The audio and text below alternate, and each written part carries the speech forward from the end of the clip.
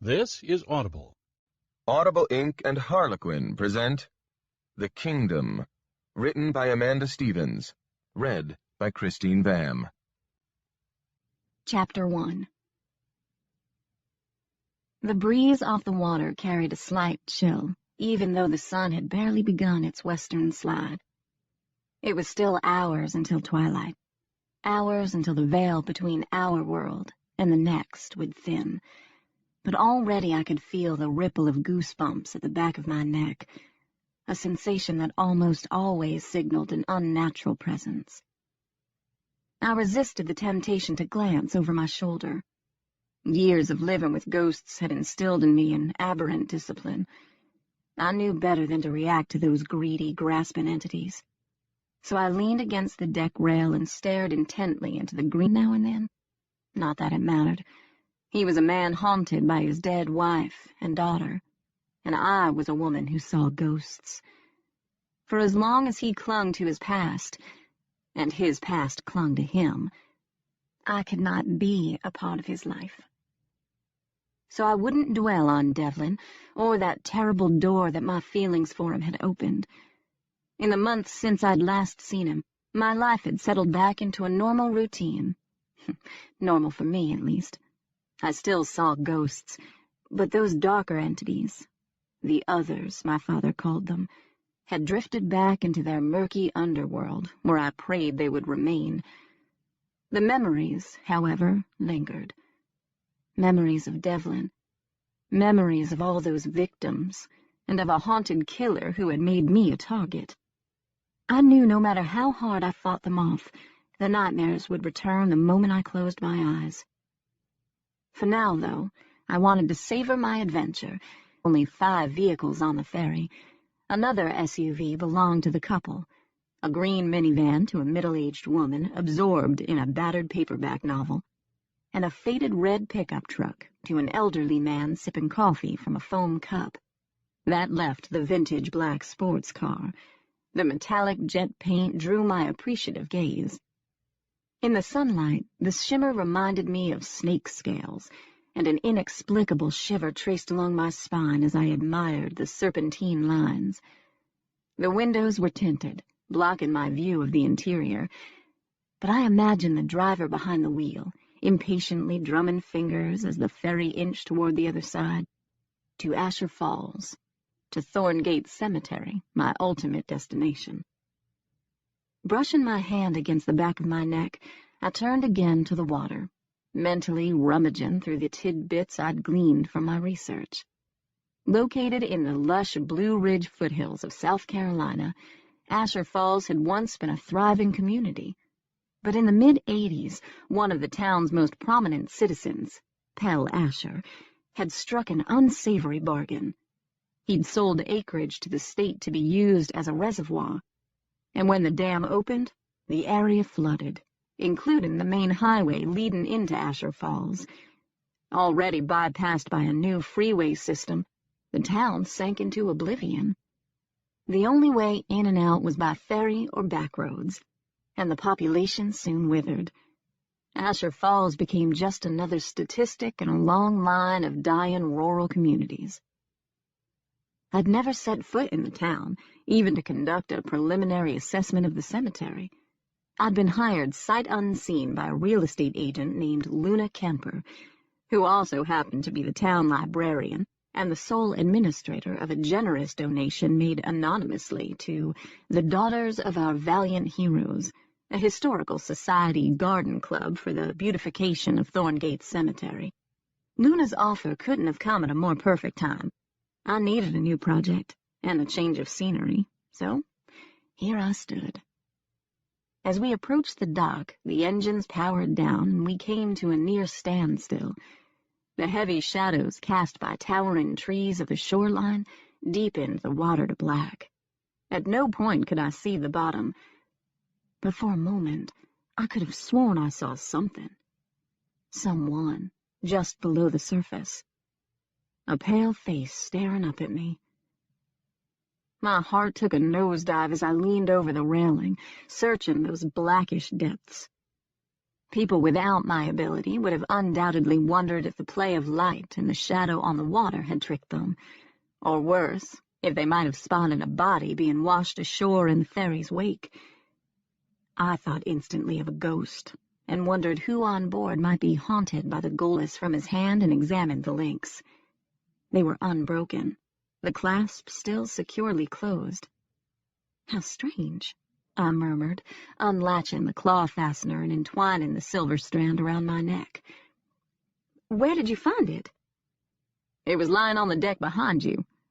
His gaze slid downward as the polished stone settled into the hollow of my throat. Something cold gripped my heart. A warning? Thank you, I said stiffly. I would have hated to lose it. It's an interesting piece. He appeared to study the amulet intently. A good luck charm? You might say that. Actually, the stone had come from the hollowed ground of a cemetery where my father had worked as caretaker when I was a child. Whether the talisman retained any of Rose Hill's protective properties, I had no idea. I only knew that I felt stronger against the ghosts when I wore it. I started to turn back to the water, but something in the stranger's eyes, a mysterious glint, held me for a moment longer. Are you okay? He asked unexpectedly. Yes, I'm fine. Why do you ask? He nodded toward the side of the ferry. You were leaning so far over the railing when I came up, and then I saw your necklace on the deck. I was afraid you might be contemplating jumping. Oh, that. I gave a negligible shrug. I thought I saw something in the water. Probably the late afternoon sunlight burnished his dark hair. The coppery threads gave him an aura of warmth that seemed to be absent from the midnight green of his eyes. Before the dam was built, the lake was half the size it is now. A lot of property was destroyed when the water rose. But that was years ago. You mean the houses are still down there? I tried to peer through the layers of algae and hydrilla, but I could see nothing, not even the ghostly face I'd spotted earlier. Houses, cars, an old graveyard. My gaze shot back to him. A graveyard? Thorngate Cemetery, another casualty of the ash of greed. But I thought uneasiness crept over me. I was good at my job, but recovering an underwater cemetery wasn't exactly my area of expertise. I've seen recent pictures of Thorngate. It looked high and dry to me. There are 2 Thorngates, he said, and I assure you that one of them does rest at the bottom of this lake. How did that happen? The original Thorngate was rarely used. It was all but forgotten. No one ever went out there. No one gave it a second thought, until the water came. I stared at him in horror. Are you telling me the bodies weren't moved before they expanded the lake? He shuddered. Afterward, people started seeing things, hearing things. I fingered the talisman at my throat. Like what? He hesitated, his gaze still on the water. If you look for this basin on any South Carolina map, you'll find the Asher Reservoir. But around here, we call it Bell Lake. Why? In the old days, coffins were equipped with a warning system, a chain attached to a bell on the grave in case of a premature burial. They say at night, when the mist rolls in, the cemetery is down there all right, along with cars, houses, and God knows what else. Some claim they've even seen coffins float to the surface after a bad storm. But the bells... He paused. Put it this way. I've fished on this lake since I was a boy, and I've never heard them. What about the face I'd seen under the surface? I wondered. Was that real? His lingering gaze made me uneasy, though I had no idea why. His eyes were just a little too murky, a little too mysterious, like the bottom of Bell Lake. He leaned forward, resting his forearms against the railing. He wore jeans and a black pullover sweater that hugged his toned torso. An unexpected appreciation skimmed along my nerve endings, and I glanced quickly away because the last thing I needed was a romantic complication. I wasn't over Devlin, might never be over him, and an attractive stranger could do nothing more than momentarily ease my intense longing, assuage an almost physical ache that had settled deep inside my chest since the night I'd fled the house Devlin had shared with the very beautiful and the very dead Mariama. "So what brings you to Asher Falls?" the stranger asked. "That is, if you don't mind my asking. We don't get a lot of visitors. We're pretty well off the beaten track." His voice was pleasant enough, but I detected a slight edge to the question. "I've been hired to restore Thorngate Cemetery, the high and dry one." He didn't respond, and after a moment, his silence drew my reluctant gaze. He was staring down at me, his eyes still gleaming, though not with amusement or even curiosity, but with a spark of what I could only name as anger. The emotion faded, but I knew I hadn't imagined his irritation. I tried not to read too much into it. I often encountered local opposition. People were protective and sometimes overly superstitious about their graveyards. I started to reassure him that I knew my business. Thorngate would be in good hands. But then I decided that might be a job best left to the woman who had hired me. She would know how to address the concerns of her community far better than I. "So you're here to restore Thorngate," he murmured. "Whose idea was that?" "The name of my contact is Luna Kemper. If you have questions, I suggest you direct them to her." "Oh, I will," he said with a tight smile. "Is there a problem?" I couldn't resist asking. "Not yet, but I can foresee some tension. Thorngate, the high and dry Thorngate, used to be the Asher family cemetery. After the original graveyard flooded, the burial site was donated to the town, along with enough land for expansion. A lot of people still have strong feelings about it." "The Ashers gave away their family cemetery? That seems a bit extreme. Why didn't they just donate land for a new one?" "Because a gesture was needed after what the old man did." The green eyes darkened. "An atonement, if you want to know the truth. The irony, of course, is that the ostentatious memorials and family mausoleum only serve to highlight the divide between the Ashers and everyone else in town." "Is Pell Asher still alive?" "Oh, yes, very much so." I saw another flicker of emotion before he glanced back at the water. "What do you do in Asher Falls, if you don't mind my asking?" I mimicked his earlier question, but he didn't seem to notice. "I drink," he said, "and I bide my time." He turned with a look that sent another shiver skittering along my backbone. There was something in his voice, a dark undercurrent that made me think of drowned cemeteries and long-buried secrets. I wanted to glance away, but his heavy-lidded eyes were disarmingly hypnotic. "I'm Thane Asher, by the way, heir apparent to the shriveling Asher empire. At least until grandfather rewrites his will. He tends to go back and forth between my uncle and me. I'm the fair-haired child this week. If he kicks the bucket before next Thursday, I'm golden." I didn't know how to respond to that, so I merely extended my hand. "Amelia Gray." "A pleasure." He took my hand and squeezed. His was the warm, smooth palm of the privileged, unmarred by the calluses I'd acquired over the years from clearing brush and lifting headstones. My thoughts turned to Devlin once again, and I imagined the stroke of his long, graceful fingers down my back. Suppressing a shudder, I tried to pull away from Thane Asher's grip, but he held me for a moment longer, his gaze locked with mine until the ferry docked with a slight jolt, and he freed me. "Here we are," he said cheerfully. "Asher Falls. Welcome to our kingdom, Amelia Gray." Chapter 3. Disembarking behind the minivan, I pulled to the side of the road to reset my navigation system. My windows were down, and a cool wind swept through, carrying the verdant, piney scent of the upcountry. The dog days had extended into September, and the bee balm and hedge nettle were still blooming, carpeting the meadows in lavender. Rising above the gentle hills of the Piedmont, the area was beautiful, but the landscape of looming mountains, deep shadows, and the green-black forest of pine and hemlock was foreign to me. My beloved low country, with its steamy marshes and briny breezes, seemed a long way from here.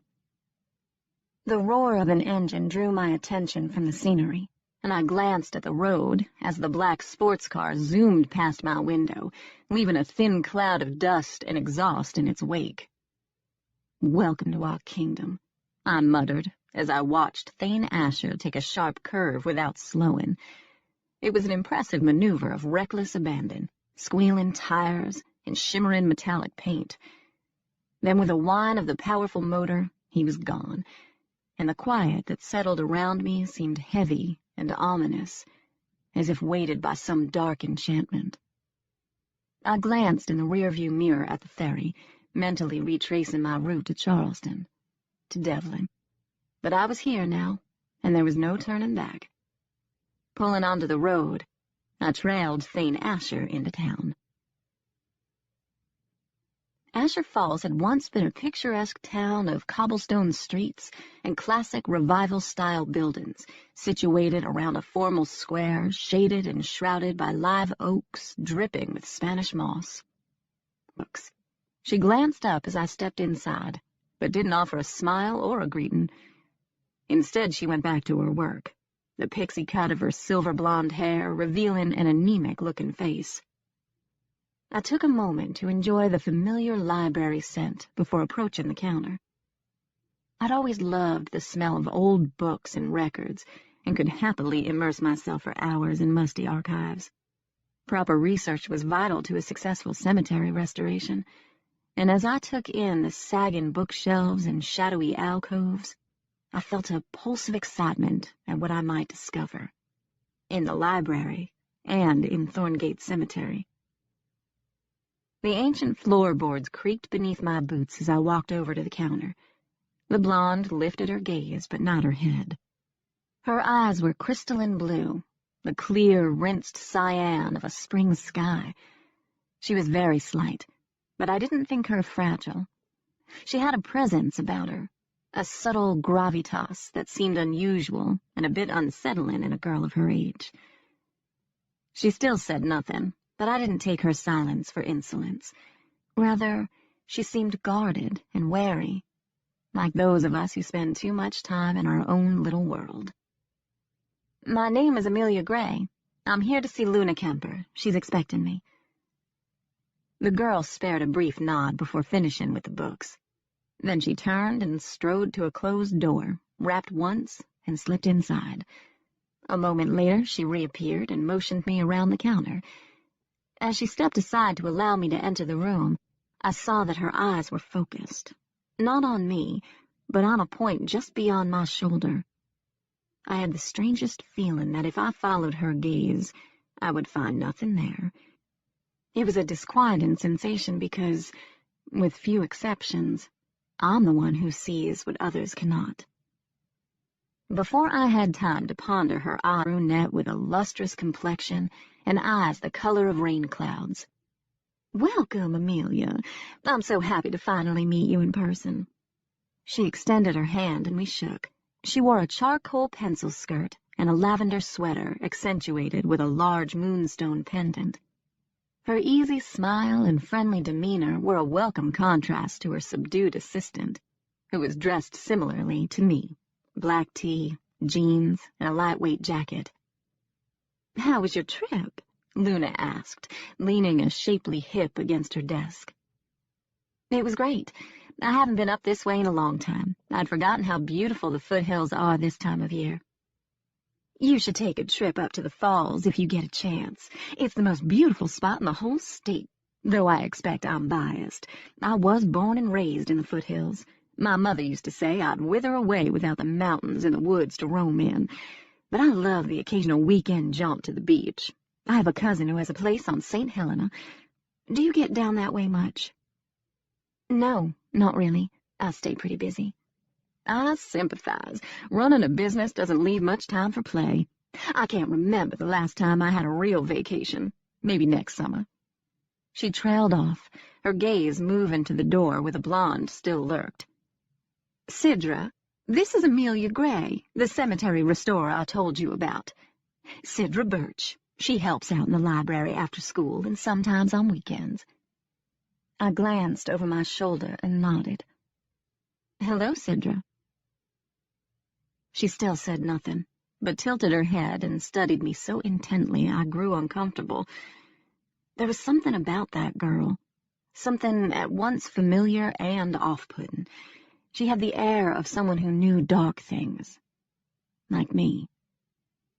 I suppressed a shudder as I turned back to Luna.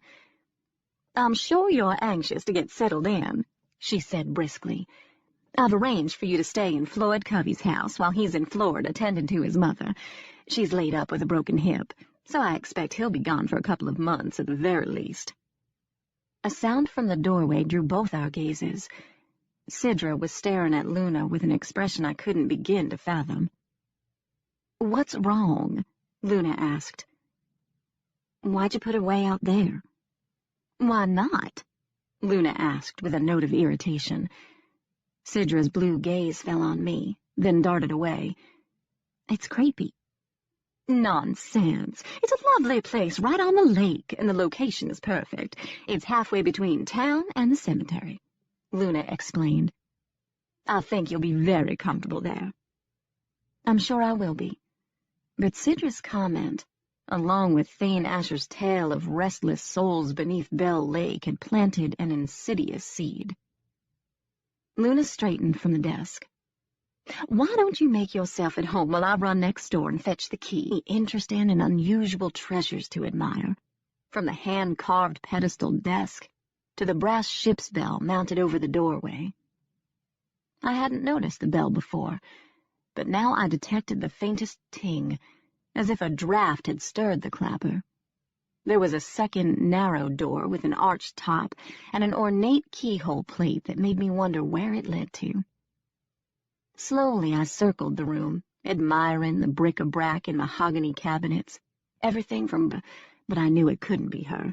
A good 25 years separated their ages, and besides, the hairstyles and clothing screamed the 80s. Sidra wouldn't have even been born then. A fourth girl hovered in the shadowy background, her wavy hair floating about her in a breeze as she glared into the lens. I felt an odd tightening in my chest as I studied that stony face. And for the longest time, I couldn't seem to catch my breath, couldn't tear my eyes from that fiery glower.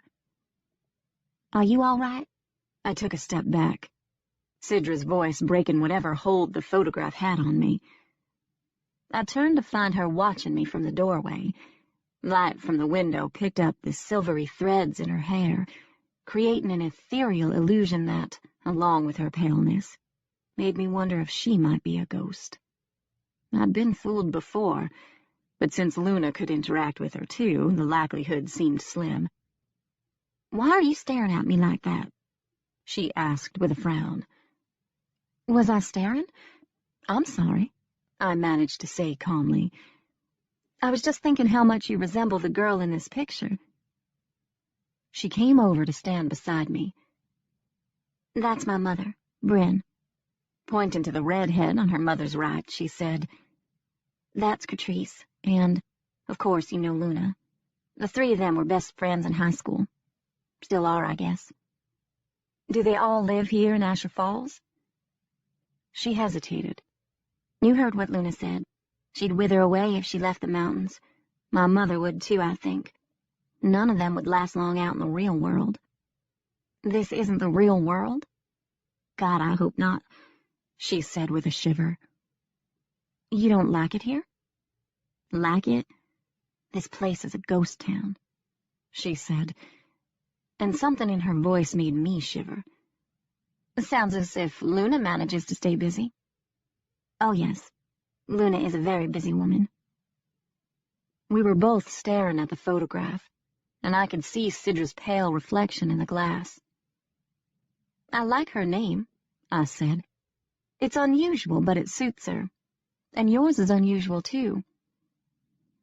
I'm named for her. Sidra means of the stars, and Luna means moon, so... She shrugged. Kinda cheesy, but they've always been into that mystical stuff. Who's the fourth girl? I heard her breath catch and glanced over to find her in the grip of some strong emotion, eyes wide, hand pressed to her heart. But then she swallowed and tried to recover. What girl? She asked in a thin voice. The one in the background. Her. I put a finger over the glass and felt a rush of something unpleasant go through me. Sidra said nothing. In the ensuing silence, I heard the bell again. So faintly I wondered if my imagination had supplied the sound. There's no one else in the picture, she said. I don't know what you're talking about.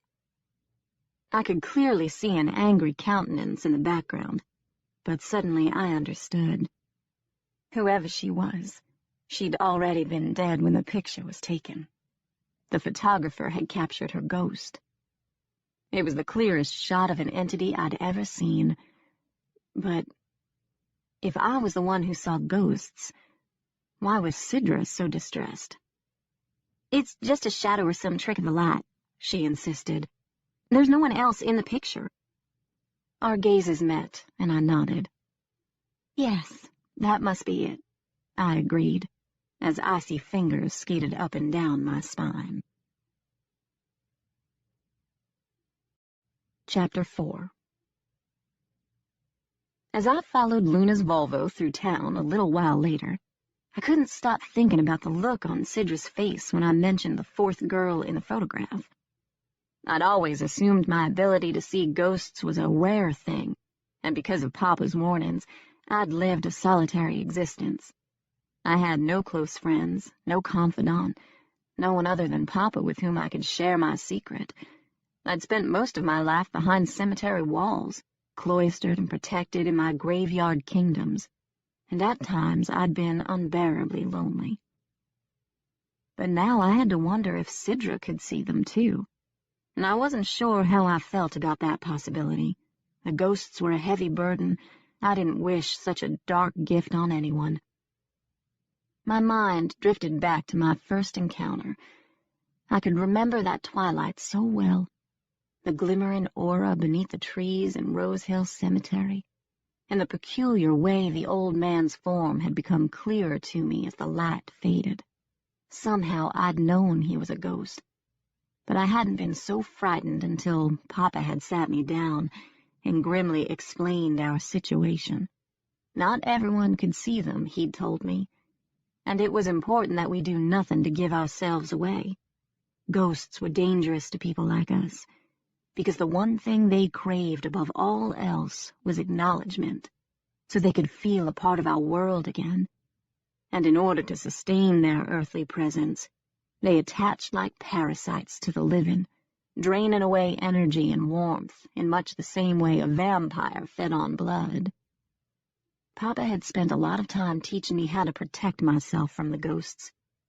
He'd given me a set of rules by which I had always lived my life. Never acknowledge the dead, never stray far from hallowed ground, never associate with those who are haunted, and never, ever tempt fate. And then I'd met John Devlin. I'd lost myself in Devlin, lost all sense of reason. I'd allowed his ghosts into my world, strayed too far from hallowed ground, and because of my weakness, because of our passion, a door had been opened. If only I'd listened to Papa's warning. If only I'd followed his rules. But I'd foolishly let down my guard, and now I could not unsee what I'd witnessed the night I fled Devlin's house. He was still my weakness, and if I'd learned anything in the past few months, it was the necessity of shoring up my defenses against him and his ghosts, no matter what I had to do. As I kept pace with the Volvo, I caught a flash of metallic jet paint and vintage lines out of the corner of my eye. Thane Asher's car was parked in front of a place called the Half Moon Tavern, and I thought instantly of what he'd told me on the ferry. "I drink," he'd said, "and I bide my time." I couldn't imagine a more depressing existence, but I knew nothing of his family or his background, and it wasn't my place to judge. As the tavern receded in my rearview mirror, I tried to purge Thane Asher and Devlin from my thoughts by concentrating on the passing scenery. Edged by the forest on either side, the road narrowed, and the quaint gingerbread houses I'd noticed earlier disappeared. For the longest time, I saw no sign of humanity other than an abandoned grain elevator and the occasional dilapidated shed. I rolled down my window, and a faint but ubiquitous smell of mildew and compost seeped in. Up ahead, Luna turned left onto a single-lane trail that led straight back into the woods. Where the trees had been thinned, I could see the points of a roof. A moment later, I pulled up beside her and got out of the car as my gaze traveled over the arched windows and steep gables of the house. Luna waited for me on the front porch, key in hand, but I took my time joining her. I needed to orient myself to the surroundings. Hugging my arms to my body, I let the deep silence settle over me. We were sheltered by woods and the looming mountains in the distance. But there were no bird calls from the trees, no scampering feet in the underbrush. I heard no sound at all except for the faint whisper of a breeze through the leaves. I turned back to Luna. She stood, watching me with the oddest expression, her thumb caressing the moonstone cabochon she wore at her throat. She looked bemused, as though she couldn't quite figure me out. "Well?" She folded her arms and leaned a shoulder against a newel post. "What do you think of the place? It's so quiet." She smiled dreamily, lifting her face to the sky. "That's what I love about it." Her voice held a husky timbre I hadn't noticed before, and she looked very different to me now. No, not different, I amended. She looked more. Her figure appeared fuller, her skin creamier, her hair so darkly lush I had to wonder if she'd donned a wig in the car.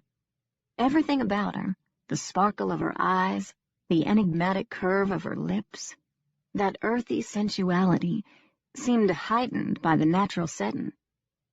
For some reason, I was reminded of that photograph in her office, and the furious visage lurking in the background. And then I heard, very faintly, the wind in the trees again as I glanced up at the house. This gave me a curious appraisal. Nothing sinister. The congregation dwindled until it became more feasible to attend one of the larger churches in Woodbury. The place stood empty for a number of years, and then Floyd Covey bought it and gave it a complete renovation. All the modern amenities. You should be quite cozy here. I noted the slight hesitation as I nodded and followed her into the house, pausing just over the threshold to allow the peace of a hallowed place to sleek, exotic, and a bit superior. I was just wondering how involved this person was in making the arrangements. I'm not the only cemetery restorer in the state. Was the decision to hire me yours or the donors? She smiled. Does any of this really matter? I suppose not, but I am curious how it all came about. There's no big mystery. It really is as simple as I explained it, she said. And this house, was that your idea as well? Here, but I saw no other movement, heard nothing at all. In that in-between moment of light and dark, the night creatures hadn't yet stirred. The air turned chilly, and I was glad for my jacket as I stood contemplating the water. I saw something float to the surface, and thought it might be an apparition before realizing in relief it was my own reflection. I turned to say something to Luna, then stilled as I caught sight of something out of the corner of my eye. A scrawny brown mutt, part German shepherd, stood at the end of the wooden dock gazing down at us. The dog was so emaciated, the outline of his ribs was clearly visible beneath the coarse fur. But what disturbed me even more was the wretched creature's deformity. His ears were missing, and his snout and mouth were horribly scarred from some trauma. What happened to that poor dog's face? I kept my voice soft, so as not to spook the animal, but he started when Luna whirled. She scowled in distaste. "Looks like a bait dog." "A what? Do you know anything about dog fighting?" My stomach turned over. "I know it's illegal, and it sickens me." She nodded, absently. "Bait dogs often have their ears cut off to avoid unnecessary injuries, and their jaws are wired shut so they can't bite the fight dogs. When the owners have no more use for them, they turn them loose, faced off, the malicious curl of her lips chilling me to the bone. I almost took a step back from her, but I caught myself. Our gazes clashed for the longest moment. Then her expression softened so rapidly I thought I might have imagined the whole troubling confrontation. "Strays are common around here, I'm afraid." She gave a regretful shrug. "You can't feed them all, nor can you allow yourself to get overly sentimental. But I expect you'll have to learn the hard way." I didn't care to argue, so I let the matter drop. The dog had already retreated to the edge of the woods, where he watched warily from the shadows. He observed us for a moment longer before slinking back into the trees. Luna glanced at her watch. "I should be getting back to town. I have a meeting tonight." We walked around the house to the driveway. "If you need anything, you have my number." She opened her car door, anxious to be on her way. "Talithia Pattershaw is your nearest neighbor. Everyone calls her Tilly. She's been keeping an eye on the place while Floyd is away. I asked her to come by yesterday to clean the house, and she left some food in the refrigerator. She's just down the path." She waved toward the woods. "She may drop by now and again to check up on you. Don't be alarmed. She's a little peculiar, but she means well." "I'll be on the lookout for her." Luna smiled as her eyes strayed to the woods. "Oh, you won't see Tilly until she's ready to be seen." I followed her gaze to the trees. Was the woman out there right now? I wondered.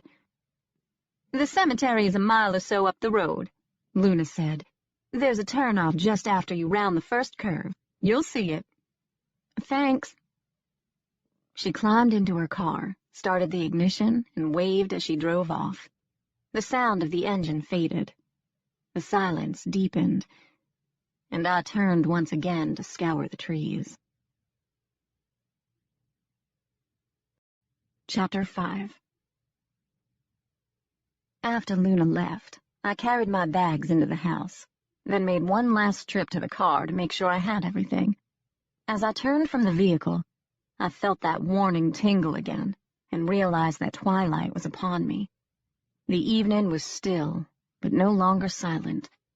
I could hear the trill of a loon somewhere out on the lake, and even more distant, the eerie howl of a dog. I thought about the mutt that had crept out of the woods earlier and wondered where he'd gone off to. Inside, I headed straight for the bedroom, where I unpacked my clothes and toiletries, and then I made another trip through the house, familiarizing myself with all the nooks and crannies, while making sure all the doors and windows were secure. And in my tour in the kitchen, I checked the refrigerator to see what Tilly Pattershaw had left for dinner. Peeling back the foil on a mysterious casserole, I sniffed, grimaced, and quickly recovered. Thankfully, the crisper yielded enough fresh vegetables to assemble a salad, and I settled down to eat my dinner at a small table that looked out on the lake. I also had a view of the woods, and I could just make out the path to Tilly's house that Luna had mentioned. The stir of the low-hanging branches over the trail caught my attention, and my scalp prickled a warning. It wasn't that I saw anything specific, but more a gnawing suspicion that something was out there. Tilly. I didn't want to stare directly into the forest, for fear that the watcher might not be of this world, so I pretended to admire the last shimmer of light on the water while I studied the woods from my periphery. A few moments later, a shadow detached from the black at the tree line. and moved toward the house. My heart thudded until I realized it was the battered dog. Evidently, he had retreated into the woods, waiting for Luna to depart before making another cautious foray into the yard. He sniffed the ground and rooted through dead leaves, then, finding nothing of interest, plopped down in my direct line of sight between the house and the lake. Even in the fading light, I could see the protrusion of his rib cage and the mutilated head and face. And yet, despite everything he'd been through, he carried himself with great dignity, with great soul. I got up and searched through the refrigerator again, throwing together an unappetizing bowl of casserole and rice, and carried it outside. Ever aware of the gathering dusk, I moved carefully down the steps and placed the food halfway between the porch and where he lay. He didn't move until I had retreated behind the screen door, and then he trotted over to smell the contents. Within a matter of moments, the bowl was licked clean, and he stood staring at me with dark, limpid eyes. Without thought to the danger, from him, from the twilight, I opened the door and eased down the steps. He looked at the empty bowl, gave a little whine, then finally came over to nuzzle my hand. I rubbed behind the nubs where his ears should have been, and cupped his scarred snout in my hands. He whimpered again, this time more in contentment, I thought, as I ran my hand along his side, feeling his bones. Still, we stayed that way for the longest time until I felt him tense beneath my hand. The hair along his back quilled as he emitted a low, menacing growl. I continued to pet him, even when he rose warily and slanted his head toward the lake. Beneath my lashes, I glanced past him and saw nothing at first. Then my own hair lifted, as my eyes adjusted to the twilight. She was there, at the end of the dock, a diaphanous form wavering like a reed in a current. I kept my expression neutral, even though my heart had started to pummel my chest. Somehow I managed to soothe the dog, even as he whirled toward the water and bared his teeth. Animals, both domestic and feral, are highly attuned to ghosts. They not only see them, but also can sense them. That was one of the reasons Papa had never allowed me to have a pet. I'd had a hard enough time learning to ignore the ghosts, let alone an animal's reaction to them. "What's the matter?" I asked Angus. "You're not afraid of the dark, are you? Nothing out there but squirrels and rabbits and maybe a possum or two." And a ghost. I couldn't see her face, but I had the impression she'd been young when she died. She had long, wavy hair that blew over her shoulders in a non-existent breeze, and she wore a black dress that seemed much too austere for her willowy frame. But she was exactly how one might want to envision a ghost. Ephemeral and lovely, with no outward sign of any physical distress she might have suffered in life. And then she turned her dead gaze on me. I wasn't staring at her, but I could feel it, like an icy command. Look at me. Which was crazy because she couldn't know that I saw her. I'd done nothing to give myself away. And yet I felt something inside my mind, a nebulous tentacle that gave me the blackest of chills. I'd never experienced anything like it, even with Devlin's ghosts. Shaney, the child entity, had made contact on at least 2 occasions, and Mariama's specter had tried to manipulate me in Devlin's house. But nothing like this had ever happened. What I felt now wasn't a possession, but some strange telepathic link that allowed me to sense the ghost's bewilderment. The connection terrified me, and I had to use all my willpower not to jump to my feet and dart inside the house. But I knew better. The most dangerous thing I could do was acknowledge the presence of the dead. Angus, meanwhile, had placed his quivering body firmly between the apparition and me. Strong and noble indeed. I couldn't have loved him more at that moment had we been lifelong friends, because I was pretty sure he would have liked nothing more than to turn tail and run for the woods. "Good boy," I whispered. A light wind rippled through the leaves, and the trees began to whisper, "Who are you? Why are you here?" Presently, I got up to go inside. The ghost was still there at the end of the pier, staring after me. Angus whimpered, and I opened the screen door so that he could come up on the porch. As I turned to secure the latch, another breeze sighed through the trees. "Is it really you?" For almost as long as I could remember, ghosts had been a part of my world. Papa used to take me out to the cemetery on Sunday afternoons, and I would help him tidy graves as we waited for twilight. Waited for the veil to thin so the ghosts could come through. At first, I tried to avoid the excursions, but then I realized it was Papa's way of teaching me how to live with our gift. After a while, I grew so accustomed to those floating specters I never reacted to their presence, even when I felt the chill of their breath down my back, or their wintry fingers in my hair. I could even walk among them and not give myself away. But then Devlin had come along, and Papa's rules could no longer protect me. My defenses had been breached by his ghosts, and now another phantom had entered my world, one with an ability that had allowed me to sense her confusion as I suspected she could sense mine. This intuitive connection was new and frightening, because I not only had to guard my physical reaction, but also now my thoughts. What would I have to protect next? My soul? I lay awake that night for the longest time, dwelling on all the old questions. I'd never understood my place in this world, or the next. Why had I been given this gift if not for some larger purpose? Papa never had answers. He didn't like to talk about the ghosts. It was our secret, he would say, our crossed bear, and we must never, ever tell Mama. She wouldn't understand. Looking back, I could see how easily he'd put me off, about the ghosts, about my birth, about everything. He and Mama had taken me in when I was only a few days old, but I still knew nothing of how I had come to them, or of my biological parents. All my queries had been met with a wariness that had made me so uncomfortable, I'd finally stopped asking. But I knew there were things they hadn't told me, especially Papa. He'd never even mentioned that realm of unseen ghosts, the others, until it was too late, until I'd already fallen for Devlin. Now I had to wonder what else he'd kept from me, what other terrors lay in wait for me. My thoughts turned on and on. Eventually I drifted off, only to be awakened by the distant toll of bells.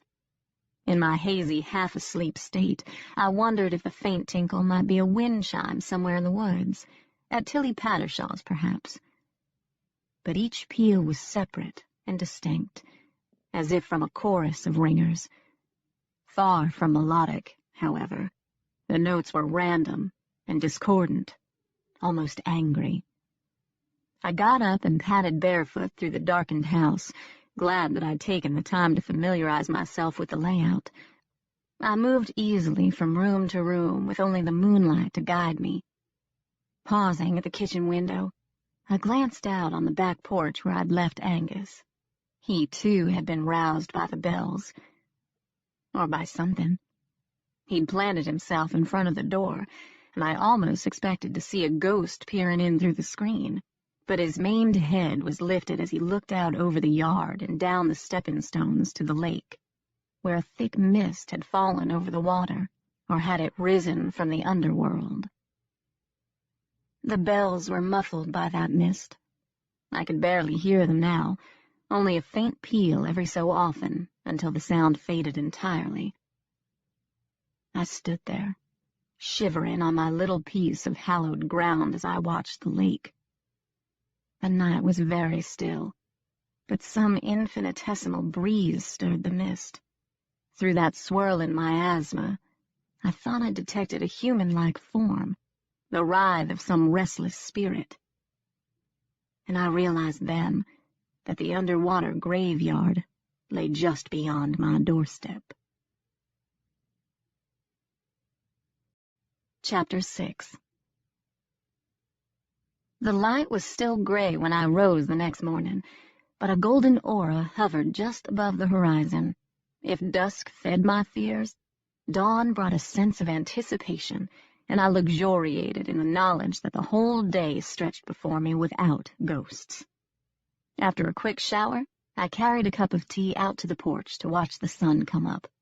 Ribbons of mist hung from the treetops, but most of the haze had already burned off the lake. The air was crisp and clean, like the smell of line-dried laundry, and for the first time, fall seemed inevitable. Overnight, a patchwork of crimson and gold had been woven into the dark green backdrop of the woods. I coaxed Angus off the porch with the rest of the casserole. A time for restoration. As I came out of the first curve, I spotted the turnoff. The cemetery was nestled on the side of a steep, craggy hill and half hidden by a thicket of cedar, an evergreen long associated with coffins and funeral pyres, because of its spicy aroma and resistance to corrosion. The trees were so thick in places the sun was almost completely blocked, but every now and then a shaft of light would angle just right through the dark, but no one bothered with it anymore. However, she'd supplied me with copies of permits and other pertinent paperwork, just in case anyone challenged my presence. I wondered if she knew of any specific objections to the restoration. Thane Asher had hinted at trouble. I closed the gate behind me and then glanced around. Thorngate was smallish for a public cemetery, but large for a family burial site. It was easy to spot the delineation between the two. The terrain nearest the gate had been flattened, and the markers placed flush to the ground to accommodate lawnmowers. There were no fences or walls to separate the plots, no excessive adornments on the stones, though I did spot personal mementos on some of the mounded graves. It was a modern, space-saving cemetery that did little to inspire the self-reflection and tranquility of my favorite old graveyards. By contrast, the original family site was lush and Gothic, clearly influenced by Victorian perceptions of romance, death, and melancholy. The first order of business was to walk the grounds, recording any special features and anomalies that would be included on the new site map. As I wandered through the public area, I spotted a couple of markers with familiar names, Birch and Kemper. I also saw a fresh grave near the fence. The dirt was mounded and covered with dying flowers. As I passed through the old arched lich gate into the Asher section, the sparse landscaping gave way to mossy stepping stones, curling ivy, and the remnants of what I thought might be a white garden inside a circle of magnificent stone angels. The heads tilted eastward, toward the rising sun, and the hanging branches of a cedar dappled the early morning light that fell upon their faces. But the expressions were neither serene nor forlorn, as I'd come to expect from cemetery angels. Instead, I found them arrogant, maybe even defiant, and these statues marked the resting places of the lesser Ashers. The remains of the immediate family were interred in a large mausoleum, decorated with elaborate reliefs and stained glass portals. The door was unlocked, and I shoved it open to peer inside, noting at once the absence of wall crypts. The mausoleum was a facade for an underground tomb, but I would save that inspection for later, when I was better equipped to deal with any snakes that might be looking for a place to hibernate. Burial chambers were notorious lairs, not to mention a breeding ground for spiders. A childhood encounter with a black widow had left me with a nasty infection and lingering arachnophobia, an inconvenient anxiety for someone in my field, but I learned to cope. Backing out of the mausoleum, I had already shed my lightweight jacket, so I thought his choice of outerwear on such a warm day a bit peculiar. I didn't think him a ghost, but the rules had changed since I met Devlin. This man's lack of an aura didn't make him human, any more than his strange appearance or statue-like stillness made him a specter. As I hovered indecisively on the mausoleum steps, he did something that was neither human nor ghost-like. he dropped to the ground and slithered underneath a fence, where he rose on hands and feet to scurry like a spider into the thicket. I stared after him in astonishment, my skin crawling in distaste. How bizarre and utterly unnerving that he should mimic my thoughts about snakes and spiders. I shuddered. A coincidence, surely. But coming on the heels of the ghost I'd seen on the pier last night, I was thoroughly shaken and couldn't get the man's grotesque behavior out of my mind. It left me with a terrible feeling, as if a message had been sent, but I didn't know how to interpret it. The premonition lingered as I finished my walk. All the while I kept a constant vigil and a can of mace handy, just in case. I was always careful in isolated cemeteries, but more so now than ever. My experience with a killer a few months earlier had left me wary and cautious, and now the appearance of that strange man. I couldn't help shivering every time I thought of him. Working well into the afternoon, I used colored flags to stake a grid that would help me keep track of the graves once I started to photograph. Hunger finally drove me back to my car. After a bite to eat, I decided to head into town to do a little research at the library. I also thought now might be a good time to drop in at the police station and make my presence known. Apart from my own safety, an introduction was common courtesy. In these small communities, people often became apprehensive when they saw a stranger poking about in a graveyard, and suspicion could often be averted by developing a cordial relationship with local law enforcement. As I drove down the hill, I saw the gray-haired man again. He walked along the side of the road, pulling a rusted toy wagon behind him.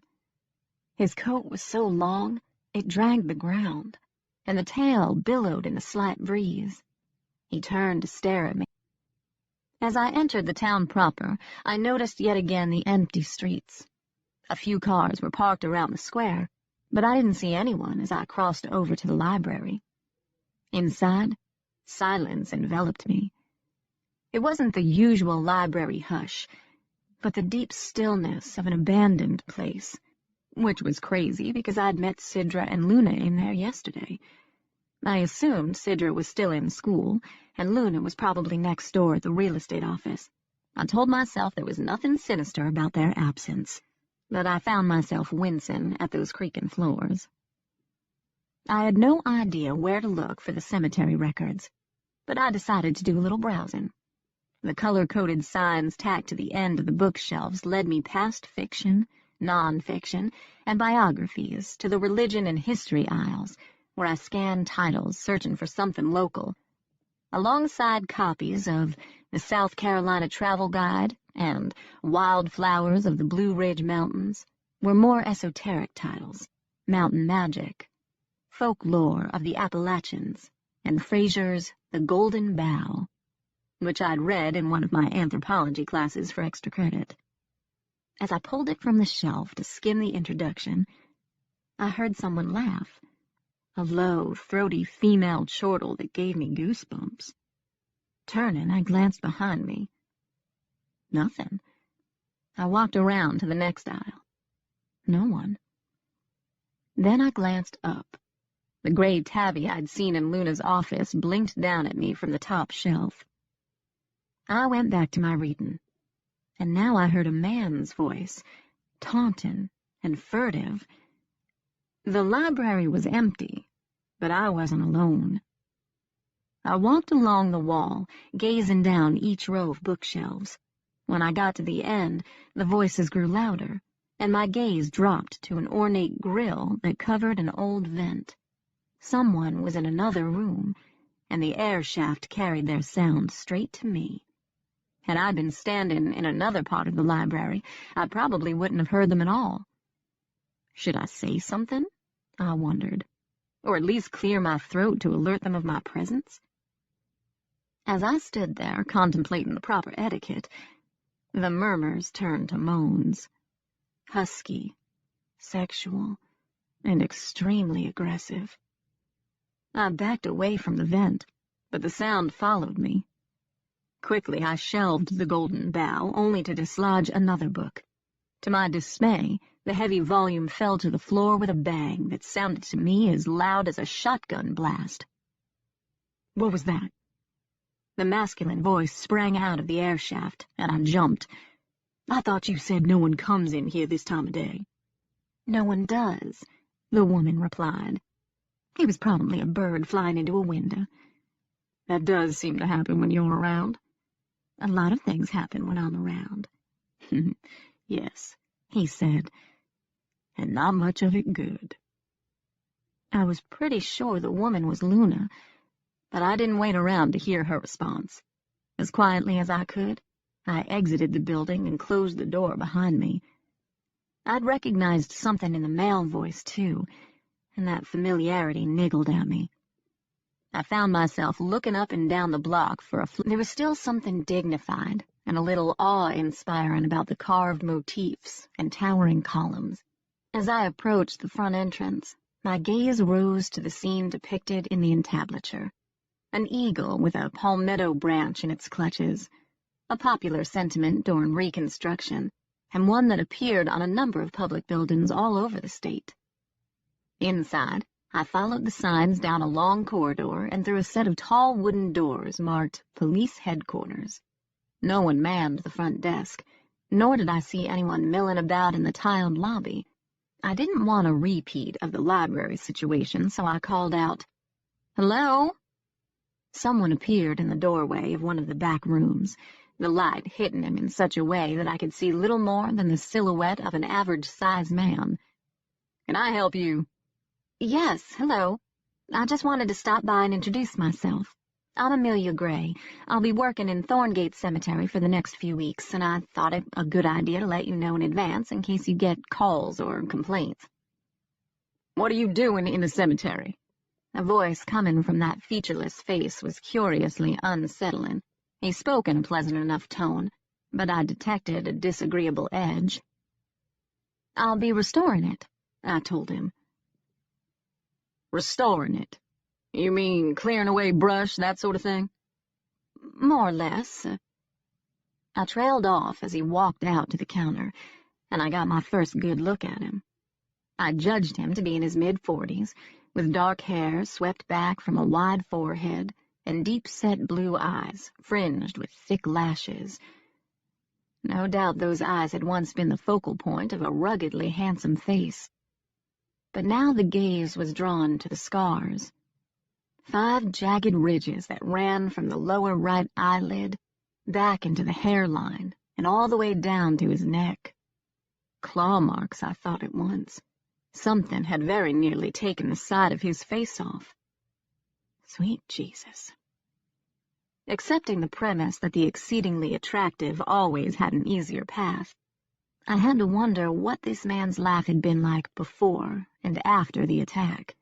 Given his natural good looks, it couldn't have been a painless adjustment. But this passed through my mind in a flash. I'd had years of practice in schooling my expression, and I knew none of my shock showed on my face as our eyes met across the desk. "By whose authorization?" he asked. "Luna Kemper contacted me." "Luna's behind this?" I might have known. The contempt in his voice took me by surprise. "I beg your pardon?" "Where's the money coming from?" he demanded. I didn't see how the financial arrangements could possibly be any of his business. "I'm sorry, you seem a little concerned about this project. Is there some problem, Officer—" I glanced at the name tag clipped to his uniform pocket. Wayne Van Zant. "It's Chief," he said in a cool tone. "I assure you all of the permits are in order, Chief Van Zant." He made a dismissive gesture that was at once graceful and oddly menacing. "I'm not concerned about permits. What I do care about is how people are going to react. Feeling still runs strong about that cemetery." "So I hear, and that's why I came to see you. I don't want to cause any problems for you or the community. I'd just like to do my work in peace." His mouth tightened, emphasizing his disfigurement. "It might help me keep the peace if I know who's behind it." I thought about that for a moment and nodded. Maybe he had a point. The local historical society is funding the project. Historical society? The daughters of our valiant heroes. He stared, and when they finally emerge, they don't know how to act. You think he's a hermit? I think some weirdo with a little red wagon is the last thing you need to be worried about in these hills. His pleasant voice was now edged with something that sounded very much like a warning. Or was it a threat?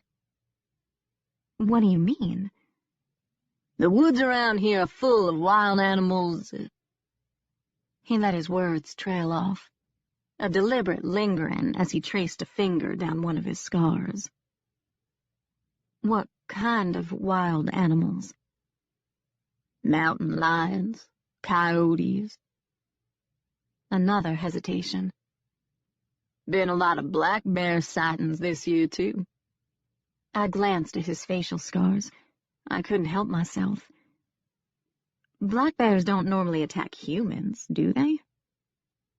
Animals are unpredictable. You ask the experts, they'll tell you wolves have been gone from this part of the country for decades. But they're still out there.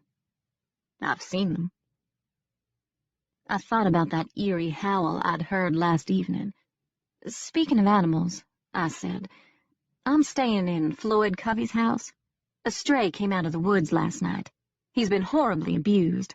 Luna called him a bait dog. She did she? He stroked another scar. Best you forget what she said. Best you forget about that stray, too. I can't forget about dog fighting, I said indignantly. I assumed if it's going on in your jurisdiction, you'd want to know about it. He shrugged. I'll ask around, see if I get wind of any kennels. About all I can do. People tend to be closed-mouthed about that sort of thing around here, even if they're not directly involved. They don't want any trouble, and they don't cotton to a lot of questions, especially from strangers. The warning note in his voice was unmistakable now. I'll remember that, I said coolly. In the meantime, his gaze swept over me. You want me to come out there and take care of that problem for you? What problem? The stray. Take care. You mean put him down? I asked in horror. A muscle twitched at the corner of one eye. Think of it as a kindness. I wanted to tell him that Angus didn't need his brand of kindness, and how would he like it if someone had tried to do the same to him? But I kept my mouth shut, because I didn't trust Wayne Van Zant, not in the slightest. It was instinct, like an animal's hackles rising when danger was near. Thank you, but that won't be necessary, I said. I'm sure that dog is long gone by now. Chapter 7. On my way home, I stopped by a small market I'd spotted earlier to stock up on fresh produce for me and dog food for Angus. There wasn't much of a selection for either of us, but we'd just have to make do until I found time to take the ferry across the lake to shop. When I came out of the store, I saw Sidra and another girl standing near my car. They were dressed in identical school uniforms, but the resemblance ended with the plaid skirts and navy blazers. The other girl towered over Sidra. Her hair was dark and sleek, and she eyed me with sullen curiosity through a long curtain of bangs. I nodded and said hello as I went to put my bags in the back. When I came around the car, she was leaning against the fender, smoking. I noticed then the smudged liner around her eyes and the pale lip color on her sulky mouth. It looked very dramatic against her tanned skin. Despite the prim uniform, she looked cool, edgy, and bored, the kind of girl that would have terrified me in high school had I not been so preoccupied with ghosts. "Can you give us a ride?" she drawled, releasing a cloud of blue smoke that curled up into her thick lashes. "Sure, if you don't mind putting that out." She discarded the cigarette with a deliberate flick. I glanced at Sidra, who seemed to shy away from her dominant companion. She didn't look intimidated or cowed, but her demeanor was definitely anxious, as if she wanted to extricate herself from an awkward situation but didn't know how. "Where do you want to go?" I asked. "You can drop us at Sid's place." "I already told you, my house is out of her way," Sidra said. "I really don't mind. It wasn't like I had a clock to punch or someone to go home to. Besides, the company of 2 teenagers might be just the thing to dilute the bad taste left by my visit to the police station. Hop in." "Merci beaucoup." The dark-haired girl sent me a treacly smile as she strode around the car and climbed into the front. Sidra reluctantly got into the back, and as I slid behind the wheel, I glanced in the rearview mirror, hoping a smile would reassure her that a lift wasn't a problem. But she'd turned to the window and sat motionless, making me wonder yet again if she could see something outside that I couldn't. I started the ignition. "I'll need directions." "Head north, take a right at the first intersection, and then keep going until I tell you the really old churchyards were built on hallowed ground." I shot a look in the mirror to gauge Sidra's reaction, but her eyes were still riveted on the window. "Thorngate isn't," Ivy said. "Built on hallowed ground, I mean." "How do you know?" "Because it's built on asher ground, and everything that family touches is cursed." "Ivy!" The warning note in Sidra's voice startled me, but Ivy just shrugged. I gave her an uneasy glance. "What do you mean by cursed?" She waved a hand toward the window. "Look around you. See all the boarded-up buildings, all those caved-in roofs, and that stink in the air? That's the smell of the damned," she said with calculated nonchalance, as she unzipped one of her boots to examine what appeared to be a fresh tattoo on her ankle. When she saw that I'd noticed, which I had a feeling was her intent, her smile turned smug. "You don't know what that is, do you?" "I can't really see it from here." "It's one of the symbols carved into the cliff at the falls. No one knows where they came from, or what they mean, but I think this one makes a pretty cool tat, don't you?" She didn't give me a chance to respond. "I had to sneak over to Greenville to get it. Mother would have a cow if she knew, which is so hypocritical since she has one herself. But she thinks I'm too young, and I think she's too old." She admired the ink for a moment longer before re-zipping her boot. I glanced in the mirror, startled to find Sidra staring back at me this time. What was she thinking, I wondered, and why had she tried to silence Ivy about the Ashers? Ivy fell back against the seat. "Personally, I find the whole idea of hallowed ground laughable." It took me a moment to redirect my train of thought. "Why?" "How can a place be sacred just because people died there, or because some priest sprinkled a little holy water over it? If you're really into spiritual places, you should go up to the falls." "I hear it's really beautiful up there." "It's more than beautiful. People say it's a thin place." I turned in surprise. "A thin place? Don't tell me you don't know what that is either." She seemed to enjoy her superiority, so I allowed her to keep it. "Why don't you tell me?" She lowered her voice. "It's where the living world and the dead world connect. It's where... well, never mind. Anyway, people used to go up there because they hoped to catch a glimpse of heaven. Now they stay away because they're afraid of..." She broke off and turned to glance at Sidra in the back seat. I watched the girl in the mirror and saw her shake her head. "They're afraid of what?" I pressed. "Nothing." "Speak of the devil," Ivy muttered as she sat up in the seat. I followed her gaze to Thane Asher's car parked at the curb. He was hunkered in front of the rear wheel well changing a flat tire, and my mind shot back to the library. I could still hear those animalistic moans in some back recess of my mind. "We should stop," Ivy said. "I thought you said the Ashers were cursed." She slanted me a withering look as she lowered the window and called out to him. When he glanced over his shoulder, There was nothing I could do but pull up beside him and stop. He rose and came over to the car, bending slightly to glance in the window. He wore a dark green shirt that deepened his eyes to moss, and a brown leather jacket that had cracked and faded over the years. His car also showed signs of wear and tear that I hadn't noticed on the ferry.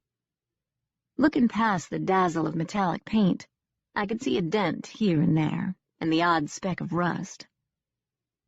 "Hello," he said. "Hello," I responded with a non-committal smile. "Ivy, to get off." I didn't know how she managed to pack so much sexual innuendo into 2 simple sentences, but she did. Thane looked bemused and wary. He glanced at his watch. "Shouldn't you girls still be in school?" His tone was devoid of inflection, but I had a feeling the question was a conscious attempt to put Ivy in her place. A valiant effort, but one that seemed to sail right over the girl's head as she twirled a dark strand of hair around one fingertip. "We left early," she said. "We had better things to do, right, Sid?" The two exchanged another glance, and Ivy grinned. Thane's gaze was on me, those green eyes gleaming with something dark. Something just for me. I didn't know how to feel about that look. I was just as wary of him as he was of Ivy, but for a different reason. "And what part did you play in these shenanigans?" "None at all. I'm just giving them a lift home." "Let's hope the truant officer sees it your way," he said ominously, but his eyes were still teasing. "How goes the cemetery restoration?" "I've hardly begun. It's only been 1 day." "Maybe I'll drop by sometime. I haven't been up there in years." Ivy's grin faded, and she gave me a hard stare. She wasn't the type of girl who would be comfortable sharing the spotlight, let alone relinquishing it to someone like me. "What is so fascinating about a bunch of old headstones?" she asked with an eye roll. "It's history," Thane said. "How can you know who you are if you don't know where you come from?" How strange that his question should mirror the doubts and the uncertainties of my adoption that I'd pondered just last night. The insight made me uneasy. I put a hand on the gear shift. "We should let you get back to that tire." His eyes lingered as he nodded. "You ladies take care." He stepped away from the curb, and as I drove off, I refused to look in the mirror. But I had a feeling he was staring after us. I was almost certain of it. Ivy whirled. "How do you know Thane Asher?" "I don't really know him. We met yesterday on the ferry." "Why didn't you say so earlier?" I shrugged. There was no reason to. She folded her arms. "I wouldn't go getting any ideas if I were you. Thane would never choose someone like you." "Someone like me?" "An outsider," she said with disdain. "I guess it's lucky I'm not here to socialize then. I just want to finish my job and go home." "You should do that. Go home, I mean." The whole conversation was starting to make me feel very uncomfortable. I couldn't wait to drop them off and drive back to the Covey house. Although, at that moment, I would have liked nothing more than to heed Ivy's advice and head home to Charleston. Something was seriously amiss in this town. I'd felt it the moment I crossed Bell Lake. The shadows seemed deeper, the nights longer, the secrets older. Even the wind felt different here, and I couldn't forget the repugnant man in the cemetery who had mimicked my worst fears, or the ghost who had somehow let me sense her confusion. According to Ivy, Asher Falls in Vines, I noticed several girls dressed in the same uniform as Ivy and Sidra, ambling out a side door. "Is that your school?" I asked. "Oh, damn!" Ivy slid down in her seat. "Hurry and get past before someone sees us. We're supposed to be homesick." "Both of you?" "There's a bug going around. They were sending kids home all day. We left after lunch." Pretending to be sick? It's easy enough to fake illness when the school nurse is half Why would one of you get expelled and not the other? I asked. Sid's mother is the head mistress at Pathway, Ivy explained. A real witch, if you know what I mean. She'd like nothing better than to get rid of me. I'm such a bad influence and all. And you left school anyway? That was brave. I glanced in the mirror to gauge Sidra's reaction to such a harsh critique of her mother. She looked agitated, but I didn't think the name-calling had much to do with it. It wasn't brave. It was stupid, she said. Ivy shrugged. No one twisted your arm. And anyway, I don't care if I do get expelled. I'll just call my father. He's a very important man, one of the most powerful lawyers in the state. The last was said for my benefit, I was certain.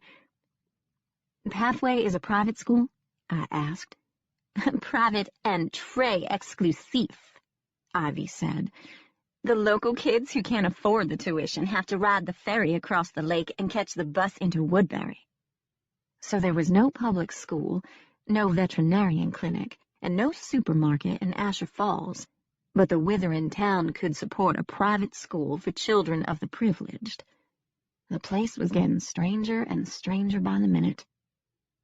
We rode in silence after that, until Sidra said from the back seat, That's my house on the corner, the white one.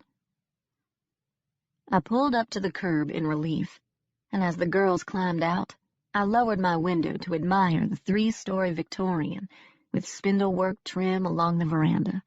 The garden was still lush and green, but the witch hazel had started to turn, and I could see squirrels foraging for fruit in the silver bell tree that grew at the corner of the porch. As my gaze lifted to the front gable, I saw a blonde woman in one of the upstairs windows a split second before the lace curtain fell back into place. Uh-oh, I asked. No, I need to tell you something. Her gaze met mine, and I felt a prickle of foreboding. What is it? You've seen the old clock tower in the square? Yes, it's very beautiful. It's built on hallowed ground. A battle was fought there or something. Anyway, I thought you should know. She turned to scurry off. Wait! How do you know the ground is hallowed? Pausing on the walkway, she glanced over her shoulder, her expression enigmatic. I would never know what she intended to reveal, though, because just then, the woman I'd seen at the upstairs window came out on the front porch and called to her. Sidra froze. Is that your mother? She's home early. Now she knows we didn't come straight home. Will you be in much trouble? I don't know. I'd better go in. The girl looked terrified, and no wonder. As the woman's gaze met mine, I felt an awful chill go through me. Chapter 8. Could Sidra see ghosts? Why else had she felt compelled to tell me about the clock tower? And why else would she have waited until Ivy was out of earshot? If she could see ghosts, or something, that required her to seek hallowed ground for protection, she might not want anyone else to know, especially her mother, given everything I'd observed. That I could understand. People were so strange. As I turned onto the highway, my gaze lifted to the distant mountains, where a dark cloud had formed against the blue haze. As I watched, the cloud drifted lower, swooping down over the treetops, until I realized it wasn't a cloud at all, but a flock of blackbirds flying south for the winter. There was a nip in the wind that blew in through my open window. Despite the warm days, fall was just around the corner, and I dreaded the loneliness that winter always brought. I wouldn't look ahead, though. What was the point? Right now it was still hours until twilight. The road was empty, and I was free to let my mind wander. I forced my thoughts back to Sidra and Ivy. What an odd pair.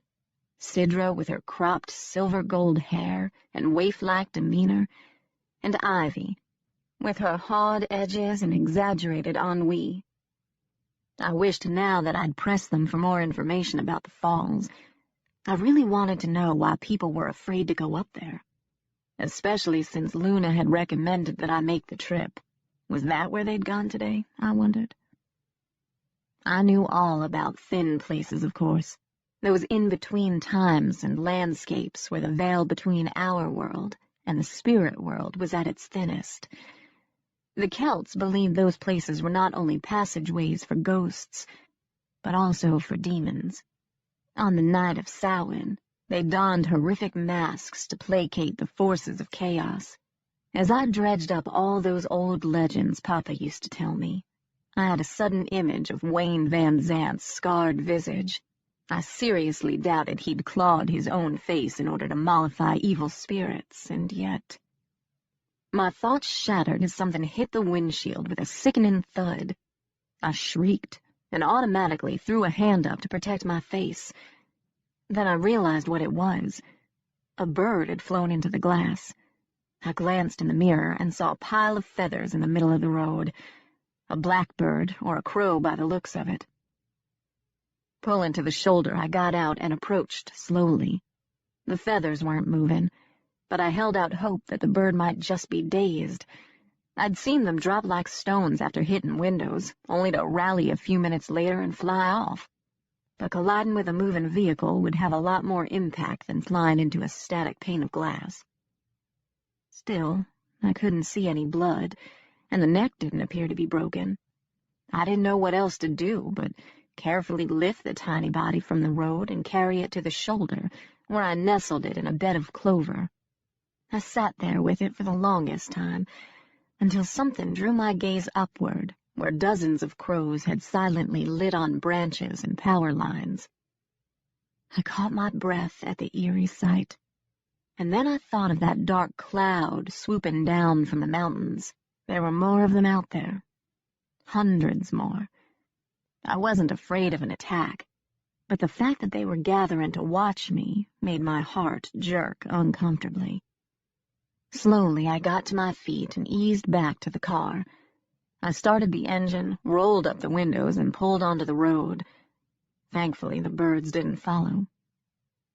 As I neared the turnoff, I took myself sternly to task. I was letting my imagination get the better of me. The crows had probably been there all along. I just hadn't noticed them. And if I were wise, I wouldn't place too much importance on the old wives' tale that claimed birds were not only harbingers of death, but also of insanity. I wouldn't try to connect a murder of crows to all the strange things that had happened since my arrival in Asher Falls. I wouldn't dwell on the disturbing behavior of the man at the cemetery, or Chief Van Zant's warning of dangerous animals roaming the woods. I wouldn't obsess on why I'd been chosen for this job, or why Luna Kemper had arranged accommodations for me in a hallowed place. Above all, I wouldn't give a second thought to that random meeting with Thane Asher. Late that afternoon, I called my mother, but she didn't feel well enough to talk after her chemo session. Since her diagnosis last spring, she'd spent most of her time in Charleston with my Aunt Linrose so that she could be near the hospital for her treatment. I'd been a little hurt that she hadn't wanted to stay with me, but given my long hours in travel, this arrangement made more sense. Linrose was retired and could devote herself completely to my mother's recovery, and truth be told, the two of them were closer than my mother and I would ever be, though I loved her dearly. I chatted with my aunt for a few minutes. Then afterward, Angus and I had dinner on the back porch. He didn't seem concerned about the quality of his dog food any more than I minded the overripe banana in my fruit salad. He cleaned his bowl, and later we sat out on the back steps to watch the sunset. Despite all the disturbing things that had happened since my arrival in Asher Falls, there was a moment of deep contentment. I'd bonded with Angus in a way I rarely connected with humans. He was the perfect companion, noble, loyal, and I didn't have to hide my secret from him. We sat there for the longest time, my hand absently stroking his back, as I admired the shifting patterns of light and color on the lake. But by the time dusk fell, I was already inside, safe and sound from the ghosts. I listened to music and read for a while, then turned in early, falling asleep without much trouble. If the bells pealed beneath the lake, or a ghostly face peered into my window, I wasn't aware of them. But I dreamed about both. Chapter 9. The next morning I took Angus with me to the cemetery. After my conversation with Wayne Van Zant, I wanted the dog close by so that I could keep an eye on him. I also thought he could serve as an early warning system in case that strange man or anyone else showed up. Considering everything the poor mutt had been through, I'd assumed it would take weeks, if not longer, to build up his strength. But I was amazed at how frisky he seemed when I let him out of the car that morning. While he chased squirrels, I began the time-consuming task of photographing each grave and headstone from every angle in order to create a pre-restoration record for the archives. It was a tedious job for one person. The new part of the cemetery went quickly, but once I moved into the Asher portion, the shade from all the trees and shrubbery slowed me down. Where lichen and moss obscured the inscriptions, I had to use a mirror to angle light onto the stones. Ideally, this was a two-person job, but I'd learned to make do alone. I worked steadily all morning and broke for lunch around 1. I opened the back door of the SUV and sat on the bumper, munching an apple while I tossed treats to Angus. He gobbled them with unseemly gusto. I gave him fresh water, and then he found a sunny spot to snooze while I went back to work. The afternoon passed uneventfully, and I became so engrossed in shooting all those strange, angelic faces that I lost track of time. The sun had already started to dip below the treetops when I packed up my equipment and headed back to the car. I had just stepped through the gate when I heard Angus barking. The sound came from somewhere in the woods. Alarmed, I stored my equipment in the back of the SUV and walked over to the corner of the fence to call for him. His barking grew even more frantic when he heard my voice, but he still didn't come. The tree line lay in deep shadows. I would have preferred not to explore any farther, but I couldn't leave Angus. Something was keeping him from me. Maybe he'd treat a squirrel or a possum, or a mountain lion or a bear. "Angus, come!" I heard a howl then, and I couldn't tell if it came from the dog or something else.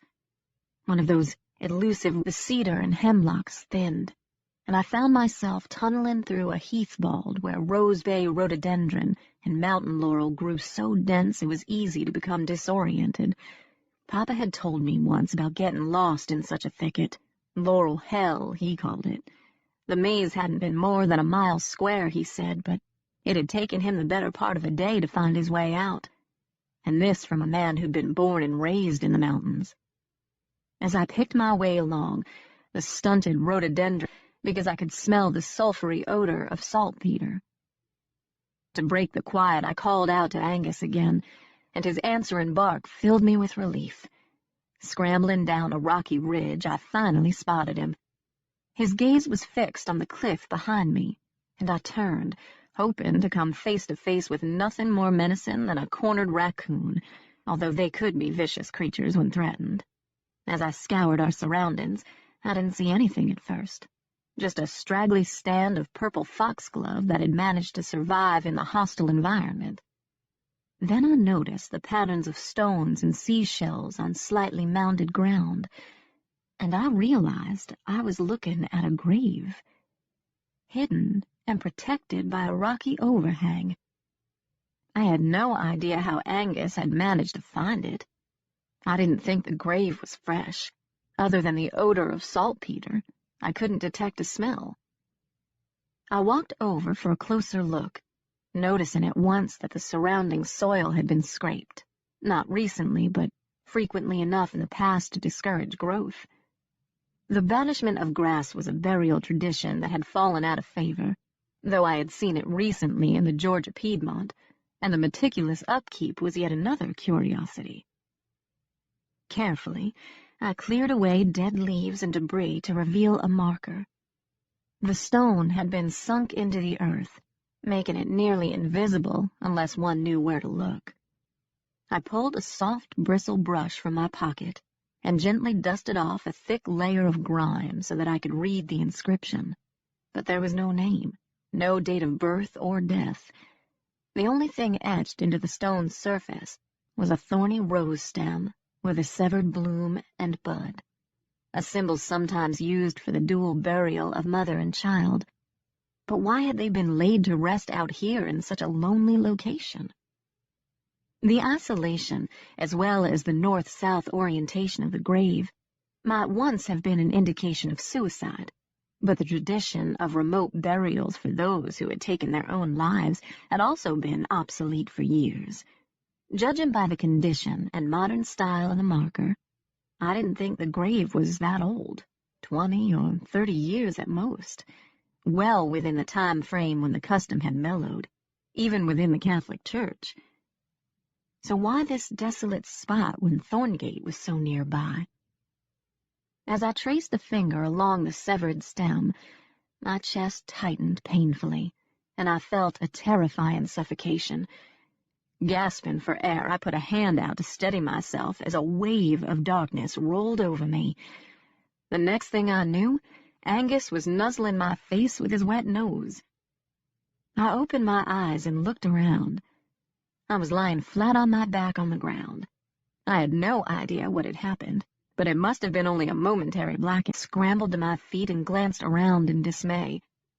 I hadn't been confused when I first opened my eyes, but now I couldn't seem to pinpoint the trail I'd followed into the bald. The shrubbery was too dense, and I felt hopelessly trapped. Then I called Angus's name, and he came to my side at once. "Run," I commanded, and he bounded around me to take the lead. Even in his weakened state, he could have easily outpaced me, but he measured his stride, slowing when I stumbled and pausing now and then to growl at that thing at our backs. As we fought our way through the laurel and rhododendron, I began to have serious doubts we would ever get out of that awful place. It was like swimming through mud. By the time we emerged, my legs had gone wobbly, and my lungs felt ready to explode. But the woods offered only a brief respite. Here, roots and dead branches tripped me up, and the dense leaf covering blocked the sun so that the landscape lay in premature twilight. On and on we ran. When we finally burst from the trees, I gave a sob of relief. But the wind didn't let up. It swirled dirt in front of us, a gritty dust devil that nearly blinded me. As we sprinted for the car, I dug the remote from my jeans and hit the unlock button. The moment I opened the door, Angus sailed past me into the front seat. I climbed in behind him and slammed the door. Somehow my shaky hand started the ignition, and I pressed the accelerator to the floor, sending a shower of gravel over the fence to pepper nearby graves. The heavy SUV trembled in the wind. For a moment I thought we might be blown off the road, but I tightened my grip on the steering wheel and hardened my resolve. We were getting out of there one way or another. By the time we hit the highway, the wind had died away. The setting sun peeped through the treetops, and the countryside looked as pastoral as I'd ever seen it. I glanced at Angus. He was riding shotgun, eyes peeled on the road. "I didn't imagine that back there, did I?" He whimpered and settled down in the seat. I put my hand on his back. We were both still trembling, and no wonder. Something had been after us in the bald, an amorphous evil that I dared not put a name to. It hadn't been my imagination. Angus had sensed it too, and he was still just as shaken as I was. My inclination now was to keep driving until we were far, far away from this place. I needed to be home in Charleston, in my own sanctuary where I would be protected from whatever had driven that wind to me. But I couldn't bring myself to leave. I had a job to do here, and a dire sense of purpose that I didn't yet understand. I would stay for now, and I would manage my fear. I'd had years of practice, after all. As a child, I'd learned to quickly settle myself after a ghostly encounter. Heart rate slowed, and I began to calm. The closer we got to hallowed ground, my temporary sanctuary, the stronger I felt. "It's okay," I whispered. more to myself than Angus. Chapter 10. Thane Asher was waiting for me on my front porch when I got home. As I opened the car door to climb out, Angus shot past me before I could grab him. I called to him sharply, but I needn't have bothered. After a warning bark and a wary sizing up, he settled right down and allowed Thane to scratch the back of his neck. Some guard dog you are, I thought.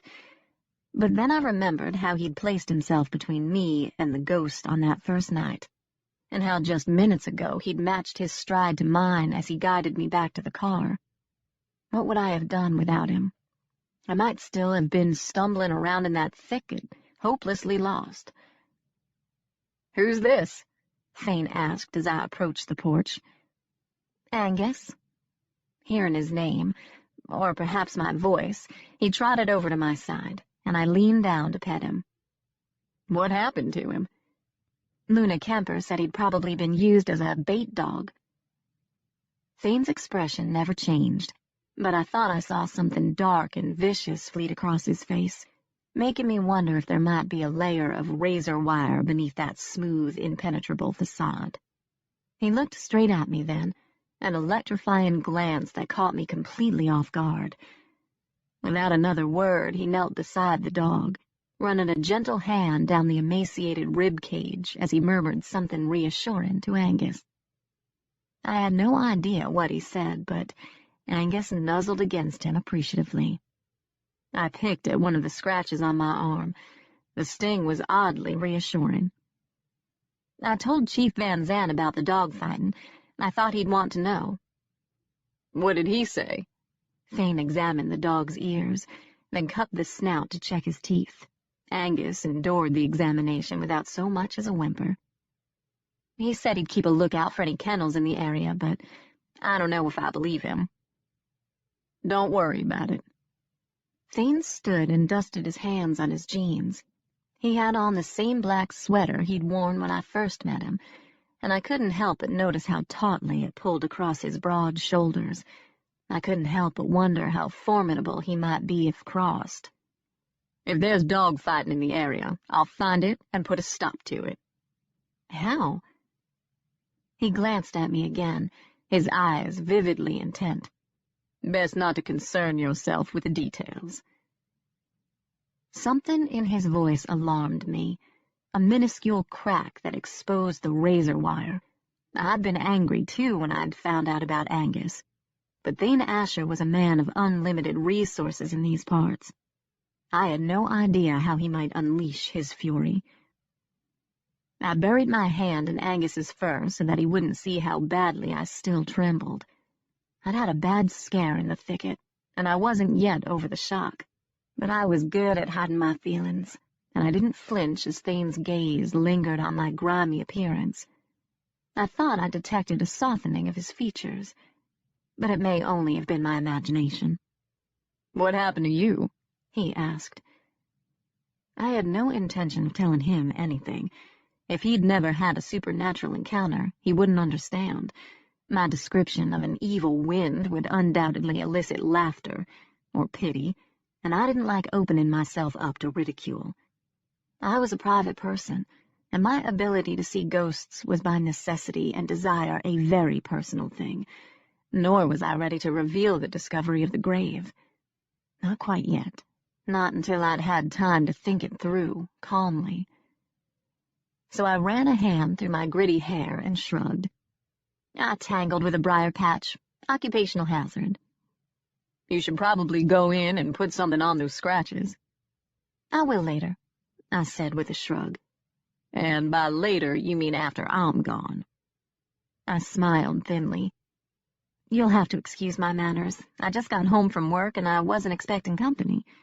As from that lake, it was best not to take any chances." "I promise I won't stay long," he said. "I'd like to talk to you about Thorngate." I gave an inward sigh. All I wanted at that moment was a hot bath, a soothing cup of chamomile, and Angus keeping watch from the back porch. but I was my mother's daughter, and the Southern social graces were as deeply ingrained in my nature as my father's rules. I nodded and smiled politely as I moved over to the steps.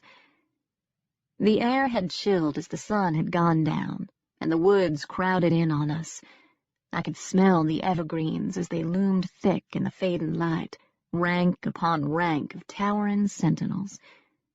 I drew Angus close as Thane and I sat side by side on the porch. "What's this about Thorngate?" I asked. He paused for a moment as his gaze scoured the landscape. I had a feeling he was searching for something to say. "I haven't been up there in years. How bad is it?" "I've seen worse." I gave him a puzzled glance. He faced straight ahead, and I could divine nothing from his profile, but instinct told me that the cemetery was the furthest thing from his mind, and I began to feel a little apprehensive. Why was he really here? He turned suddenly and caught me staring. I glanced away as warmth stole up my neck. "I'll tell you a little secret about Thorngate," he said. "The only way to fully appreciate it is by moonlight. There's an area near the mausoleum that was specifically designed for nighttime viewing."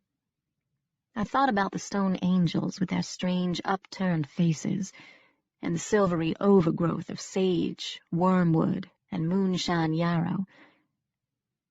"I recognize the remains of a white garden," I told him. "I have one at home, so I can well imagine how beautiful the cemetery would be in moonlight, especially with all those statues. The faces are extraordinary." "Yes," he said dryly. "We Ashers have always been very good at erecting handsome monuments to ourselves." "What's wrong with that?" "Nothing, I suppose, except our ego has taken ostentation to a whole new level. I sometimes wonder if all that money spent on the dead might not have been put to better use on the living." "But cemeteries are for the living," I said, "and those who pay tribute to the dead usually have a commensurate respect for life." He gave me a look that I couldn't begin to interpret. "You really don't know very much about us, do you?" A brittle edge in his voice made me wonder again about his relationship with his family, but I merely shrugged. Angus had planted himself in the middle by this time, so that neither of us had to reach too far to pet him. He was no fool. I scratched behind one of the ear nubs, while Thane ran his hand along the sharp ridge of his backbone. The rhythmic motion was very soothing, and I began to relax. "How did you get involved in the cemetery business?" he asked. "My father was a caretaker for many years. He taught me early on an appreciation for old Southern graveyards. When I was a kid, I used to think the cemetery by our house was enchanted. It was my favorite place to play. I called it my kingdom." "Is that why you're known as the Graveyard Queen?" "How in the world did you find out about that?" I asked in surprise. "I looked you up." "And?" "You're accomplished for someone so young. Undergraduate degree in anthropology from the University of South Carolina, a master's in archaeology from Chapel Hill, and you spend 2 years in the state archaeologist's office before opening your own business. All very impressive." It's me. I wasn't looking at him, but I knew his eyes were on me. I could feel that gaze just as surely as I felt the sting of all those scratches. "Actually, I did a little more than read your website," he confessed. "I came across a newspaper account of the cemetery restoration in Charleston last spring." "Oak Grove," I said, and felt the familiar hitch in my breath when I remembered. The knife scar from my struggle with a killer tingled on my upper arm, even though the cut had healed months ago. But the wounds on the inside ran deeper. The fear had subsided, at least during daylight hours, but the memory of my entrapment would fester for years, gnawing at me relentlessly on nights when sleep was hard to come by. Thane must have sensed my reluctance to dredge up that particular nightmare, because he said nothing else on the subject. But his gaze on me was soft, and so gently inviting that I found myself wanting to confide in him. I suddenly had an intense need to let everything that had happened all those months ago come pouring out, but I barely knew the man. I couldn't talk to him about personal things, especially not about Devlin. We didn't speak again for several long moments. Thane continued to stroke Angus's back, and I felt myself slide even more deeply into relaxation. Maybe after the ordeal in the thicket, I was simply too bone-tired to fight it.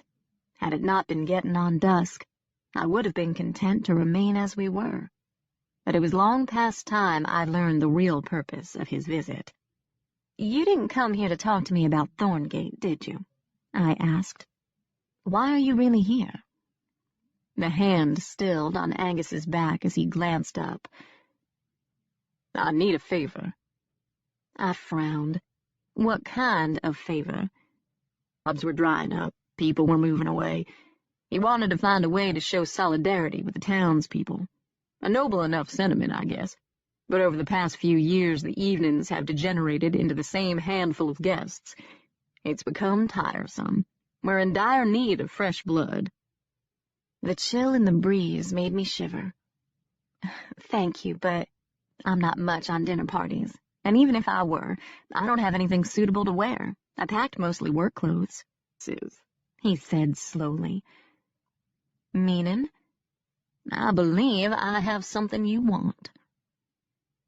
My pulse quickened at his ominous tone, even though I suspected he was teasing me. "And what would that be?" "A lot of the old cemetery records are stored at Asher House. I could arrange for you to have a look at them." "Luna told me the records were stored at the library in town." "Some of them are, but not the ones you'll want to see. If you come to family archives, I wanted to know who was buried there. In fact, I had to know. Unidentified graves were anathema to me." "You drive a hard bargain," I said with a sigh. The green eyes gleamed. "Shall I pick you up at 8:15? "No, thank you. I'd rather drive." He gave me a knowing look. "So you can leave whenever you want." I shrugged. He nodded. "Fair enough. I'll see you at 8 then. You can't miss the house. It's just past the cemetery. Cross the creek, and you're there." Chapter 11. If the cemetery's statuary was a tribute to Asher Ego, then I could only surmise the house must pay homage to the family's hubris. The place was massive, a towering cliff-top behemoth with 3 stories of verandas and half a dozen gleaming columns that seemed at least a mile high. I had expected something large, but nothing quite so grand. Nor was I prepared for the floating illusion created by moonlight and clever illumination. A circular drive swept me up and around to the front of the house, and my first inclination was to make the arc and keep going. For some inexplicable reason, I found myself intimidated, and I didn't understand why. Status meant nothing to me. I'd been brought up by a gentle mother who embodied the more refined qualities of a Southern belle, but also by a father who came from the mountains of North Carolina and worked with his hands. I was a product of both, and proud of it.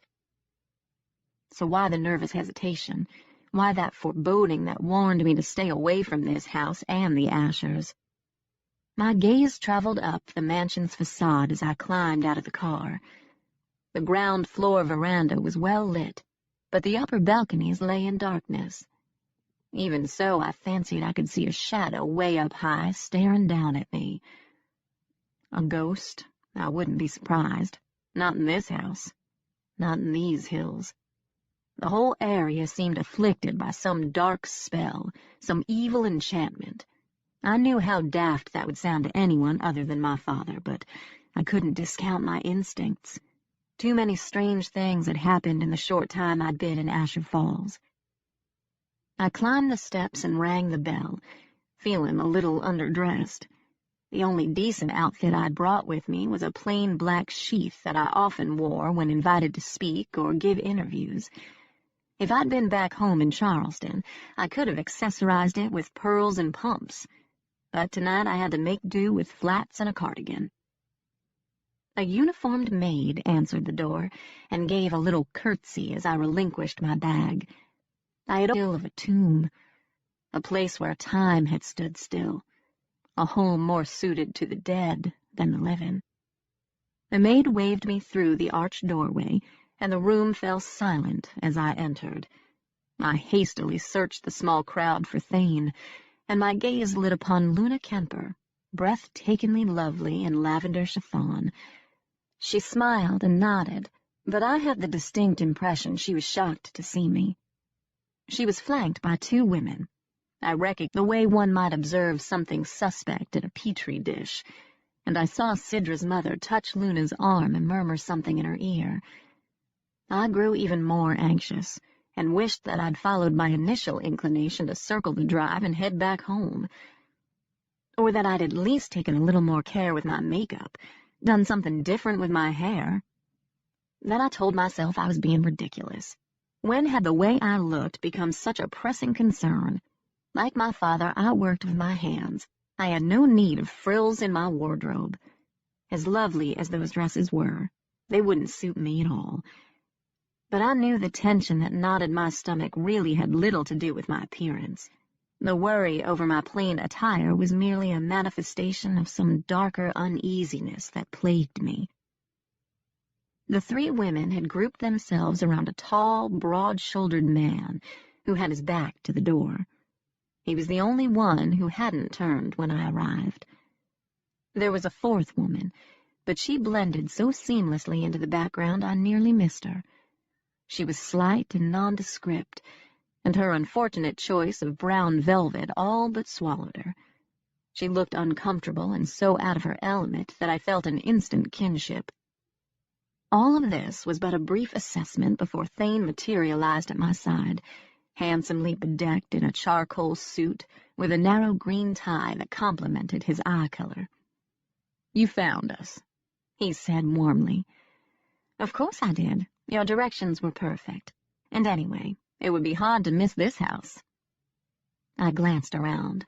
"I'm not late, am I?" "Right on time.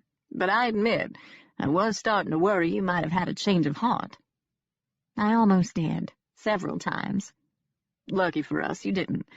Come along, then. Let's get the introductions out of the way, and I'll see about getting you a drink." Weaving my arm through his, he led me across the room to the others. A set of French doors stood open to the cool night air, and the scent of wildflowers drifted in. Or was that Luna's perfume? Detaching herself from the group, she came forward to greet us alone, the airy fabric of her dress swirling gracefully in the breeze. I couldn't help but admire the one-shoulder cut and the contrast of dark hair against creamy skin. She was beautifully and meticulously groomed. Hair, makeup, nails, everything perfect. But there was something feral in her eyes, and in the way she walked that reminded me of a jungle cat straining at a jeweled leash. I thought back to her transformation at the Covey house that first afternoon, and how everything about her had seemed so enhanced by our natural surroundings. And then I also remembered her attitude toward Angus, and my esteem for her quickly vanished. "You know Luna, of course," Thane was saying. I nodded with a polite, if forced, smile. I suspected her greeting was just as strained. "Lovely to see you again, Amelia, although I never expected to run into you here." Her inquisitive gaze flicked to Thane. "I didn't realize you two even knew each other." "We met on the ferry," he said. "That explains it." Her smile settled back into place, her expression as benign as the evening breeze. But now I was remembering something else about Luna Kemper, that flash of rage when I dared stand up to her about Angus. She was not a woman to be crossed, certainly not someone I'd want for an enemy. "How do you like your accommodations?" she asked. "Not too far from town, I hope?" "No, everything's fine. Thank you for making the arrangements. Although—" She tilted her head and regarded me with that same bemusement, as if she still couldn't quite figure me out. Yes? I wanted to ask her why she hadn't told me about the proximity of the original Thorngate, but I didn't dare mention it without providing some alternate explanation as to how I'd come by the knowledge. I couldn't tell her about the bells, after all, or the swirl of restless souls in the mist. Never mind, I murmured. It's not important. If you say so. Annoyance flashed in her eyes, but she quickly shrugged it aside. By the way, has Tilly been by since you arrived? Not that I know of. She sighed. And I specifically asked her to keep an eye on you, in case you needed anything.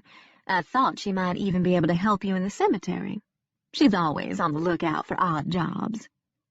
That's not a bad idea, Thane said. Tilly's a hard worker. I'll speak to her myself if you like. The blonde glided up beside Luna with a frown. Forgive me, I couldn't help overhearing. You're referring to Tilly Pattershaw, I assume. She may be a hard worker, but I'd worry about her mental stability if I were you. Bryn, Luna admonished. Don't Bryn me. I'm just saying what we've all thought for years. The woman is strange. Living out there in the woods for so long has affected her mind. When was the last time anyone saw her in town? I shudder to think what she lives on. She's not hurting anyone, Thane said, so I really don't see a problem. She may not be a problem yet, but that doesn't negate the fact that she hasn't been right since— My goodness, where are my manners? Luna interrupted. Here we are going on, and you two haven't even been formally introduced yet. Amelia, I'd like you to meet one of my oldest and dearest friends, Bryn Birch. You met her daughter, Sidra, at the library the other day. Before I could offer my hand, Bryn lifted her head, giving the effect of gazing down her nose at me. Actually, I feel as though we've already met. You brought my daughter home yesterday. She and Ivy couldn't stop talking about you. She glanced at Luna. They pretended to be sick so they could leave school early. That doesn't sound like Sidra, Luna said. It's that girl, Bryn said scathingly. She turned back to me. I'm certain you weren't in any way complicit in their little scheme. All I did was offer a ride. I drove them straight home. I hated that I sounded so defensive, but Bryn Birch had a way about her. She was beautiful, cold, haughty, and aloof, the embodiment of every quality I found intimidating, the perfect headmistress. Where did you pick them up? She asked. At that little market off Main Street. You don't know where they'd been all afternoon. They never said. She exchanged another glance with Luna, and at that moment, I wasn't so certain I would have told her of their whereabouts even if I'd known. Both professionally and personally, she had every right to be concerned, but there was something very disturbing about her third degree. I wasn't getting apprehension so much as suspicion. The redhead joined us then and thrust out her hand. Amelia, welcome. I'm Catrice Hawthorne. Her handshake was warm and firm, a relief from the frostbite of Bryn's interrogation, and her soft brown eyes sparkled with good humor. Ever since Luna told us you were coming, I've been dying to meet you. Oh, well, thank you. Her effusive greeting caught me off guard. I've been reading your blog, she said. Diggin' Graves, such a clever name. You're quite the celebrity, it seems. Hardly. It's just something I do in my— I'm a bird watcher who paints, Catrice said, with a charming touch of self-deprecation. You're far too modest. Luna turned back to me. One of her paintings hangs in the governor's mansion. That's quite an honor. I'd love to see some of your work, I said. Drop by my studio one of these days and I'll give you a tour. But enough about me, she said with a wink. You haven't met Hugh and his lovely wife. I felt Thane's hand on my elbow then, and he gave it a little squeeze as he propelled me forward. Amelia, I'd like you to meet my uncle, Hugh Asher." I'd been aware of the man lurking in the background during the introductions, but I hadn't gotten a proper look at him until now. I tried not to stare, but it wasn't easy. He had the smooth, sophisticated looks of an old-timey movie star. Dark hair, dark eyes, a middle-aged Adonis with an easy smile and a restless virility that made me instantly wary. "Welcome to the Asher house," he said graciously, and I almost expected him to lift my hand to his lips. I was grateful that he didn't. "Thank you for having me." His features were so unnervingly perfect, I felt compelled to search for a flaw as we shook hands. I found one in the softness of his jawline, another in the infinitesimal puffiness beneath his eyes that suggested it at the base of my spine. I turned instinctively to the open French doors. Something had drifted in on the breeze, a whisper of that same evil. Chapter 12. I saw nothing at first as I searched the outside shadows. Then a slight movement drew my gaze downward, and I could just make out the silhouette of a wheelchair. I wondered how long he'd been sitting out there in the gloom. Had he been watching us this whole time? He glided in, the wheels making the faintest swish on the hardwood floor. Even seated, he looked tall and regal, immaculately attired in a dark suit that set off his silver hair. His face was thin and deeply lined, his eyes as black as soot.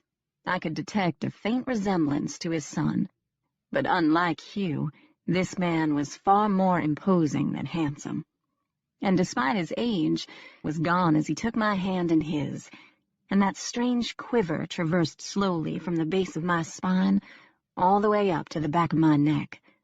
It was all I could do not to pull my hand from his. "Leave us," he commanded.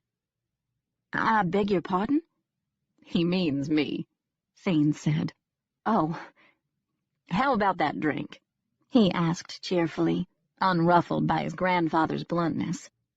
"What would you like?" "Some white wine?" He glanced down. "Grandfather?" The older man answered with an imperious wave, and Thane sauntered off. I was then summoned to a seat next to the wheelchair, and I perched on the edge, as uneasy as a rabbit caught in a snare. "So, you're the restorer I've been hearing so much about," he said. "The one who's come to save our little cemetery." I glanced at him sharply, searching for evidence of animosity or sarcasm, but I found nothing in those black eyes but a mild curiosity. "I don't know about that. I'm just here to do what I've been hired to do." "Have you seen the cemetery yet?" His voice, more than the wheelchair, gave away his frailty. It had a brittle quality that couldn't be masked with a throw. "As a matter of fact, I spent the day there photographing headstones." "And what did you think of it?" It was the same question Thane had asked earlier, and like then, I had a feeling Thorngate was merely a blind. The man was after something else. But then I wondered if my uneasiness, more than his words, had created the suspicion. "I was just telling Thane earlier how much I admire the statuary. The faces are so expressive. They remind me of some of the statues I saw in a Paris cemetery once." "Père Lachaise?" "Yes," I said. "Have you been there?" He nodded. "You have a good eye, my dear. Many of the statues in our cemetery were sculpted by European artists. They're priceless." "Then it's lucky there's been no vandalism," I said. "You can't imagine the kind of damage that can be done with a can of spray paint." "No one would dare." The comment was so offhand I almost missed the supreme arrogance. But it was there in the haughty glitter of those obsidian eyes, in the thin, mirthless smile that sent another shiver up my spine. I hadn't come here expecting to like Pell Asher. His greed had destroyed a cemetery, and in my eyes, that was an unforgivable sin. But despite his past deeds, despite the pomposity, I was strangely intrigued by the man. I'd fallen victim to his mystique, even as his very nature repelled me. "Tell me more about your travels," he said smoothly. "As you can imagine, I don't get out much these days. I tend to live vicariously. You mentioned Paris. Do you travel abroad often?" "Whenever I can. But Paris was some time ago. A high school graduation gift from my aunt." "A very generous one, I'd say." His smile was now warm and inviting, almost eager. I couldn't help responding. "Too generous, according to my father," I found myself telling him. One dark brow rose in sympathy. "He didn't want you to go?" "He's always been protective." And I would say no more on the subject. My relationship with Papa was a private matter, but that brief conversation had stirred a hornet's nest of memories. He'd been so dead set against that trip. I'd rarely seen him so angry.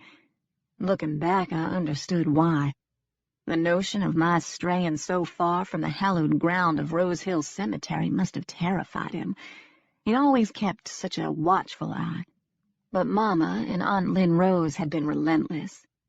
They'd had their own worries about me. They didn't know about the ghosts, and so couldn't understand why a girl of my age was all too content to sequester herself in an old graveyard with only her books for company.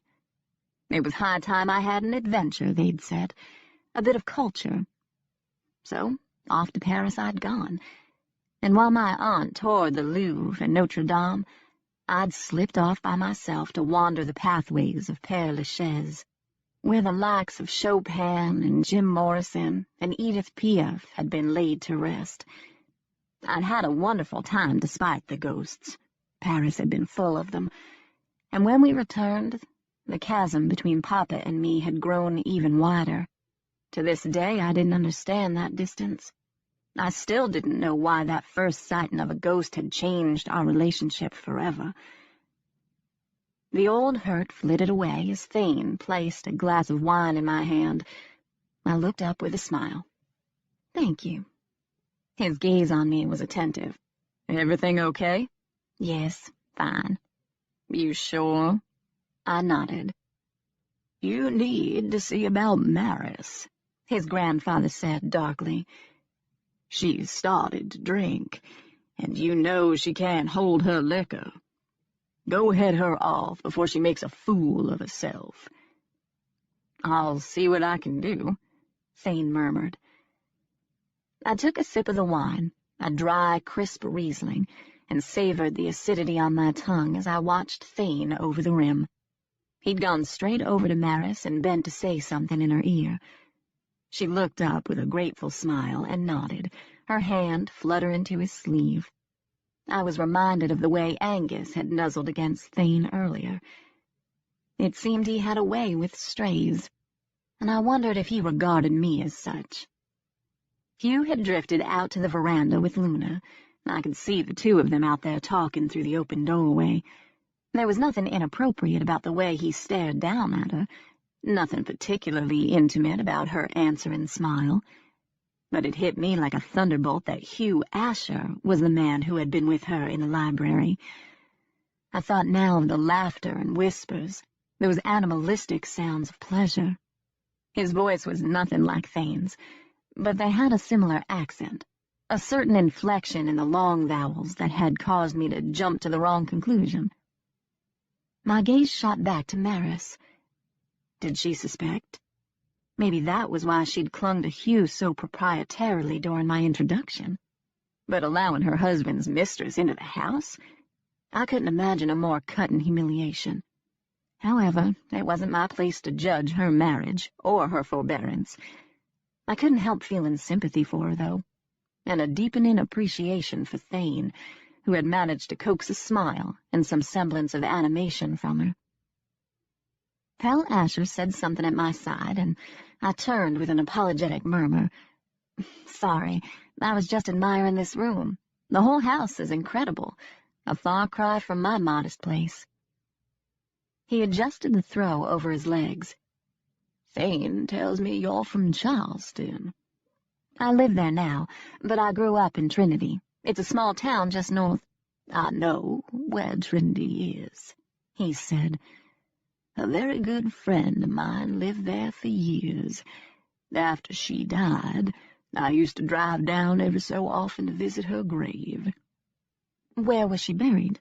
I inquired politely. "Rose Hill Cemetery. Do you know it?" My brows shot up. My father was the caretaker at Rose Hill for many years. I grew up in that white house near the gate. He gave me another of those strange smiles. "I remember that cemetery very well. It was always so beautifully maintained. I used to marvel at the grueling hours it must have taken to keep all those graves so pristine." "And that was only one of several cemeteries he cared for," I said proudly. "But Rose Hill was by far the largest." I recall itself through the eyes of this stranger. The whole conversation edged toward the surreal. To think of such a happenstance meeting with Pell Asher all those years ago. "Are your parents still living?" he asked softly.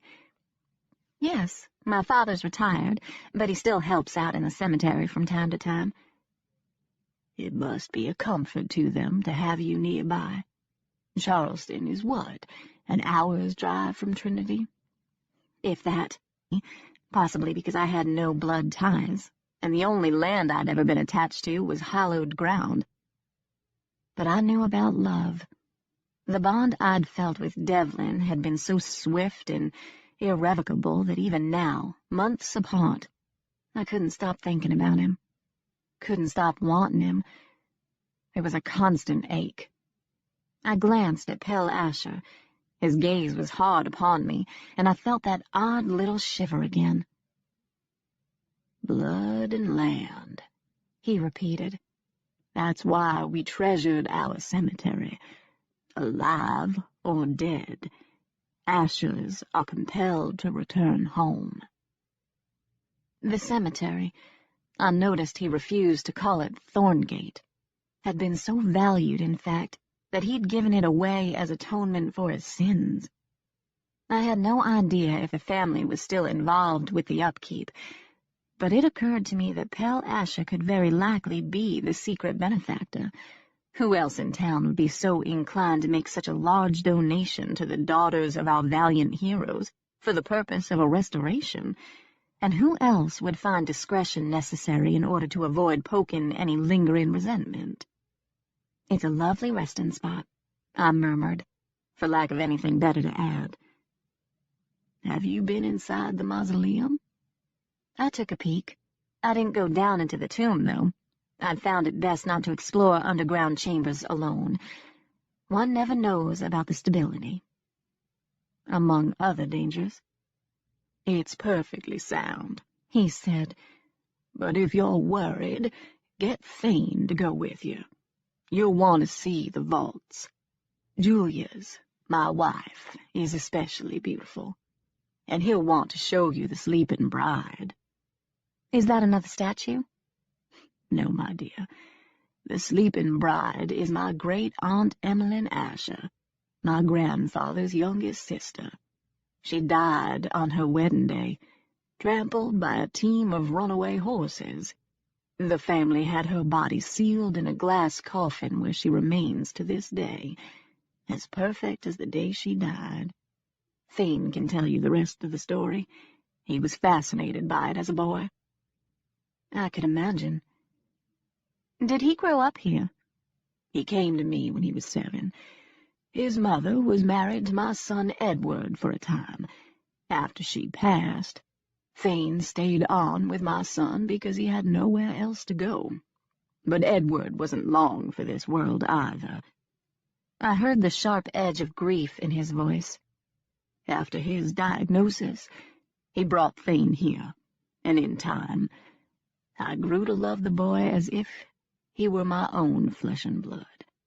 God knows he's done more to restore the family's holdings than my son. My gaze strayed back to Thane. His grandfather had painted a very different picture from the image I'd formed on the ferry, but Thane's own words had led me to believe him a shallow, aimless man given to drink while awaiting his grandfather's passing. Now I was starting to see him in a different light. He's been through a lot for someone his age. I sipped my wine without replying. We were straying into territory I had no wish to explore. None of this was any of my business, and I would be horrified to learn that Mama or Papa had ever spoken to a stranger about my personal affairs. Not that they would. We Greys were a private lot, even with one another. But in spite of my discomfort, I found myself listening attentively. Those black eyes gleamed, as if he sensed and enjoyed my uneasiness. Thane lost his mother and the only father he'd ever known in a very short period of time. He recovered, of course, because he is nothing if not a survivor. But then he lost Harper. He had purposefully trailed off to make me curious. He knew exactly what he was doing, and so did I. But I took the bait anyway. Harper? The girl he wanted to marry. They were inseparable for a time, but it was a match that was never meant to be. Such a high-handed proclamation. I felt resentment on Thane's behalf. What happened to her? She was killed in a car accident. Driving too fast in a rainstorm. Missed a turn. He sighed. She'd been up here to see Thane that night, and he blamed himself for allowing her to leave in such terrible weather. But Harper was headstrong, and that is putting it kindly.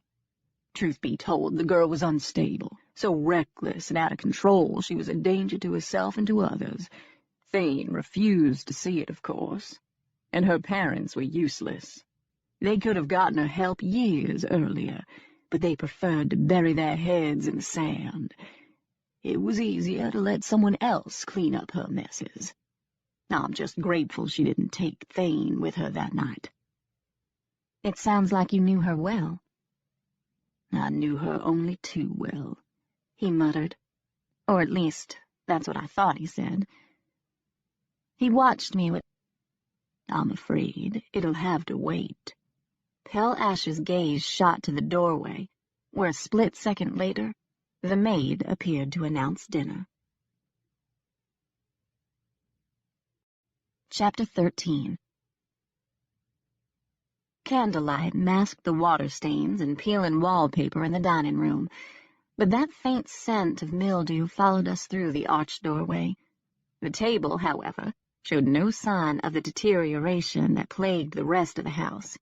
Antique china and crystal gleamed on a bed of ivory lace, while silver candelabras flanked a centerpiece of purple wildflowers, in shades so complementary to Luna's dress, one might assume she'd had a hand in the selection. Surely no woman in her position would be so brazen, but Luna was an enigma. I wondered if, like candlelight, her luminous facade veiled some deeper flaw. The table display was lavish for such a small gathering, and I was reminded of Thane's earlier comment about the extravagance of cemetery statues. Money that might be better spent on the living. I was no expert, but I had to think that even one or two of those exquisite place settings may have netted enough at auction to fix a leaky roof. Why then had Asher House been allowed to fall into such a state of disrepair? Handwritten cards designated the seating arrangement, and with a little shuffling we all found our places. Pell Asher dominated the head of the table, and Maris nervously took a seat at the other end. I was sure she would have preferred to be nearer to her husband, but etiquette and tradition dictated her position. When we were all settled, I noticed that Luna had somehow ended up next to Hugh, making me wonder if she'd engineered a last-minute switch. I didn't dare glance at Maris to confirm my suspicion. It was hard to look at her, knowing what I knew. but my awkwardness paled in comparison to her situation. I was seated to her right, Catrice Hawthorne to her left. At the other end of the table, Luna and Bryn book-ended the elder Asher, while Thane and Hugh claimed the middle chairs, directly across from one another. Despite poor Maris's discomfort, it was the best possible arrangement for me. With Bryn Birch on Thane's other side, I would have hated to spend an entire evening next to her. Regardless, I wasn't looking forward to the meal. The library beckoned, and I was itching to get started, particularly if the records turned out to be the treasure trove Thane had promised. As a restorer, I tried to remain as faithful to the original vision and layout of a cemetery as was humanly possible, which was why I spent hours scouring old newspapers and church books before I ever removed so much as a thistle. But it wasn't often that I had the opportunity to examine photographs from the late 1800s. The prospect of studying those historic images excited me almost as much as the possibility of uncovering information about the hidden grave. That grave. I was self-aware enough to know that I wouldn't have peace of mind until I could put a name to it, until I made sure it was given proper respect. The site was so remote and lonely. I couldn't imagine why someone had been laid to rest in such a desolate spot.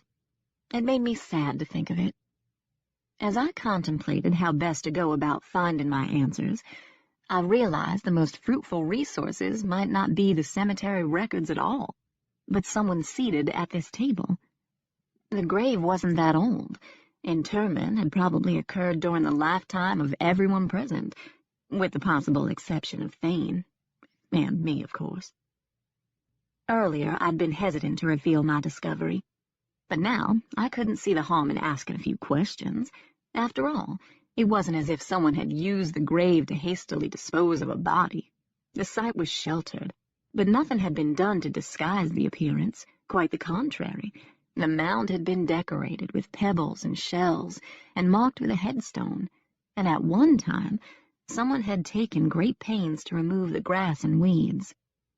"You're very quiet," Thane observed as we began the first course. A delectable acorn squash soup flavored with a hint of curry. "Grandfather didn't say anything to upset you, did he?" "Why would you think that?" "He can be difficult." "Really? I found him charming." Thane grinned. "I can't tell if you're being facetious or not, but I suspect that you are." I shrugged. "Maybe a little, but he was fine. We talked about graveyards." His eyes glittered in the candlelight. "And that's all?" "Mostly." He gave me a curious look, but let the matter drop and turned to engage Bryn. I tried to make small talk with Maris, but after a couple of feeble attempts, I crawled back into my shell and allowed Catrice to carry the conversation. She seemed only too happy to oblige, chatting away about the migratory patterns of the local bird population as she nibbled on a generous helping of crispy pork shoulder. The bird talk made me think of the poor crow that had flown into my windshield the day before. It still unnerved me to think of that motionless body, not to mention all those birds watching me from the treetops. I wondered if Catrice would take that gathering as some sort of omen, or if her knowledge could provide a logical explanation for their odd behavior. "I'm blaming on so many outsiders moving into the area," she said. "The natural balance is off kilter." I glanced up, wondering for a moment if I'd spoken my mind, but then I realized she'd segued from bird migration to people migration, in particular those flocking to Asheville, North Carolina, where she apparently owned part interest in an art gallery. "Don't get me wrong, the influx is great for business, but I find it creatively disruptive." She sampled a roasted beet. "They call it the New Sedona, you know. Mystics claim the area has more geological vortexes than any other part of the country." "What's a vortex?" Thane asked. "A gateway, if you believe in that sort of thing." "A gateway to what?" I could hear amusement in his voice. "To the other world," Bryn put in. "The realm of the dead." Catrice's eyes sparkled as she watched me from across the table. "Have you been lately?" To Asheville, you mean? Not since I was a child. My father's people are from around there. I remember driving through once when I was a child." "Did you experience a transformation?" she asked. "Transformation?" "That feeling of utter lightness as you drive through the passages. It's like flying," she said dreamily. Pell Asher glared from the end of the table. "Utter lightness. Utter nonsense, if you ask me." Undaunted, Catrice leaned forward and smiled. "Now, Pell, you know as well as I do these mountains are full of secrets. Just look at them." She waved a hand toward the tall windows behind me. I couldn't help glancing over my shoulder, but all was dark outside. I had to imagine the distant escarpment rising majestically out of forest and mist. "Cat is right," Bryn said. "The Appalachians are ancient, older even than the Himalayas, and just as spiritual." I found the whole conversation vexing. I had the strangest feeling they were somehow testing me, but I couldn't imagine why. Then I remembered what Ivy had said about the waterfall being a thin place. People used to go up there because they hoped to catch a glimpse of heaven. Now they stayed away because they were afraid. Afraid of what? I wondered. Whatever evil had been carried on the wind today. Speaking of secrets, I reached for my wineglass. "I stumbled across something interesting today." "Really?" Catrice politely inquired. "I found a hidden grave."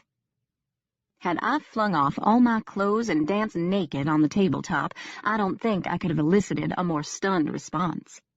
A hush fell over the room, broken only by the sharp intake of someone's breath. I happened to be looking down the table at Luna, and saw a shadow fleet across her face, a flutter of something in her eyes that might have been fear. For a moment only, her mask slipped, and I found myself staring at the gray, weathered visage of a much older woman. The illusion was transitory, and undoubtedly a trick of the flickering candlelight, because in the next instant she looked exactly the same. But I was reminded again of that first afternoon when she'd taken me to the Covey house, how she'd seemed to change, transform before my very eyes. Thane turned to me. "You found a hidden grave in the cemetery? Where?" I tore my gaze from Luna. "No, not in the cemetery. On the other side of the hill, in the laurel bald." The emotional undercurrents in the room were strong enough now to raise the hair at my nape, making me wonder if I'd made a dangerous miscalculation. Maybe I should have gone with my initial instincts and kept silent about that grave. "What were you doing on the other side of the hill?" Pell Asher demanded.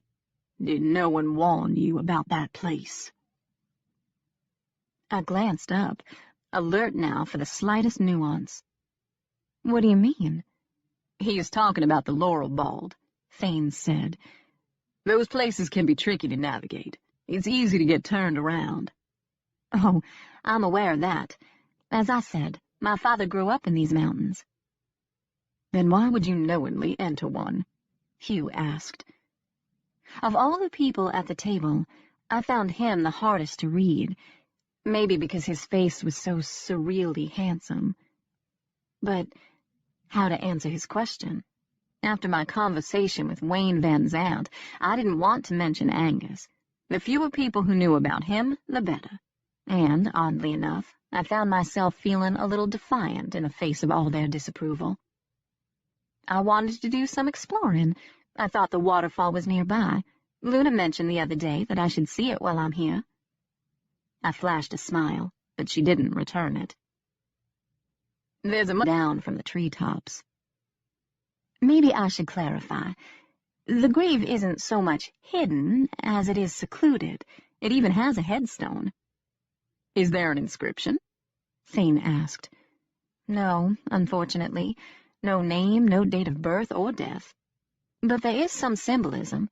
a rose and a rosebud.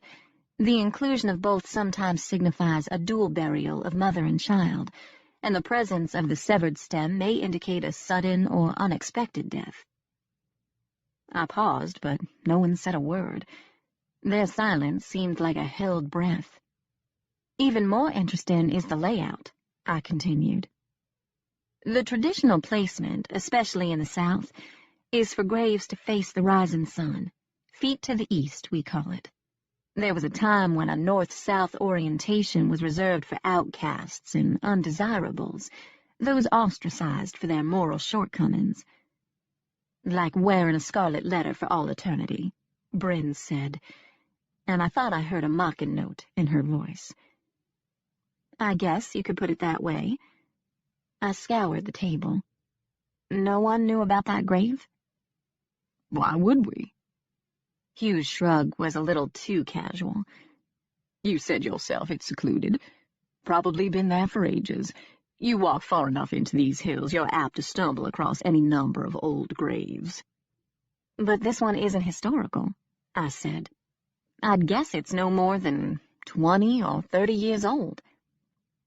He looked skeptical. And how can you possibly know that?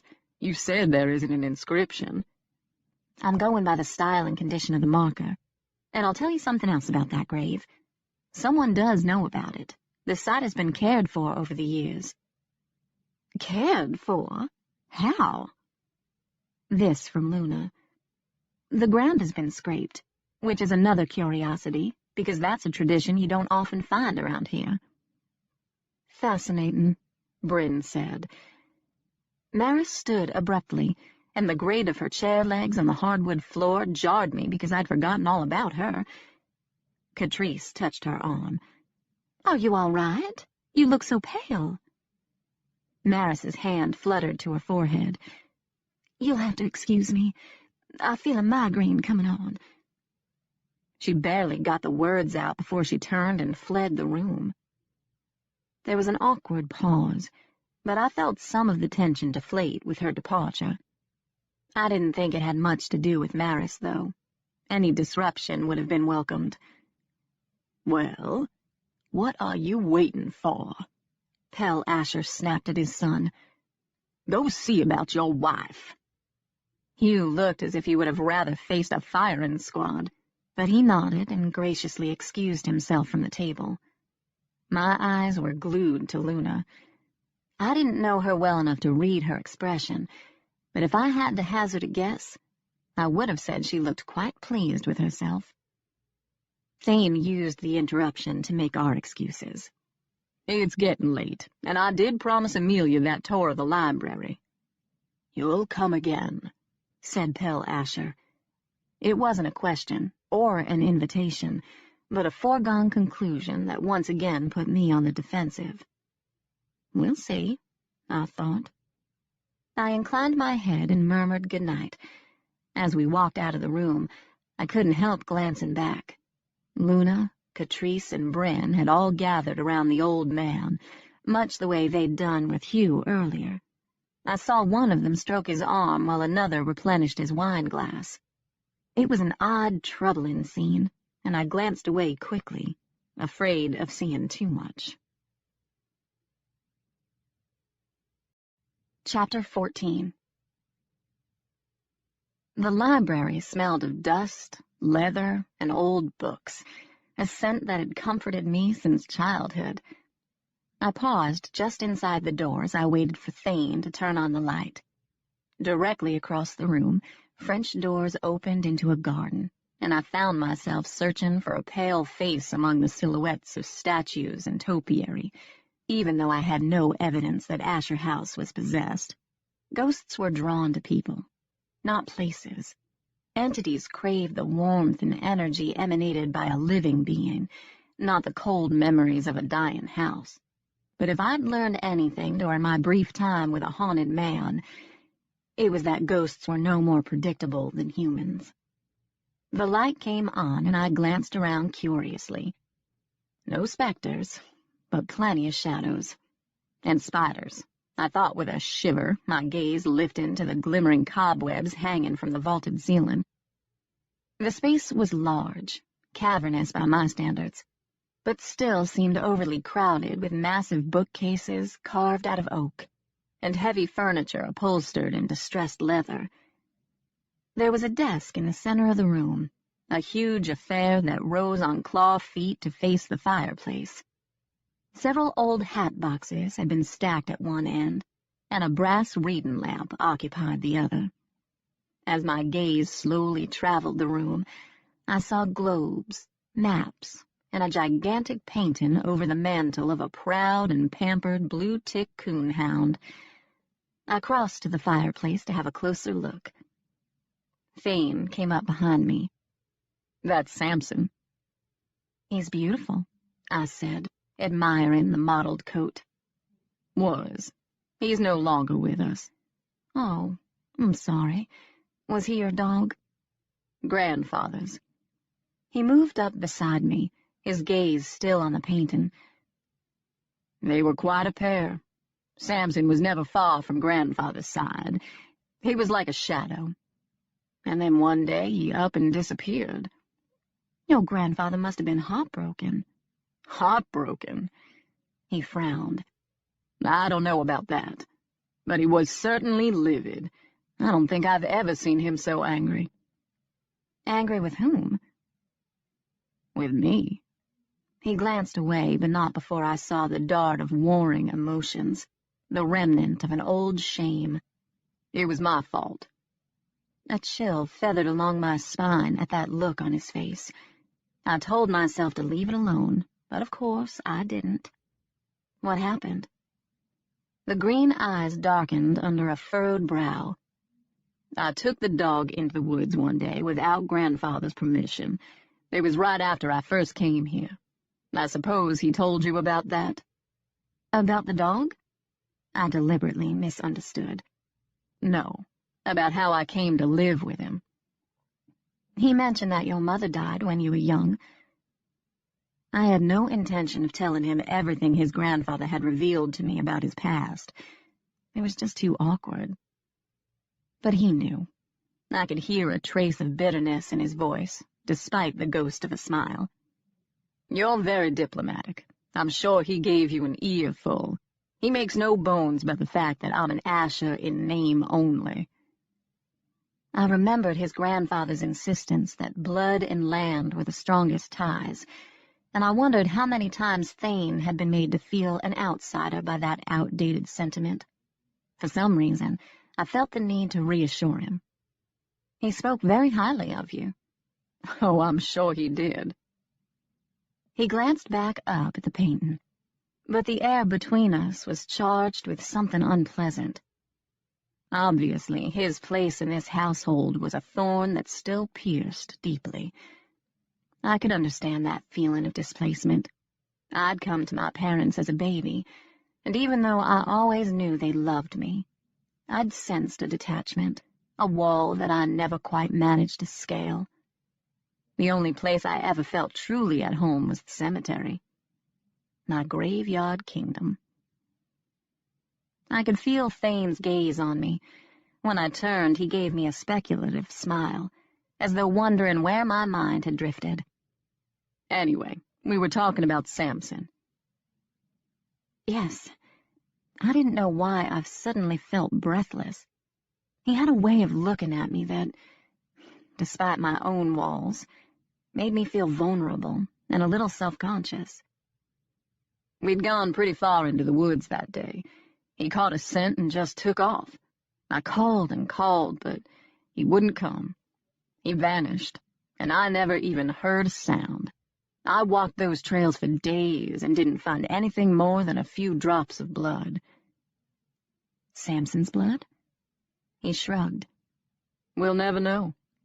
But if he was attacked, I can only assume it was something large enough to drag the body off without leaving a trace." I thought of the scars on Wayne Van Zant's face and that eerie howl I'd heard in the woods earlier. And suddenly, I was very glad that I'd left Angus on the back porch. "Is it possible someone took him?" "I've always wanted to believe that. Samson was a purebred, highly coveted in these parts. Someone could have taken him. but without making a sound? I don't know. He bent to light a fire. The kindling caught, and the flames began to crackle. I put out a hand, but the flickering warmth did little to chase away the chill of his words. He straightened. We should probably get started, he said briskly. Yes, it's getting late, and I really do have to get up early. The crack of dawn, I believe you said. I was glad to hear a more light-hearted tone in his voice. When you work outside in the South, you learn to beat the heat, although the weather these days is perfect. You have a hard job, he said. You don't hire help? Sometimes, if the cemetery and the budget are large enough. But I don't mind doing the work myself. I glanced down at my calloused hands. I'm particular about the way things are done. People tend to get a little slapdash if they don't know what they're doing or having a vested interest. Breaks my heart to see a 100-year-old rosebush chopped down out of carelessness. He searched my face. You're not afraid to be alone in a cemetery after what happened? He was still curious about Oak Grove. I couldn't blame him. It was a bizarre story. The discovery of an underground torture chamber beneath an old city cemetery had caused quite a sensation in Charleston. The notoriety eventually died down, but last spring, after it first happened, I couldn't leave my house without being accosted by a reporter. I wondered now if I'd come to Luna's attention through the news. I always take precautions. Besides, once I'm immersed in a restoration, I forget about everything else. It's very therapeutic. You're brave, he said, and there was something in his eyes that hadn't been there a moment before. I admire that. I tried to laugh off the compliment. I'm not so brave, just prepared. Even better. Brave and sensible. I was reminded of something Devlin had once said to me. Strange and practical, he'd called me as we walked through the killer's tunnels. Devlin. I didn't want to think about him just now, or of that night in his house when our passion had opened a terrible door. When the others, drawn by our heat, had crept through the veil, and I'd had to face the nightmarish reality of our union. I'd seen firsthand the consequences of associating with a haunted man, and now there was no going back, no closing that door. I drew a breath and turned away. I couldn't deny that I was drawn to Thane, maybe because I sensed something in him that I recognized in myself, that feeling of not belonging. Before tonight, I hadn't known much about him beyond that charming smile and those beguiling green eyes. I wished for that ignorance back. He was a little too real to me now, a little too appealing for someone who needed to forget. Where should we start? I asked awkwardly, looking everywhere but into those eyes. You mentioned old photographs, and maybe a site map? About that. He scratched the back of his neck. I probably should have warned you. It's going to take some digging to find that stuff. Everything was moved up to the attic years ago. I brought down a bunch of boxes earlier, so we'll just have to go through all of them until we find what you need. The attic? There was a note of horror in my voice. Even the photographs? His nod was grim. I know. A lot of them have historical significance, so it's a shame they haven't been properly stored or cataloged. I've always meant to get around to it, but never found the time or patience, said the man who'd once led me to believe he had nothing but time on his hands. Before lifting the lid, I tried to hide my dismay at the jumble of photographs inside. So many of them faded and creased from age and careless handling. I shouldn't have been shocked by the condition. The whole house was a testament to neglect. Have a seat. Thane motioned to the chair behind the desk while he perched on the corner. He handed me one of the boxes and took another for himself. So, did you go to school in Asher Falls? I asked. No, it's just... I knew someone else who went there. Oh? Actually, I've known a few people who attended Emerson. A friend of mine used to be a professor there, Rupert Shaw. but he was probably before your time. The name sounds familiar, but I can't place him. Nowadays he runs the Charleston Institute for Parapsychology Studies. Parapsychology? As in paranormal goings-on? His eyes gleamed in the lamplight. Don't tell me you have memory. Then it came to me. The circle of statues in the cemetery, all those angelic faces, had been sculpted in the likeness of long-dead Ashers. Thane had been right. Apparently, the family was very good at erecting handsome monuments to the collective ego. He hadn't returned to his place, but instead ambled over to the fireplace to gaze pensively into the flames. It was awkwardly apparent that he'd already grown bored with the project. Bored with me, perhaps. So I decided it was time to call it a night. We'd barely made a dent in the boxes, but I didn't want to outstay my welcome, and Angus would need to go out soon anyway. I was just sorting through one last batch when I happened upon a photograph that reminded me of the one hanging in Luna's office. A teenage Bryn, Catrice, and Luna smiling dreamily into the camera. A young man stood with them in this shot. An Asher, judging by his features, but he wasn't handsome enough to be Hugh, and just like in the other picture, a fourth girl hovered in the background. Even though she was hidden by shadows, she seemed more substantial here, making me wonder if she'd still been alive when this picture was taken. Ghost or human, I had a visceral reaction to her. As I gazed down into her face, a tremor coursed through me, an almost electrical vibration that jolted a memory. It was as if a shutter had clicked, and in place of this image, another came into focus. The ghost on the pier. It was her. It was the same girl. I dropped the picture like a hot coal. There was something truly creepy, and maybe a little sinister about the way she skulked about in the shadows, about the way she glared into the lens, as if staring straight through the camera, straight through time and space at me. Thane must have seen something on my face, because he came over to see what I'd found. "Oh, look there," he said as he gazed down at the picture. "The Witches of Eastwick. Or I should say Asher Falls." "What?" He grinned. "Haven't you noticed a certain eccentricity about those three?" Those three. Could he not see the fourth girl? Sidra said they used to be into some sort of mysticism, hence her celestial name. I guess they still are, judging by the conversation at dinner. I glanced up at him. He didn't react. He was still frowning down at the picture. "Who's the young man?" I asked. "My stepfather, Edward," he said absently as he picked up the image. "Did you see the girl in the background?" Cold fingers danced along my spine. "Do you know who she is?" "She looks familiar, but I can't seem to place her." His voice had an almost trance-like quality. It's weird how vividly that came back to me just now. I've never given it a second thought before tonight. "This girl was in it?" I asked, more anxiously than I meant to. "In the background, just the way she is here. I don't even know why I remember her so well. She's not exactly beautiful, is she? But there's something mesmerizing about her. I think it's the eyes. It's like she's looking right at you." He trailed off, then seemed to shake himself.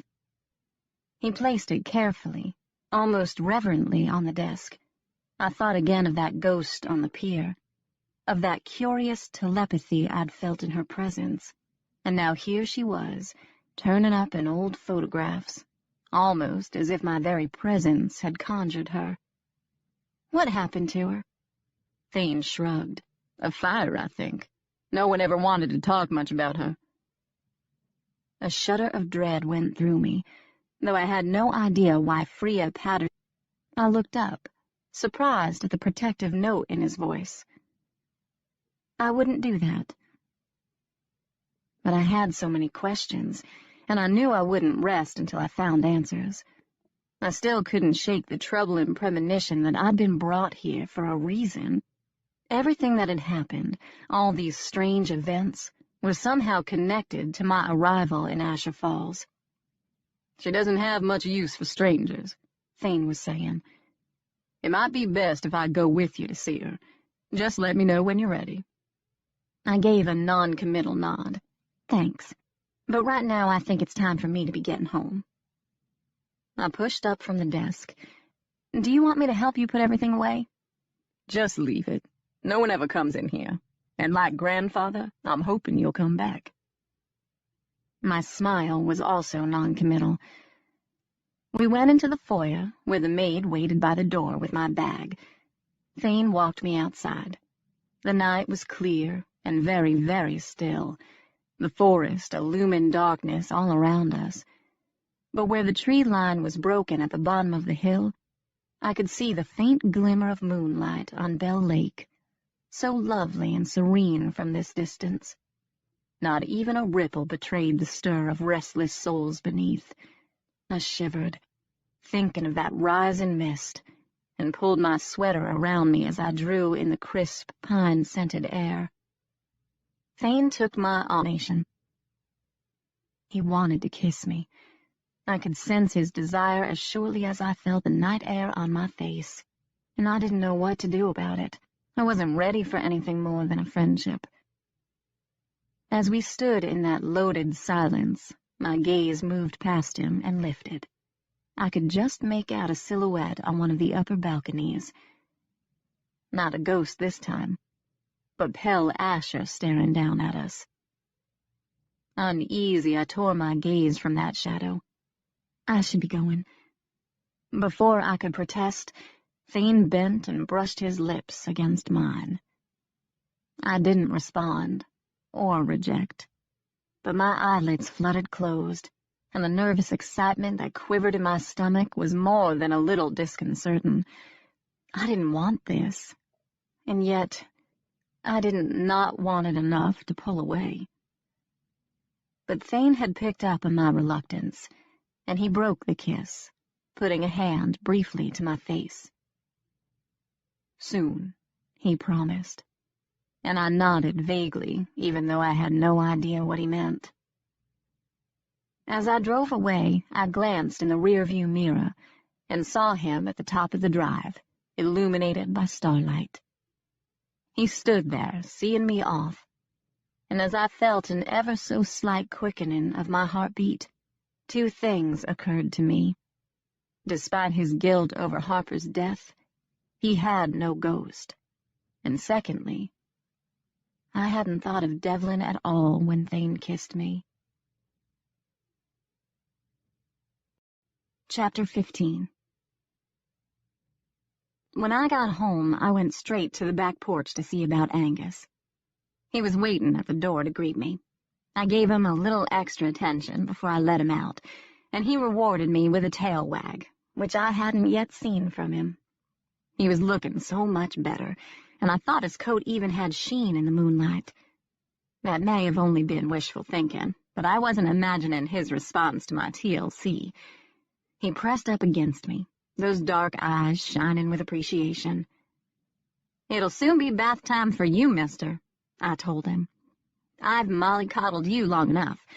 Who knows, you may even enjoy it." He responded by nuzzling his cold nose against my chin. "Enough of that now. Let's get on with this so I can go to bed." I smothered a yawn as I followed him outside and stood at the bottom of the steps while he prowled the moonlit yard. He took his sweet time, sniffing at every bush and occasionally pawing at something in the dirt. I hated to rush him. From everything I'd read about dog fighting, he'd probably spent most of his life in cramped cages and filthy kennels before being dumped in the woods to starve. Now that he had the luxury of a full belly, I wanted him to enjoy his freedom. But the hour was late, and I was ever mindful of that lake. As I turned to skim the glimmering surface, the moon withdrew behind a cloud, shrouding the landscape in deep shadow. The night fell silent, so deadly still I could hear the whisper of a rising breeze through the leaves, and the sudden hammering of my heart in my ears. The ghost was there, somewhere behind me in the dark. I could feel the chill of her presence creeping up my spine. For a moment, I thought she might even have touched me. Freya. The name came to me so sharply, I was jolted by my certainty. I didn't move, of course, didn't outwardly react at all. I remained rooted to the spot, my gaze fixed on the lake as my pounding heart sent a surge of blood to my temples. I felt a little lightheaded from the strain of a suppressed shudder. Why such a strong reaction to this ghost? Why was she so different from the others? Somewhere off to my left, Angus growled, and I knew that he'd seen her too, or at least sensed her. His reaction gave me an excuse to turn, and I whirled toward the sound of his snarl, calling to him in a voice steadied by years of ghost sightings. "What is it, boy? What do you see?" She was right there, directly behind me. So close, dear God, my breath frosted on the night air. The cold that emanated from her nebulous silhouette was almost unbearable. It took everything in me to silence my chattering teeth. I wanted to ask why she had appeared here, of all places, and what she wanted from me. But I blocked those questions from my mind. I'd broken my father's rules to dire consequences, so I knew better than to acknowledge the dead. As if sensing my resistance, she floated closer. Was she drawn to my warmth, my energy? Like the other specters that came through the veil, did she crave what she could never have again? I desperately wanted it to be that simple, but I could feel the icy tentacles of that strange telepathy curling around me. She wanted to communicate. She was doing everything in her power to make me acknowledge her. This, of course, was only my interpretation. She didn't speak or try to touch me, but I suddenly had images in my head that didn't belong there. Jumbled, dreadful visions that didn't make any sense to me, and so much darkness, so much loneliness. It was like getting a peek through the veil, and that glimpse was terrifying, yet somehow seductive. I think I may actually have taken a step toward her when I heard Angus's warning growl. I glanced past the ghost to where he crouched at the corner of the porch. "Angus, come, boy." He growled again, cutting a wide swath around her wavering form to come up beside me. I pressed against him because now I craved his warmth. And still she drifted closer, hovering for the longest time right before my face. I no longer sensed confusion from her, but some darker emotion. The force of it, as she started to fade, was like a physical blow. "Leave now!" I sprinted up the porch steps with Angus at my heels. Something awakened me that night. My eyes flew open, and I lay shivering under the covers, straining to hear whatever sound had roused me. All was silent in the house, but I rose anyway, and pulled on a sweater over my nightgown as I padded down the hallway. The glimmer from the long windows guided me to the front door, where I checked and rechecked the lock. Then I went through the kitchen to peer out the back door. I could see the sparkle of moonlight on water and the feather-edged outline of the pines against the night sky. The forest beyond the lake was a solid blackness, blending seamlessly on my neck. And then I saw the hole that had been cut in the screen, large enough for a hand to reach in and unfasten the latch. Someone had let Angus out, or taken him, and I hadn't heard a sound. Flinging back the door, I clambered barefoot down the steps, only to pause at the bottom, head cocked toward the woods. Something came to me, a faint but chilling whimper, so tepid I wanted to believe that I'd imagined the cry. It was only the wind riffling through the trees, or the boat moored at the end of the pier scraping against the pilings. Then I heard it again, the high-pitched keen of an animal in distress. Angus. I whirled toward the sound, my heart flailing like a startled robin against my chest. But even in that first moment of panic, I checked the impulse to rush blindly into the woods. Instead, I ran back into the house and grabbed my boots, struggling into them as I armed myself with flashlight and mace. I didn't consider myself brave. I'd learned to live with ghosts out of necessity, not courage. But I moved through the house now with unhesitating determination. If Angus was lying hurt in the dark, and oh, the images going through my head, I had to find him. Hurrying down the back steps, I made my way across the yard and followed the footpath into the woods, using those desperate whimpers to guide me. But I didn't call out to Angus again.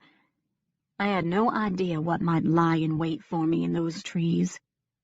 Stealth was my only friend. I kept the flashlight lowered to the ground as I slipped along the trail. Beyond the reach of the beam, the forest was a black, silent abyss. I would have welcomed the hoot of an owl or the patter of leaves to help mask my footsteps, but even the breeze had died away. About 100 yards in, the trees thinned, and up ahead, I could see the pool of moonlight in a small clearing.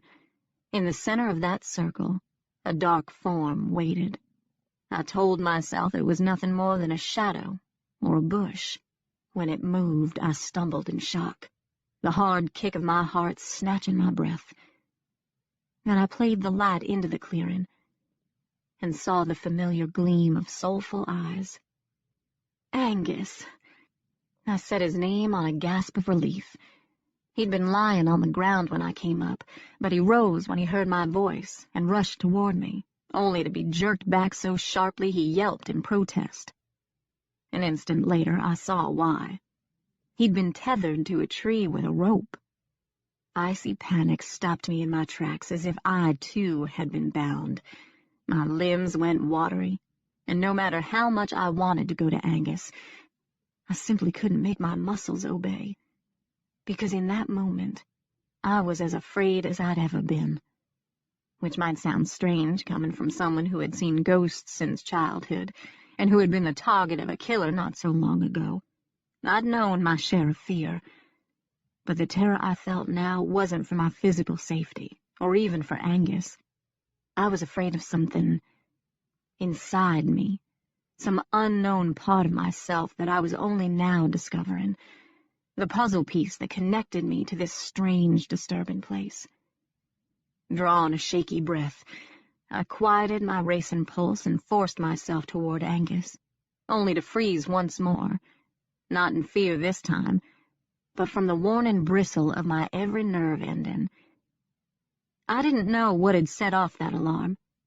Angus's piteous whimper, something in the wind, a dormant instinct come suddenly to life.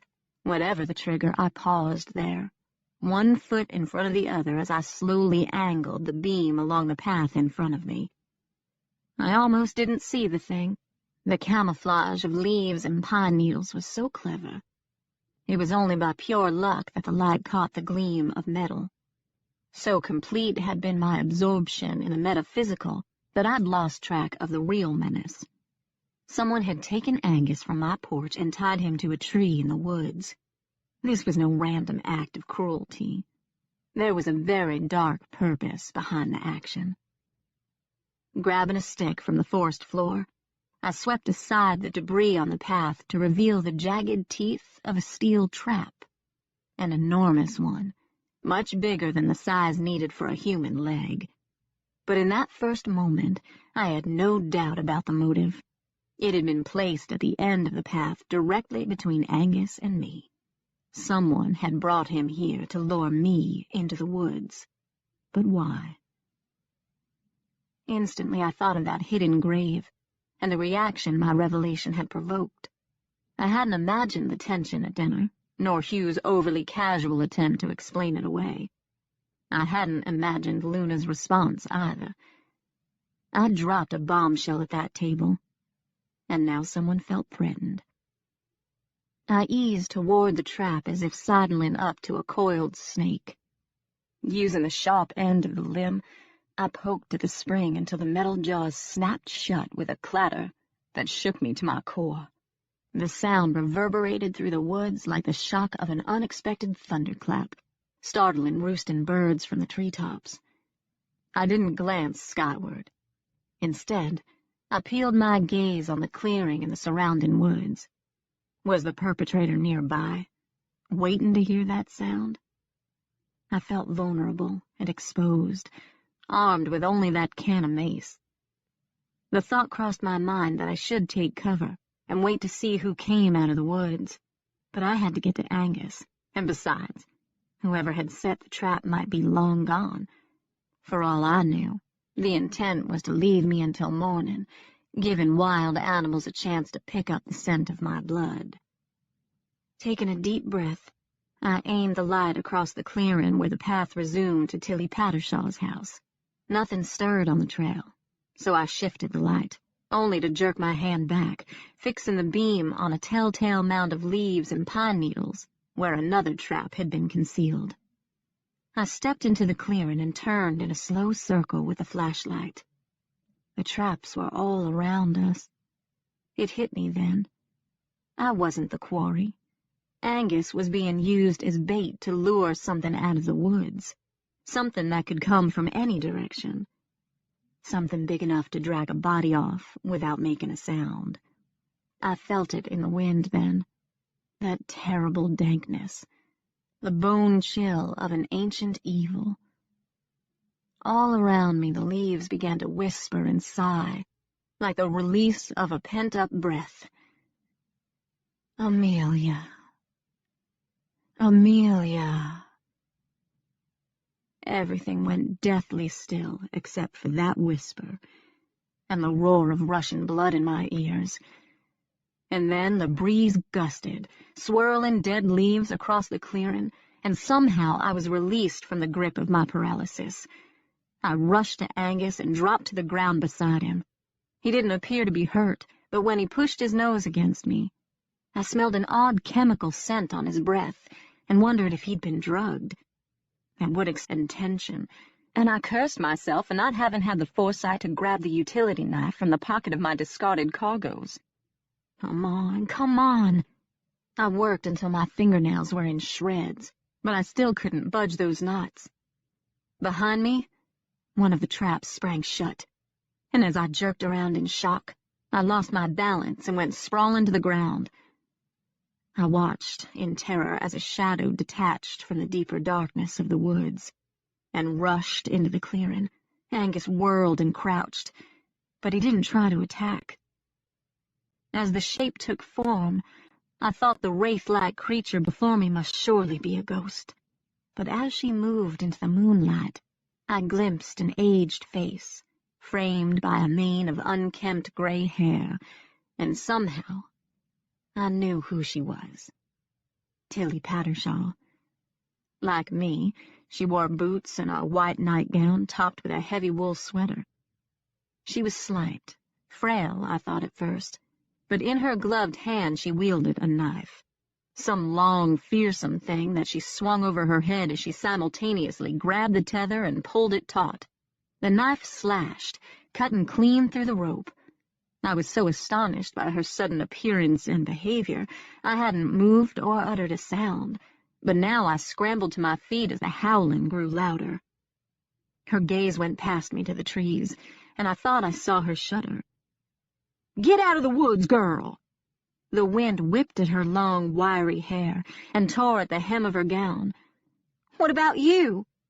Her eyes were luminous in the moonlight, her face like the wizened visage of an ancient shaman. But her speech was pure mountain folk. "It don't come for me." I turned to follow her gaze, my eyes scanning the woods. Even the trees were shivering, and the air hummed with the oddest vibration. "Go!" she screamed. "Angus, come!" He was right at my heels as I tore across the clearing. "Keep to the path!" I heard her call after us, but the sound died away quickly in the wind. I bolted blindly down the trail, tripping over a root that almost took me down. A nauseating fire shot up my leg, but I wouldn't let a twisted ankle slow me, not with that howling thing in our backs. Gritting my teeth against the pain, I raced along the path with Angus now at my side. Something swooped across the trail in front of us. A bat, I thought. And then I heard what sounded like the flap of bird wings. Hundreds of them. But I didn't dare look up, even as a cloud passed over the moon. As we neared the edge of the woods, I grabbed the rope that still dangled from Angus's neck, preparing for that final dash across the open yard. Instead, I drew up short and gazed in horror out over the water. Whatever had been lured down from the mountains had stirred the restless souls at the bottom of the lake. I could hear the bells, that hair-raising chorus of the dead, tolling from those murky depths. The discordant peals were muffled by water and a thick, writhing miasma that crept shoreward, up the stepping stones and into the yard where Angus and I stood, trembling. And from that wall of mist, diaphanous arms reached out for me, exactly like the recurrent nightmare of my childhood. Hands thrusting through walls to grab me. I knew in my dream, as I knew now, not to let them touch me. They would draw me into that mist, drag me underwater, pull me down, down, down to that sunken graveyard. The howls were getting closer. Over the frantic batter of my heart, I swore I could hear the ragged breath of some fierce creature racing up the path behind us. Entwining the rope around my hand, I gave it a tug. "Run!" I didn't have to tell him twice. Spurred by fear and instinct, Angus leaped forward with so much power the momentum nearly wrenched me off my feet. I found my balance and kept going. I didn't glance back at the mist, but I could feel the abnormal chill as we sprinted across the yard, up the porch steps, and into the house. Slamming the door, I slid to the floor and wrapped my arms around Angus, tossed it in the trash. Then I checked again for wounds, but aside from that odd scent on his breath, he appeared no worse for the wear. I gave him some fresh water, but decided to wait until morning to feed him, in case of an upset stomach. "You're sleeping inside tonight," I told him. He whimpered gratefully and followed me down the hallway, where I grabbed a blanket from the closet and spread it out on the floor at the end of my bed. He lay down facing the door. I kicked off my boots and climbed under the covers, but even with Angus keeping watch, I didn't sleep until daylight. Chapter 16. Except for a sore ankle and the slit in the screen door, last night's drama might never have happened. I slept in and arose to sunshine. Angus was already awake and prowling through the house. When he heard me stir, he started to whine to let me know he needed to go out. I checked the area for clues, but found nothing other than a heel print in the dirt that I thought might be my own. A trio of squirrels foraging for acorns kept Angus entertained, while I found a sunny spot on the steps where I could sit and keep an eye on him. He seemed perfectly fine this morning, but the sooner I took him in for a checkup and shots, the better I would feel. I'd already decided to make a trip back to Charleston soon anyway. My mother hadn't felt well enough to come to the phone the last 2 times I'd called, and I was starting to worry that the chemo might be taking too much of a toll. Aunt Linrose had tried her best to reassure me, but I wouldn't have peace of mind until I saw for myself. Maybe I would also drop in on Papa. Since my mother had been staying in Charleston for her treatments, I rarely saw him. I couldn't even remember the last time we'd spoken. But that wasn't unusual. Even though he was the one person I could talk to about the ghosts, we would always have that bond. I no longer tried to bridge the gulf between us. I had finally accepted that, for whatever reason, he needed his distance. Absently, I plucked a stem of bee balm that grew near the steps and lifted the purple blossom to my nose. The morning was impossibly peaceful. The lake, a quiet mirror, reflected nothing more sinister than sun, sky, and the wavering images of the evergreens. I couldn't help but think my role here was preordained. The anxiety I'd felt last night in the clearing, the fear of my own destiny, had left me shaken. And yet, I didn't leave. I sat there in the lemony scented sunshine as if I hadn't a care in the world, because somehow I knew that whoever had led me here in the first place would find a way to bring me back. Alive or dead, Ashers are compelled to return home. Why that particular snippet popped into my head at that precise moment, I couldn't imagine. I tried to ignore it because I didn't want to dwell on Pell Asher this morning. Despite his charisma, my time with him had been very disconcerting. How odd to think that our paths had crossed so long ago, and I'd never even known it. How stranger still that he'd seen me playing in Rose Hill Cemetery, legs drawn up, arms wrapped around my knees as I listened through an open window to Mama and Aunt Linrose on the front porch, lulled as always by the lovely cadence of their low-country drawls. I had been 6 or 7 at the time, and had yet to learn of the ghosts. But my world had always been guarded and insular, and those accents had given me a glimpse of the lush and exotic. My mother and aunt were very beautiful women, exuding a bygone femininity that smelled of honeysuckle, sandalwood, and fresh linen. Papa, by contrast, smelled of the earth. Or was that me? To Mama's horror, I often had little half-moons of dirt beneath my nails, the odd leaf or twig stuck to my hair. Even wearing my Sunday best, a bit of the graveyard seemed to cling to me. I'd been sitting with my cheek resting on my knees, drowsy in the warm breeze that stirred the lace curtains. I even remembered the incessant drone of a bee trapped against the screen, and the smell of freshly mown grass.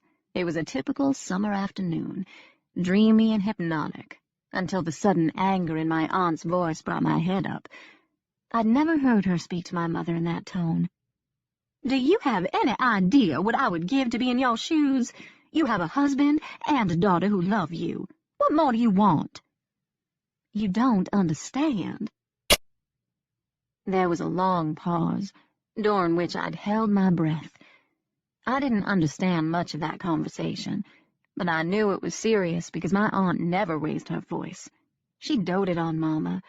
Only a year or so separated them in age, but Aunt Linrose had always seemed both younger and older to me. Younger because she still had the coquettish quality of a girl, while my mother grew more solemn with each passing year. And older because she was so fiercely protective of Mama. Their closeness had always filled me with deep yearning, because they shared secrets I could never be privy to. Sister secrets. "And?" Linrose asked softly. My mother paused. It was a very strange moment. "What do you mean?" I can't explain it any more than I can put into words how I felt driving through that town. Her voice dropped.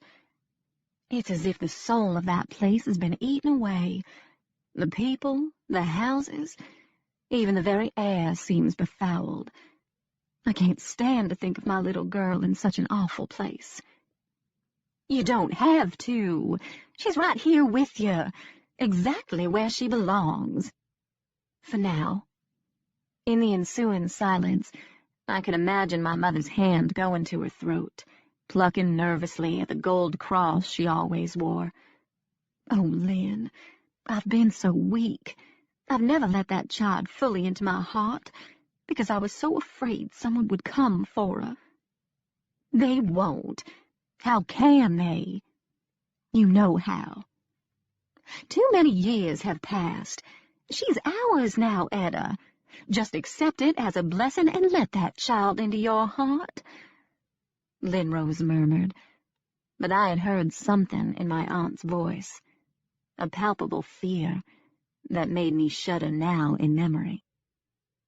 The images fluttered back into the shadows of my past, leaving me deeply troubled by what I'd overheard. But had I really overheard it? Maybe that conversation was nothing more than a remembered dream, or a false recollection planted by my own fears. I had so many memories of my mother and aunt, Over the span of my childhood, I'd spent hours and hours by that open window, as they reminisced and gossiped on the front porch. Why would I have buried that particular memory? Even if it was real, I wouldn't have been able to recall everything in such detail, not after so many years. I must have embellished an impression. Besides, it was too much of a leap to assume the town in question was Asher Falls. What could possibly have driven my mother all the way up here? Whose grave had she felt compelled to visit? And why had she always feared that someone would come for me, when even the woman who gave birth to me hadn't wanted me? As if drawn by my disquiet, Angus came over to plop down at the bottom of the steps. I rested my chin on my knees as I reached down to scratch behind the ear nubs. But my thoughts were still on that conversation. It's as if the soul of that place has been eaten away. The people, the houses, even the very air seems befouled. That was a near-perfect description of Asher Falls. But I still couldn't believe my mother had been talking about this town. I certainly couldn't picture her here. In some ways, she'd lived an even more sheltered existence than I had.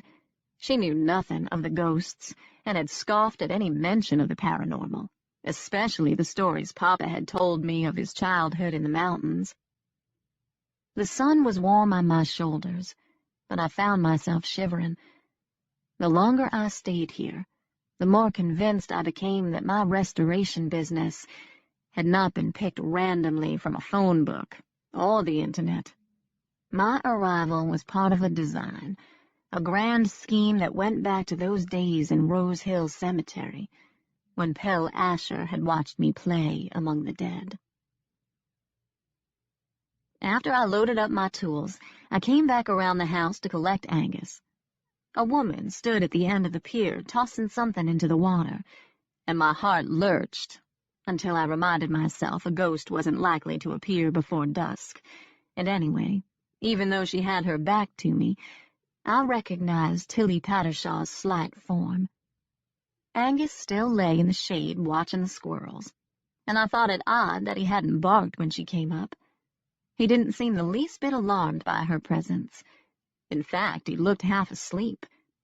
I bent to give him a pat before I started down the stepping stones, coughing discreetly so as not to catch her unaware. But she paid me no mind even when my boots clattered on the wooden planks of the pier. "Miss Pattershaw?" I said softly as I approached. "I'm called Tilly," she said without turning.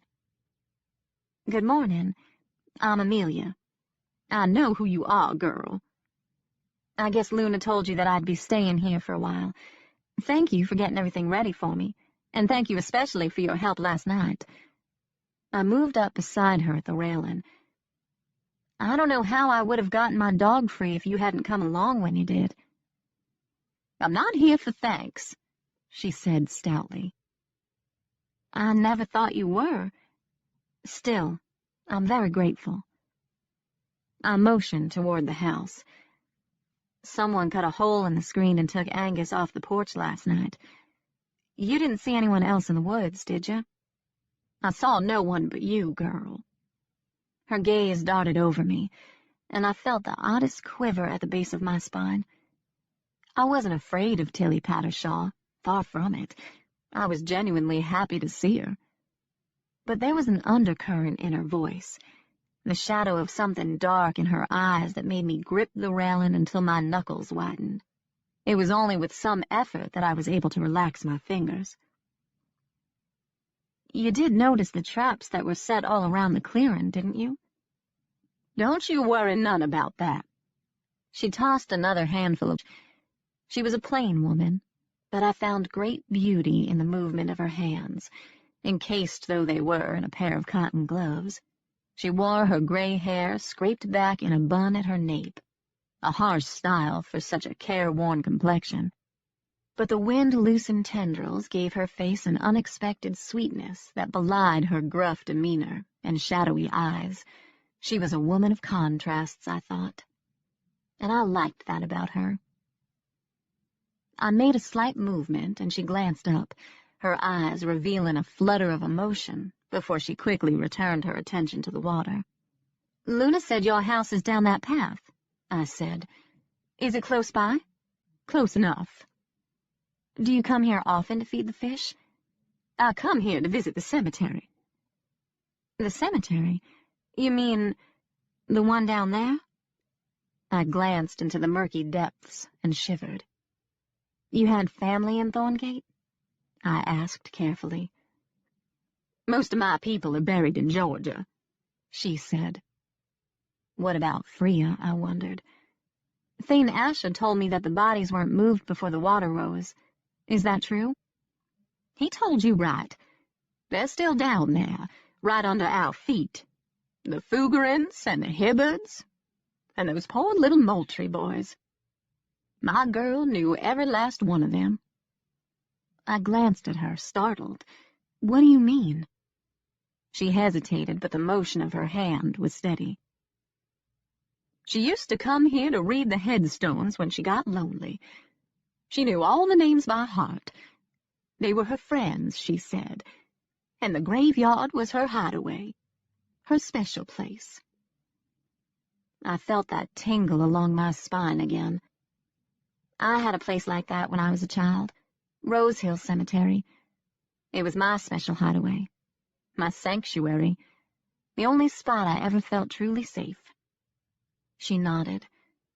"My girl's gone now, but I reckon she'd still come here if she could." I didn't trust myself to speak at that moment. My heart had quickened, and I felt a little breathless as I envisioned Freya's ghost hovering on this very pier. I wanted to tell Tilly about her, but I knew better than to acknowledge the dead.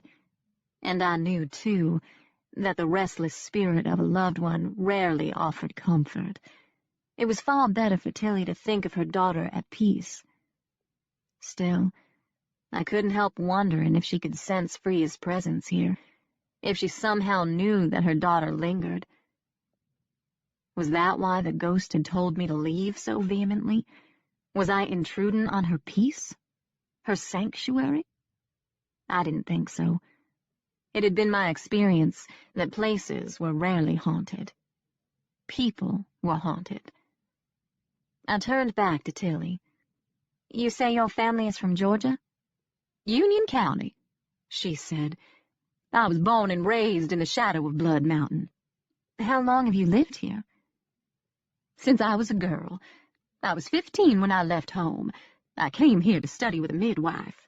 When she died, she left her place to me. So I stayed on." "You've been here most of your life, then?" "I reckon I have."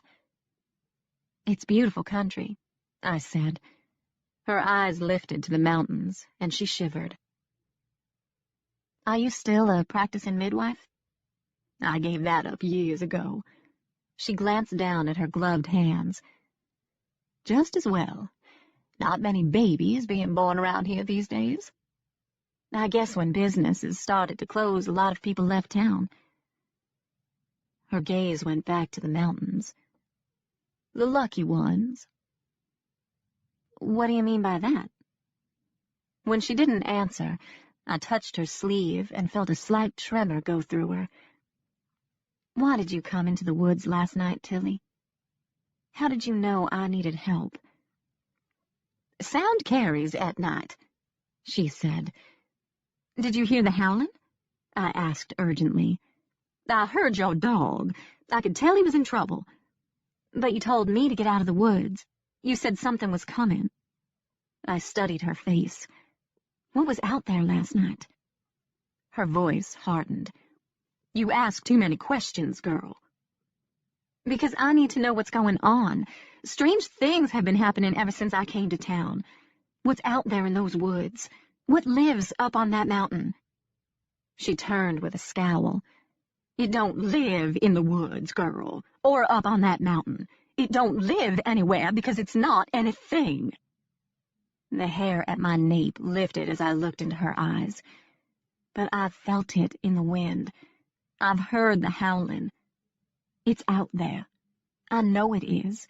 It's cold and evil, impractical. I signed a contract. I can't just walk away. And anyway, I watched her warily. Why does it matter? If it's not anything, how can it hurt me? Her voice lowered to a desperate whisper. Don't you understand? It's not what's out there you need to be afeared of. She placed a gloved hand over her heart as she leaned in, and for the first time, I thought there might be a hint of madness in her eyes. It's what's in here. Chapter 17. The black sports car was parked near the cemetery entrance when I arrived a little while later, but Thane was nowhere in sight. Normally, I would have left Angus to his own devices outside the fence, but today I brought him in with me, because I didn't dare leave him alone. He shadowed me down the pathway as if he didn't want to let me out of his sight either. The day was so warm I stripped off my jacket and tied the sleeves around my waist as we moved through the lich gate into the ashes section. I could smell sage in the unseasonable heat, and every now and then a whiff of rosemary, until the trail led us far enough into the cemetery, where the shade and neglect bred the gloomier scents of ivy and dead leaves. Through breaks in the evergreen canopy, I caught glimpses of white fleece hanging motionless over the mountains, the dark edges hinting at rain. I spotted Thane coming from the direction of the mausoleum, and as I paused at the circle of angels to wait for him, my gaze lifted to those eerie, otherworldly faces. It was easy now to pick out the Asher qualities I'd noticed in the old photographs. The high cheekbones, the finely sculpted noses and lips. As I studied those familiar features, something came to me. The angels faced east, not to await the rising sun, but to gaze upon the mountains. The foreboding conjured by that revelation skidded away as I turned to watch Thane weave his way through the gravestones. He wore a pair of faded jeans with a gray cotton shirt rolled up at the sleeves, and I found myself inadvertently comparing his casual outfit to the more formal attire favored by Devlin. His elegant wardrobe had been well beyond the means of a police detective, but Devlin was no ordinary cop.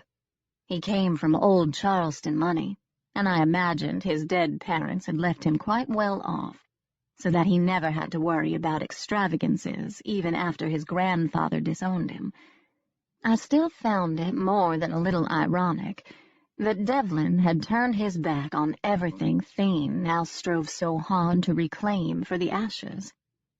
But even though Devlin had shunned tradition and his grandfather's expectation, and the force of his gaze drew an uneasy shiver, the turmoil in those green depths didn't match the placid expression or the easygoing demeanor. No shade or mask could hide the violent intensity of those eyes. "I hope you don't mind me dropping by like this," he said. No, of course not." I recovered my poise and shrugged. "Why would I mind? It's a public place. You have as much right to be here as I do, especially considering this is your family's cemetery." Angus sidled up to Thane, and as he bent to give him a pat, a shaft of sunlight struck the side of his face, highlighting a cut at his left temple. "What happened to you?" I blurted. His eyes flickered, a brief darkening. "A miscalculation. It won't happen again." I was dying to know the particulars of that miscalculation, but something told me this was as much information as I'd likely get. Something also told me that in this instance, ignorance might be bliss. He straightened and glanced around the cemetery. "This is the first time I've been up here in years. I had no idea it was so overgrown. You can barely see some of the monuments for the ivy and brambles." "It's not as bad as it looks. Most of the headstones are in good shape, and I've seen no trace of vandalism. Defacement is usually a big problem in older cemeteries." "Vandals can be caught," he said. "Time and neglect are stealthier culprits." I looked up at him. Meanin'? He shrugged. Defacement is defacement in my book. Are you saying the cemetery has been deliberately neglected out of disrespect? It's like I told you on the ferry. Thorngate still inspires strong feelings. He spoke in a hushed tone, not solely out of reverence, I suspected, but also from habit and instinct. This was not a place for harsh voices. He would have been taught that as a boy, given his grandfather's veneration for the family cemetery. Over the years, this place has become a symbol of everything the town lost because of Asher greed. Your family didn't make provisions for the upkeep when ownership changed hands? A flicker of impatience suggested that I'd failed to grasp some elemental aspect of that exchange. That would have defeated the whole purpose of Grandfather's grand gesture. What good is atonement without sacrifice? I had a feeling there were nuances and subtleties to Pell Asher's grand gesture that an outsider like me would never be able to comprehend. If the neglect is deliberate, why am I here? He squinted into the sun. Evidently, someone thought it time for a restoration. And you wouldn't know anything about that? One brow rose ironically. Me? Hardly. You know my feelings on cemetery expenditures. No offense. None taken. I had a feeling he might be a little more interested in the restoration than he let on, though. I saw you by the mausoleum just now. Did you go inside? Just a quick look around. Why? Your grandfather thought you might be willing to go down into the tomb with me. He said the vaults are not to be missed. He also said when you were a boy you were quite taken with the sleeping bride. He grimaced, but I could see a twitch at the corner of his mouth, and he seemed to relax. I was a ghoulish little bastard, all right. Did he explain that the sleeping bride is, in fact, some great-great-great-aunt perfectly preserved under glass? Yes, and I guess I'm ghoulish, too, because I'd love to see her. She's quite a spectacle, as fine a testament to Asher arrogance as you're likely to find anywhere. I slanted him a glance, and here I thought the angels were impressive, particularly after I discovered the family resemblance. So you noticed. I caught the ghost of another smile as he turned back to the statues. Personally, I prefer dear Aunt Emmeline. At least she had the grace and humility to die with a peaceful expression. The angels, on the other hand, are a little too self-satisfied for my taste. Although there is something haunting about the one in the middle. I've always wondered about her. His voice trailed away on a curious note. What is it?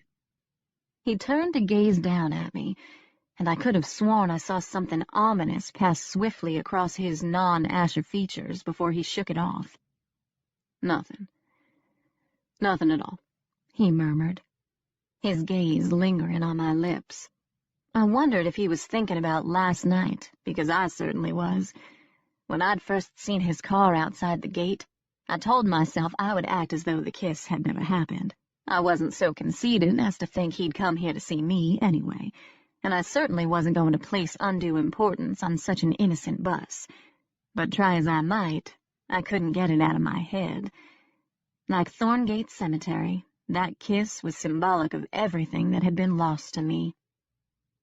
You okay? He was still gazing down at me very intently, head cocked as if I were some great mystery he intended to solve. I'm fine, I said, in my best pretend-you-don't-see-that-ghost voice. Why? You seem to drift off there for a minute, and I can't help noticing that you look a little tired this morning. Oh, that. I slept badly last night. In fact, I didn't sleep at all until sunup. Strange bed. Strange everything. I didn't know how much I wanted to tell him. Encounters with the supernatural always complicated confidences. Someone cut a hole in the screen door and took Angus off the back porch. I found him tied up in the woods surrounded by steel traps, big ones. I think they were bear traps. Bear traps? I saw a flash of that razor-wire temper before he knelt beside Angus. If Tilly hadn't come to our rescue, I don't know what would have happened. Tilly Pattershaw. She came out of nowhere with a huge knife. It was pretty amazing. She cut Angus loose and then I trailed off. And Up to the night before. He seems fine. I thought the traps had been set for me at first. He glanced up sharply. why would you think that? It seemed obvious Angus had been used to lure me into the woods, and it occurred to me that someone might have gotten nervous over my discovery. The hidden grave?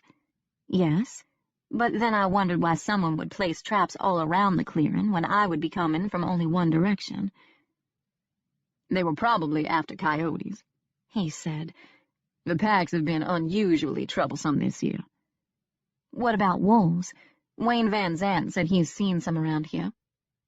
I heard other people say that too, but I've never spotted one. He glanced up, the hard gleam of suppressed violence still taking me aback. You didn't hear or see anything last night? No, but I think someone must have been in the yard earlier when I let Angus out before bedtime. When I found him in the woods, I could smell something chemical on his breath. I think he was drugged. Thane rose. Did you call the police? No, Why not? because I don't trust Wayne Van Zandt. I told him about my conversation with Van Zandt at the police station and his callous offer to come out and take care of my stray. He's the only one other than you and Luna who even knows about Angus. Thane was silent for a moment. You're assuming no one else has seen you with the dog, but you had him here at the cemetery with you yesterday, didn't you? No one else was around, though. Not yesterday.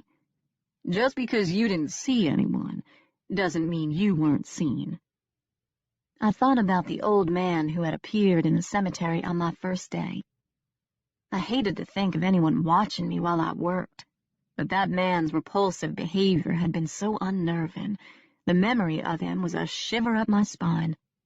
I lifted my gaze to the statues, and for an instant, the way the sun hit them, the ethereal faces twisted into something ugly and sinister, something demonic.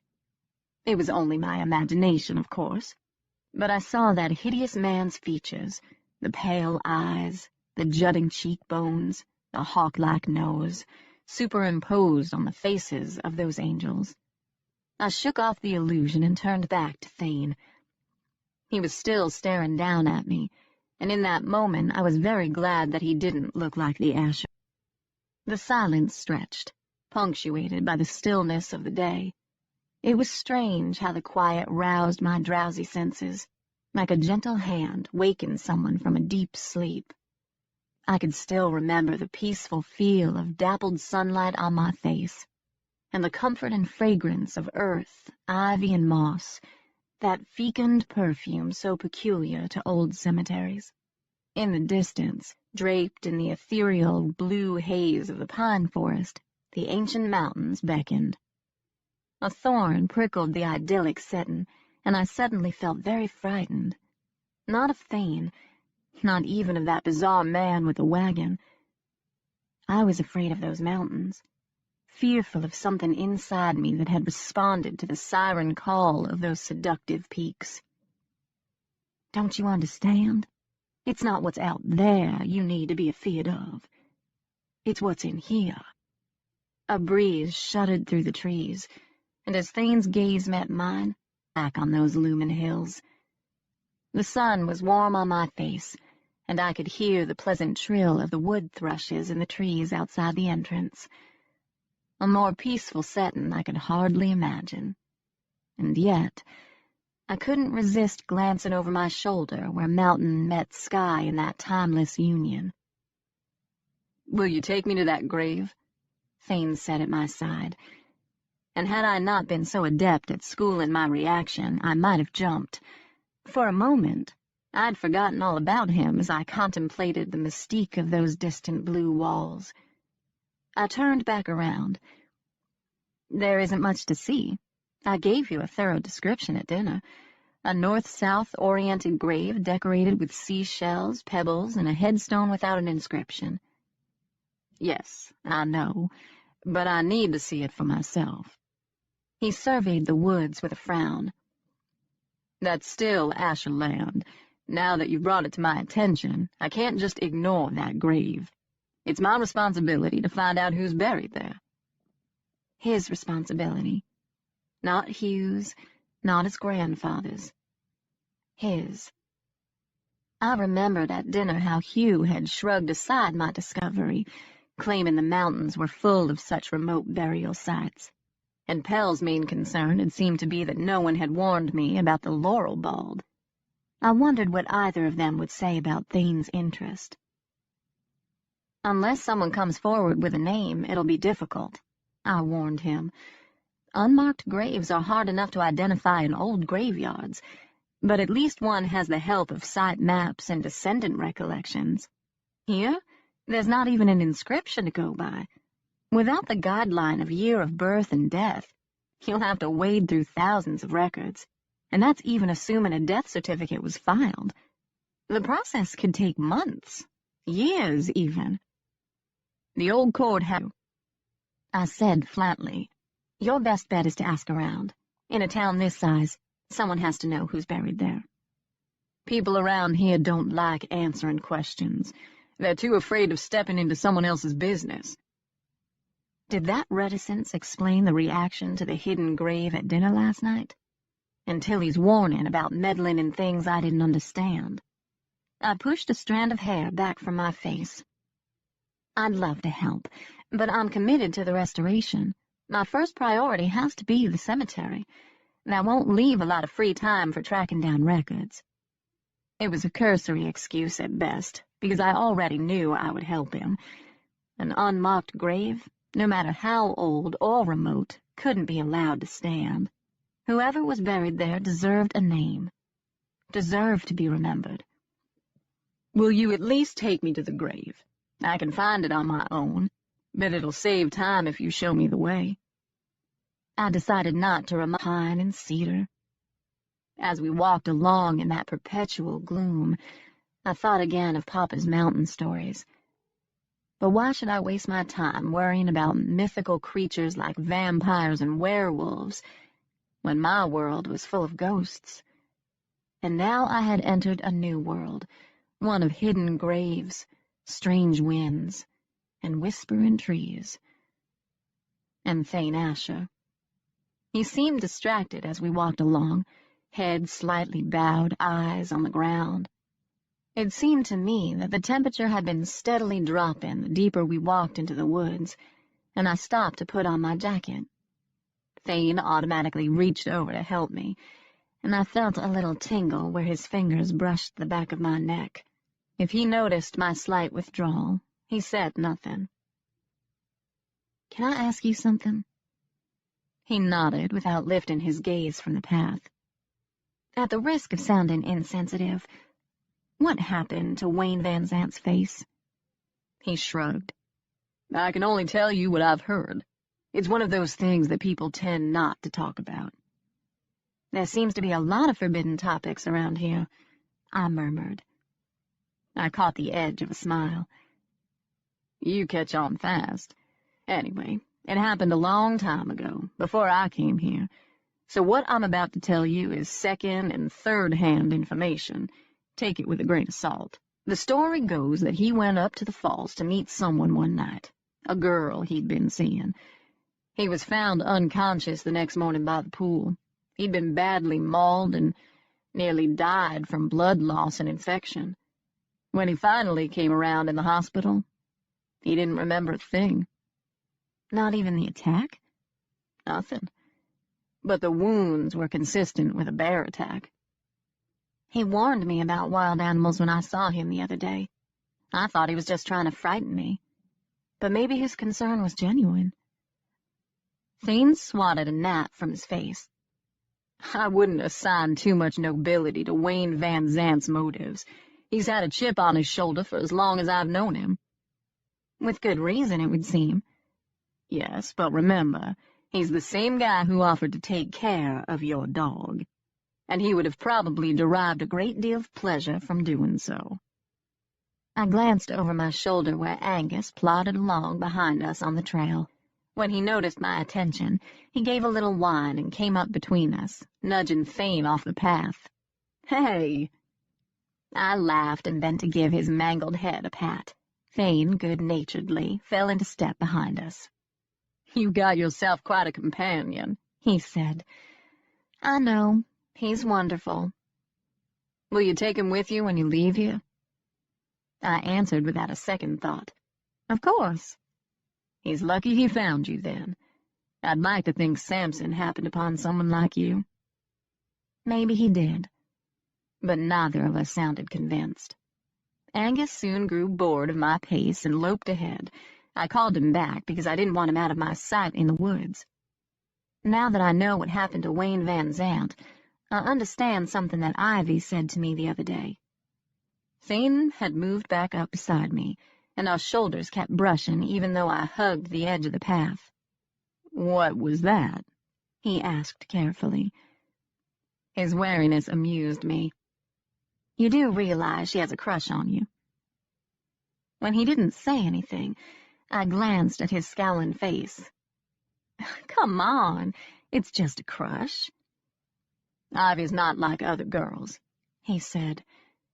"There have been some incidents." My smile faded at his tone. "Like what?" "Stalking," he said grimly. "Stalking? As in following you?"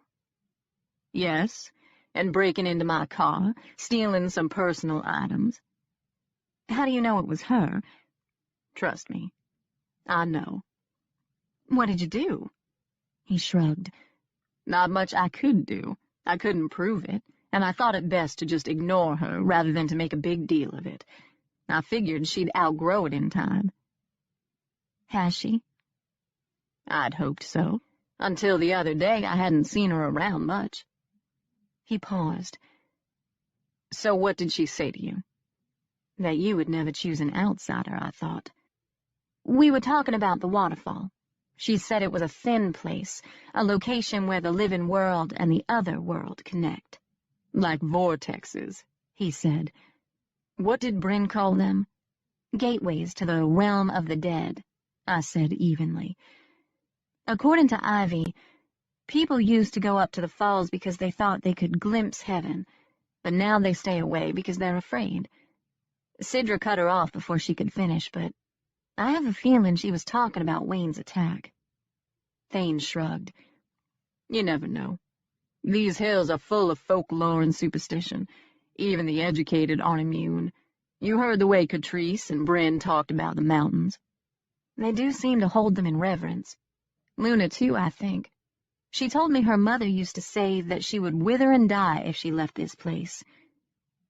"I somehow think Luna would survive," he muttered, and I wondered if he knew about her relationship with Hugh. "Actually," he said slowly, "she was the girl Wayne went up to the falls to meet that night." I swung around in surprise. "Luna Kemper?" "There's only one Luna around here," he said. "She and Wayne were close back then. Inseparable, people say. Then my uncle came back from Europe, and, well, you've seen him." "Wayne is before you came here. That's a long time to hold a grudge." "Grudges are like superstitions. You know they don't make sense, but you cling to them anyway." We walked along in silence for a moment, and I became overly aware of the forest sounds. The scurry of tiny feet through the underbrush, the rustle of leaves in the treetops.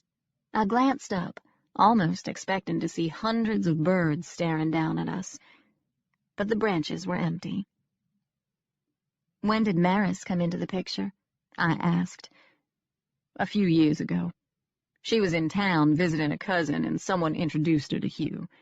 "Was he still with Luna?" "They were together off and on for years, but by that time Maris had a certain attraction that Luna could no longer offer, namely youth. Her money was a bonus." "That sounds cold, mercenary. I told you we Ashers are a self-serving lot," he said grimly. "Grandfather was the one who pushed for the Union. Hugh had turned 40 without producing an heir, and God forbid the Asher bloodline die out. And yet there's been no baby. Ironic, isn't it? What about Edward? He and my mother had no children. I can't speak to his past before they married, although I think he and Bryn were together for a time. That was long before she had Sidra, though." Bran and Edward, Luna and Hugh? What about Catrice? "Odd woman out, I guess." He shrugged. "There's been no Asher offspring for a whole generation, so you can imagine grandfather's impatience." Blood and land, I murmured. "Ah." He slanted a glance down at me. "So he shared his philosophy with you?" Yes, and it all sounds so archaic, so 17th century. "It is archaic," Thane agreed. "and I've always thought it Resent hadn't shot out to study me. I restore old cemeteries the hard way," I said, and held out my palms. "See, I have lots and lots of calluses. There's nothing mystical or mythical about what I do." His eyes glinted. "I was teasing." Oh. I tried to take it as such, but something niggled at the back of my mind. That same feeling of destiny that had plagued me in the clearing, that unsettling notion that I had been brought here for a reason. "They do call you the Restorer." "Anyway," Thane was saying, "I suppose grandfather still has hope of an heir, but I'm not so sure the marriage will last that long." A divorce would probably make Luna happy. I thought of that overheard rendezvous, the intimate murmuring, and the animalistic moans of pleasure. I drew a sharp breath. That day at the library, I couldn't leave those sounds behind fast enough. But now I found the voyeuristic memory titillating, and that in itself was disturbing. As we neared the summit, I felt something in the air, an odd vibration that thrummed through my veins and teased like a feather along my nerve endings. The breeze lifted my hair and stroked my face like a lover's caress. I closed my eyes on a shudder. Then slowly, I turned my gaze upon the man beside me. For a moment, his face seemed to morph into... Thane scowled down at me. "Are you okay? Do you feel something in the air?" I asked, pulling my jacket tightly around me. The frown deepened. "Rain, maybe. I noticed storm clouds moving in earlier." That could explain the vibration, couldn't it? The electrical shock that had pulsed and seemed to stir something deep inside me, almost akin to a sexual excitement. It was... I paused and started again. For a moment, when I looked at you, I saw someone else. He studied me curiously. "Who?" I glanced away, unable to hold his gaze. "No one. It doesn't matter." "Lack of sleep," he pronounced. "Fatigue can play strange tricks on the mind." I willed my heartbeat to slow. "I guess you're right. Kind of like a waking dream. Anyway, I'm okay now." He cocked his head. "Listen." "What is it?" "You can hear the falls from here." We were silent, heads turned toward the summit, over the distant rush of water. Another sound came to me, a whisper that undulated like a gentle wave through the trees. "Amelia, Amelia." Chapter 19. We crested the hill and started down the rugged incline toward the laurel bald, the sun at our backs. We were not that far from Thorngate and the highway, but it felt as if we'd been transported 1,000,000 miles into nowhere. I saw a lizard sunning on a rock, and high overhead, A lone hawk floated serenely on an air current, but no other living creature stirred as we made our way down the slope. I was favoring my ankle now, though it didn't really hurt. But an uncomfortable stiffness in the joint made me wary of a misstep, and I didn't mind when Thane offered a hand over some of the more treacherous terrain. The vibration had stopped, and I'd regained my equilibrium. I could view him now as a pleasant, attractive man whose company I had come to enjoy, nothing more. As we reached the bald, I realized it was a very good thing we'd brought Angus along.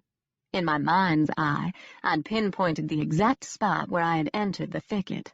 But now that we were here, the breaks in the wall of scrubby growth looked exactly the same.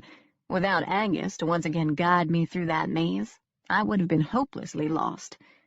Papa was right. The sameness of the landscape played tricks on the eyes and on the senses. I wasn't able to pick out a familiar landmark until we scrambled down the overhang that sheltered the grave. Angus had bounded ahead, and now he sat facing the mound, tail thumping excitedly as he waited for us to catch up. "This is the place?" Thane asked. "Yes, the grave is up there, underneath the overhang. See the foxglove? They didn't grow there wild. Someone planted them. But if you were just passing by, you'd never notice." Thane glanced around. "Hell of a place to bring a body. Must have been torture getting it through all that mountain laurel. Unless—" He trailed off, but I knew where his mind was headed. Unless the body was still mobile? I know. I've thought of that. But the mounding of the dirt is deliberate, and there's a headstone. Anyone trying to cover up a crime would never be so brazen. And anyway, I don't think the grave is hidden. I think it's protected. As we stood there talking, Angus got up and ambled over to the grave to paw at some leaves. Then, with an odd whimper, he came over to nuzzle my hand. A moment later, he returned to the grave and repeated the ritual. "What's he doing?" Thane asked. "I've no idea. There's something about this place that excites him. He's the one that led me here. He kept barking and barking until I followed him through the woods, and when I found him, he was just sitting there with his gaze fixed on the grave." "He must smell something," Thane said. "These weren't here yesterday." "They look fresh," Thane said. "Someone must have been here early this morning." "I told you at dinner this grave has been taken care of for years. See the way the grass and weeds have been scraped away? In the southern folk cemetery, that's a sign of respect, leaving the bare earth exposed that way. It's mostly an archaic tradition and rarely seen in this area. But at one time, people spent hours and hours hoeing every scrap of grass from grave sites. It takes a lot of work and patience to keep it so clean." "Why the seashells?" he asked. "The ocean is miles from here." "It's another custom, sometimes symbolic of a watery passage. You'll see whole graves covered in cockle shells, especially here in the south." "And those roses on the headstone? You said a full bloom and a bud symbolize a dual burial." "That's one interpretation, and used to be indicative of a mother who died in childbirth and was buried with her stillborn baby. But gravestone art can be subjective. The same symbol can mean different things in different areas and different time periods." I studied the grave for a moment, trying to sort out the messages. There are a lot of clues here, but I think they speak as much to the caretaker as to the deceased. Whoever visits this grave puts a lot of value in tradition. This site has been cared for with love and respect. I placed my hand flat on the headstone and felt again that strange jolt, that overwhelming feeling of suffocation. My head swam as my ears started to buzz, and I jerked back with a gasp. If my mother had somehow stumbled upon this site, I understood why it had troubled her. The place seemed charged with some dark emotion. Thane glanced up. "You okay?" "I just need to get a little air." I stood and moved away from the grave, uneasily scanning our surroundings. It was so quiet here, and the sun streaming down through the skeletal limbs of the laurel and rhododendrons seemed unusually bright. It was only a few feet away from the grave, but the glare in my eyes was so brilliant, and the shade beneath the overhang so deep that Thane had all but disappeared. I might have been alone, forsaken in that desolate landscape. A terrible heaviness pressed down, like a stone upon my chest. The suffocation I felt now was loneliness, so intense I could scarcely draw a breath. An image came to me suddenly. A ghost in a dark dress, wavering reed-like on the pier as she gazed up the stepping stones, willing me to see her. A shadow fell across my face, and I glanced up into the sun. For a moment, I could have sworn I saw a silhouette poised at the edge of the overhang, staring down at me. But when I lifted a hand to shade my eyes, it was gone, dissolved like Freya's ghost back into the mist. Freya's ghost. An incessant dread had been tapping at my subconscious for a while now. The fear that I was being haunted by Freya Pattershaw. Was it only a matter of time before my energy began to wane, before I grew pale and gaunt and hollow-eyed, before I became like Devlin? My knees went weak. Not a good sign. I found a place near the overhang where I could lean back against a warm rock while I tried to recover my strength. By the time Thane emerged from the shade, I was feeling almost normal. "Do you think this could be Freya's grave?" He glanced at me in surprise. "Freya Pattershaw? Why would you think that?" I shoved my hands into my pockets. "You said no one likes to talk about her death. Maybe she was buried out here, so that people could forget about her." "Freya was buried in Thorngate," Thane said. My gaze shot to his. "Which one?" "The new one. She died after the old one was flooded." I leaned back against the rock and closed my eyes for a moment. "You know this for a fact?" "For a fact, no. But when I was a kid, I used to see Tilly in the cemetery. I always assumed she was visiting her daughter's grave." He scratched the back of his neck. "Am I missing something here? What does it matter where Freya Pattershaw was buried?" "You want to know who's buried here, don't you? Unless someone comes forward with concrete information, it'll be a process of elimination." He frowned. "You weren't kidding, then, when you said identification could take a long time." "No, but it would go a lot faster if we could just find out who left those flowers." "I'll ask around," he said. "In the meantime, we're close to the waterfall.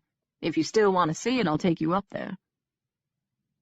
The sun was warm and pleasant on my face, but I found myself shivering at the prospect. What if the falls really was a gateway to the realm of the dead? Chapter 20. I had to shed my jacket again by the time we reached the waterfall. The trek had taken us up and around the laurel bald, through a mountain meadow carpeted with goldenrod, and along a rocky stream. As the hillside gave way to a more treacherous climb, we skirted the base of a sandstone cliff, eventually arriving at a natural archway that led us into a fern grotto, shaded with sugar maples.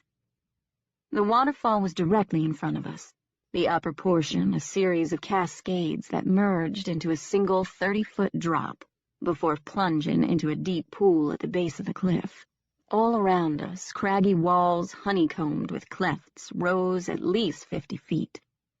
The beauty of the place was breathtaking, but already I could feel a spiny tickle at the base of my neck as I walked through the archway, Angus at my heels. I didn't like the claustrophobic feeling of being hemmed in. I could imagine a little too vividly the scenario with Wayne Van Zant. Once he'd entered the enclosure, he would have been trapped by whatever had followed him through the arch. Near the base of the falls, the mouth of a cave opened into darkness. Above the entrance, 3 circular symbols had been carved into the face of the rock. A slight breeze swept in behind us. and a whisper ran through the trees as my gaze fastened on those marks. I inhaled sharply at the sight. Ivy told me about those symbols, but I never imagined they'd be so large. You want to take a closer look? My gaze traveled up the side of the cliff. You're joking, right? Thane grinned. It's not as dangerous as it looks. It's actually an easy climb. I'll have to take your word for that. You sure? You can't see them from here, but there are some smaller drawings up near that ledge. He pointed to a narrow shelf about 10 feet from the top of the cliff. Like these? I think so. I squinted up at the symbols. Ivy said that no one knows what they are, or who carved them. Thane shrugged. All I can tell you is that they've been here for a long time. Up close, you can see where they've started to erode. You can also see chisel marks. I know what they are, I said a little breathlessly. He turned in surprise. You've seen them before? Yes, on old gravestones. They're hex signs. And despite what Ivy said, I'm willing to bet I'm not the only one around here who knows what they are. Hex signs? What do they mean? They're not as ominous as they say. Time of year. Makes for an invigorating swim.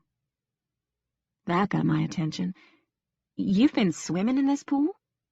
When I was a kid, I wasn't supposed to come up here alone, so naturally I snuck away every chance I got.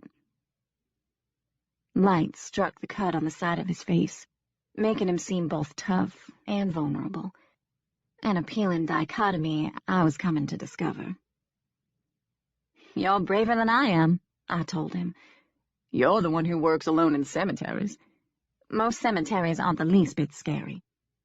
How would you rate Thorngate? Verdict is still out, I said lightly. My gaze lifted again to the symbols. Something tugged at the edge of my memory, and I struggled to recall what I'd read about them. What's wrong? He asked. I'm trying to remember what I know about hex signs. You almost always see them in multiples of at least 3, I said. The one on the outer edge, nearest the falls, is the most common. It's called a sun wheel. The one in the center is a compass star. See how the points are rounded like flower petals? Thane rose and walked back to where I stood. I've always thought the third one was a pentagram. It's called a Drudenfuss, a witch's foot. According to German folklore, it has the power to stamp out demons. And then suddenly I had it. I knew what had been worrying me about that symbol. Do you notice anything strange about it? They're all must be opened, or the whole star destroyed. So if only one point is open... Evil is still here. The breeze stirred again, arousing a murmur from the trees. Leaves peppered the surface of the pool, then floated serenely away. But it's only a legend, Thane said. More mountain lore. I know that, but in all the cemeteries I've visited, I've never once seen a pentacle with an open point. It's a little unsettling to find one here. Why? Because this place is supposed to be some sort of gateway or vortex? That's part of it. I wrapped my arms around my middle as I gazed around, and because it's so closed in, it feels a little claustrophobic to me. I keep thinking about what happened to Wayne Van Zandt here. If something followed him in here that night, he never stood a chance. There's only one way in and one way out. Unless you go up, Thane said, his gaze lifting. I pictured the marks on Wayne's face. There was 5 raised scars where claws had slashed across his cheek, stealing his good looks and almost taking his life. Whether it was the vision of that attack or Ivy's insinuation about a thin place, I didn't know. I began to experience the same lightheadedness I'd felt in the laurel bald. I could feel that odd thrum, too, pulsating along my every nerve ending. I turned to Thane. Do you feel that? What? A vibration. I felt it earlier before we entered the thicket. Thane was silent for a moment. I don't feel anything except mist from the waterfall. There's no transformer or Power plant around here? I asked anxiously. Not for miles. He paused. Do you still feel it? Yes, and I can hear it, too, if I listen closely enough. It's like... What? He was staring down at me very intently. He made no move to touch me, but I was suddenly so aware of his presence. I could feel the heat of his flesh as surely as if he were pressing into me. I took his hand and put it on my chest. Can you feel it? His eyes darkened. I feel your heartbeat. No, it's there. It's inside of me. I started to tremble. It's like this place is somehow a part of me. My vision clouded, and an image came to me of two naked bodies entwined and straining toward climax in this very glade, as the vibrations pulsated all around them, calling the dead, calling forth creatures from out of the cave and holes and up from the deepest, coldest depths of the pool to witness the union. They were everywhere, red-eyed and leering. I felt myself sway toward him, and whatever was keeping me here had also driven me into Thane Ash's arms. His tongue slid into my mouth, and the hum grew louder and louder until my whole body pulsated with need. I'd never felt anything like it. It was like a heartbeat, like the throb of blood through my veins. But it was coming from the mountains, and from the cave, and from the very land on which we stood. And it was coming from inside me. The vision came back to me, and I saw the woman rise over the man, her head thrown back in carnal abandon, as their cries and moans melded in that dark glade. I could have sworn it was Devlin and his dead wife, Mariama. And the woman turned with a seductive smile, and I saw that it was me. As if in the throes of his own orgiastic dream, Thane drew me closer, one hand on my back crushing me to him, the other hand tangled in my until he glanced away and broke the spell. Damn! What just happened? The buzzing subsided, and I stared up at him in confusion. I don't know. Are you okay? Yes, I couldn't meet his gaze. That was unexpected. I know. I'm sorry. It wasn't just you. I glanced around with a shudder. It's this place. It makes you think strange thoughts. But Thane put a hand on my arm. Shush. Listen. He cocked his head. In the silence, I heard the distant echo of a bark. Oh no, Thane! He's gone into the cave! We were still standing face to face, and I hadn't realized that my hand had crept to his chest. When I noticed, I quickly dropped it to my side. I'll go in and get him, he said. I'll come with you. No. You stay put. I know that cave. I can move a lot faster if I need to get the hell out. It seemed foolish to argue with that logic. I watched him slip through the opening into darkness. Then I waited by the cave for a moment, trying to pick up the sound of Angus's bark. I heard Thane call to him, and then all was silent. I told myself they would be fine. Thane was more than capable of taking care of himself, and Angus's instincts would keep him safe.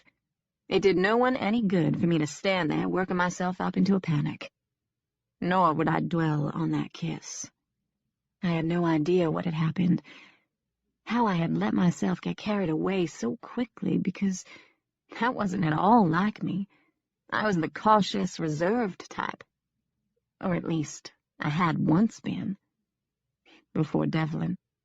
Moving away from the entrance, I knelt by the pool and dipped my fingers in the water. Thane was right. The water was as cold as a melted glacier, the spray from the falls like the chill of a winter rain. As I stared down into those dark depths, a leaf dropped into the water, and my reflection wavered in the tiny spirals. But even as the leaf floated past me, The ripples continued as though the water had been disturbed by some underwater eruption. Once again, I heard a hum, like the ghostly vibration of a tuning fork. I was still staring down into the pool, watching the tiny undulations, when a reflection appeared over mine in the water. I thought it was Freya's ghost at first, but then I realized that someone stood at the top of the cliff, gazing down into the glade. Even as I lifted my head, the spirals intensified, and the reflection quivered into nothingness. She had been there, though. I hadn't imagined her any more than I'd invented the silhouette in the laurel bald. Someone was following us. And for that split second, the face had appeared in the water. I could have sworn I saw a reflection in the pool, but when I looked up, she was gone. She? It was a girl. He shrugged. Probably just some kids camping out in here. I saw the remnant of a fire in the cave. Maybe that's why she disappeared so quickly. This is Asher property. She was probably afraid of being caught trespassing. Is there another way to the top of the cliff besides scaling the wall? Yes, there's a path a little farther on. If someone was coming from the lower bald, would they have had time to get up there by that path? A brow lifted, but all he said was, assuming they know the area. I started to mention Ivy, but then I wondered if what he'd told me earlier had planted the idea in my head. That cliff was at least 50 feet above the pool. An accurate identification from a wavering reflection didn't seem all that plausible, even to me now. And maybe that silhouette at the graveside had been nothing more than a shadow. The sun had been in my eyes, after all. But I hadn't imagined those traps last night. I hadn't imagined being lured into the woods. You want me to climb up there and take a look around? Thane asked. You don't need to do that. It was probably just a camper, like you said. You still look upset. Are you sure you're okay? Yes, I'm fine. But I'm ready to get out of here. Let's head back then. As we walked through the archway, I glanced back into the glade, my gaze lifted to the symbols and then to the top of the cliff. I couldn't be sure, but I thought I'd glimpsed a shadow moving stealthily along the edge, as if trying to keep pace with us. This audiobook has been broken into multiple parts to make the download faster. You have reached the end of a part, but not the end of the complete audiobook, so please check your library for the next part of this audiobook. Audible hopes you have enjoyed this program. This is Audible. And now, Part 2 of The Kingdom, written by Amanda Stevens and read by Christine Vam. Chapter 21. It was noon by the time we started back. The sun was directly overhead, but dark clouds hung suspended over the mountains, and I could hear thunder rumbling through the hills. The storm was a long way off, though, and I had no idea if it was even headed our way. Still, I felt an electric tingle along my scalp and my fingertips, and as the breeze died away, the air felt heavy with portent. The path around the cliff was narrow, so we walked single file. Thane led the way, with me in the middle, and Angus bringing up the rear. I wasn't much in the mood for talk.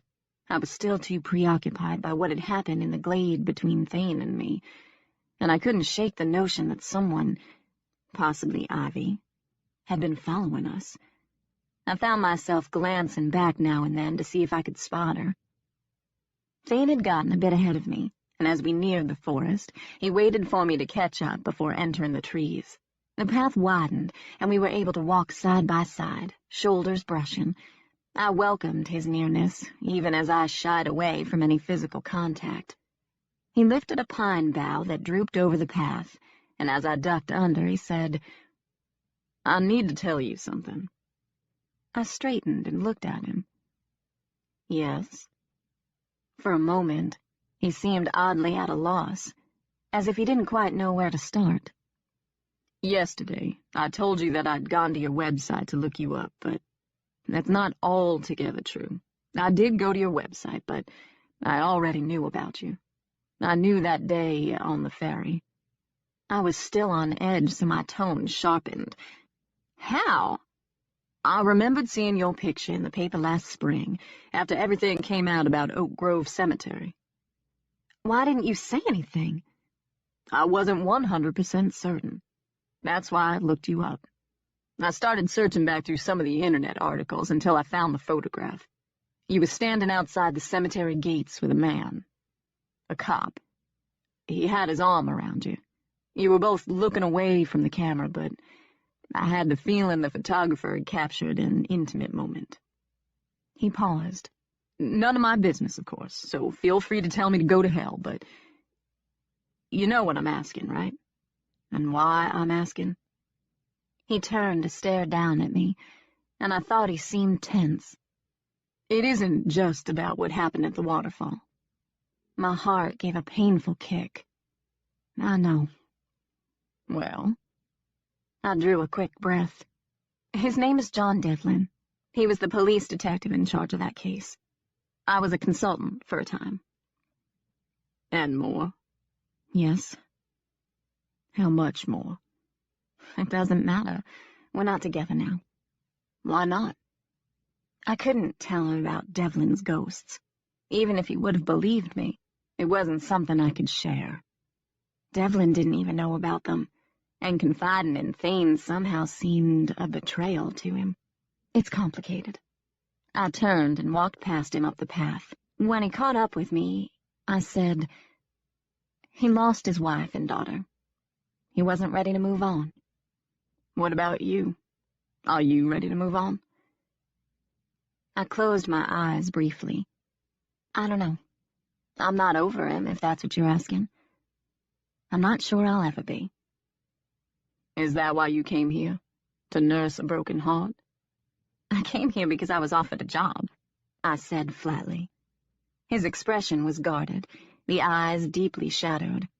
For what it's worth, I know what it's like to lose someone you love. I know that emptiness, that awful, helpless feeling. Your grandfather told me about Harper, I said softly. He frowned. What did he say? He said she was the girl you wanted to marry. She died in a car crash, and you blamed yourself for allowing her to go out in a storm. Anger flared. Did he also mention how he'd done everything in his power to keep us apart? No, but I remembered his grandfather's comment about the girl's mental instability. Why did he try to keep you apart? Because she wasn't part of his grand design. A muscle pulsed at his temple. And her family didn't meet with his approval. Why not? She didn't have money or connections, the right kind of pedigree. None of that mattered to me, of course. I only wanted Harper. If not for the accident, we would have been married that spring, despite grandfather's objections. I'm sorry. He was silent for a moment. I heard the rumble of thunder in the distance, and the rustle of leaves overhead as the breeze picked back up, bringing the scent of rain and the promise of bad weather. Thane looked up through the breaks in the canopy where the sun still shone brightly. It was a long time ago, and who knows if it would have lasted. We were young, and I can look back now and admit that part of the appeal of our romance was bucking grandfather's wishes. Don't get me wrong, he said quickly. I did love her. And I'm also grateful to grandfather for taking me in when I had nowhere else to go. I'll never be able to repay him for all that he's done for me. But he never quite lets you forget that you're not a true Asher.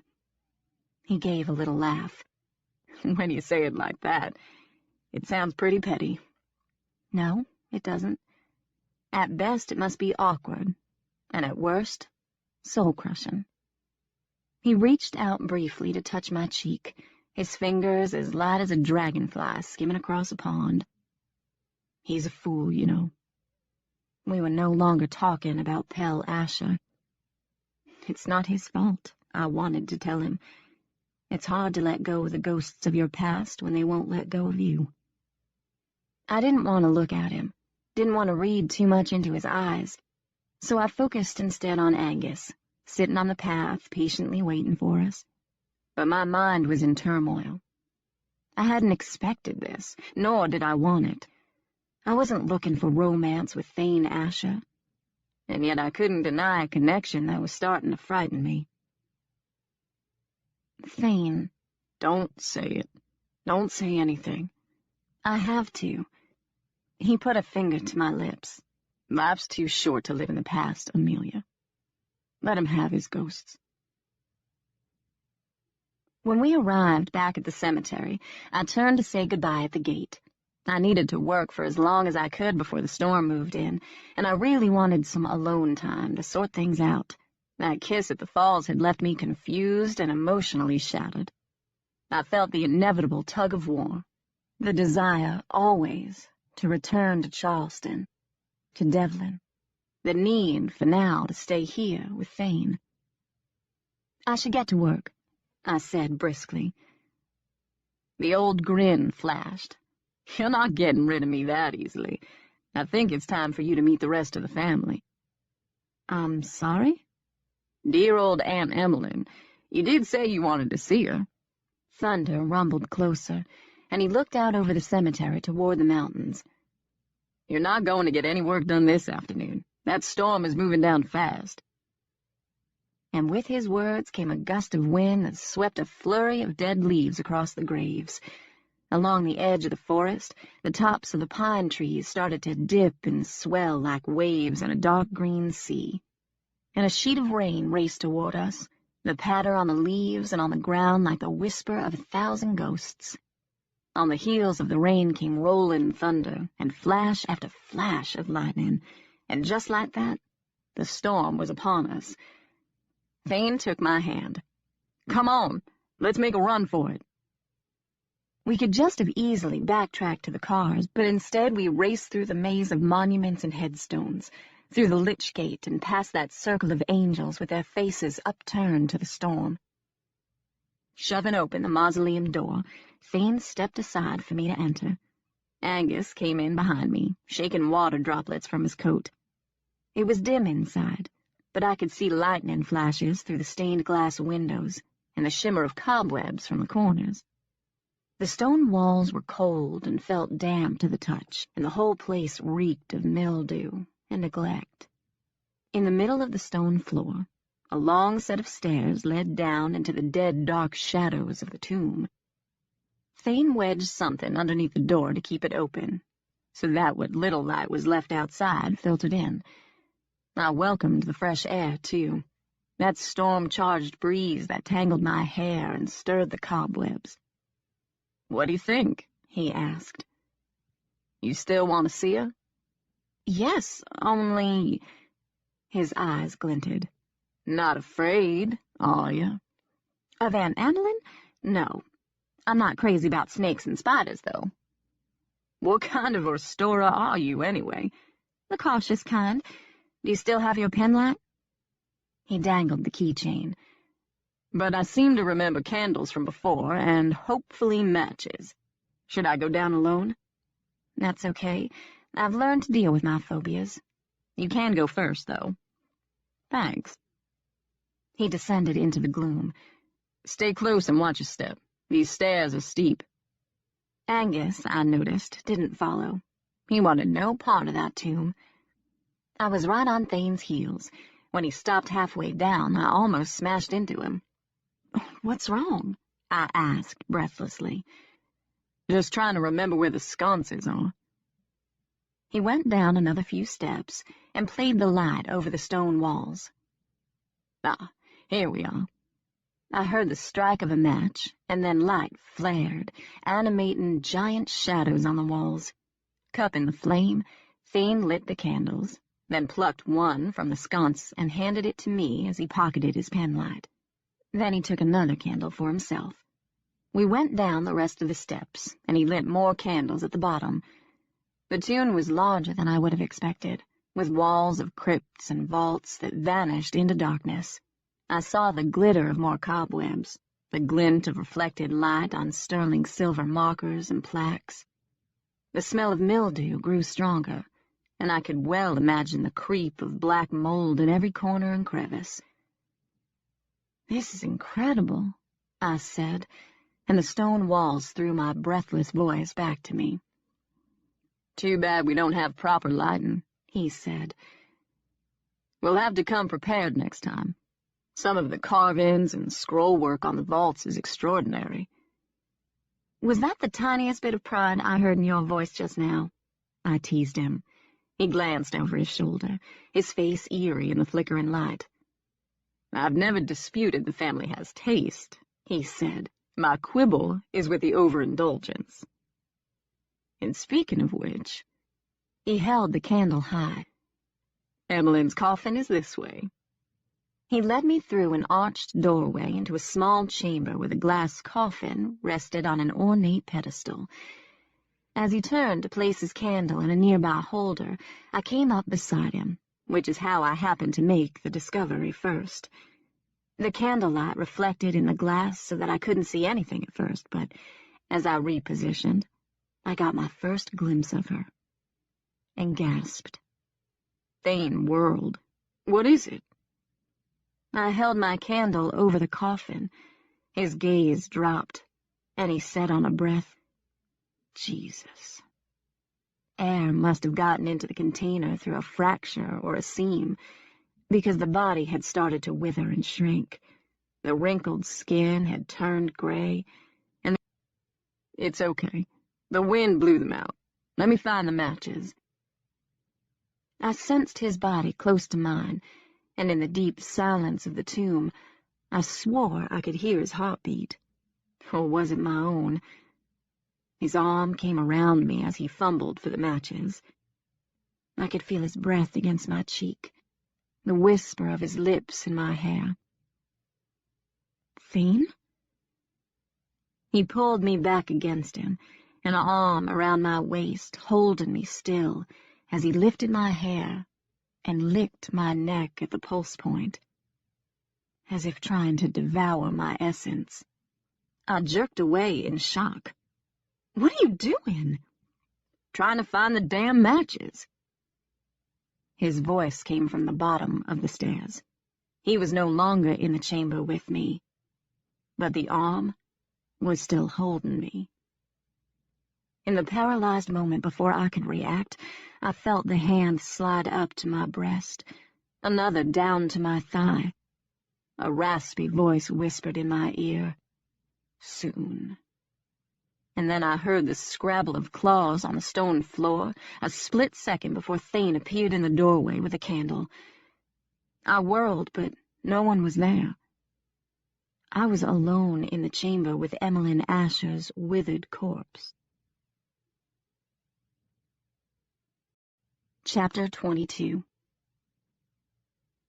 The storm blew over quickly, and the sunset that evening was spectacular. I sat out on the back steps with Angus at my feet as the sky over Bell Lake ripened from a rosy blush to a deep apricot, then faded to smoky lavender shot through with gold.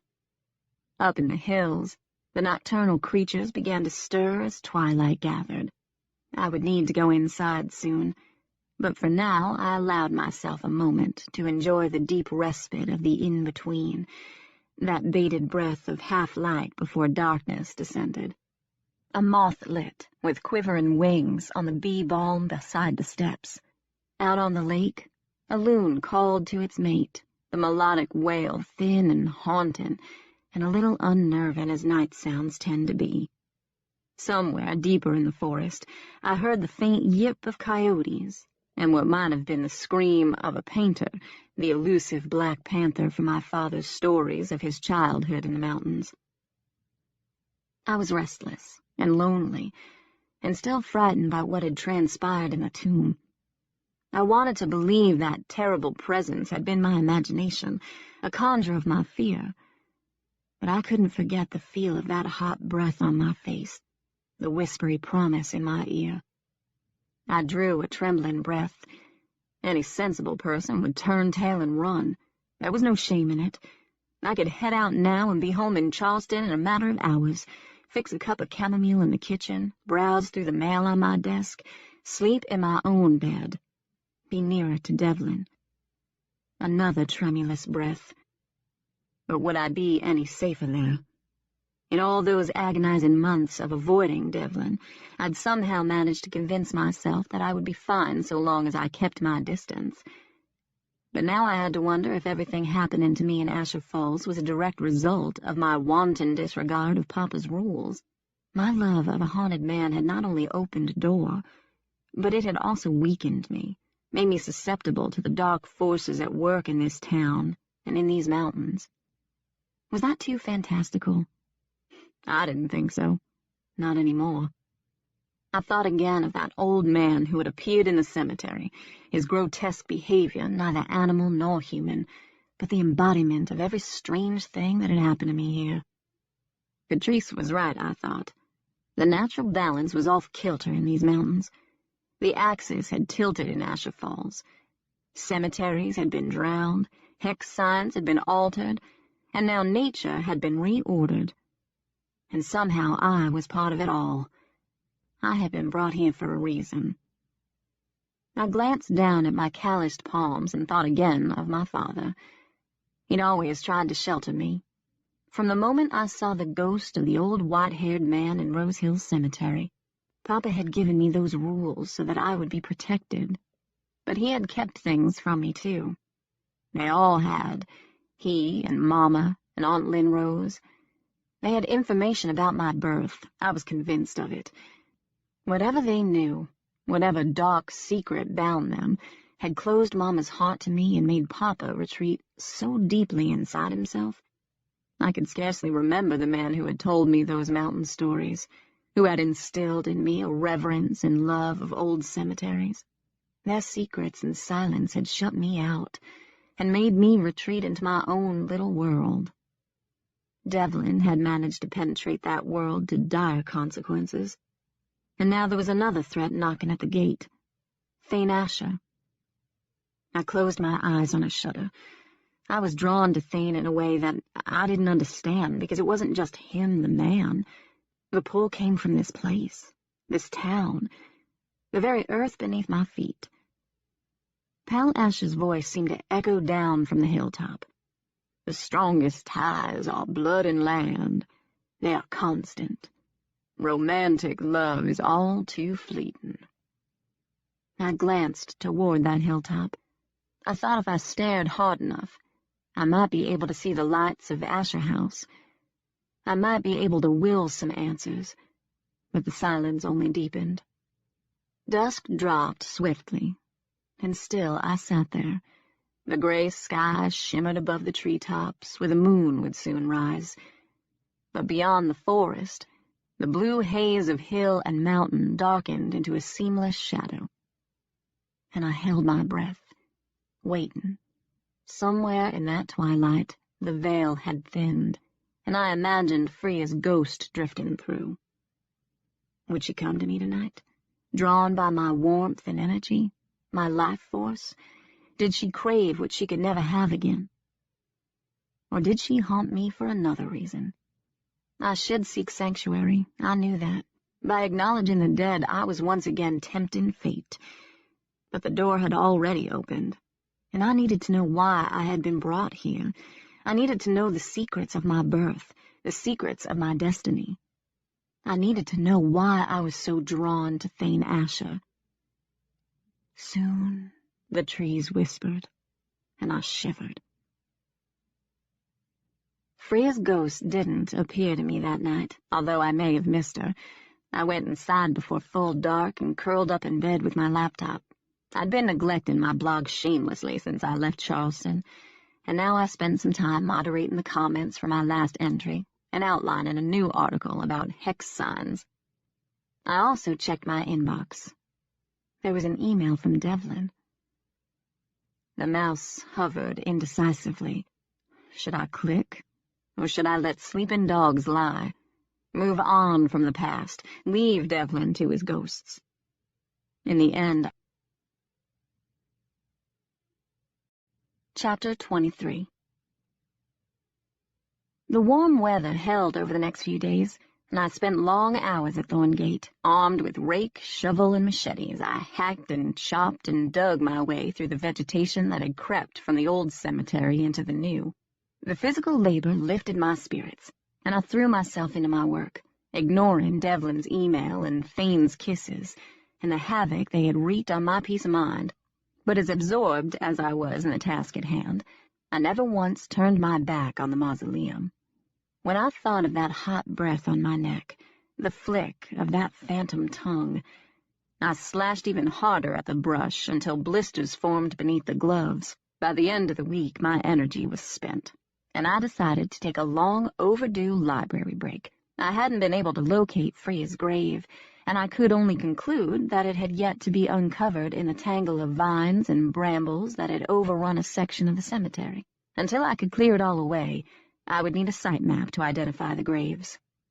Stopping by the house for a quick shower and change of clothing, I made sure Angus was settled in with plenty of fresh water and food, and then I left him snoozing in a patch of sunlight in front of my bedroom window. I hated to lock him inside, but I couldn't take him into town with me, and I certainly wasn't going to leave him alone in the yard. Ivy stood at the counter talking to Sidra when I entered the library a few minutes later. They both wore their school uniforms, so I assumed neither had been expelled.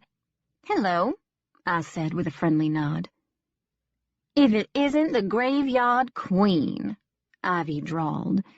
"That is what they call you, isn't it?" "Sometimes." "Creepy." What I found creepy was the fact that she must have looked me up to know my nickname. What I found even creepier was the possibility that she'd been spying on Thane and me at the falls that day. "Ivy's not like other girls," he'd said. "There have been some incidents." "I guess it depends on one's perspective," I said carefully. Her gaze was slightly contemptuous.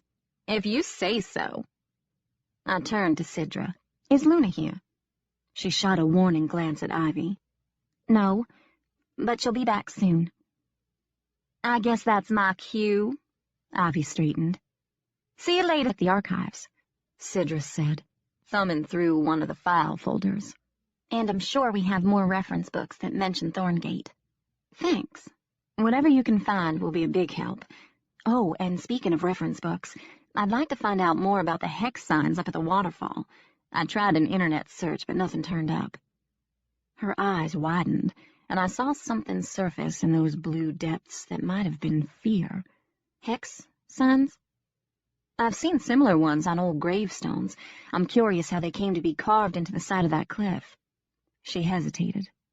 "You won't find any information in here, or anywhere else about those symbols, and I wouldn't mention them again. People around here are funny about those things." "Superstitious, you mean?" Her gaze darted away. "I just wouldn't say anything if I were you." I was puzzled by her behavior, but I let the matter drop. A door closed somewhere in the library, and she looked a bit alarmed. "Luna must be back. I'll let her know you're here." She hurried away, and I settled down at the table to work. But I'd barely had time to shuffle through the first stack of papers when Sidra returned with a couple of books. "Should be something in here about the cemetery," she said. "It lists all the graveyards in the county." I glanced up. "You sure found that fast." "I know just about every book in this library. I've spent most of my life in here." "You must enjoy your work, then." I smiled. "I love libraries. The older, the better, just like cemeteries." She said almost shyly, "I like cemeteries, too. I could help you go through some of this stuff if you'd like." "Luna wouldn't mind? I don't have anything else to do," she said, and pulled out a chair. It had occurred to me while she'd been gone that she might know something about Freya. The girl had died before Sidra was born, but in a town this small she was bound to have heard something, and she'd certainly reacted to the photograph in Luna's office. We worked in silence for a few minutes before I casually remarked, "I met your mother at Asher House the other night." "I heard." "She told you?" "My mother never tells me anything, but I always manage to find out what I need to know." The hint of superiority sounded more like Ivy than Sidra. "After dinner, Thane and I went through some old boxes. I came across a photograph that reminded me of the one hanging in Luna's office. That group photograph of her and your mother and Catrice. There was another girl in the background. Thane said her name was Freya Pattershaw." Sidra didn't glance up, but I could sense a sudden tension, and remembered her strong reaction that day in Luna's office. I'd suspected then, as I did now, that she'd seen Freya's ghost in that photograph. Have you ever heard that name? Her blue gaze lifted to mine, and something in those crystalline pools made me shiver. It was the dichotomy of light and dark, I realized. The hundreds. I had a sudden vision of all those crows staring down at me. Do you go out to her house often? Sidra gave a wary glance over her shoulder. I'm not supposed to go out there ever. But I like birds, the little ones especially, and the songbirds. Catrice studies predators. I tried to keep my voice mildly curious. Why aren't you allowed to go out there? Another pause. Tilly's not one of us. What do you mean? She's not from Asher Falls, but she's lived here most of her life. She's still considered an outsider by people like my mother and Luna. Ironic, considering she'd probably lived here longer than they'd been alive. Do you know what happened to Freya? I asked. She died. Yes, I know, but how? She hesitated with another cautious glance over her shoulder. No one likes to talk about it, but I've heard people say it was a fire. That's how Tilly burned her hands. They say she tried to go in after her daughter. That's why she wears gloves, I said. Always. I've never seen her without them, even when she feeds the birds.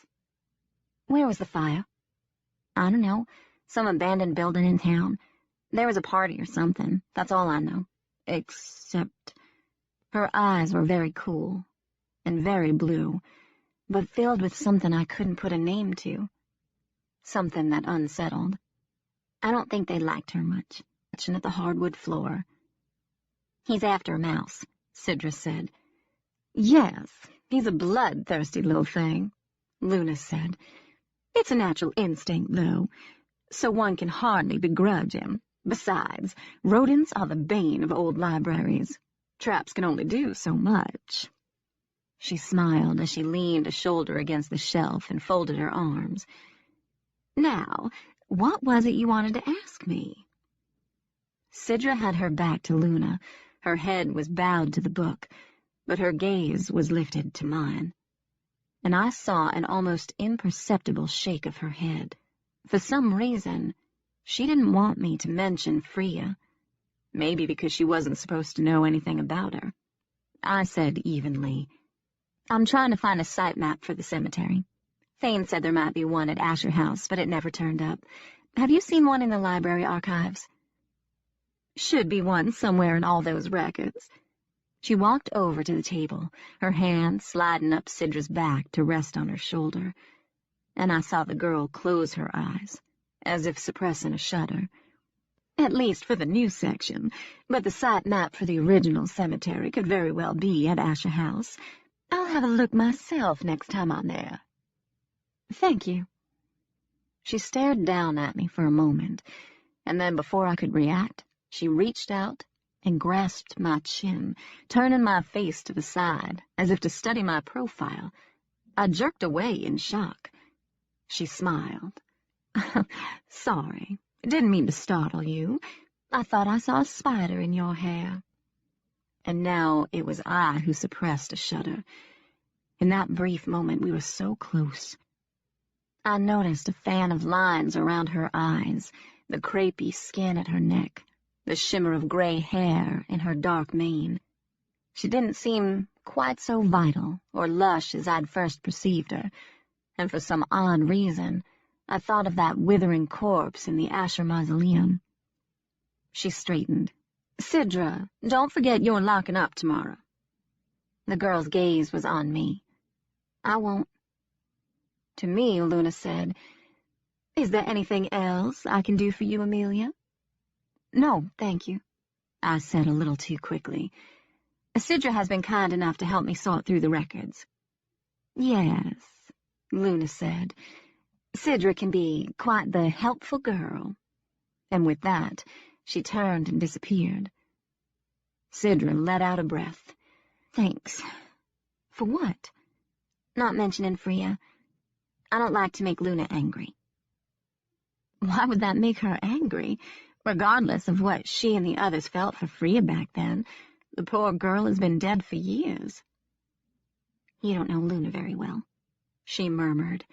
Then she leaned in, her voice lowered to a whisper. "There's something you need to see." "What is it?" "Not now. Meet me here tomorrow after Luna leaves." "I don't know if I can make it. It's about those hex signs," she said. "Come back tomorrow, and I'll show you." Chapter 24. When I left the library a little while later, I found Wayne Van Zandt nosing around my car. He had his hands cupped to his face, peering in through the back window. When he heard my approach, his head came around, but his smirk told me he wasn't unduly concerned that I'd caught him snooping. "Are you looking for something?" I asked coolly. My gaze tried to stray to those scars, but I forced myself to focus on his eyes. Still, I couldn't help but think of everything Thane had told me about the attack. Apparently, Wayne had no recollection except that he'd gone to the falls to meet Luna. I felt an odd tug and glanced over my shoulder, expecting to find Luna glaring at me. Instead, I saw Ivy standing in the shade of the clock tower staring at us. As our gazes collided, I felt a chill creep up my spine. Wayne noticed her too, and muttered under his breath. "Were you looking for something in my car?" I asked again. "Just waiting for you," he said. "Why?" "I thought you might be interested to know that I found a kennel up in the hills." "Did you make an arrest?" I asked anxiously. He stroked a finger down one of the scars, as if deliberately trying to bait my gaze. "No need to," he said. "Someone was there before me. The dogs were all gone, and the kennel was torched. The owner got himself roughed up, too. He wouldn't talk, of course." His eyes narrowed as he searched my face. "Don't suppose you'd know anything about that incident?" "Me?" I asked in surprise, even as I visualized the cut at Thane's temple and the bruises on his knuckles. "How would I know anything about it?" He turned his head to observe the street. "That stray still hanging around the coffee place?" His tone was casual, almost distracted, but I had the impression of a cold calculation behind the question. If he meant to catch me off guard or to provoke a reaction, he had no idea who he was dealing with. Prees reminded me of the garb favored by the tourists who flocked to the Battery in the summer, the ones who avidly snapped pictures of the mansions and bartered for souvenirs at the market. Annoyed, Wayne said, "This is none of your business, Catrice. Go back to your vultures." Her eyes sparkled with good humor. "Vultures are scavengers. Hardly my area of expertise." "Maybe I wasn't talking about birds," he muttered. She laughed as she turned to me. "I'm so glad I ran into you, Amelia. My car is on the fritz, and I wonder if I could trouble you for a ride home. I'm right on your way." "Of course. No trouble at all. You're a lifesaver, and if you have time, I'll give you that tour of the studio I promised." Her genuine warmth once again took me by surprise. She was so much more personable than either Bren or Luna, or anyone else I'd met in Asher Falls for that matter, with the possible exception of Thane. She shook a finger at Wayne. "I know it's asking a lot, but try to work on that attitude. You'll give Amelia a bad impression, and we don't want to scare her off." He merely glared as we climbed into the car, and I pulled away from the curb. Catrice glanced back with a chuckle. "I hope this isn't too much of an imposition." "Not at all. I thought you looked as if you needed rescuing. Wayne can be a little overbearing at times, especially with strangers. He's been through a lot, though, so we try to cut him some slack. You've known him a long time, I take it?" "We grew up together, all of us. Wayne, Luna, Bren, Edward, Hugh, and myself. We were thick as thieves as children." She removed her hat and placed it on the console between us. Sunlight, streaming in through the windshield, set fire to her red hair as she ran fingers through it.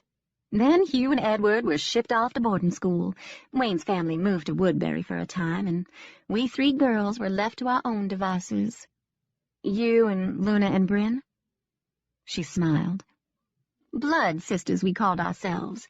We were quite the explorers. There was a time when we knew these hills as well as our own backyards. What about Freya Pattershaw? I kept my gaze on the road, but from the corner of my eye, I saw Catrice turn to study me. How do you know about Freya? She asked after a moment. I'm being haunted by her ghost. I saw a picture of you and Bren and Luna at Asher House. Freya was in the background. How did you know who she was? Thane told me. How would he know? I heard the frown in her voice. She was dead long before he came here. It's a small town. I'm sure he's heard of her. Maybe he's even seen other pictures of her, I said with a shrug. She sighed and turned to stare out the window.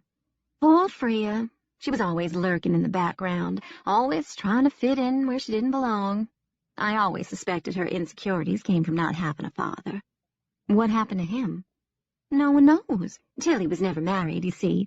Her past is a little mysterious, to say the least, and she seems to like it that way. She's always kept to herself, always been the eccentric. Freya was the exact opposite. She wanted more than anything to belong. She would have done anything to fit in. Idly, Catrice studied her hands, but for all her indiscretions, she had a way about her, an innocence. Men loved her, women hated her. Did you hate her? She swung around. Me? No. I liked her. As I said, she had a naive charm that I found endearing. How old was she when she died? Just 17. My chest tightened. That young? I had no idea. Yes, we were all still in high school. It happened the weekend of prom. Our prom, not hers. She went to a different school? She attended the public school before it closed. I'm sure she would have transferred to Woodbury with all the others if she hadn't. I flashed a glance. What? It was just so sad and tragic. Poor Tilly never got over it. She was always such an odd duck, but Freya's death pushed her over the edge. I suppose one of these days she'll have to be put in a home. I thought about the knife-wielding woman who had come to my rescue in the woods the other night. The same woman who had warned me away from Asher Falls. Mad she might be, but she was also very, very capable. Freya died in a fire, didn't she? That's how Tilly burned her hands. Yes. Catrice massaged her own hands, as if in deep pain. It still distresses me to think about it after all this time. Were you there? We were all there. We all saw what happened. She turned back to the window, deliberately shutting me out, and I knew she wouldn't say anything else. Thane was right, it seemed. People were reluctant to talk about Freya Pattershaw's death, and I couldn't help wondering why. We drove in silence until Catrice said, It's just ahead. See that red mailbox? Turn there. I'm down the road a piece. Like the Covey house, her place was sequestered from the main road by the forest. She lived in a quaint cedar cabin with cane rocking chairs on the porch and a hammock strung between 2 oak trees in the front yard. I could imagine myself spending lazy summer afternoons in that hammock, watching the clouds, waiting for twilight and the ghosts. The studio was in a separate building at the back of the property, accessed by a well-worn footpath. As I followed Catrice along the rough trail, my gaze lifted now and then to a trio of hawks circling overhead, their piercing screams raising a chill even in broad daylight. The afternoon was cloudless, and the sun, shimmering down through the evergreen boughs, was warm on my face. But the deep shade of the woods pressed in on me, and the scent of the pines somehow seemed ominous. I was glad when the trail broke away from the trees, and we descended toward the studio. The structure itself was inelegant, a large mishmash of a building perched at the water's edge, but inside the rustic charm of stone walls and floors complemented the magnificent view of lake, forest, and mountain. An easel with a covered painting stood in front of the tall windows, while finished canvases were stacked at least a dozen deep against the back wall, as if they had been accumulating there for years. Most of them were wildlife and landscape scenes, but I noticed a few portraits that intrigued me. "Have a look around," Catrice invited. "I'll make us some tea." "Thank you, but I wish you wouldn't go to the trouble. I really can't stay long." She smiled. "It's no trouble. I won't be a minute." After she was gone, I browsed through the paintings. The landscapes were beautiful, but I naturally gravitated to the portraits. She'd painted them all: Luna, Bryn, Hugh, and a man I recognized as Edward.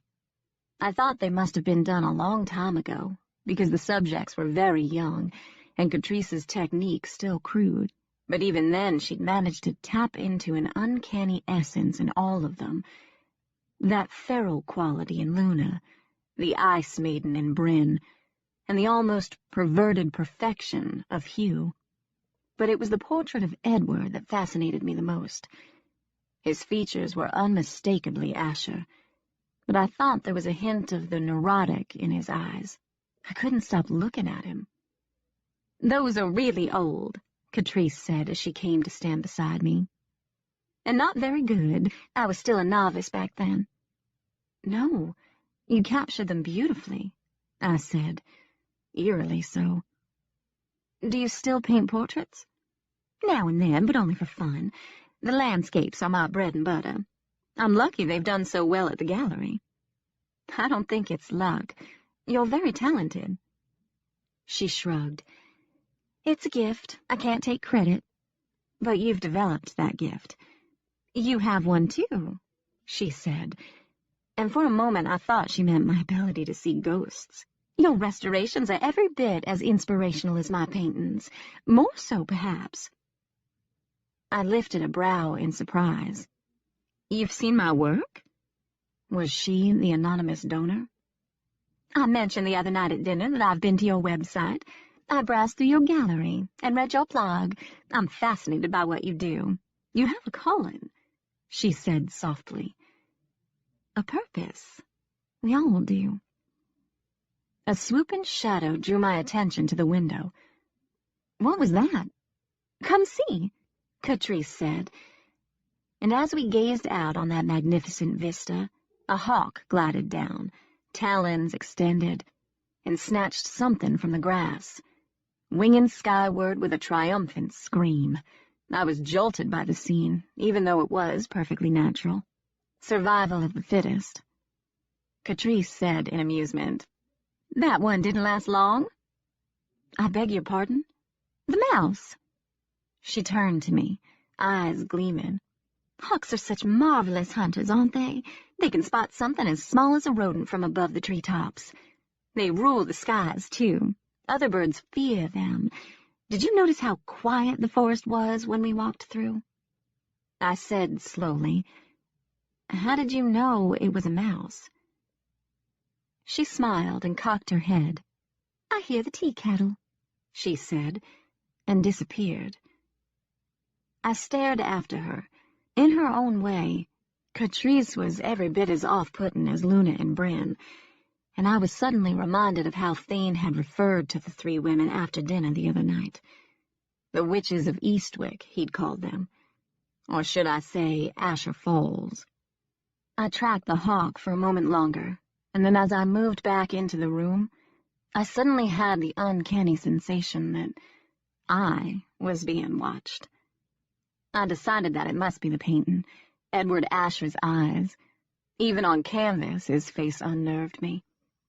But as I moved about the studio, I could have sworn an invisible gaze followed me. It was all I could do not to glance over my shoulder. Somewhere to my right came a very faint click, like the stealthy closing of a door.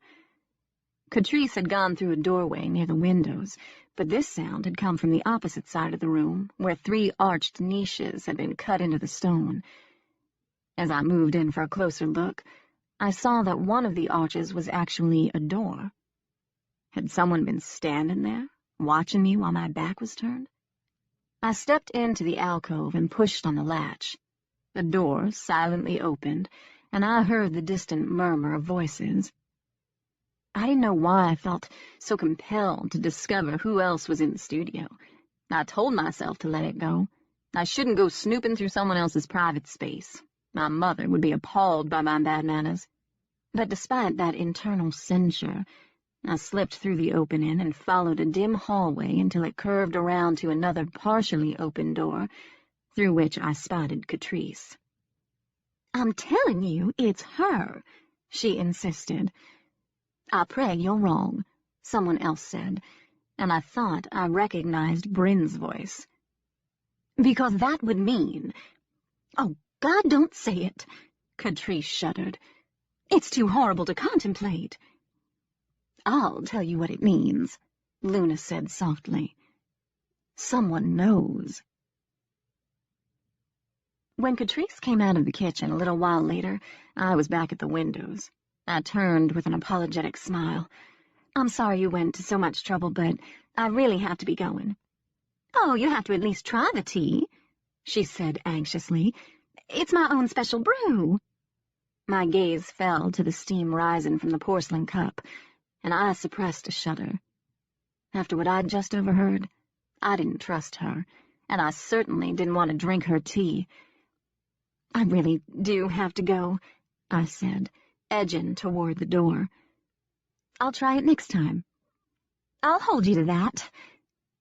She set aside the tea tray to walk me to the door. Her eyes lifted as she stepped outside, and I knew she was watching the hawks.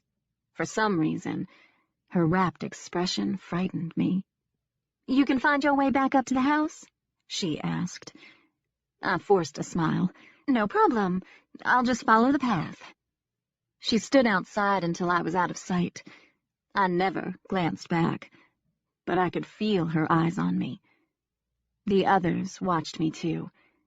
I had a terrible thought that they had all gathered at the studio to observe me. But how could that be?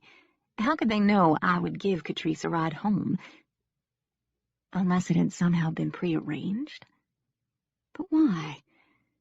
As I hurried along the path, my nerve endings tingled with an awareness I didn't understand. It was as if some long-dormant instinct had suddenly come alive, and I could feel the forest reaching out to me, hear the leaves whispering to me again. Even the screams of the hawks somehow seemed familiar. I was so attuned to my surroundings that even the minuscule sound of a snapping twig brought me to an abrupt halt. I told myself it was nothing, just an animal rustling in the underbrush, a bird flitting in the treetops. I didn't believe it, of course. Someone was out there. The silence seemed palpable as I stood on the trail, holding my breath. My heart began to hammer, and I could feel the blood pulsing in my ears. So many things rushed through my head. Wayne's warning about wild animals, the face wavering in the pool at the waterfall, the chill of the wind, that awful howling. I had the sense that I was being stalked. But was the tracker human, animal, or something from the other side? I took a few tentative steps along the trail and heard the rustle of leaves as the pursuer moved with me. Now I was really scared. I considered turning and making a run for the studio, but how could I be sure it wasn't one of them? Swallowing hard, I willed my pulse to slow. The last thing I needed was to succumb to a full-blown panic. My father had grown up in woods like these. I tried to remember everything he'd told me about wild animals. The moment they sense your fear, you become prey. Prey. The very words sent a shiver of dread up my spine. I hadn't understood before, but it came to me clearly in that moment. I'd been watched at the cemetery, lured into the woods, followed to the laurel bald, and now something was stalking me up this trail. I'd been prey ever since I arrived in Asher Falls. And with that thought, I gave up all pretense of calm. I whirled and plunged headlong up the path, my footsteps pounding in time to my heartbeats. I didn't know if I was pursued. I had the sense of something rushing through the woods, but I didn't look back until I rounded the corner to Catrice's house, and even then I spared only a brief glance over my shoulder. He came out of nowhere. In the split second my attention was diverted, he appeared on the path in front of me and put out his hands to stop me. If not for years of suppressing fear, I would have shrieked louder than the hawks. But instead I gulped back the scream and wrenched myself free of him. I heard him laugh, and in my agitated so excessively perfect.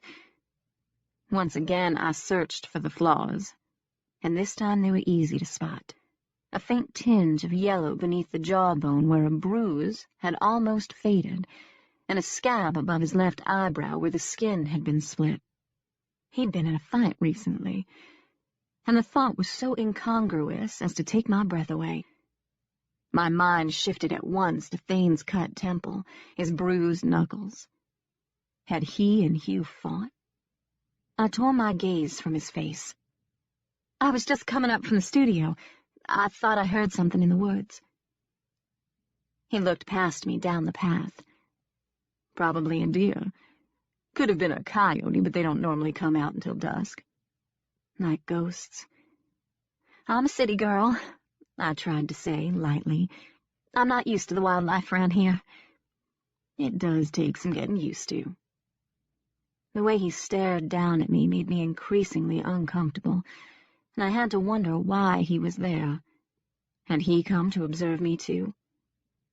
"How's the restoration coming along?" he asked, still in that pleasing cadence. But no matter how agreeable or personable he seemed, I had no wish to make small talk. I really just wanted to go home, and I glanced longingly toward my car. "Fine." Still he lingered, but I didn't think he was as relaxed as I'd first thought.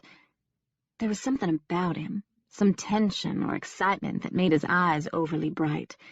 "When I was a kid, we used to play hide-and-seek up on that hill. Not a game for the faint of heart. It could get a little hairy after dark." "I can imagine." "There are places up there where you could hide and not be found for days. If ever." Like the laurel bald, I thought with a shiver. "Speaking of the cemetery, I should get going," I said, latching on to the first excuse I could think of. "I won't keep you, but you'll have to come to dinner soon. Maris has gone away for a few days, and it gets dull in that big house, with just us 3 men. "I'm sure Luna would be more than happy to accommodate," I said, surprising myself as much as him. He lifted a brow, eyes gleaming in amusement.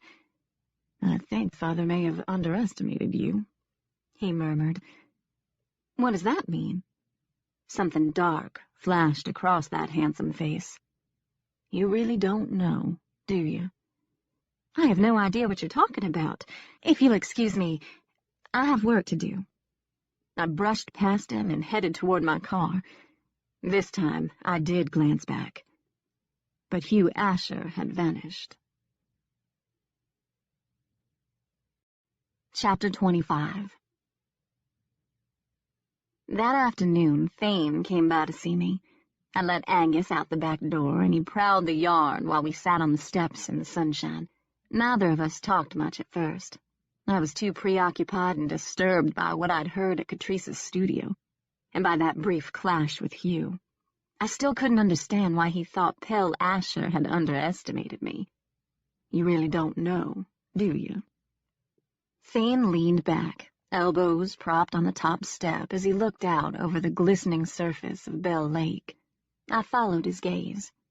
The uninitiated would never guess at the darkness that lay beneath that silken shimmer, but my time with ghosts had given me nothing if not sufficient imagination to envision that sunken necropolis with its overturned monuments and encrusted angels.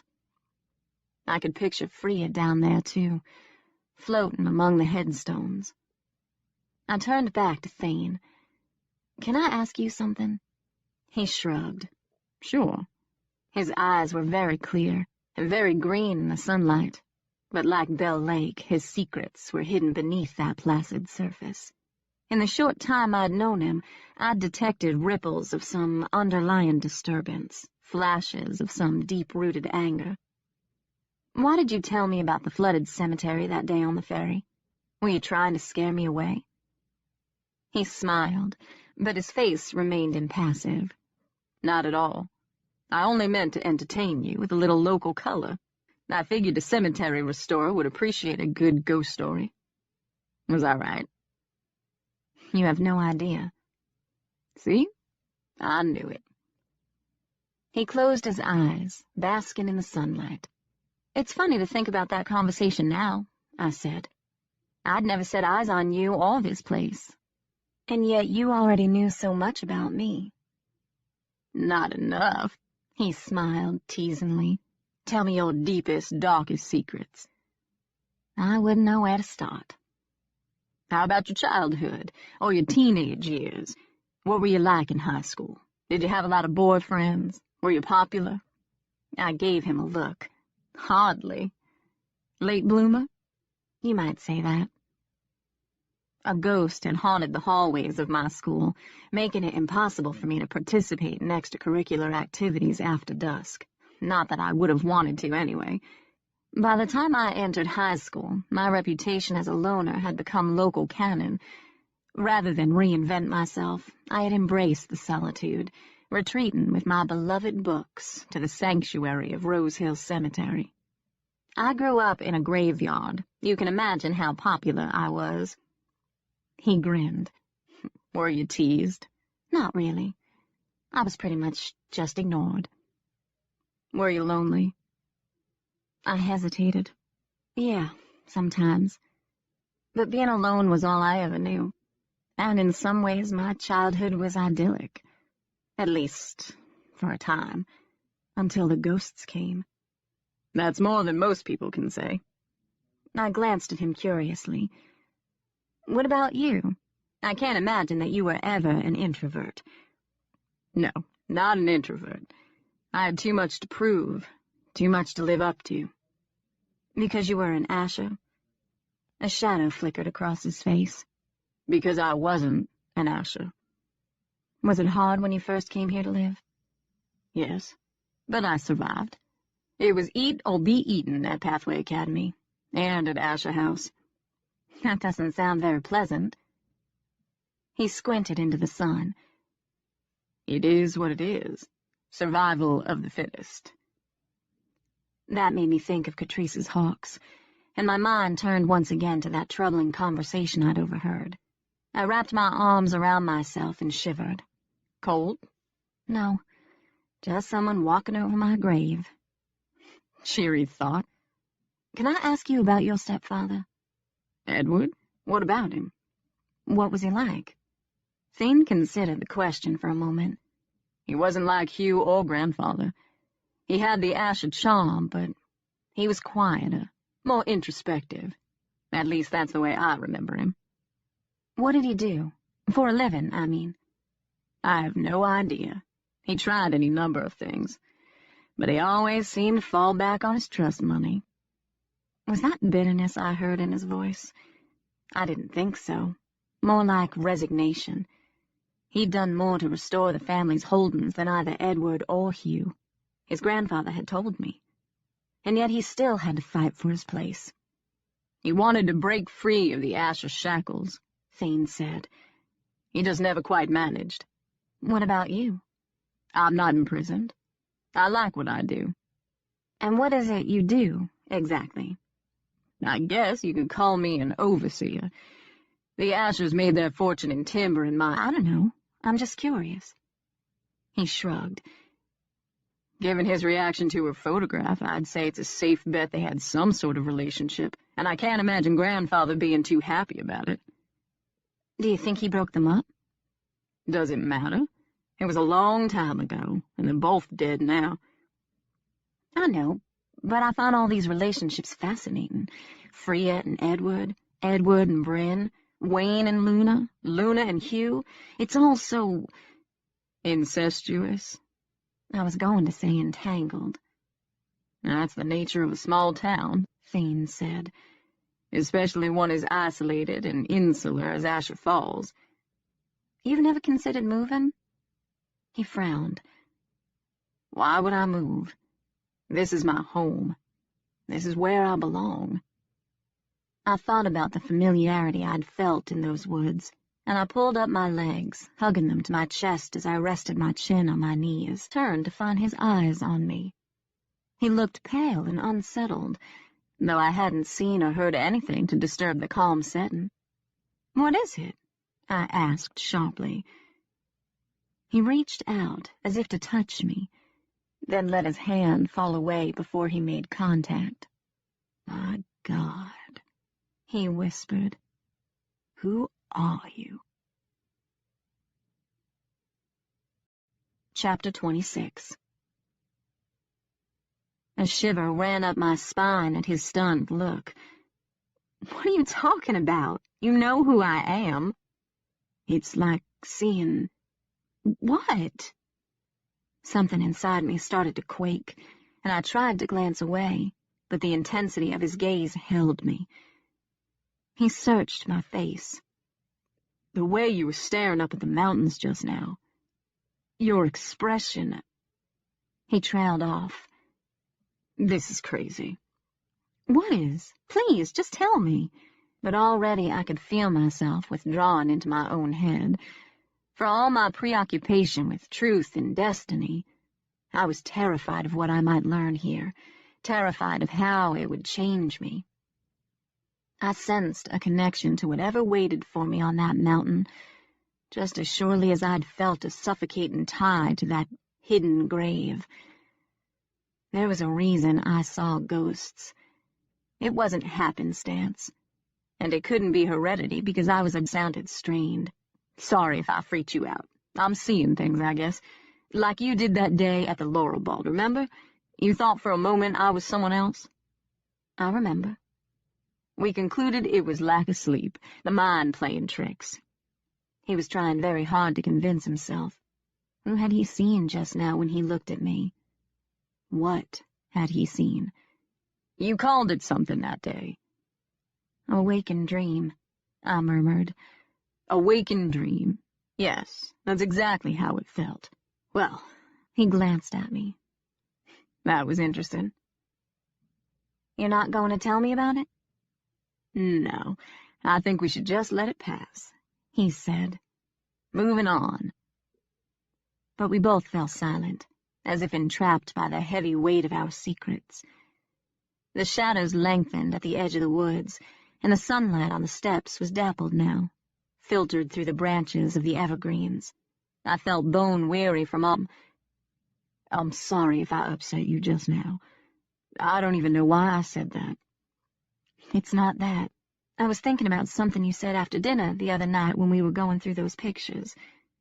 Not exactly what I'd been thinking about, but I could hardly tell him the truth. "You said there was a certain eccentricity about Luna and Bryn and Catrice. You called them witches. What did you mean by that?"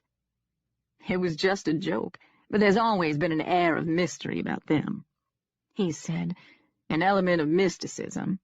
Somehow they've managed to thrive while the rest of the town languishes. But I suspect that's more a matter of smart investments and good genetics than witchcraft, despite the talk." I glanced at him. "What talk?" "The usual small-town gossip mixed with mountain folklore. There's an old rumor that the daughters of our valiant heroes was once a coven." I glanced at him, startled. "I thought it was a historical society."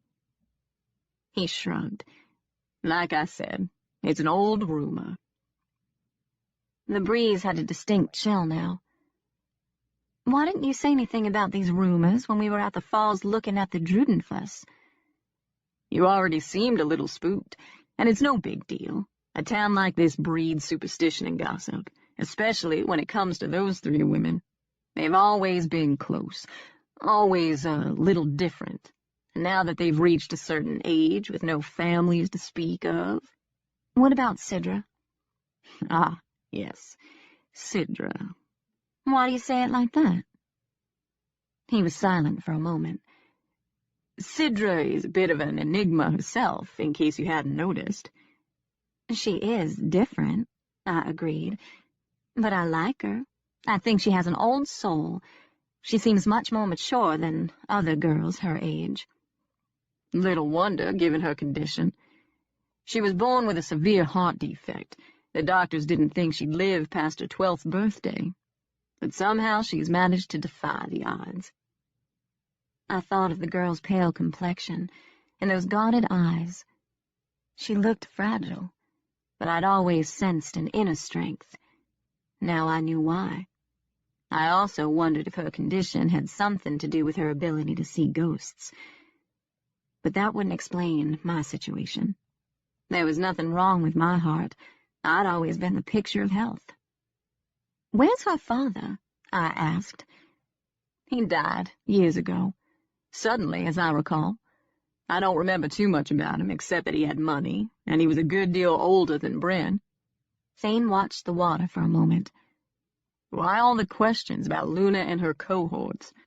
"Is that how people around here refer to them? Luna and her cohorts?" Just a figure of speech. Anyway, why all the interest? I hesitated, still considering how much I should tell him. Something happened earlier, and I've been trying to figure out what it means. I saw Catrice in town, and she asked for a ride home. Then she offered to give me a tour of her studio. She never said a word about anyone else being there, but Bryn and Luna were in another room, and then I saw Hugh coming up the path to the studio as I was leaving. So? Why didn't she mention that the others were there? Why did Luna and Bryn stay out of sight? Don't you find that odd? I take it you do. Very odd. I had the distinct impression that they had all gathered at the studio to observe me. To observe you, He repeated. That's Disturbing, I know. And maybe a little paranoid, He suggested. His tone was light, but I had a feeling he meant it. I did sound paranoid. Why would they want to observe you? He asked in a cautious tone, as though wanting to placate but not encourage me. I hugged my knees tighter. I don't know, but it's not my imagination. Something strange is happening to me here, Thane. I have this awful feeling, this premonition. I looked past him to the mountains. You must feel it, too, I said in a half-whisper. It can't just be me. He glanced away. What do you think is happening to you? I don't know, but it has something to do with the flooding of Thorngate Cemetery, and Free's death, maybe even Wayne's attack and that hidden grave in the Laurel Bald. They're all connected somehow. There's a design here, some bigger scheme, and I know it sounds insane, but I can't shake the feeling that I've been brought here for a reason. You were brought here for a reason, he said. To restore a cemetery. But think of the circumstances. A hint of desperation crept into my voice. If he hadn't thought me paranoid before, he certainly would now. The donation that brought me here was made anonymously. Why? And why restore Thorngate now, after years and years of neglect? Why hire me when there are other restorers in the state with far more experience? Your credentials are impressive, he reasoned. I shrugged. Why else do you think you were brought here? He asked softly. You've never been to Asher Falls before, have you? You don't have family here? I don't know why, but there's a tie. I know it. The breeze blew a dead leaf against my leg, and it clung for a moment before tumbling away. Remember that day at the falls when I told you I felt a vibration? It was strong, like the pulse of an electrical current, but you couldn't feel it because it was coming from within. It's like this place, this land. Even the mountains are calling out to me, and something inside me is responding. An emotion I couldn't name flashed across his face before he rose and put out his hand. Let's take a walk.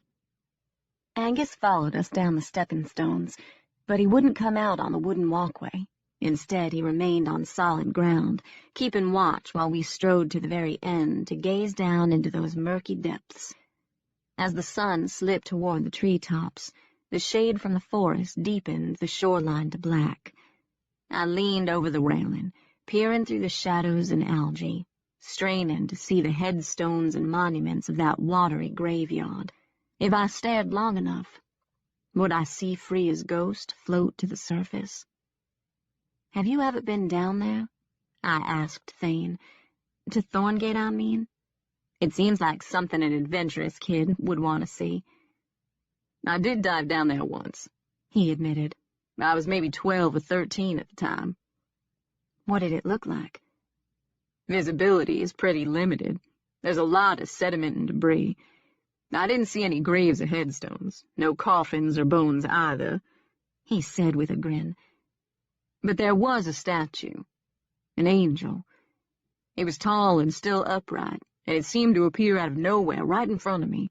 There was just enough light shining down through the water that, for a moment, she looked alive. It was unnerving, to say the least. What did you do? Surfaced and got the hell out of there. The grin flashed again. You've never gone back down? No, but not because of the angel. He rested his arms on the railing and stared out across the calm water. It seemed intrusive somehow, disrespectful, like I was disturbing their rest. He slanted a glance. Feel free to call me crazy. I tucked a strand of hair behind my ear. I'm the woman who feels phantom vibrations, remember? I saw a smile in his eyes, and something darker, something that made me tremble in anticipation, as he put his hand over mine on the railing. About those vibrations. Maybe it's not the land you're responding to. I glanced away. Do I make you uncomfortable? He asked. Yes, because I think you're somehow a part of this. That's ridiculous. There's no grand design to all this, Amelia. There's no such thing as destiny. What you feel is what you feel. You just have to trust it.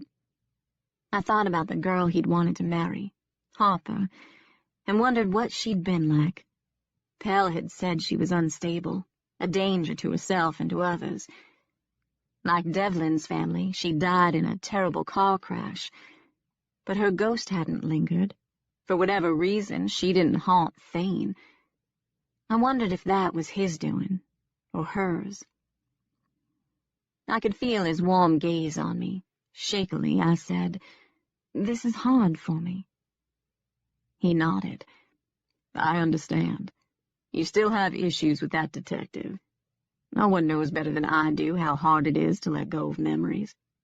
But the past is no place to live your life, and sometimes the best way to move on is to move on. And if I'm not ready? Then you're not ready. I won't push you, but I won't go quietly away either. You won't have to. Once the restoration is finished, I'll be the one to go away. His eyes darkened as he stared down at me. Charleston isn't so far. Wasn't it? At the moment, my beloved city, and my beloved Devlin, seemed a million miles from me. Why me? I asked softly. He stroked a knuckle down my cheek. Why not you? I closed my eyes on a shiver. Ivy once told me that you would never choose me, an outsider. She said that? He sounded annoyed. Ivy's a troubled girl. I don't think she has much family support.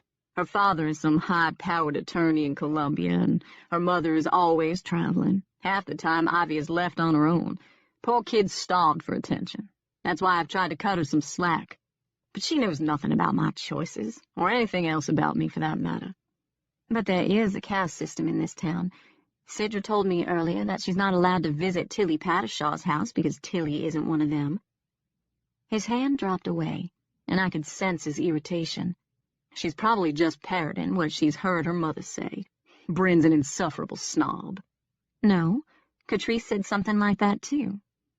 I glanced down at the blisters in my palms and thought of Tilly's burned hands. She said that Freya was always trying to fit in where she didn't belong. I suppose that's why she turned up in all of those pictures. She wanted to be one of them. He sighed. You do realize you're sounding a little obsessed. Yes. He watched me for a moment. Why does this stuff matter to you so much? It's ancient history.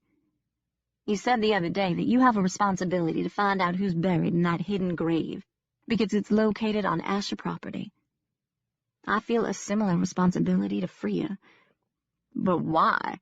You never even knew her, and she's been dead for years.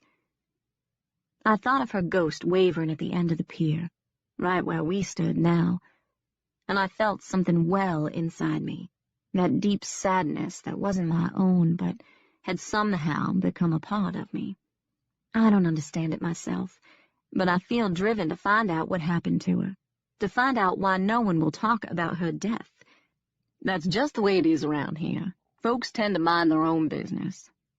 Even when it comes to dog fighting and hidden graves. And then she was there, as I somehow knew she would be, Freya's ghost. Her shimmering form appeared to me a split second before Angus growled a warning. I didn't turn toward her, of course. I couldn't discard my father's rules that easily. So I sat there, quaking in that abnormal chill as I watched her from the corner of my eye.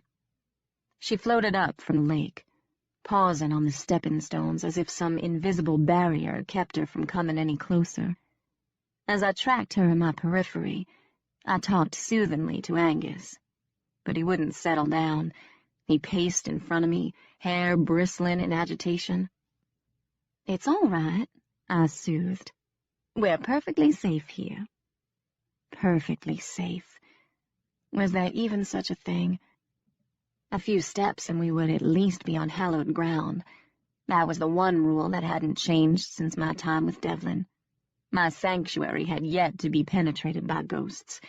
I had to believe that Freya's spirit wouldn't be able to breach my refuge either. But instead of retreating into the house, I turned my head slightly, pretending to gaze out over the lake. The first thing I noticed was her demeanor. She wasn't staring up at me as she'd done on that first night, nor did she challenge me as she had on the second. I didn't feel her confusion, or her anger, or any other emotion. She was just there, suspended in that strange in-between time when the glow of the sunset lingered even as the moon started to rise. Trapped in that eerie light, she hovered motionless until I looked at her. And then slowly she lifted her head and impaled me with her ghost eyes.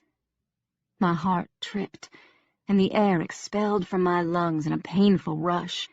There was no wind to speak of, but I felt the icy bite of a draft down my spine, the bristle of fear at my nape. Now I was desperate to retreat, but I couldn't move.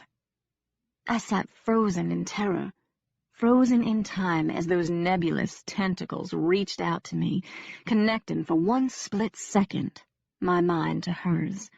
In that fleeting moment of illumination, everything around me and inside me went very still. And yet the silence teemed with imagined noises, with moans and whispers, and a million hellish sounds that threatened to blend at any moment into one very real scream. I saw her in my mind, but not as a ghost. Gone was that ethereal facade, the otherworldly beauty of her specter, and in its place was the grotesque death mask of her corpse. She hadn't perished in a tragic fire. She'd been murdered, her throat slashed from ear to ear, and as she lay prone on the ground, eyes open and sightless, I could see the outline of a pregnant belly through her bloody dress. It happened in a heartbeat, that vision. As the breeze swept up from the lake, it was already starting to fade. But I remained in the grip of that terrible paralysis, unable to move, barely able to breathe. My fingers had automatically gone to the stone at my neck, and I clutched it frantically, trying to summon the protection of Rose Hill Cemetery, not just for me, but for Freya and her unborn child. She was fading too. I could see through her now, all the way to Bell Lake where mist swirled and writhed over the surface. Below, the bells started to ring as the dead began to stir. The ghost turned toward the water, tilting her head as if listening to the phantom tolling. She looked back once, over her shoulder, and then she was gone. I remained on the steps as the mist coiled over the lake. My disregard of the rules was reckless and stupid, and yet there I sat. It was almost as if I was daring Freya's ghost to come back. I didn't understand my behavior. What was happening to me here? How could I be so drawn to and repelled by the same bizarre place? Go home, a little voice prodded. Angus, come back here. He looked up at me and whimpered, his tail working furiously, but he didn't obey, and I didn't want to go get him. Already the fog rolled toward the shoreline. The spirits would soon rise, all those restless souls reaching out for me. I shivered and called to him again. Angus, come, boy, time to go in. Another mournful look, another whimper, and then he began to paw frantically at the exact spot where the ghost had disappeared. Dear God, what had he found? And did I really want to know? Reluctantly, I got up and walked down the stepping stones, my gaze on the lake, on that creeping, swirling mist. What is it, Angus? The offering lay on one of the stones.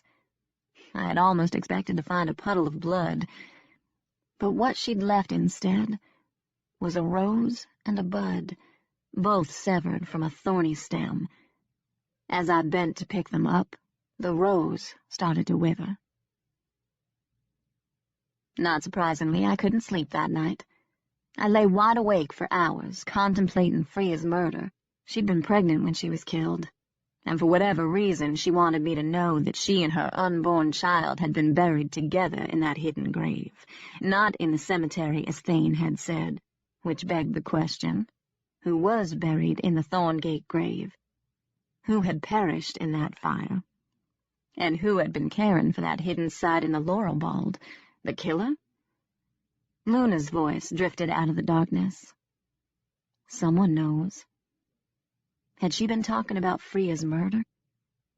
The questions went on, and as I lay there, wide awake, I tried to think of possible suspects.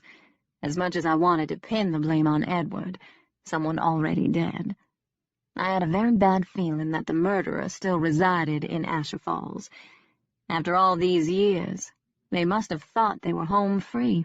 Then I'd found that hidden grave. I'd started to ask questions about Freya.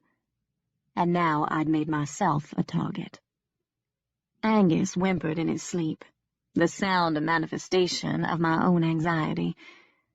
It was only from total exhaustion that I finally drifted off, but my mind still wouldn't rest.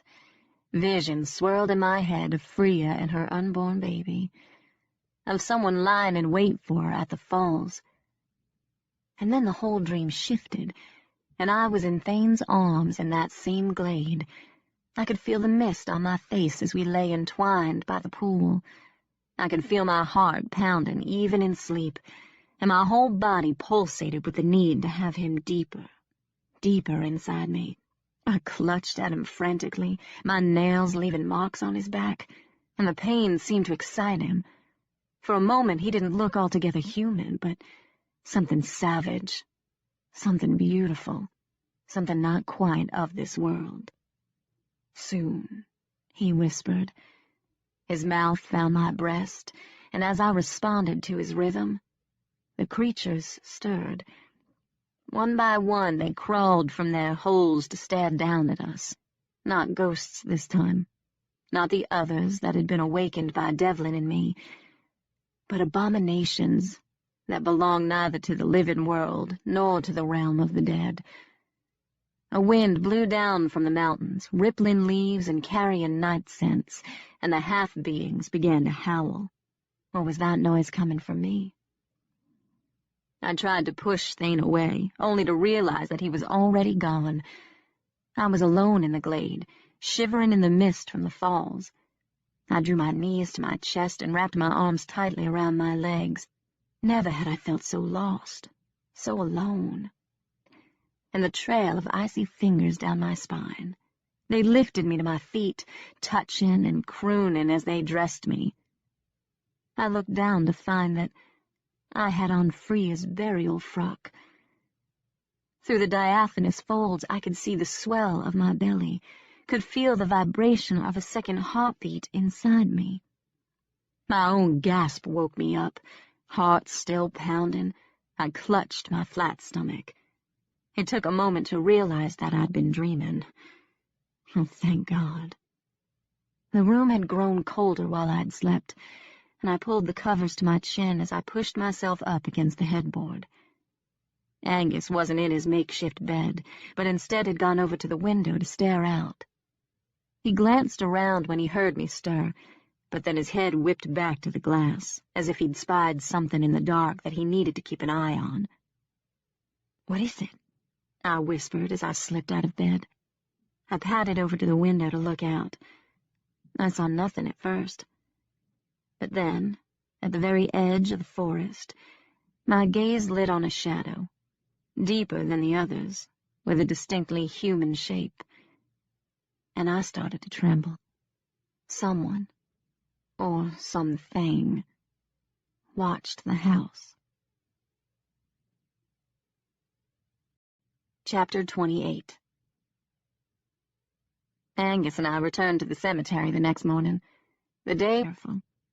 Until I could figure out how best to act on the ghost's revelation, I had to continue the restoration as though I knew nothing. And as badly as I wanted to return to the hidden grave to look for clues, I didn't dare go into the laurel vault alone. It was too remote, too confusing. There are places up there where you could hide and not be found for days, if ever. As I made my way through the gravestones, I kept an eye on the mausoleum. With my back to the gate, I relied on Angus to alert me if something, animal, human, or otherwise, came up the road or through the woods. Armed with clippers and a machete, I attacked the overgrowth near the fence with a vengeance. Kudzu had crept in from the woods and had a chokehold on some of the monuments. The elongated stems curled around tree branches and entangled with briars, making the grove nearly impenetrable. As I worked, squirrels foraged in the underbrush, and birds twittered from the treetops. Despite everything that had happened, I began to relax. Like Papa, I loved working with my hands, and I found nothing more satisfying than uncovering overgrown headstones and markers. But as I chopped deeply into the thicket, a feeling of claustrophobia overtook me. The vegetation was dense and insidious, and the harder I worked, the more entangled I became.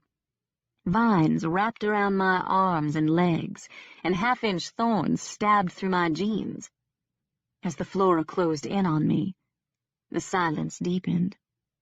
It was troubling, that quiet. I heard nothing in the underbrush now, and the birds had all flitted away. The only sound was my labored breathing and the swish of the machete. A shadow passed over the sun, and as my head came up to track a lone hawk, I caught a whiff of something dead, something rotting. I told myself an animal had crawled into the thicket and died, but suddenly I remembered the smell that had seeped through my open car window that day on the hill, when I'd passed the old man in the overcoat. He'd had an animal carcass in the wagon, but I remembered thinking that the smell might have come from his own decaying flesh.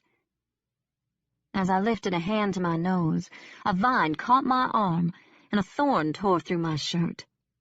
I tried to dig my heels into the ground to slow the momentum. Frantically, I clutched at the briars, oblivious now of the pricks. Inch by agonizing inch, I was being pulled into the heart of the copse.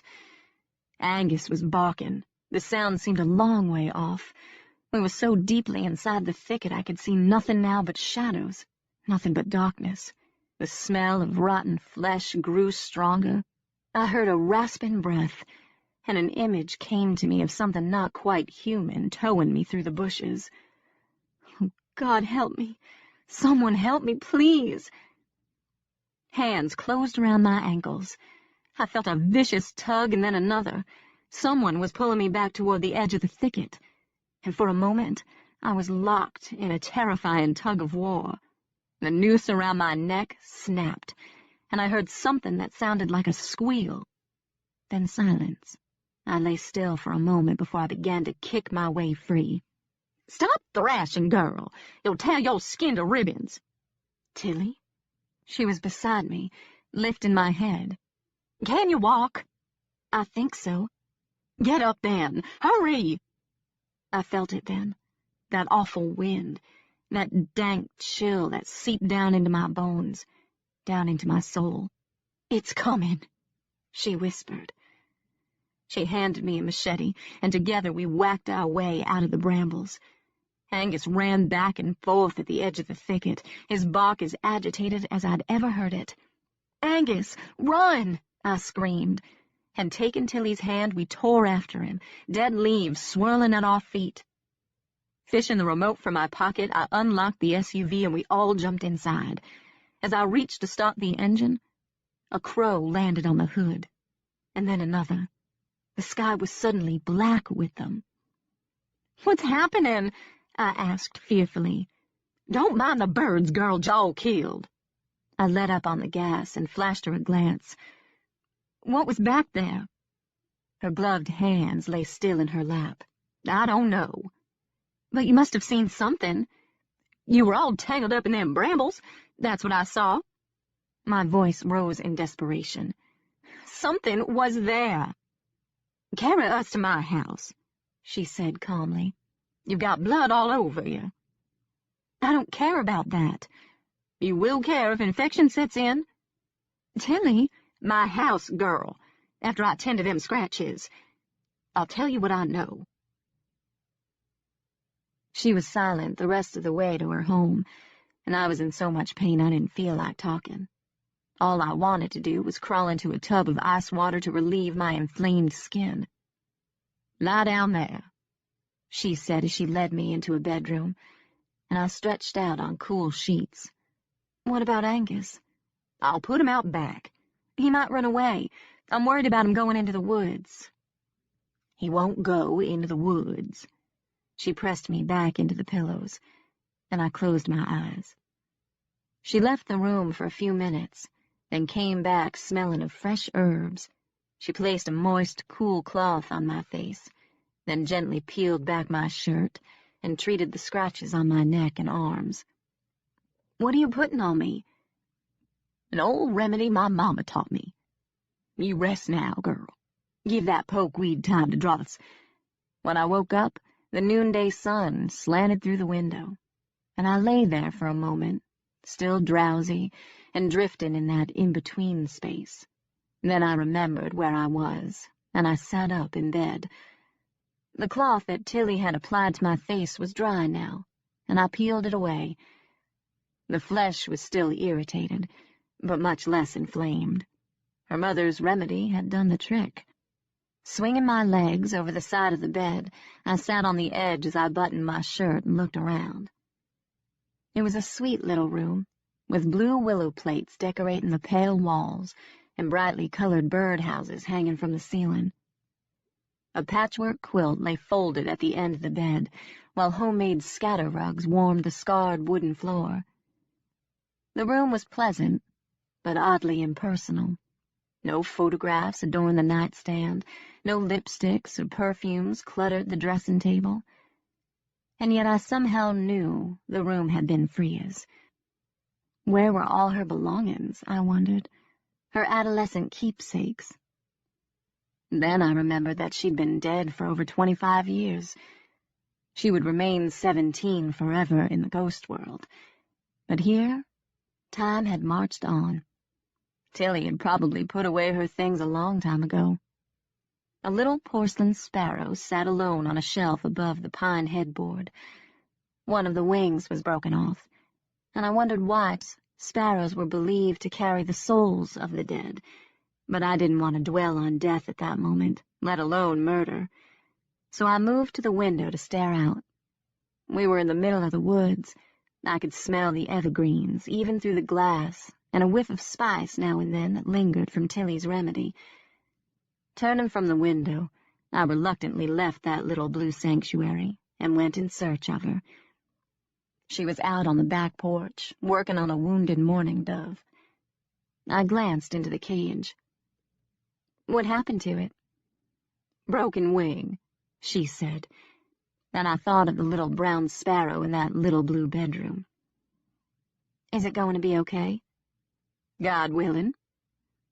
The injured wing had been fastened securely to the dove's side with gauze, but the healthy wing lifted in agitation as those tiny black eyes tracked me. I kept my distance so as not to create undue stress. You look a good sight better.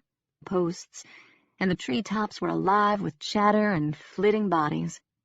I walked over to the screen to peer out. Angus saw me and came trotting up, whining to get in.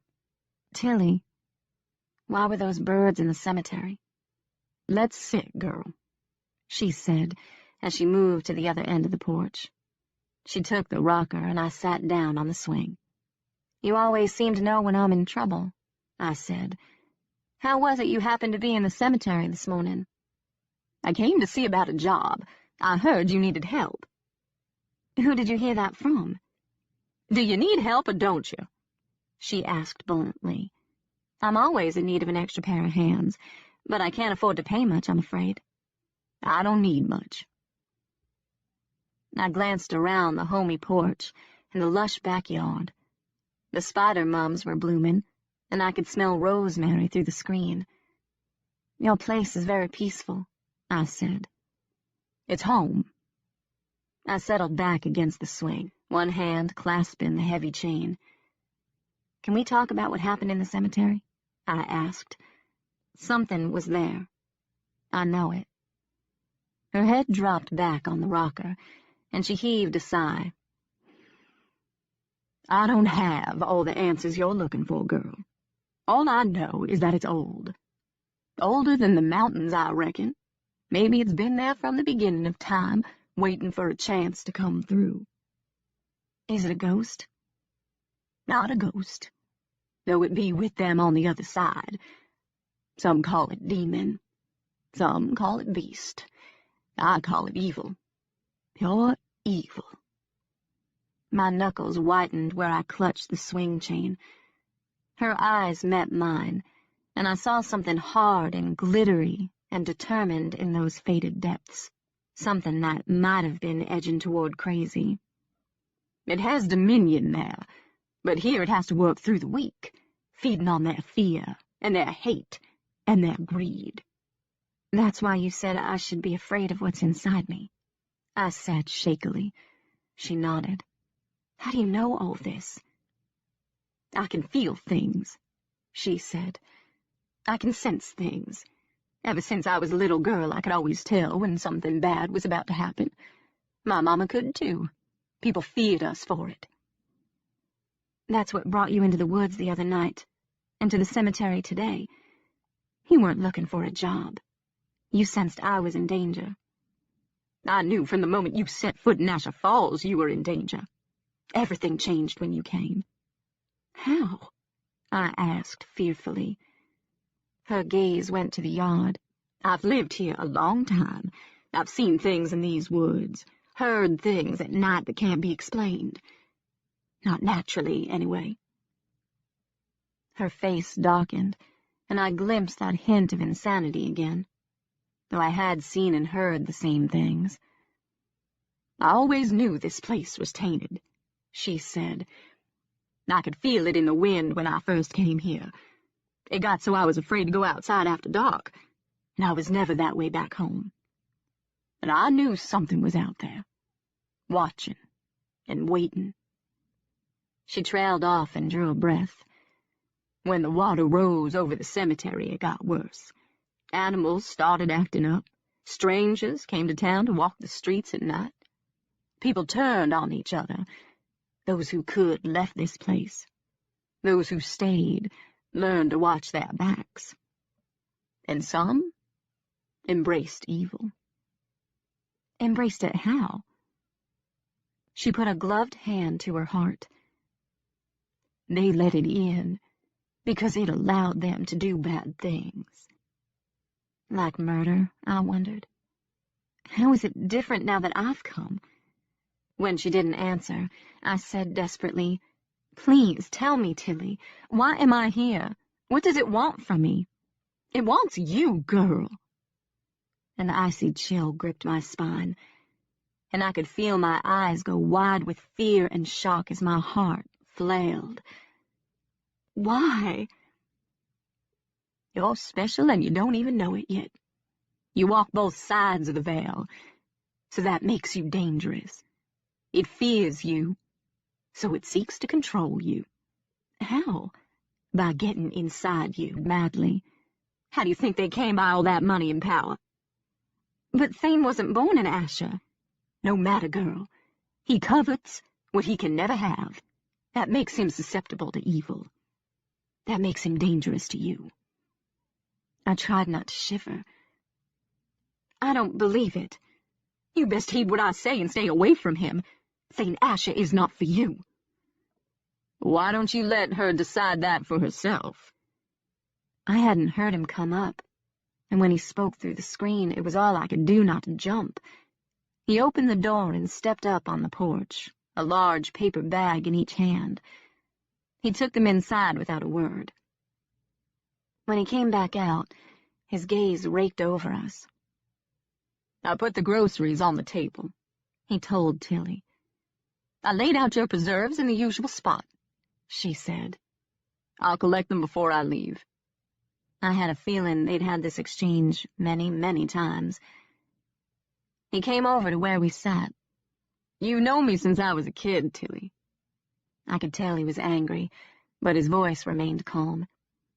We've been friends for a long time. You know I would never do anything to hurt Amelia. She lifted her chin.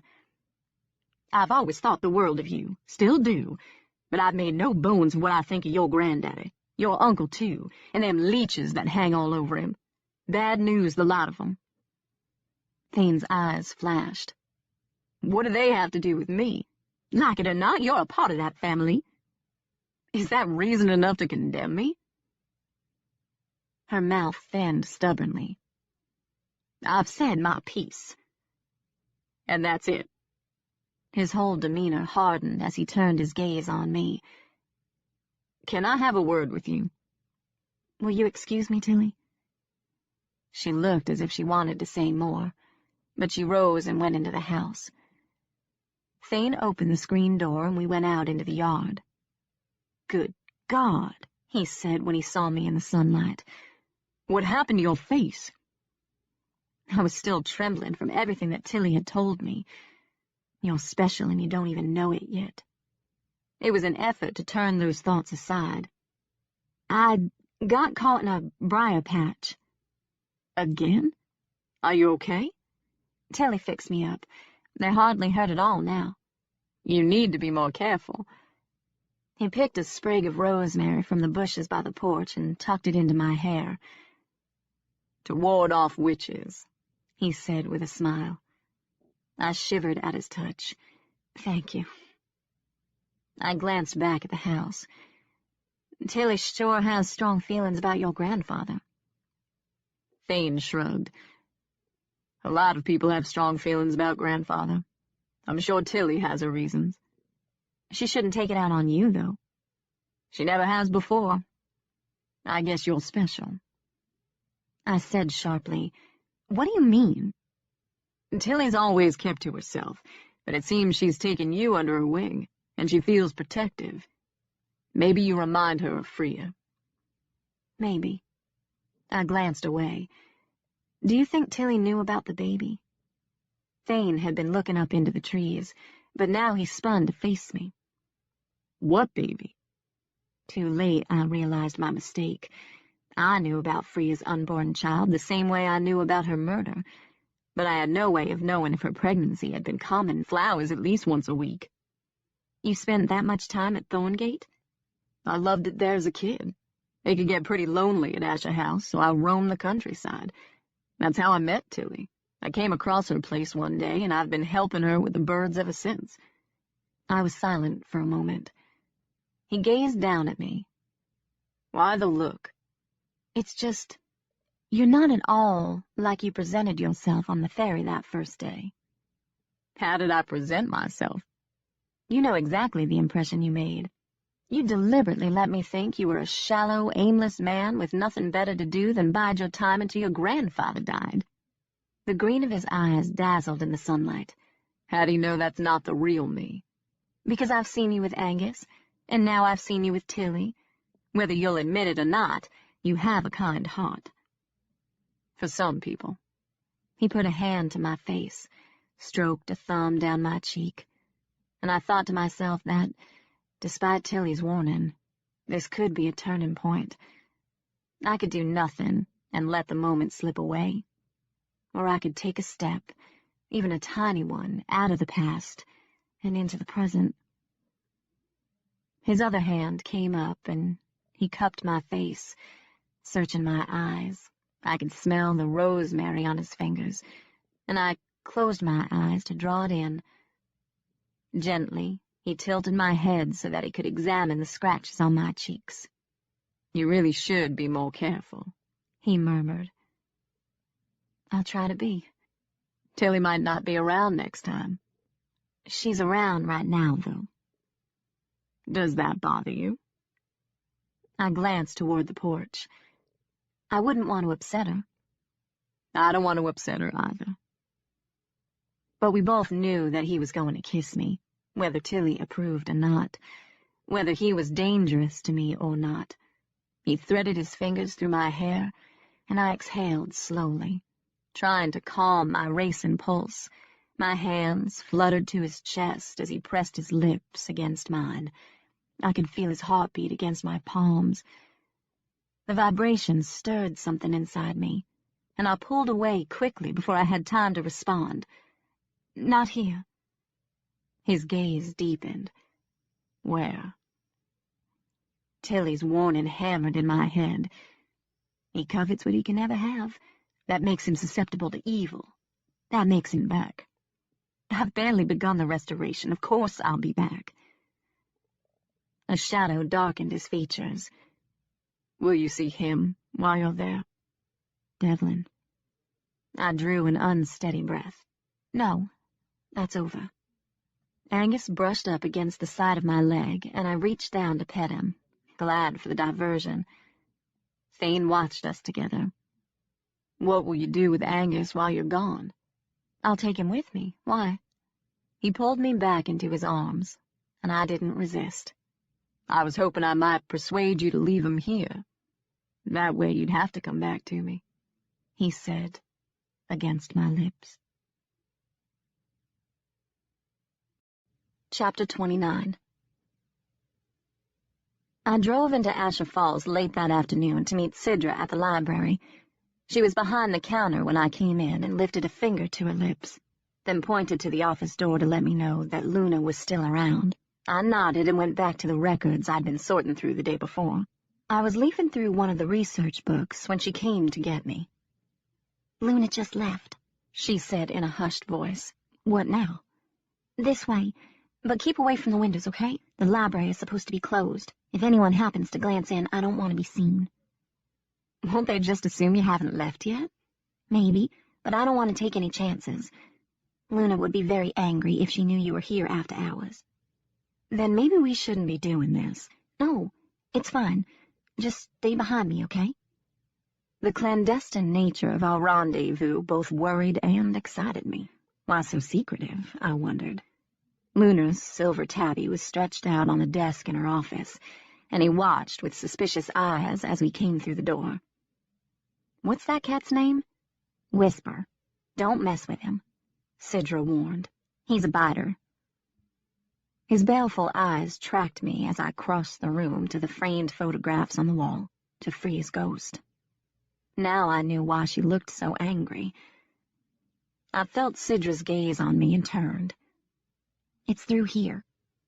She pointed to the narrow arched door, then, extracting a skeleton key from an ivory box on one of the shelves, she inserted it into the ornate lock and opened the door. As I moved across the room, my gaze fell on the cabinet where Luna kept an assortment of treasures: the blown glass figurines, the antique pocket watches, and that collection of oddly shaped knives. "Is something wrong?" Sidra asked. I tore my gaze from those blades. "No, Everything's fine. I followed her into the dim little room, the only natural illumination spilling in from an octagonal window near the ceiling. Sidra turned on the light, and I glanced around curiously at the crowded bookcases, then walked over to peruse some of the titles. Animatism in Polynesia, Belief in Practice, Magic and Religion, The Sleeping Giant. "Why are these books in here and not outside?" I asked. "I don't know. My mother has some of the same titles at Pathway." "Does she keep them under lock and key?" Sidra paused. "No, but she keeps other things locked up." "Such as?" "I don't know. I've never been able to find the key." I thought of that secret door in Catrice's studio and shivered. "So what did you want to show me?" "You asked about those symbols carved into the cliff at the waterfall." "Yes. You told me I wouldn't find any information about them at the library." "That's not entirely true," she said, and lifted her eyes. I followed her gaze and gasped. The Druden fuss had been perfectly reproduced on the ceiling of Luna's secret room. "It's like the pentagram in Faust," Sidra said. "Mephistopheles was able to enter the study because one of the points was left open. And in order for him to leave, the pentagram had to be destroyed." I remembered what Thane had said about the daughters of our valiant heroes, and the old rumor that it was a coven. "What do you think it means?" Sidra asked. "Maybe it doesn't mean anything. The story is just a fable," I said. But my mind had gone to those knives in Luna's office, and now my heart was racing. "What if it's not? Just a fable, I mean." "Shouldn't we destroy it?" she asked anxiously. I glanced at her in surprise. "Destroy public property? We could get in a lot of trouble for that, not to mention we're not even supposed to be in here." "I know, but—" "But what, Sidra?" "Nothing." She looked very small in that room, and very, very frightened. "Is there something else you want to show me?" I gently grilled. "Oh, tell me." Her eyes went wide. "Someone's coming." "Are you sure? I didn't hear anything." "Shush." She pulled the door closed with a slight click and turned off the light. A moment later I heard Luna's muffled voice through the wall. Someone was with her, and from the intimate laughter I thought it must be Hugh. In the muted light I saw Sidra lift a finger to her lips. I nodded. We could do nothing but wait. Unlike the library, the room had no air shafts to magnify voices, but I had a pretty good idea of what they were up to. I was sure Sidra did, too. Something drew my gaze upward. Instinct, perhaps, or a slight sound that there's no one here but us. No, I heard a meow. It was whisper. I held my breath in the ensuing silence. He's probably down in the basement chasing rats. Shall I go look? That's very noble of you, but no. Stay here with me. We haven't much time. What do you mean, we haven't much time? Maris won't be back for days. I'm not worried about her. I heard him laugh softly. You shouldn't be worried about the other one, either. You're a fool not to worry, she said. You know why he's brought her here. It'll never happen. How can you be so sure? I've seen them together. Have you been spying on them, too? He asked with a chuckle. You always did like to watch. Shall we call Bryn and Catrice over? We could have a party like in our younger days. My gaze shot to Sidra, but she was still watching the cat. What's the matter? Hugh taunted. A little competition ever bothered you before? Of course. You are getting older. Is that a gray hair I see? I heard something that sounded like a slap. He said angrily, Why, you vicious little witch. Now it was Luna who laughed. Yes, she said. I am, aren't I? During the whole of their conversation, I'd kept an eye on the cat. Now I let out a breath as he stretched and settled back down for a nap. I moved my ear away from the door, not wanting to hear what might come next. But the rendezvous seemed to have run its course. The office door slammed, and I waited another moment, then said, "That was close." "Too close," Sidra said. "We should probably get out of here. It'll be dusk soon." Dusk. My scalp was already tingling as I followed her into Luna's office. She locked the door, returned the key to the ivory box, then took my arm. "Hurry!" But it was too late. As we passed from Luna's office into the library, I felt the all-too-familiar chill of a ghostly presence. Chapter 30. Her grip tightened on my arm as she pulled me through the library, the wooden floorboards moaning beneath our feet. I felt a chill breath at my neck, the brush of something cold against my arm, and I tried not to shiver. We went through the front door, and Sidra locked it behind us, then turned toward the street. I went very still as I heard her draw a shaky breath. Twilight was upon us. "They're coming," she whispered. I understood then her urgency, the fear that shadowed her crystalline eyes and trembled at the corner of her lips. I felt her nails dig into my arm as I looked up and down the street. Pale faces appeared in every window. Diaphanous silhouettes drifted through doorways. Everywhere I looked. Ghosts.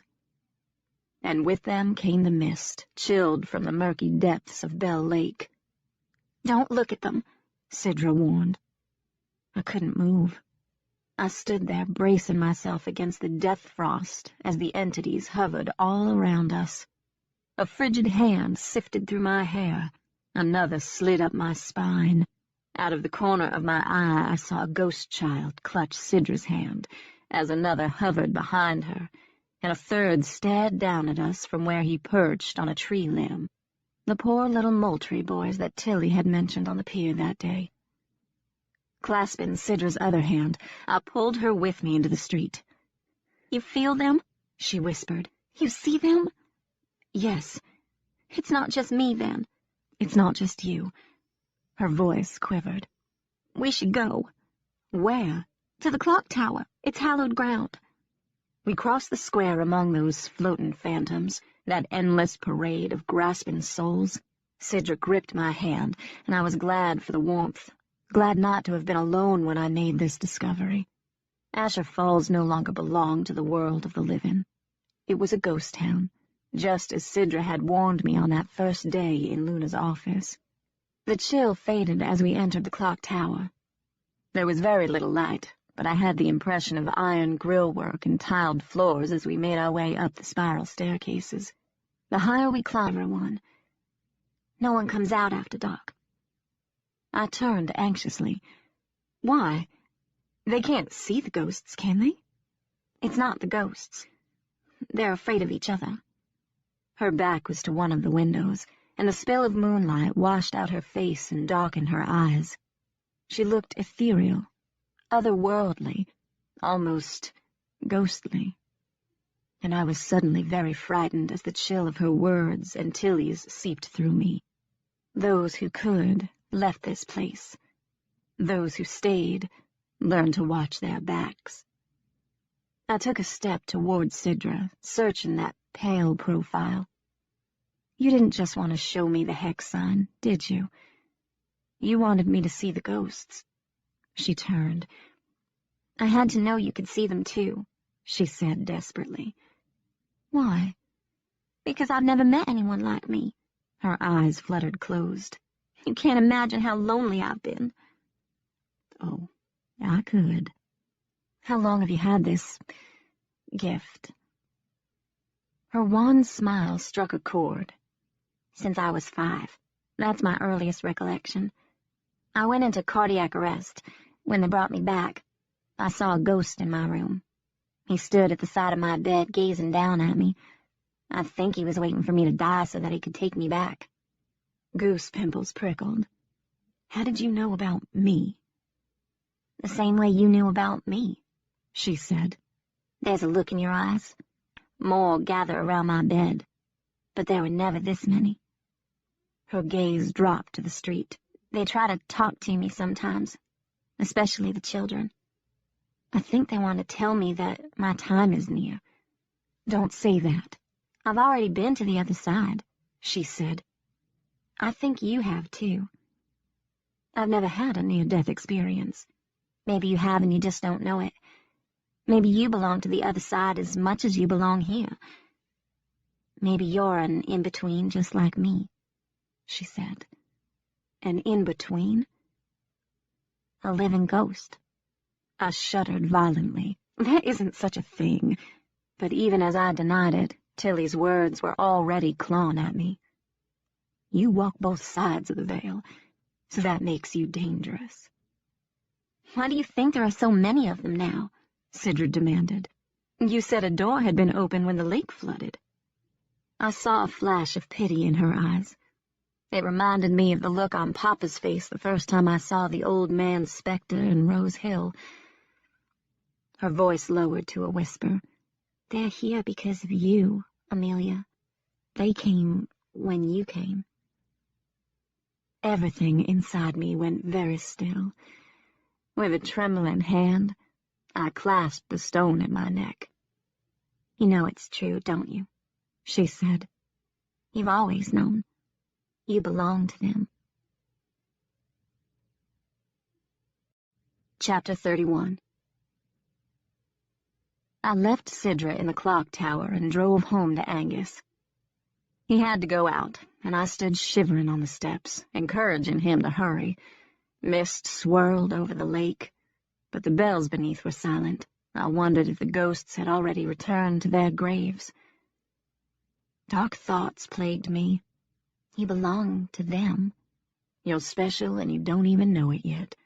No, no, no, I belonged here. I was alive watching me. Hurrying into the house after Angus, I showered and changed into my only dress, and then restlessly paced as I waited for Thane, my mind churning. I was still pacing, still denying, a few minutes later when he rang the bell. He knew at once something was wrong. Taking hold of my arms, he turned me to face him. What is it? I cast an uneasy glance toward the window. It's this place. I'm suffocating here. This house, you mean? I nodded, but it wasn't just the house. It was the lake, the woods, the town. It was Tilly's warning, Sidra's terrible claim, and the murky details of my birth. All of it bore down on me like stones heaped upon a grave. He searched my face. Let's get out of here, then. Maybe go for a drive. Go back out into the dark, into that mist, into those ghosts. It's late. It's not late at all, he said. The moon's barely up. I know you mean well, Thane, but I'm not fit company tonight. But you're all dressed up. His gaze took me in, and I shivered. He was dressed in jeans and a leather jacket, looking darkly handsome and mysterious. When I hesitated, his voice lowered persuasively. Come on. It'll do you good to get out. As I stared up into his green eyes, I realized how badly I wanted to go with him. I wanted it more than anything, because I was tired of being alone. I was tired of always being on guard. All I wanted at that moment was to feel like a normal 27-year-old woman who could love and be loved, not someone who could see ghosts, not someone hunted by evil. We don't have to go anywhere special, he said. We'll just take a drive. Besides, there's something I want to show you.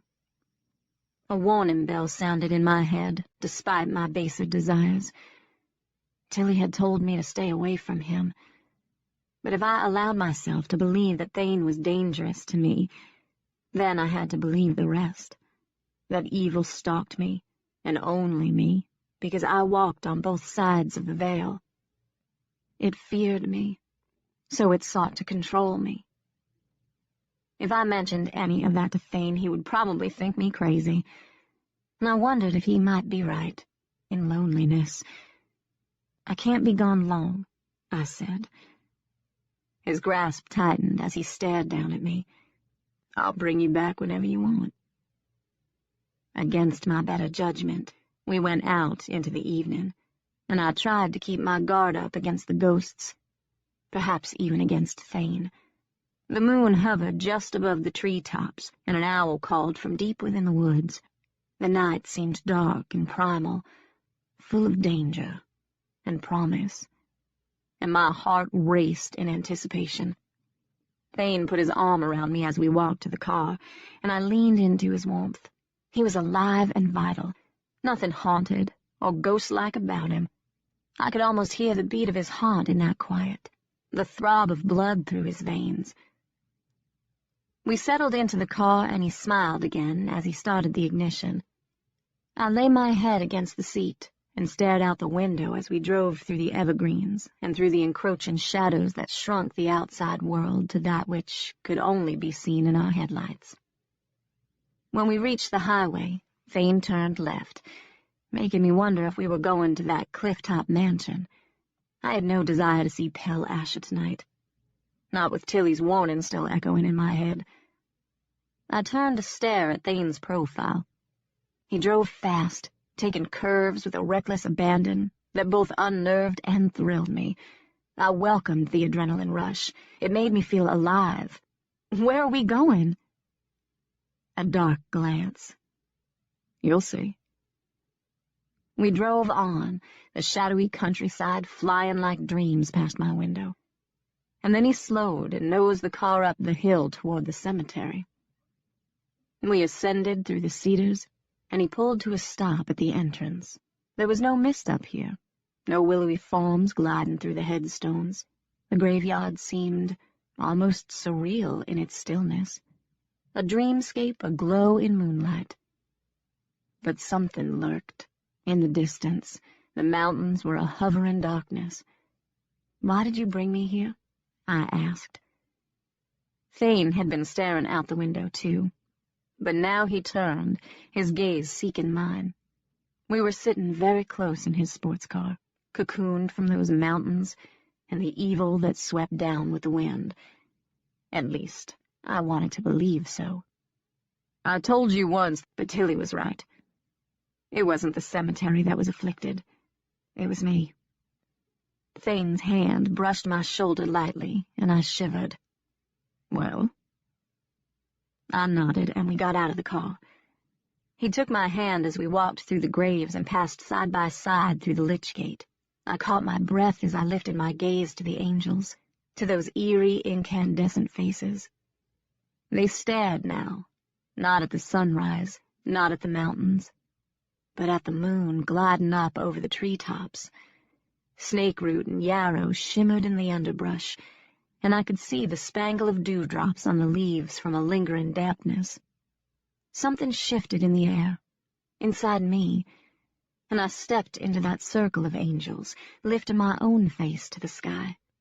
Turning and turning, eyes closed, arms flung wide, the way I had as a child in Rose Hill, embracing the night, embracing my difference. Unharnessed from the remnants of Papa's rules, the loneliness faded, my fears melted, and I let myself fly. It began as a low hum. I didn't even notice it at first. Wouldn't realize until later that the brief moment of liberation had probably invited it into the ruins of that white garden, into that withering moonscape. Or had it been there all along? The hum grew and grew until something inside me began to respond, and I felt that strange pulse, that primordial heartbeat that pounded down from the mountains and up through the ground, hammering its way into the core of my very being. Thane touched my arm, and my whole body thrummed like a plucked wire that had been strung too tight. I had never felt so attuned to the night, had never felt so alive. Backlit by the moon, he stared down at me, a mesmerizing silhouette that embodied my secret desires, all my dark dreams. Those visions came back to me now. The entwined couple at the falls, straining and gasping, the woman's head thrown back in wanton abandon as she rode him. I couldn't see their faces, even when he turned her, even when he rose up behind her, and the night creatures began to howl. I had a sense that it was Devlin and his dead wife, and a part of me wondered if Mariama had somehow managed to invade my thoughts even here in the mountains, even here with Thane, or if the insidious evil that Tilly spoke of had found my weakness. It was only a fleeting worry, because already my arms were winding around Thane's neck as he drew me close and pressed his body against mine.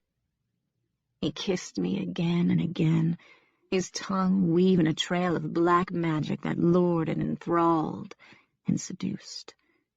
We sank to our knees in the circle of Asher angels, in the remains of that romantic white garden, and I skimmed my hands down my sides, lifting my dress as I lay back, drenched in starlight. I no longer wondered or cared about the consequences of my actions, or the desecration of a place I would have once revered. There was nothing in me now but need, a greedy, grasping hunger. Thane's hands were all over me, strumming and stroking, his mouth hot against mine. I tangled. The night came alive with sound and motion, with moans and whispers and shadows creeping from the woods and flitting through the treetops. Moonlight animated the statues, and I could feel those sightless eyes cast upon us now, as those stone lips whispered my name over and over, an incantation that stoked my frenzy. Thane yanked off his shirt and moved over me, and for one breathless moment, he didn't look like Thane at all, but something dark and beautiful and otherworldly. A familiar medallion dangled from his neck, a painful reminder of my time with Devlin. I tore it away with a vicious jerk, and I heard the sharp intake of his breath as though I had ripped something up from his soul. I sensed a hesitation, a withdrawal, but I would have none of it. I pulled him back to me, arching violently into him as my hand went to his face, and I sank my nails into his flesh. He reared back with an oath. I'd broken the skin. The ooze of crimson both frightened and exhilarated me. I reached up and touched a fingertip to the blood, drawing a deep shudder from Thane. A breeze trembled through the trees, and a distant howl brought his head up. What was that? "It's coming," I whispered. He scrambled to his feet, his gaze scanning the darkness as I rose more slowly, in the grip now of a strange lethargy. The wind picked up, thrashing branches and whirling dead leaves underfoot. I turned instinctively to the mausoleum, and could have sworn I saw silhouettes squatted and hunched on the rooftop, pale eyes gleaming, the tails of a coat flaring in the wind, and then a rasping laugh sawed through the trees. I gasped. Behind me, Thane said urgently, "We should go." We didn't run back to the car, but neither did we tarry. All the way home I trembled, staring out the window as a terrible acceptance settled over me. Thane walked me to the door, but he made no move to hold or kiss me. Why would he? "Something was out there," he finally said. "You felt it, didn't you?" My gaze went to those claw marks on his face, and I shuddered. Yes. He turned to the woods.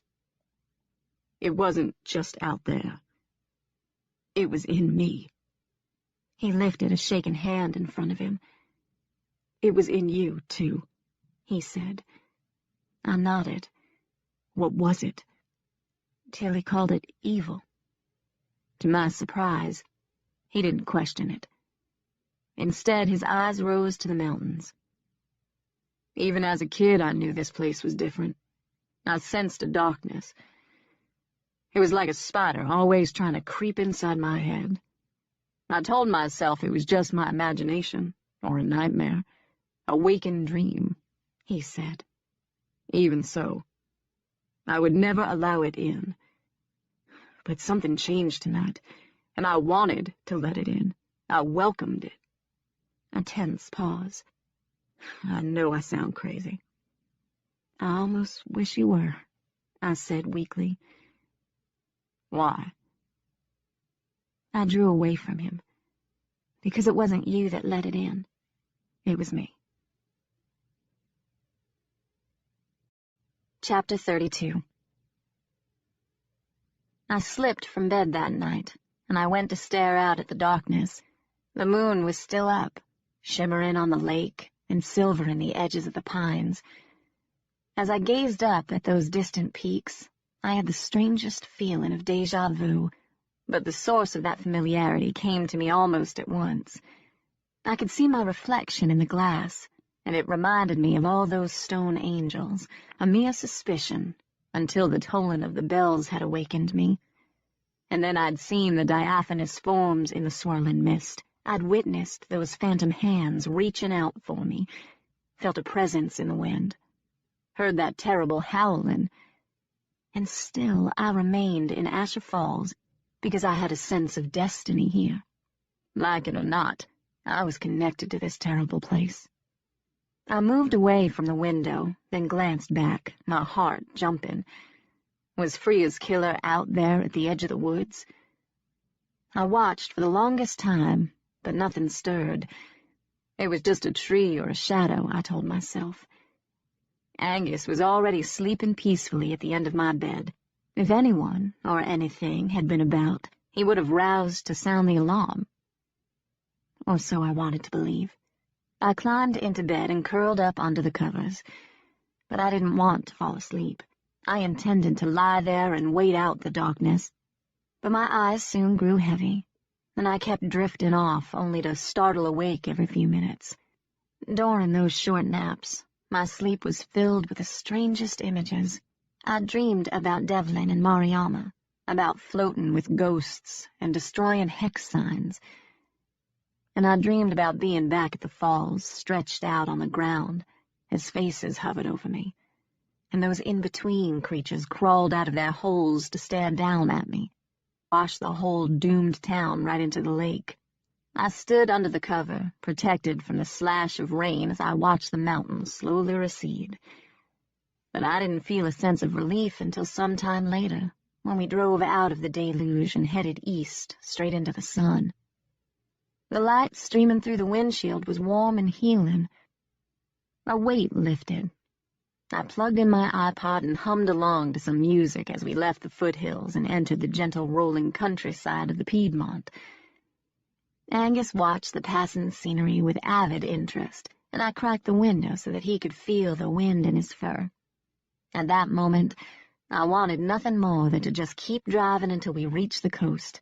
I didn't want this feeling of lightness to ever end, for him or for me. I stopped for gas and a quick breakfast in Columbia, and my euphoria held until I approached the Trinity exit. And then the questions resurfaced. My need to know where I came from, year-old oak trees that kept the house cool and dim, even in the summer months, making it a pleasant refuge for Papa, after hours of working under a baking sun. The front porch had always been my mother's domain. She and my aunt had spent many an hour out there, sipping sweet tea and gossiping, as the scent of roses drifted up from the cemetery. My bedroom window looked out on Rose Hill. The view of the graveyard never bothered me, even as a child, even after my first ghost sighting, because Rose Hill had always been my refuge, and the hallowed ground had always protected me. Even after all these years, I still felt safe and at peace there, as I never had anywhere else, even my own sanctuary in Charleston. A layer of dust had settled on the concrete porch. Before my mother got sick, she would sweep that floor at least once a day. It was almost an obsession with her. Dirt, especially the grime Papa and I tracked in from the cemetery, drove her crazy. My aunt called her a persnickety housekeeper, to which my mother had once replied that it was a shame Lynn Rose had never learned to run a vacuum, as well as she ran her mouth. My aunt had gotten a kick out of that retort. She loved to get a rise out of Mama, and I so envied their relationship, that constant banter. No one had ever been able to make my solemn mother smile the way her sister could. Not Papa. Certainly not me. The house was all closed up, which was unusual. Papa would never have locked the front door unless he planned to be away for some time, so I didn't think he was working in the cemetery or out back in his workshop. The whole place had a forlorn air, as though no one had been home in days. I suppressed a momentary panic as I fished the key from a flower pot and let myself in. Papa had probably driven to Charleston to spend some time with Mama. He must have missed her terribly during all the months she'd been gone. They'd been together for a long time, and though neither was openly demonstrative, I couldn't remember having ever seen them hug, much less kiss. I had to believe something more than habit kept them together. Something more than secrets, too. I left Angus on the porch and went inside.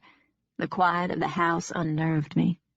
I took a quick walk through the downstairs just to reassure myself that nothing was amiss, and then I climbed the stairs, peeked into my old bedroom, and continued on to the far end of the hallway, where I opened the door to the attic stairs. I flipped the light switch and went up without hesitation. I'd never been afraid of the attic. It had been a favorite haunt of mine on rainy days when I grew bored of the family photo albums. Mama had kept a lot of her dresses from high school formals up there, and I had loved going through all those old trunks. She and Aunt Linrose had been quite the belles, despite the family's middle-class status. Papa stored his keepsakes in a metal bin. It was always kept locked. Always. I'd been curious about that container since childhood, but it never occurred to me then to try and pick the lock. Now I shoved any qualms aside and used a hairpin to slide open the tumblers. If there was a secret in this house about my birth, it would be in that locker. Inside was the usual paraphernalia that a man of Papa's age and stature would have accumulated over the years. Service medals and framed citations from his time in the army, a pair of boots, an old pocket knife, a cigar box of photographs. The most efficient way to conduct the search was to take everything out. I did so quickly and carefully, arranging the items in order so that I could put everything back exactly as I found them. I hated going through Papa's things. He was a private man, and rifling through his treasures and memories was a violation that I likened to the desecration of a grave site. But I didn't let a guilty conscience stop me. I kept right on looking, because I knew I wouldn't rest until I found something. I had almost given up when I happened upon a little blue box tied with a white ribbon. I assumed it was another medal or perhaps his wedding cufflinks. But no. Nestled against a bed of cotton was a shard of brown porcelain. I would never have known what it was, let alone the significance, had I not seen that little brown sparrow in Freya Pattershaw's little blue bedroom. However he had come by it, Papa had stored that broken wing amongst his most prized possessions. Chapter 33. I called ahead and made an appointment for Angus at the veterinarian clinic convenient to my house in Charleston. I stayed with him for the exam and shots, and then left during the grooming to run errands. When we showed up on my Aunt Linrose's veranda a few hours later, we were both freshly bathed and looking our best. My aunt lived in a narrow 2-story house built deep into the lot, as was the custom in the historic district. She'd bought the house years ago, before the real estate market exploded, and could undoubtedly net a small fortune if she chose to sell it. She never would, even though she was forever complaining about the taxes. I loved the house and the shady street she lived on. It was very quaint and charming, very Old South. Her eyes widened when she opened the door and saw me through the screen. As always, she was dressed elegantly, in off-white linen slacks and a wheat-colored tunic embroidered with flowers. I caught a whiff of her perfume through the door, and it took me right back to all those summer twilights when I had sat at that open window, listening to her and Mama. A hand fluttered to her heart. "Goodness gracious, girl! I wasn't expecting to find you on my doorstep. Why didn't you tell us you were coming? I'd have made lunch or ordered out," she said with a wink.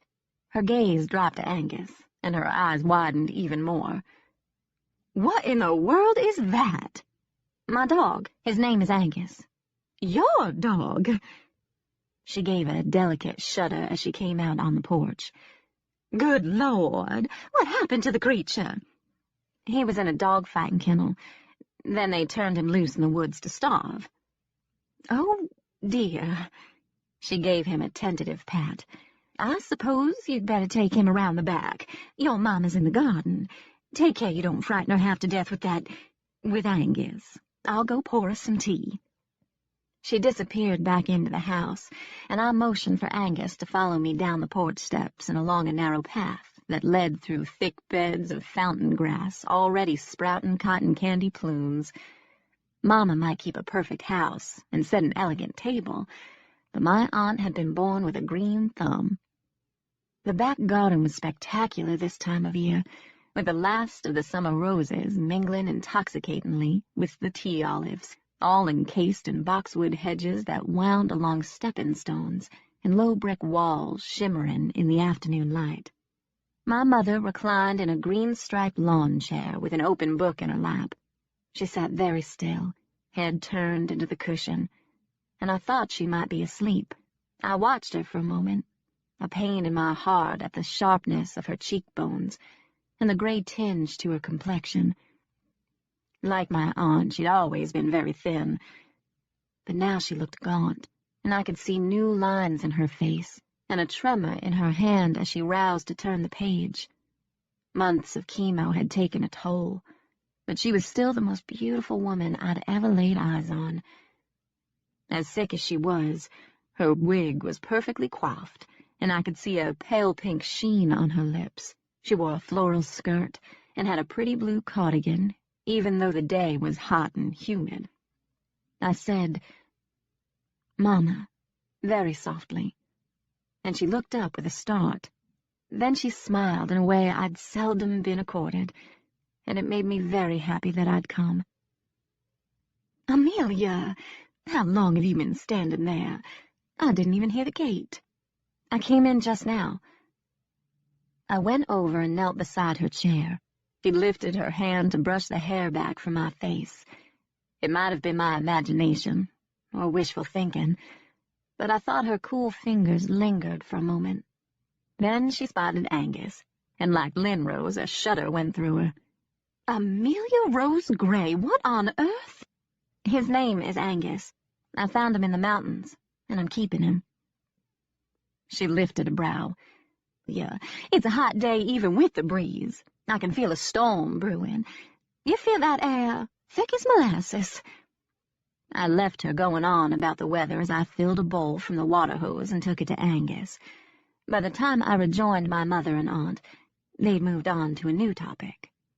My aunt handed me a glass of tea. "I was just telling Etta about an acquaintance of yours I ran into the other day. I was standing in line at the grocery store when I heard someone behind me mention that she grew up in Trinity. Well, naturally, I had to strike up a conversation. Turns out she was a grade or so behind you in school, but she said the two of you had crossed paths just a few months ago." "What's her name?" "Ree Hutchins. Do you remember her?" I took a sip of tea. "Ree? Yes, I remember her. She came to see me about Oak Grove Cemetery." My aunt looked stricken. "Oh, Lord. She wasn't involved in any of that terrible business. Abuse, illegal testing, patients admitted under false names by wealthy families who just wanted to forget about them. It was all over the news last spring. I'm sure you saw it. I don't remember all the particulars, but someone was murdered by a doctor. Ferrante, I think his name was. He was quite famous, and apparently his grandfather before him had conducted all sorts of gruesome experiments at that place." She shook her head. "Blood will tell, as they say." As my aunt prattled on, I kept glancing at my mother. Her head had fallen back against the cushion, and her eyes were closed. "Mama, are you okay?" She smiled faintly. "I'm a little tired. Would you think badly of me if I went in to rest for a little while?" I set my glass down. "Of course not. Can I help you?" "No, dear, I'm fine. It's just, I don't have much energy these days."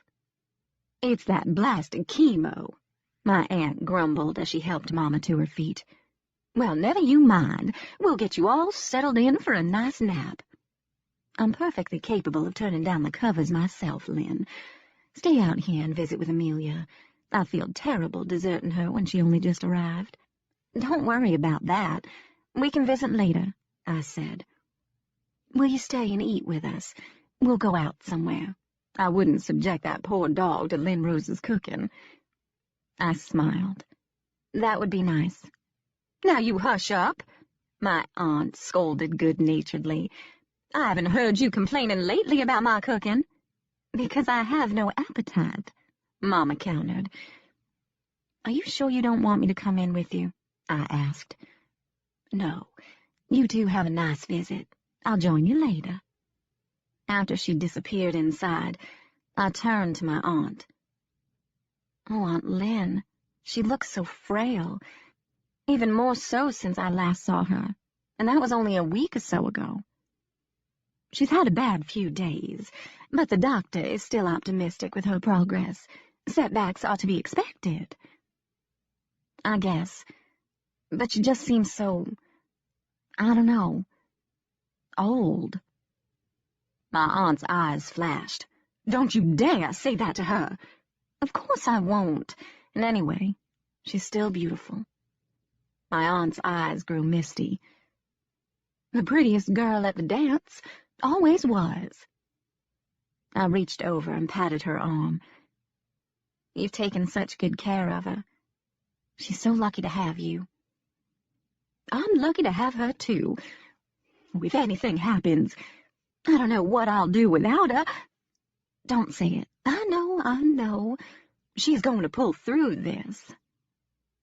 My aunt lifted her chin defiantly. I'm going to make sure of it. Aunt Lynn, has Papa been here this morning?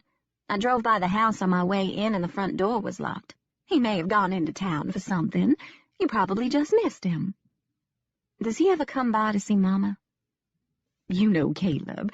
He lives in his own little world, just like you. 2 peas in a pod, Eddie used to say. I saw a shadow in her eyes before she glanced away, and for a moment the air quivered with something unspoken. I didn't know why, but I felt a momentary panic. I took a sip of tea to calm myself. Does Mama know where I've been working? My aunt traced a bead of condensation down her glass. Didn't you tell her? No. I called here before I left, remember? I told you that a job had come through and I would be working out of town for a few weeks. Mama was resting and you said you'd let her know. But you didn't say anything to her, did you? She shrugged. I don't know.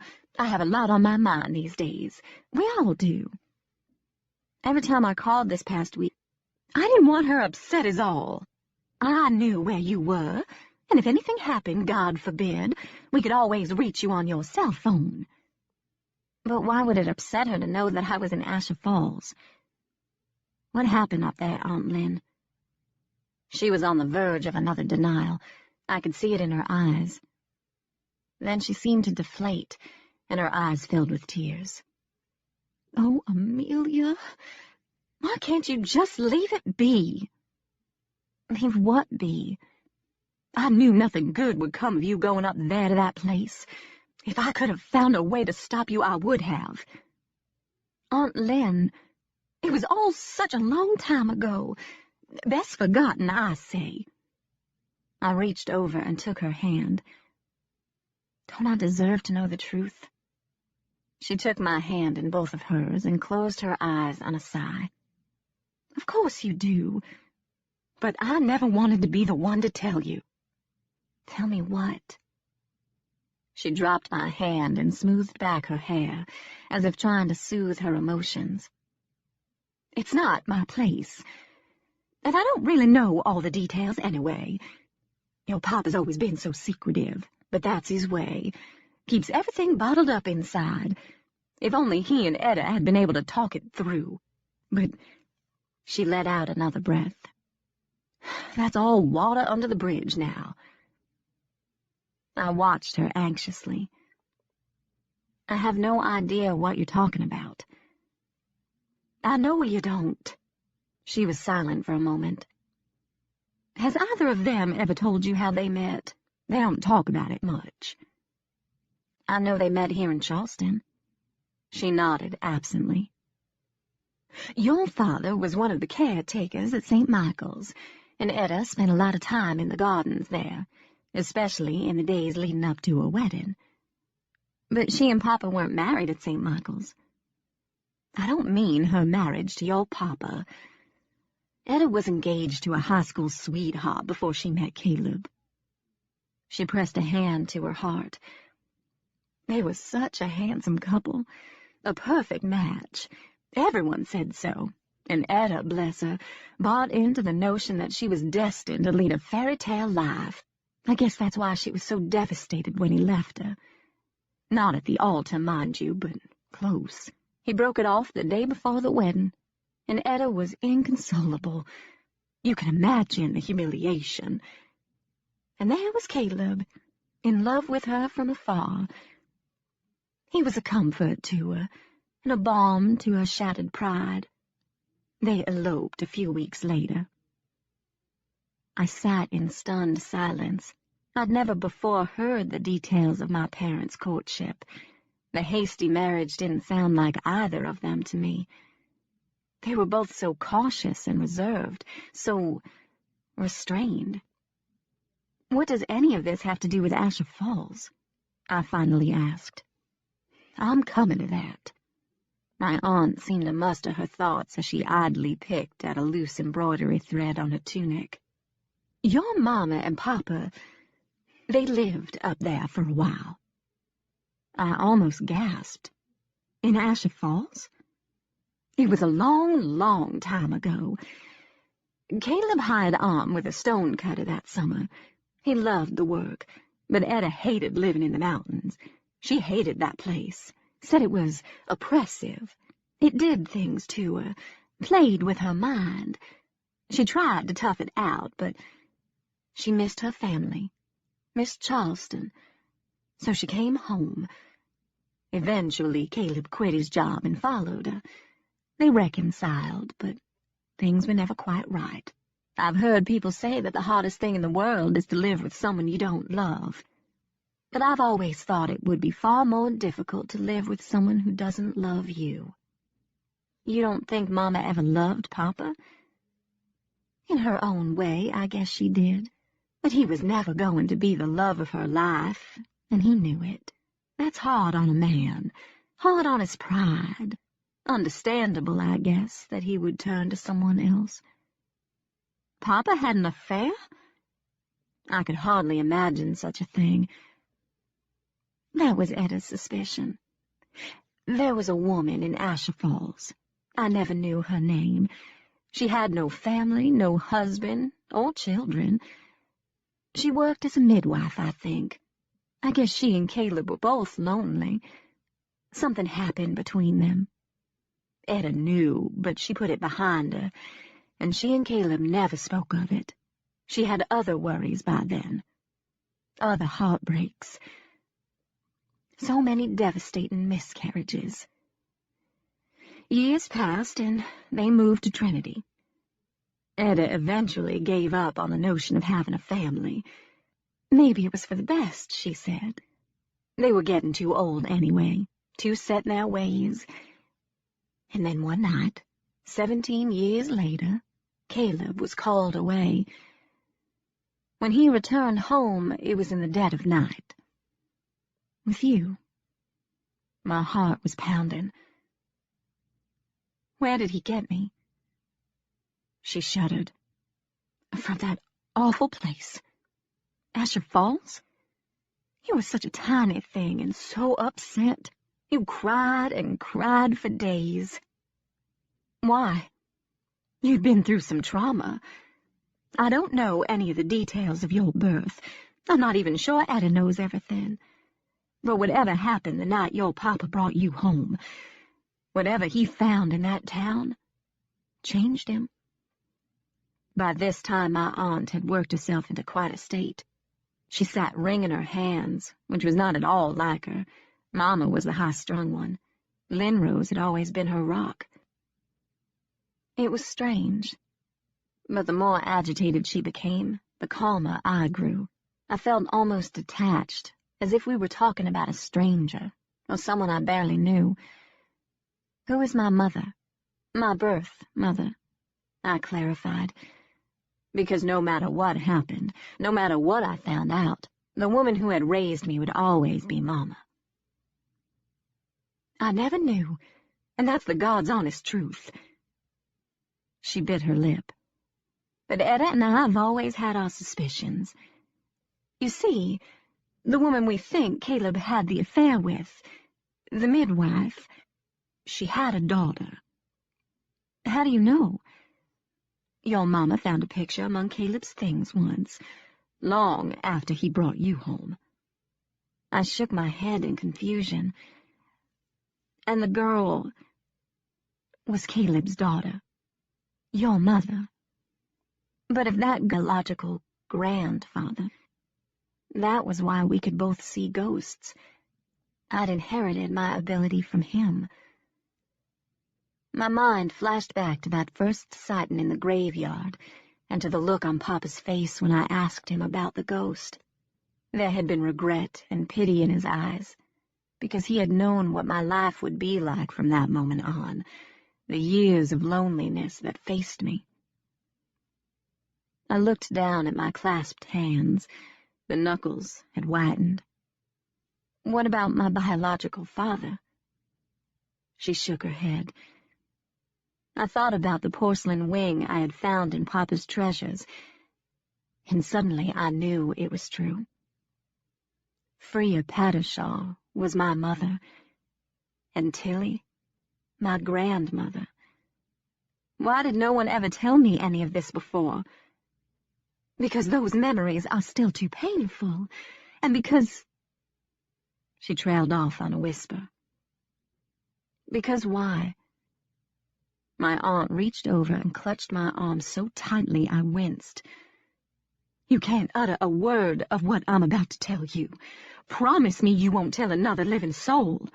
Her nails dug into my flesh, and her face had gone as ashen as my sick mother's. Aunt Lynn, let go, you're hurting me. Her grip eased, but her brimming eyes held me enthralled. The night he brought you home, your Papa was covered in blood. I had an early dinner with my mother and Aunt Linrose before heading back to my place on Rutledge Avenue. I hadn't said a word to my mother about any of my aunt's revelations. I would never risk upsetting her when she needed all her strength to battle the cancer. Somehow I'd managed to put on a mask and play-act my way through the meal. But now that I was alone in my own garden, my mind returned time and again to that conversation. Papa was my biological grandfather.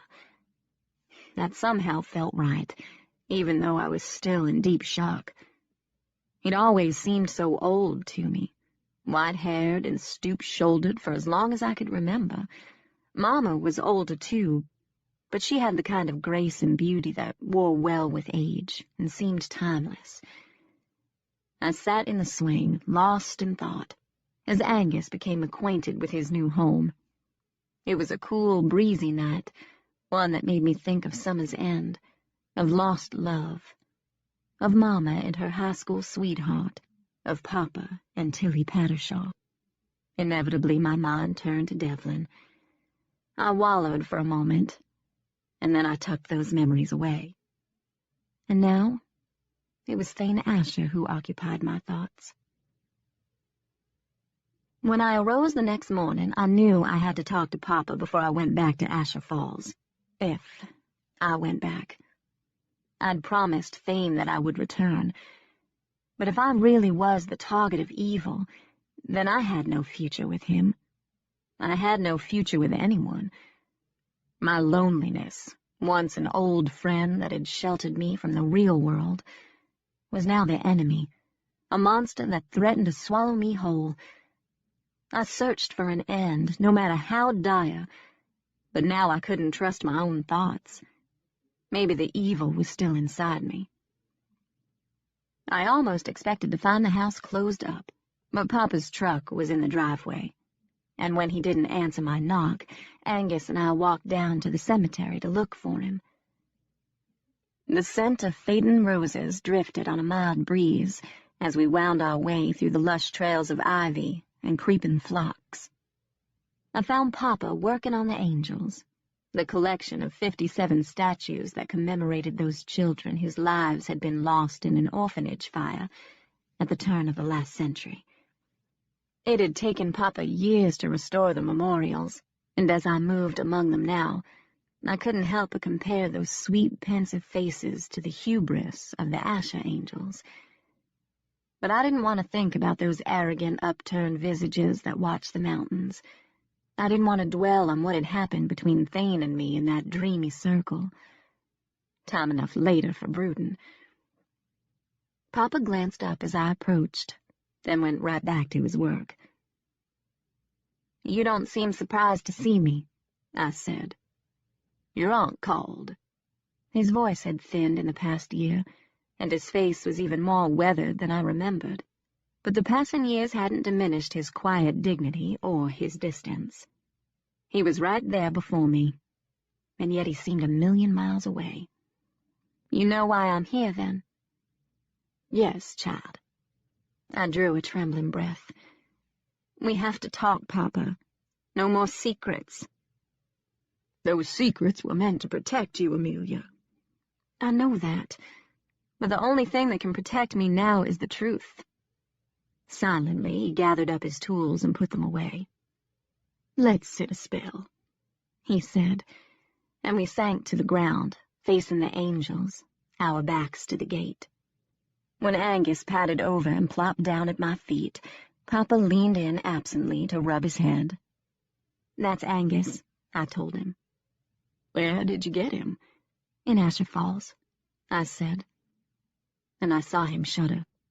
So many strange things have happened to me there, and I felt a connection from the moment I arrived, and I'm only now starting to understand why. I paused. "Who am I, Papa?" "You are my Amelia," he said quietly, "and I love you more than life itself." My eyes filled with tears. He'd never said anything like that to me before. After the ghosts came, he'd withdrawn into himself, never showing me the slightest affection. And for years I was left wondering what I had done. But now to hear the tremor in his voice, that desperate sadness in his eyes, it was too much. I had to look away. So many questions lingered, but I wouldn't ask him about his time with Tilly. That belonged to them. I didn't condone what had happened. I was fiercely loyal to my mother, after all. But I could understand it. Two desperately lonely people with their secrets. Papa with his ghosts, and Tilly with her premonitions. Drawing my legs up, I laid my cheek on my knees.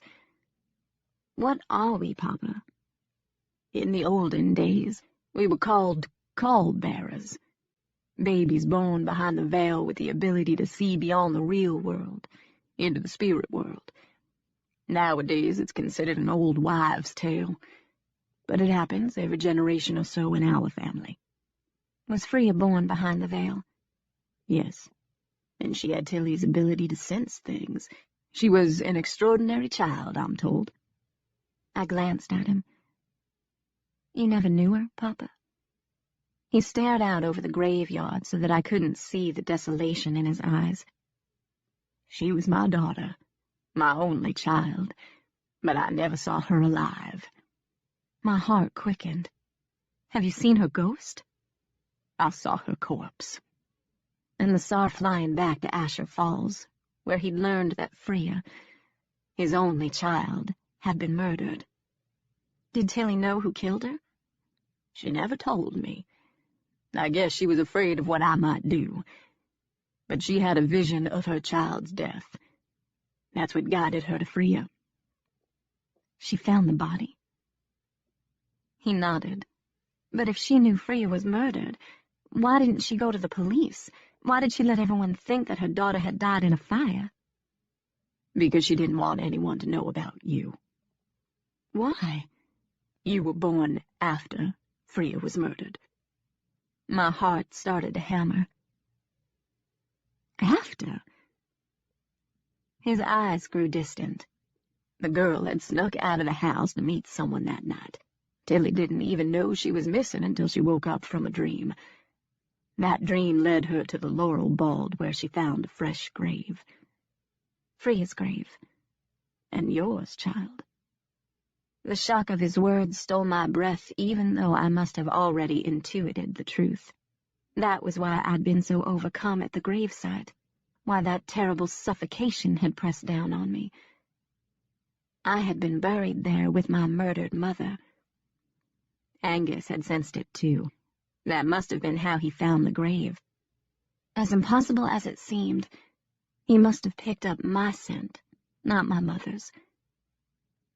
I tunneled my fingers through his fur, and he turned, dark eyes gleaming as he nuzzled against me. The grave was so shallow, the dirt barely covered the body, Papa said. She hadn't been there long, only moments. Her skin was still warm, and Tilly prayed that she might still be alive. But when she unearthed her, there was no heartbeat, no pulse. The only thing Tilly could do was try and save the baby. I had been buried alive, I thought in horror. I had to see my child.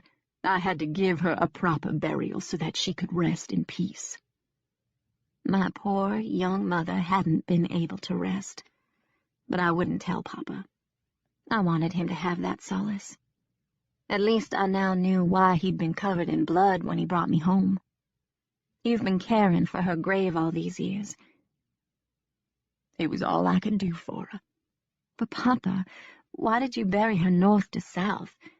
Surely it wasn't because I didn't want her facing those mountains, he said harshly. I caught my breath. You felt it too. The wind, the dankness, that awful howling. Yes, I felt it. So did your mother when we lived there. So did Tilly. His gaze moved to the angels. It was there when you were born. It was with you on the other side. Tilly sensed it that night. There was a terrible struggle, she said. I thought of that day in the cemetery when she had tugged me out of the briar patch. You fought hard, Amelia. You battled your way back. But even as you drew your first breath, Tilly knew it wasn't over. She was afraid for you, afraid it would come for you. She knew she had to get you out of Asher Falls. She thought you would be safe with me. I hugged my knees. Why did you shut me out, Papa? Why did you turn away when the power it could wield through you on this side would be very, very strong? Why? You are the last of the Ashers, he said. I buried my face in my arms, succumbing to a storm of emotions. Who is my father? I asked fearfully. Edward Asher. Was he evil? Was he in league like the others? I don't know. But his blood runs through your veins, so your ties to that place are strong. That's why you were lured back there. But why now? The rules kept you safe, Papa said. But you broke them, and now that door has been opened. You're vulnerable. Those closest to you are the most dangerous because it will try to use them to weaken you. It will lie and trick and deceive you. You mustn't let it. And you must never, ever return to Asher Falls. I lifted my head. If it fears me, then there must be a way to defeat it. I can't live like this, Papa. I can't live with the loneliness. Sometimes I think I'd be better off dead. Don't say that. Don't even think it. Then help me destroy it. You still don't understand, do you? He turned away quickly, but not before I'd seen that same look of pity and regret in his eyes. The lake looked swollen, and the ditches were overflowing. The deluge subsided as we drove off the ferry, but the sky remained gray and bleak. For the first time, Angus turned away from the window and settled down in the front seat, resting his snout on the console. I put my hand on his head and felt the bristle of his hair. "I know," I murmured. "I feel it too." The oppression, the weight of those mountains bearing down on us. I heard a crack and looked up to see a boulder crashing toward us. It hit the highway directly in front of the car, releasing a shower of rocks and gravel that pelted my hood and windshield. I was so startled I swerved too sharply and almost lost control of the wheel on the wet pavement. Right in the vehicle, I pulled to the side of the road to catch my breath and settle my nerves. The boulder had been close. Too close. A very dark omen.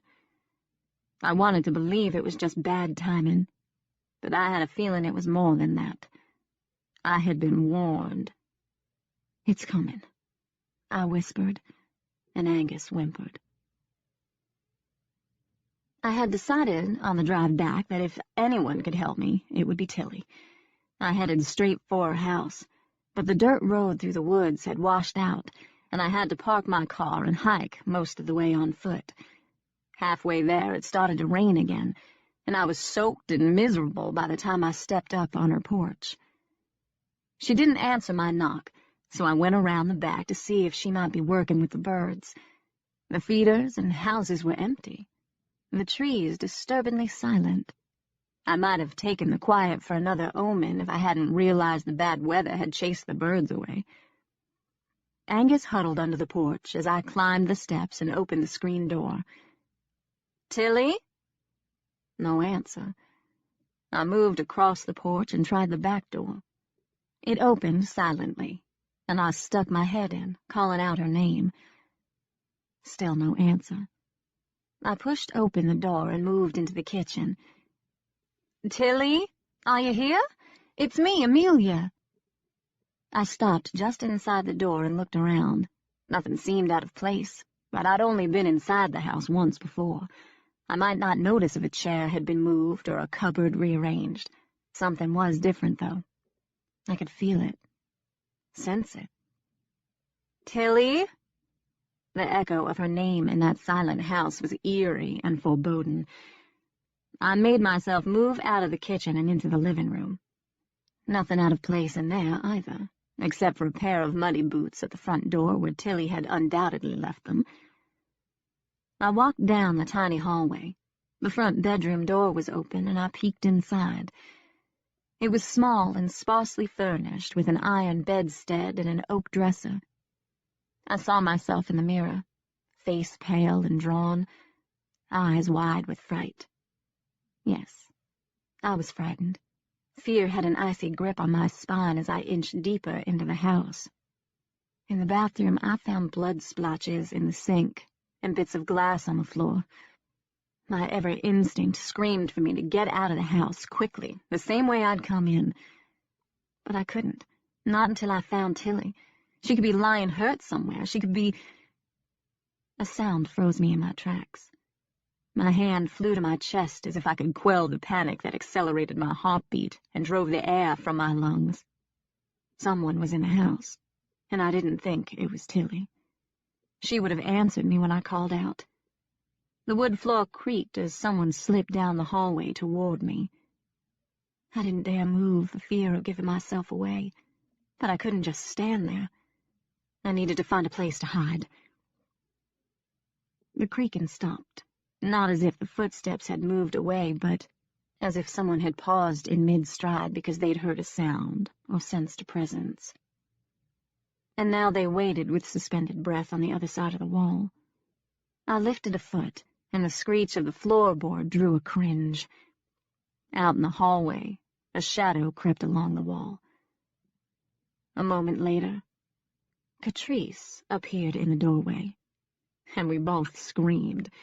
"Amelia!" She clutched her sweater around her. I stood there, trembling. "What are you doing here?" "I was in town. I saw you drive through, and I followed you." She glanced around anxiously. "Tilly isn't here? I thought your car was broken down." Her gaze darted away. "I just got it fixed." Her nervous demeanor confirmed what I had suspected all along, that our meeting in town that day hadn't been coincidental at all. I doubted she'd even had car trouble. "Why did you follow me?" I asked sharply. "I have to talk to you," she muttered. "I just hope—" "What?" "I'm so worried about Tilly." "Why?" When she didn't answer, I grabbed her arms. "There's blood in here. Do you know something about that?" Her eyes widened. "Blood? Are you sure?" "Of course I'm sure. See for yourself if you don't believe me. But first tell me why you're looking for Tilly." She looked distraught as her gaze flitted around the bathroom like a frightened bird's. "I never thought it would come to this. You have to believe me." "Come to what? Is Tilly in some kind of trouble?" Her brown eyes filled with tears as she nodded. "I'm afraid she might be." "What kind of trouble?" "Bad trouble. I think she's in danger." "From whom?" Catrice closed her eyes. "From Freya's killer." My heart jumped. "Who killed her?" "It could have been any one of us," she whispered. "He was in shock. We all were, especially considering that she was almost ready to deliver. She kept to herself so much, and she had such a small frame that no one suspected. And why would we? Who would ever dream that he would be so careless with with an outsider?" Luna was furious because she'd always planned to have the first Asher grandchild. Hugh wasn't exactly thrilled either. And poor Bryn. She was the most devastated of all. "Why?" "She was crazy about Edward. She would have done anything to get his attention. And there he was, sleeping around with someone like Freya Pattershaw." "And you?" She drew a trembling breath. "Oh, yes. I had my reasons, too. I wanted to fit in just as badly as Freya, so I went along with the game. And all these years—" She glanced down at her hands. Her fingers had curled back as though the joints were afflicted with arthritis. "I should have come forward a long time ago, but I didn't have the courage. I've been such a coward." "It's not too late. You can still make it right. Catrice, who killed her? You must have some idea." "I swear I don't know," she said desperately. "Don't you see? That's the way we planned it. None of us would know, except the killer. We lured her up there, and then we scared her into running off. It was like a game of hide-and-seek. We split up and searched for her. Whoever found her first," she trailed off. "We would all be complicit, but only one would have blood on her hands." "But what about the fire?" "That was just a cover. We all panicked when we realized—" "When Freya never turned up. So Luna went to Pell. She convinced him that Edward had killed Freya. Naturally, he took care of everything. The fire, the funeral arrangements. Everything." "How did Tilly burn her hands?" "Somehow she got word of the blaze. A lot of people had gathered to watch the building burn, but no one tried to do anything to help. When Tilly got there, she tried to get Freya out. That was hard to watch, because Freya was never inside. She had already been killed when Pell had the fire set." And Tilly knew that. So why had she rushed into that burning building? Wouldn't it have made more sense to put Freya's body in the building? That would have given the killer away, because no one else knew where the body was. And we promised ourselves we'd never tell a living soul. We'd just forget about what had been done. Forget about Freya. She touched a hand to her forehead. But someone must have seen. They dug up the body and delivered Freya's baby. It had to be Tilly. No one else could have done it. I pictured that lonely grave in the laurel bald. Freya's grave. My grave. If Tilly knew Freya was in that grave, why would she try to get her out of a burning building? Maybe she was already unhinged, or maybe— Catrice had gone very pale. Maybe she knew that was what we would have expected her to do. Maybe she didn't want us to know that she'd found the body because she was afraid for you. She burned her hands trying to protect you. I went very still. "You know who I am?" I asked in a strained voice. "You have a certain way of turning your head, a certain way you smile. I see Edward in you." "Who else knows?" "Luna, Bryn, and Hugh. Pell, of course, because he's the one who brought you here. You're his last hope of producing an Asher heir." You and Thane." I stared at her in shock. "What do you mean?" "He arranged to have you brought here so that Thane could seduce you." "No, that's not true. He wouldn't have had anything to do with that." She looked at me with pity. "It is true. But Pell selfishly put you in danger because the fact that you're alive proves Freya didn't die in that fire." "Thane didn't know," I said numbly. She put a comforting hand on my arm, but I jerked away from her. She searched my face. "Don't you understand?" she asked softly. "He'd do anything to solidify his position in that family. I think he might cut off his right arm for the chance of giving Pell Asher a grandson." I thought of Tilly's warning about Thane. He covets what can never be his. And I thought about that night we were together in the cemetery, how the evil had found a way in through his weakness. Terror washed over me at what might already have been done. "I'm calling the police." "You can't," Catrice said. "Not the local police. Wayne is too afraid of the Ashes to help us. And it'll take too long for the state police to get here, or even the county patrol. They'd have to come across on the next ferry because the back roads will be flooded by now. In this weather, it could take hours for them to get here." Her gaze slowly lifted. "We're completely isolated." Chapter 35. I don't know why I headed to the Laurel Bald, to Freya's grave, but I had a strong sense that Tilly had gone there. Maybe I'd inherited her uncanny intuition, or maybe I could somehow hear her calling out to me. Maybe it was Freya's ghost that guided me. I only knew that the pull was too powerful to ignore, and I knew of no place else to look for her. It was raining again by the time Angus and I reached the cemetery. As I charged through the woods with my mace and a handful of tools, make-do weapons, I'd grabbed from the back of my car, I told myself it was foolish to think that I could save my grandmother single-handedly, or that I could trust anything that came out of Catrice's mouth. By her own admission, she had helped plan a murder. And yet, what choice did I have? Freya was lost to me forever. I didn't want to lose Tilly now that I'd only just found her. As Angus and I crested the hill, I tried yet again to call the state police, but I still couldn't get a signal. I thought about calling Thane. But what if Tilly was right? What if he'd been in league with his grandfather all along? The thought of his deception cut like a knife. But I didn't have time for self-pity. Later, I could look back and dissect our every conversation, searching for clues and nuances that might have given him away. But now was not that time, not with Tilly's life on the line. She'd brought me into this world, and she'd never once hesitated to protect me. How could I not do the same for her? I scrambled down the overhang, and my heart started to pound as I approached the grave. My grave. Angus was acting very strangely. He sniffed the leaves and pawed at the ground, and I thought perhaps he'd picked up my scent. But when I called his name, he whirled with bared teeth and feverish eyes. My stomach tensed as I watched him warily. "Angus? What's wrong, boy?" He answered with a low growl, and I drew back on a gasp. What had come over him? He crouched and circled as I stood frozen, Papa's terrible warning thundering in my head.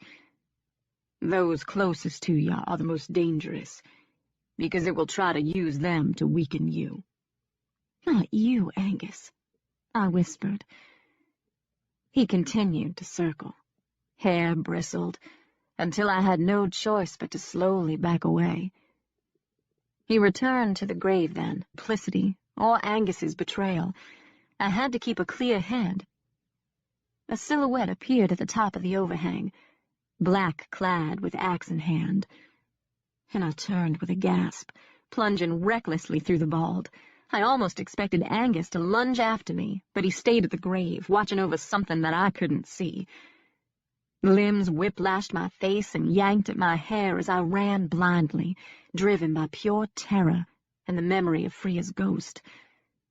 I kept up the pace until the mountain laurel thickened, the branches becoming so tightly entwined I could barely claw my way through. Any light that might have shimmered through the rain clouds was completely obliterated by the low-hanging canopy, and I was soon hopelessly lost. Emerging into a tiny clearing, I bent to rest, hands on knees, as I tried to catch my breath and corral my racing heart. Lifting my head, I listened for sounds of pursuit, but all I could hear was the relentless patter of rain and the buzz of mosquitoes around my face. No, that wasn't quite true. If I listened closely, I could hear the waterfall in the distance. I tried to orient myself to the sound, but I'd strayed too far into laurel hell, and now I'd lost all sense of direction. A more effective trap I could hardly imagine. I hungered in that little clearing, wet and trembling and petrified of what waited for me somewhere in that maze. If the sameness of the landscape befuddled under the best of circumstances, navigating that solid wall in a full-blown panic appeared hopeless. I found myself turning in a slow circle, searching for some clue that would lead me to Tilly, to safety. All around me, the skeletal forms pressed in on me, the grasping branches like disembodied ghost arms reaching for me from the mist. Then, over the rain, I again heard a cracking sound, rhythmic and steady, and now I knew what it was. The killer was using the axe to hack a path through the tangle of limbs, and the noise was getting louder as the hunter closed in on the prey. There was no need for stealth. I was already cornered. Hand to heart, I strained to pinpoint the direction. It was coming from my right, I thought. No. To the left. No. Right. As if tugged by a string, my head moved back and forth, thoroughly disoriented by that treacherous labyrinth. I found myself momentarily paralyzed, terrified of fleeing straight into danger. Curling my hand around a knotty branch, I clung as if to a lifeline. I heard nothing now. No chopping, no footfalls, no ragged breaths other than my own. In that bated silence, my fingers tightened convulsively around the brittle limb, as I imagined the killer's hand gripping the axe. And at that precise moment, when I could have used every advantage, every scrap of cover, the rain stopped. New sounds came to me suddenly, the distant trill of a loon, the muted rush of the waterfall. I could hear breathing now, too, a sharp inhale, exhale, as if my scent had been caught. The killer was right there, right behind me. Dropping to my knees, I scrambled up under the branches, the rhododendron even to tuck back the hair from my eyes. I hardly dared to breathe. I was concealed for the moment by the screen of leaves and limbs. All I had to do was keep still. The killer would have no way of knowing which way I'd gone. After that initial mad flight, I'd learned a valuable lesson. The trail of broken twigs had led straight to me. From now on, I wouldn't make it so easy. The killer was moving around in the clearing now. I could hear the scrape of branches and the shallow, rapid breaths that came from excitement. I peered through the snarled branches until a form took shape. I made no sound, I was sure of that. But all of a sudden the axe slashed down through the twisted limbs right above me. I didn't scream. I barely even gasped. Something more than fear drove me now. Instinct for survival, yes. But also anger. Anger at what had been done to my young mother. Anger at being hunted like an animal. I wouldn't succumb to fear or panic. I bit down hard on my sore lip, and the pain gave me a spurt of adrenaline. On hands and knees, I crawled through the endless tunnels of tree trunks as the axe chopped at the branches above me. I felt the blade graze my shoulder, and I went flat, propelling myself forward on my stomach until I was safely out of reach. I could move faster underneath the canopy, and I almost expected the killer to ditch the axe and come in after me. But miraculously, the sound moved away from me, and I realized I hadn't been spotted after all. The killer fanned out around the clearing, trying to flush me out. Now that the rain had stopped, sound carried surprisingly well, and I heard the thrash of another body moving through the bald. The killer heard it too, and reversed course, making a beeline toward it. I wanted to call out, not just for help, but as a warning. But what if someone had come to help the killer? If I gave away my position, I would be a sitting duck beneath that canopy. I waited until the sound of the chopping faded, and even then I didn't ease back into the clearing. Instead, I stayed on all fours and began a long, miserable crawl through that thicket. The feeling of isolation and impending doom sapped my energy and destroyed my will, but I forced myself to go on. I had no choice. The canopy had tightened, and the only way in or out was on hands and knees. At some point, I thought I heard the hack of the killer's axe coming closer, but it may well have been my imagination. It was dark beneath those branches, and with no sense of direction, my mind began to play tricks. I heard my name called, softly, furtively, and I had to catch myself from responding, so great was my need for human contact. What if I never got out? What if I died in here, all alone, without seeing my mother, or my aunt, or my papa ever again? Without finding Tilly? I cut off those insidious thoughts. I couldn't lose control. I had to stay focused. There must be a path somewhere, an animal trail that would lead me to the edge of the thicket. On and on I crawled. My knees were raw and bleeding, and I was in torment from 1,000 scratches. After a while I began to hallucinate. I could see glowing eyes deep within the laurel tunnels, and the ground beneath me trembled, as if in the aftermath of an earthquake. Worst of all, I heard the whisper of my name, and I thought that it was Thane. His voice was so real to me that I once again started to call out. But reason interjected, and I realized that it was only my imagination, or some terrible trick.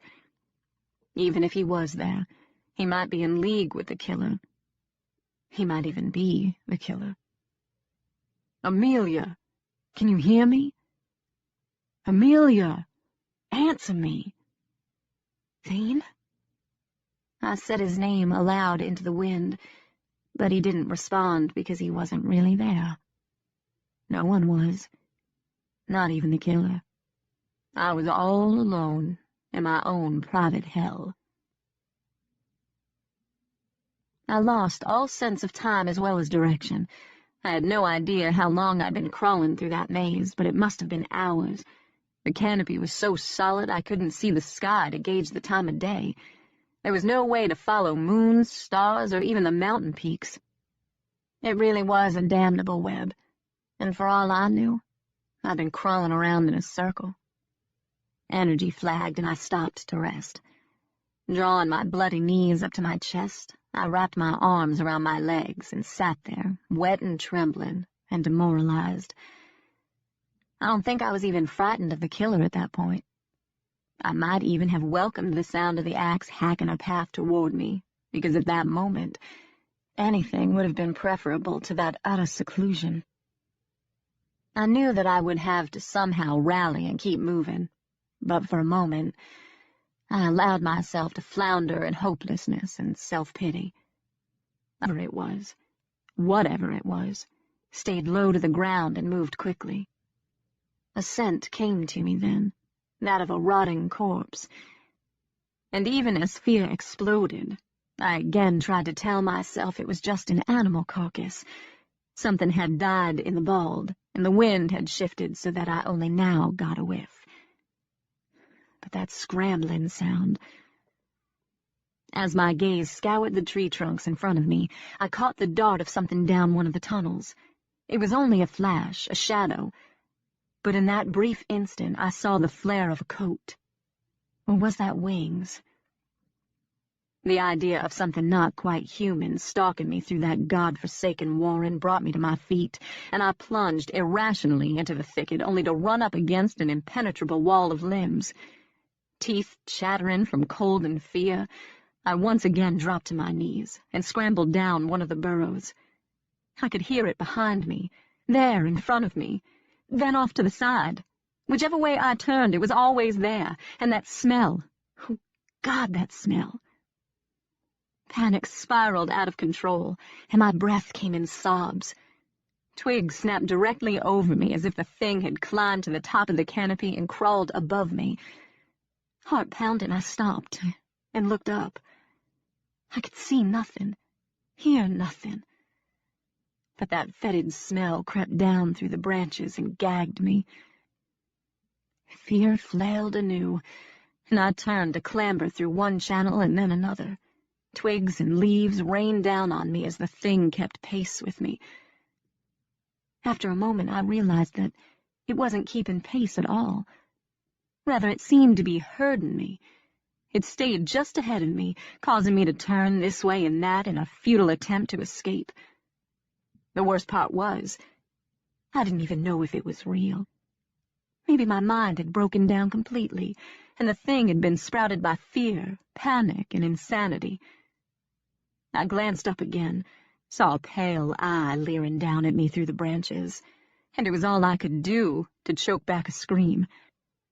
A shriek would undoubtedly bring the killer, and I couldn't be certain my otherworldly stalker hadn't been dredged from the deepest, darkest corners of a mad mind.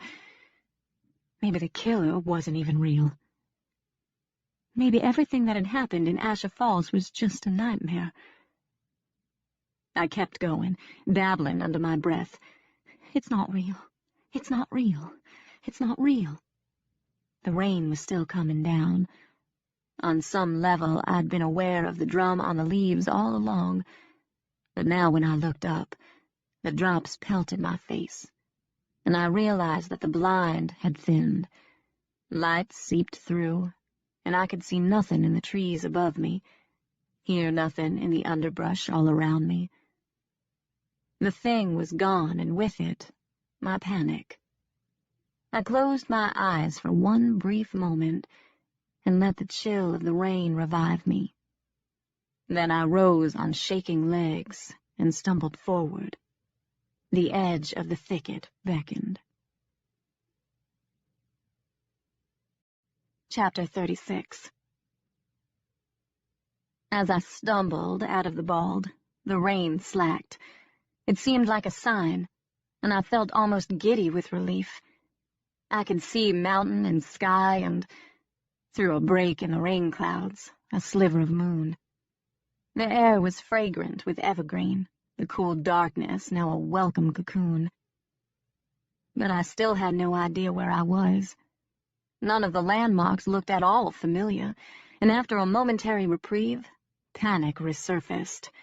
I'd found my way out of the maze, but I was still lost, and I was still being pursued by a killer, someone who knew the area like their own backyard. I couldn't stand there forever and wait to be found. I had to get moving. I started to climb, picking my way through the trees and up a steep, rugged incline that quickly stole the reserve of my energy. The going was slow without a flashlight, the path treacherous with fallen branches and slippery stones. I had to stop once to remove a pebble from my boot, but the damage had already had to keep constant vigil because I was more or less in the open.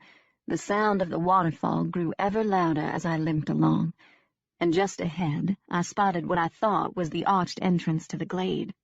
My heart started to race because, for the first time in hours, I knew exactly where I was. With any luck, I could be back at the cemetery within half an hour. A hawk took flight from the top of the cliff, and I spun to track it against the gloomy sky. What had startled it from its roost, I wondered uneasily. And then, as I slowly turned back to the path, I caught the bob of a flashlight coming across the meadow, still some distance away. I darted off the path and flattened myself against the rock, but with the moon peeking from the clouds now, I was completely exposed. For a moment I considered turning back, But then I remembered that Thane had told me there was another way up to the top of the cliff. If someone had been up there just now and startled the hawk, I might have already been seen. They might be on their way down even now, and in my present condition I could never outrun them. My only hope was to find a place to hide, but even with the hunters closing in on me, I hesitated to enter the glade. I remembered all too well that feeling of being penned in, the almost suffocating claustrophobia, the scars on Wayne Van Zant's face.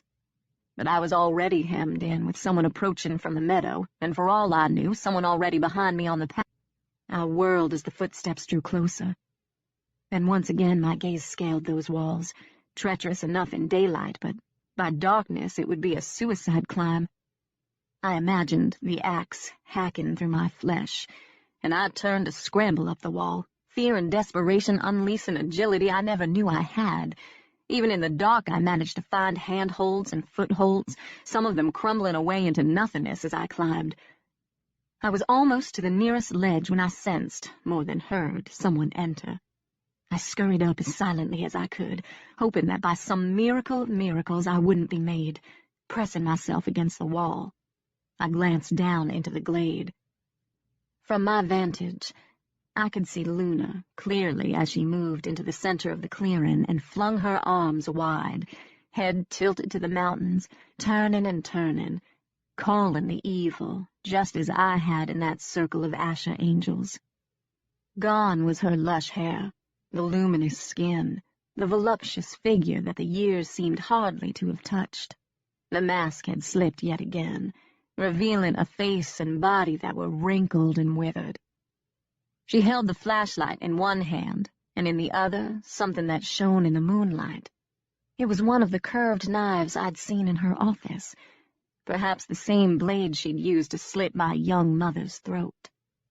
Eyes open now, she continued to turn in a slow circle, scanning the walls.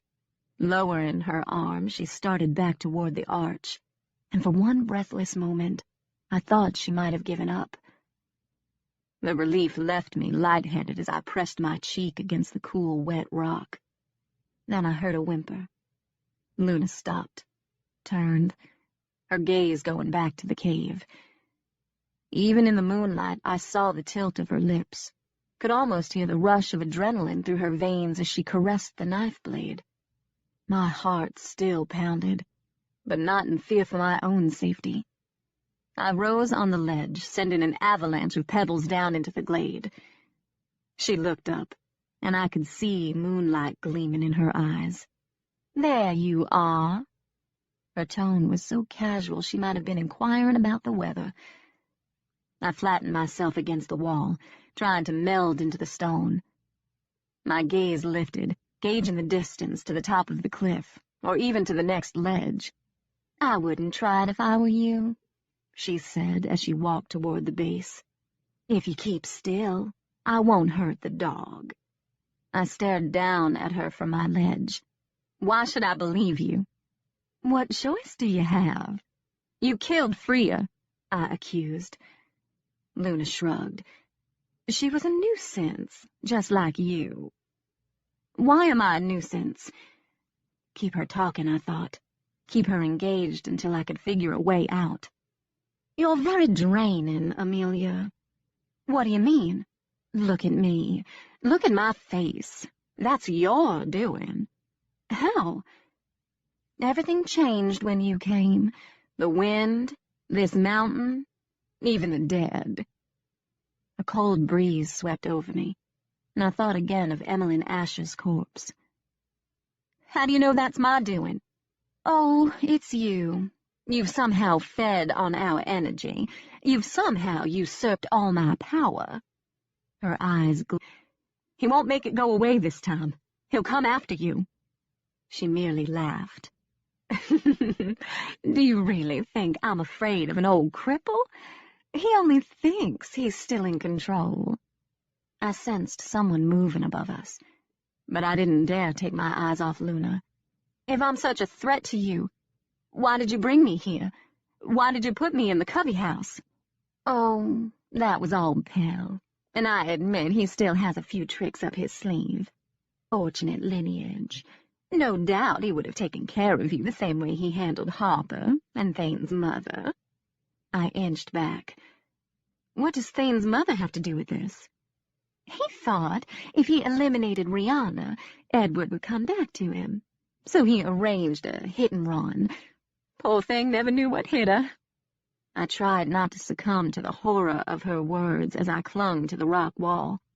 I wanted to believe the gap between my ledge and hers offered a modicum of protection. But I knew better. She was toying with me now. She had me right where she wanted me, so she could afford to take her time. Did Edward know? He must have suspected, but there was nothing he could do. He did manage to have his revenge, though. How? He committed suicide and had his body cremated before Pell could claim him and bring him home. I remembered what Thane had told me once about Edward. He wanted to break free of the Asher shackles. He just never quite managed. If he hated Pell that much, why would he leave Thane with him? He didn't leave Thane. Pell took him. Edward was too weak to fight him. She thumbed the moonstone at her throat. That's your family, Amelia. That's your legacy. That's who you are. Not that it matters now. The Drudenfuss was right above us, the open end over Luna's ledge, a closed point over mine. I don't know what I hoped to accomplish. I suppose I was still acting purely on instinct and adrenaline, but I grabbed a loose stone and began to chip away at the closed point, trying to blunt the end. "No!" Luna screamed. She leaped the distance between the shelves, easily clearing the edge. But there must have already been a fissure in the rock. Or perhaps I'd created one, because I heard a crack that sounded like a gunshot. Even so, she might still have saved herself if Angus hadn't appeared in the shadowy recesses of one of the crevices. He growled viciously and lunged. Caught off guard, Luna stumbled backward with a stunned cry. For the longest moment, our eyes clashed, both of us frozen. And then her hand shot out to clamp onto me, and we were free-falling. Somehow, I grabbed onto the ledge, feet dangling, and clung for dear life. A split second later, I heard a thud as her body hit the ground, then a great roar. The flap of 1,000 bird wings as a murder of crows descended into the glade. I heard Thane call out to me as he climbed down to the ledge. He stood over me. "Take my hand." Even with the rock crumbling away beneath my fingertips, I hesitated. Something flared in his eyes, anger, hurt. It was gone in a flash as he grabbed my arms and pulled me up. The shelf was already given away. Angus darted back into the cave, and with a heave, Thane propelled me up the wall. I climbed without hesitation, groping for holds. The birds had gathered over Luna's body, and I heard her scream. As I reached the top and turned to give Thane a hand, I caught a glimpse of Tilly standing at the edge of the cliff, gazing down into the glade. Chapter 37. Tilly, are you all right? I rushed to warn her. I'm all right, girl. Are you? She asked anxiously. She looked tiny standing up there on that cliff. Tiny but stalwart. I'm fine. I was just so worried about you. I went by your house and saw that blood in the bathroom. I thought the worst. I had one of my spells and dropped a glass. I nicked my finger and didn't take time to clean up the mess because I knew you were in trouble. I had to come light. Stalwart in his own right. What did that woman want? Tilly asked. She said she was worried about you because my being alive proved that Freya didn't die in the fire. Oh, it's a long story, I said on a breath. You know most of it anyway. She told me you were in danger and we couldn't get the police here fast enough, so I came to rescue you. I finished lamely. Her eyes darkened as she gazed up at me. That was a mighty foolish thing to do. You her car in the cemetery, he said. I went all through the laurel bulb calling her name, but she never answered. Was that a hint of accusation in his tone? I wondered. "What would you have done if you'd found her?" Tilly demanded. "Whatever it took to save her life." "Even if—" "Yes." Tilly nodded. "Well, you did save her, didn't you?" Suddenly there was a knot in my throat, and I couldn't speak. I looked at Thane, but he wouldn't meet my gaze. Tilly grabbed my arm. "Come away from the edge of that cliff, girl. It feels like it's about to come down." She was right. The rim was eroding even as we spoke. I heard a distant bark, and my heart sank. Angus was still in the cave. If the walls came down, he'd be trapped. I whirled back to Thane. "You said there was a path somewhere. Can you show me?" "This way." We went down at a breakneck speed, and when we rushed through the arch, my gaze went to Luna's body. Then I turned quickly away.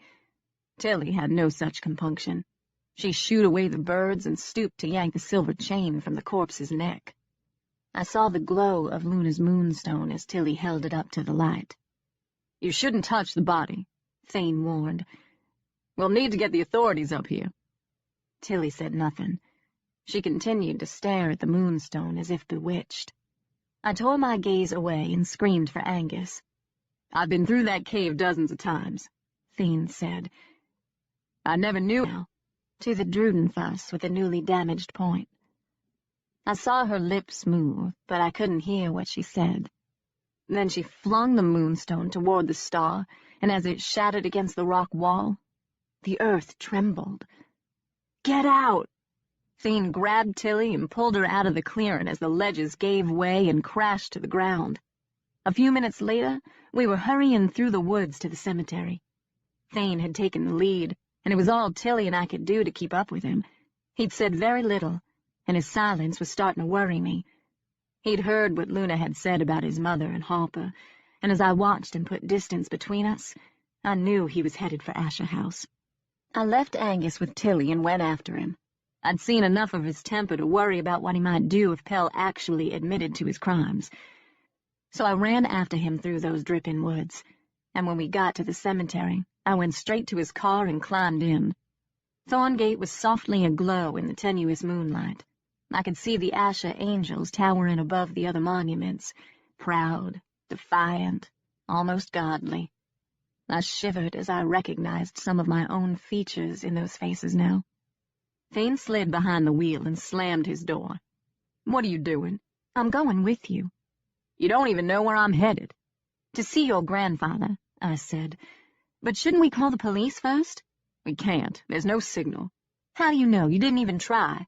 "I tried earlier. The nearest towers have been taken offline due to the flooding. We'll have to call the police from Asher House." "But that's not why we're going there, is it?"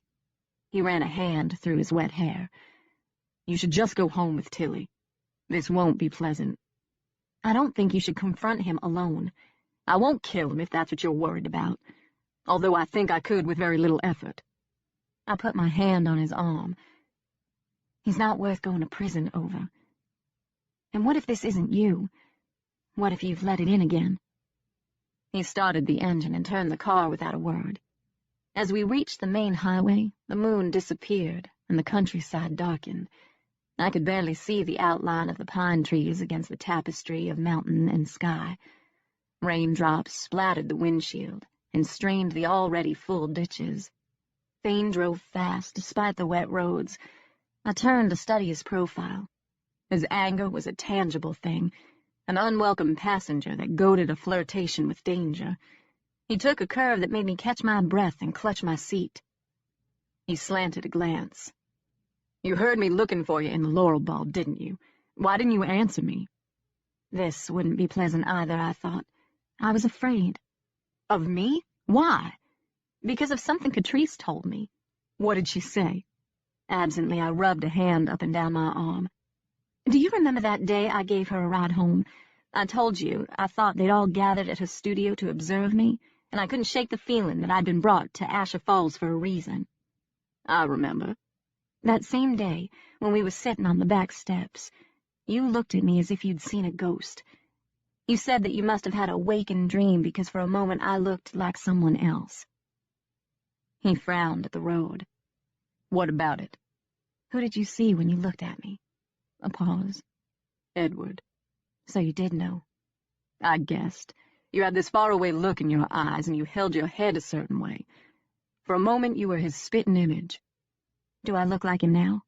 Maybe not at this particular moment, but I've noticed the resemblance before. That day in the cemetery when we were talking about the angels, one of the faces reminded me of you. But I never thought much about it until later, and then I started to put two and two together. Your uncanny resemblance to my stepfather, your insistence that you'd been brought to Asher Falls for a reason. You didn't know that day on the ferry? I recognized you from a picture in the paper, He said. but I didn't make the connection to Edward until later. Why? Catrice told me that you knew. She said you were in league with your grandfather, that he had brought me here so that you could seduce me, because I was his last hope to continue the bloodline. His face looked pale and grim in the dashlight. And you believed her? I didn't want to, but I was scared. Tilly was missing, and Catrice had just told me about Freya's murder. It was a lot to take in, and I wasn't thinking clearly. I trailed off. Surely you can understand how her accusation might have given me pause. That you would hesitate to take my hand on the cliff. He drew a breath. That's hard to accept. I'm sorry. I turned back to the window, watching the night shadows fly past me. But maybe it's all for the best. Why? Because of who I am. Another pause. This is about the other night, isn't it?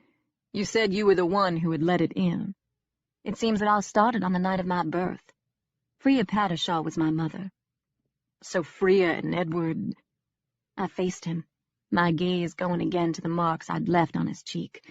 There's a lot I still don't understand. But this place is very dangerous for me. And I'm dangerous to the people who get close to me. Whatever is out there, whatever you and I felt that night, it's coming for me. How do we stop it? He asked, the dangerous edge in his voice making me shiver. I closed my eyes. I don't think we can stop it. Chapter 38. As we came around a curve, the police flashes took me by surprise. Obviously, someone had managed to get a call through. Then I wondered if there had been a bad accident. Not unusual in this weather. But as Thane slowed, I saw the yellow hazard lights on barricades that had been pulled across the road. He rolled down his window as one of the policemen approached. What's going on? Thane asked. Flash flood washed out the bridge, the officer said. Water, room is all. Not going to happen tonight.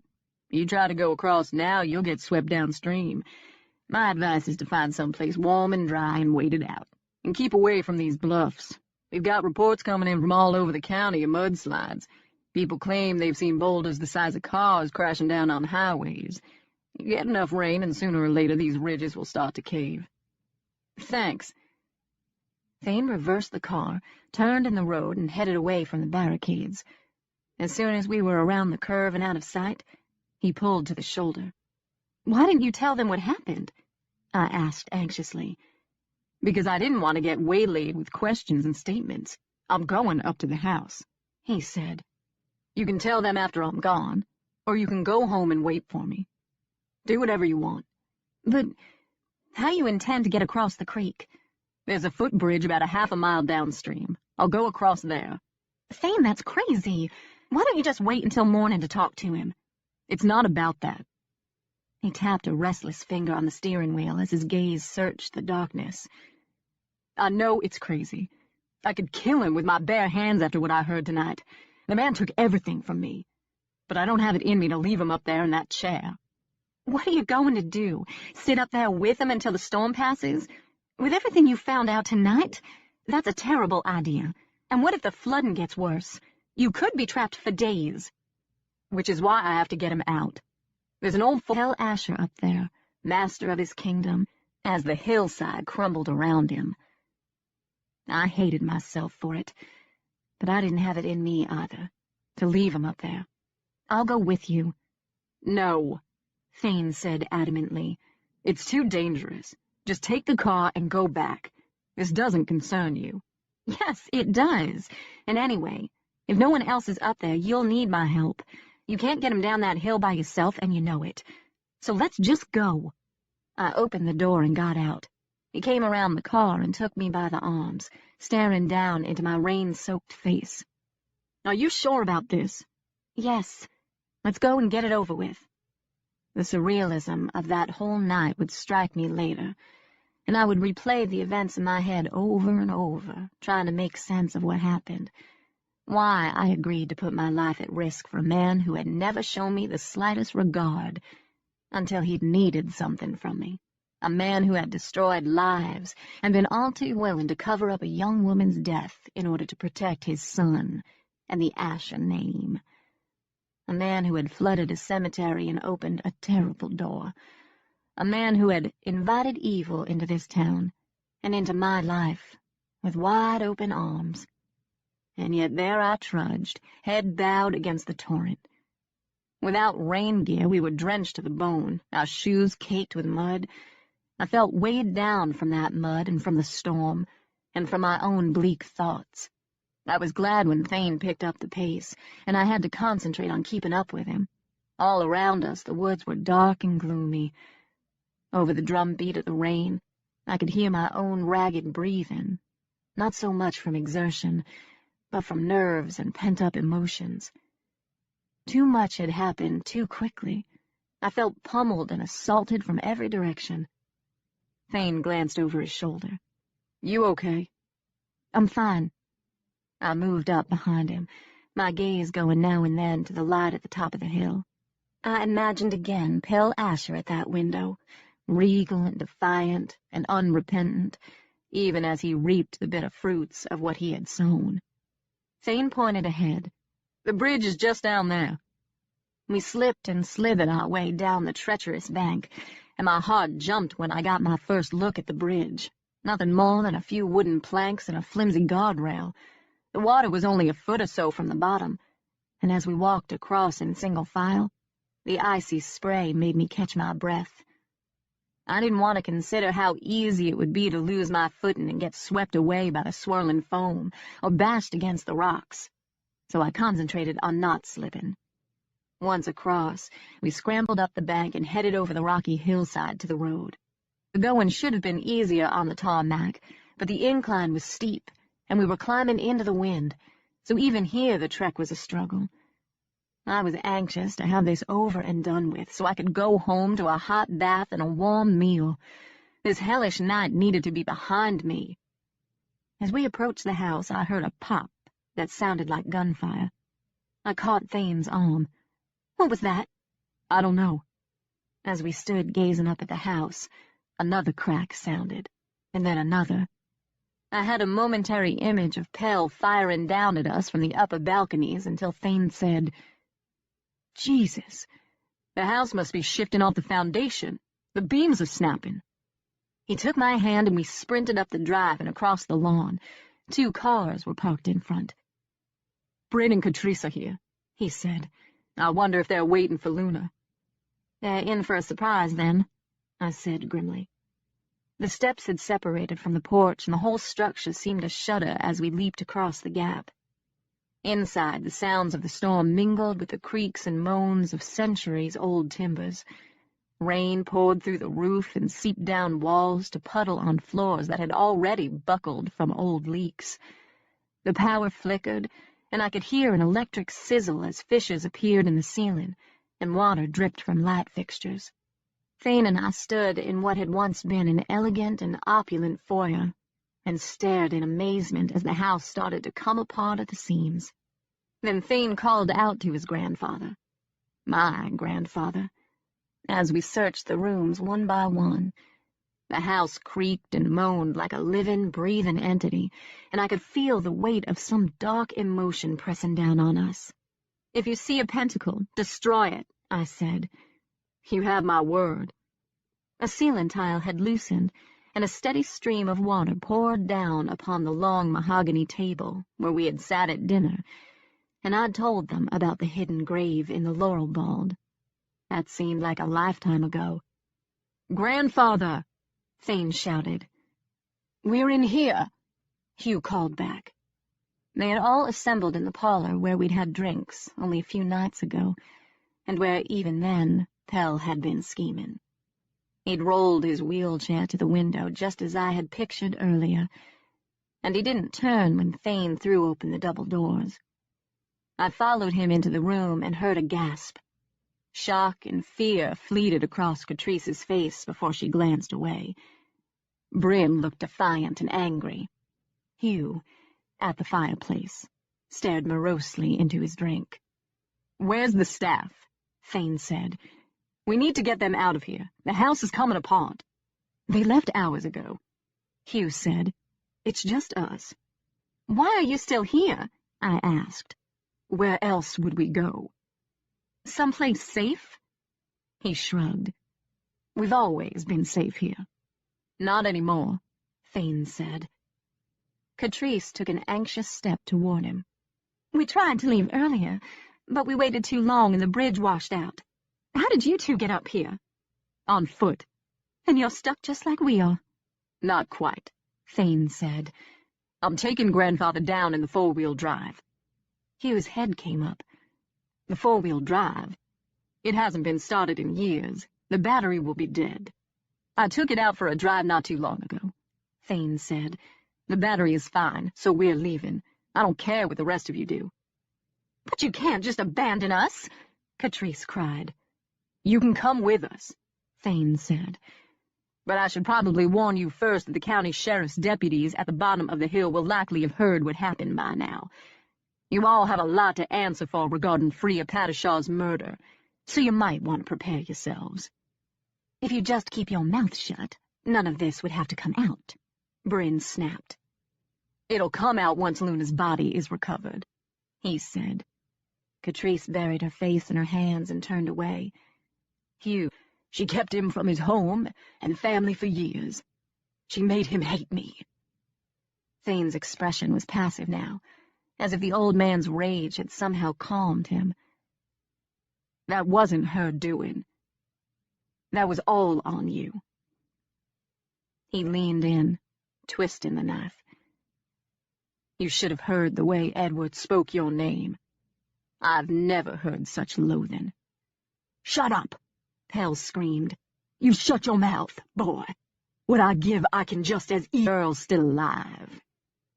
My gaze shifted to Thane, and I saw his disbelief a split second before an explosion of white-hot fury made me take a step toward him. Before I could reach him, he jerked the wheelchair around so that Pell had to face him. "What are you talking about? Answer me." "You heard what I said. Harper Sweeney is still alive." Thane reeled back as though he'd been struck. "You're lying. Her body was identified. There was an autopsy, a funeral. She can't be alive. Not after all this time. I would have known." "You know nothing," Pell said in disgust. "You accepted everything I told you without question. A real Asher would have insisted on seeing the body for himself." Thane gazed down at his grandfather, breathing hard, hands balled into fists at his sides. "I don't believe you. I don't believe any of this. You had her." Angrily. "You can't control what we do, or how we think, or who we choose to be with." "I already have," he said. "If she's still alive, then where is she?" Thane asked quietly. The hush in his voice worried me more than his temper. "Some place where you'll never find her," Pell said. "Where is she?" Before I could stop him, Thane lunged and grabbed his grandfather by the neck. Catrice screamed, and I heard Hugh swear. He was suddenly at my side, trying to help me pry Thane from the old man's throat. "Thane, stop it! Let him go!" I cried. It took a moment for my voice to penetrate, but then Thane's hands dropped and he staggered back. His eyes were wild, almost demented. "Get him out of here!" Pell shouted, his hands clutching the arms of his wheelchair. "Leave now, all of you! I need a moment alone with my granddaughter." "Like hell you do," Thane said. He was gradually starting to regain control. I'm getting Amelia out of here. This whole place is about to slide down the mountain. Asher House has stood on this land for over 200 years, Pell said imperiously, and it'll be here long after you and I are dead and gone. Now get out. It's okay, I said to Thane. Let me talk to him. After the others had gone, I stood in front of his chair. I wouldn't give him the satisfaction of kneeling. Where is she? You can't keep him from her. You have to tell him, I pleaded. Are you that anxious to send him into the arms of another woman? I care about him. I want him to be happy. He sneered. How noble. Don't you see what you've done? You've taken everything from him, even his peace of mind. He'll never stop looking for her. He won't find her. Then why tell him at all? Just to torment him? Pell reached for a book on the table beside him. It was the leather-bound volume he'd been holding the first night I met him. He traced the emblem on the cover with his fingertip. I've watched the two of you together.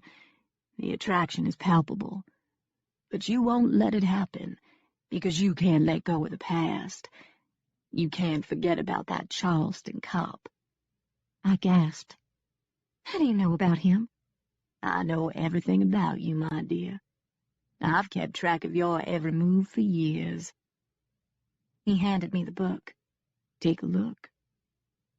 I thumbed through the pages in horror. He hadn't been kidding. Every stage of my life had been meticulously photographed and catalogued.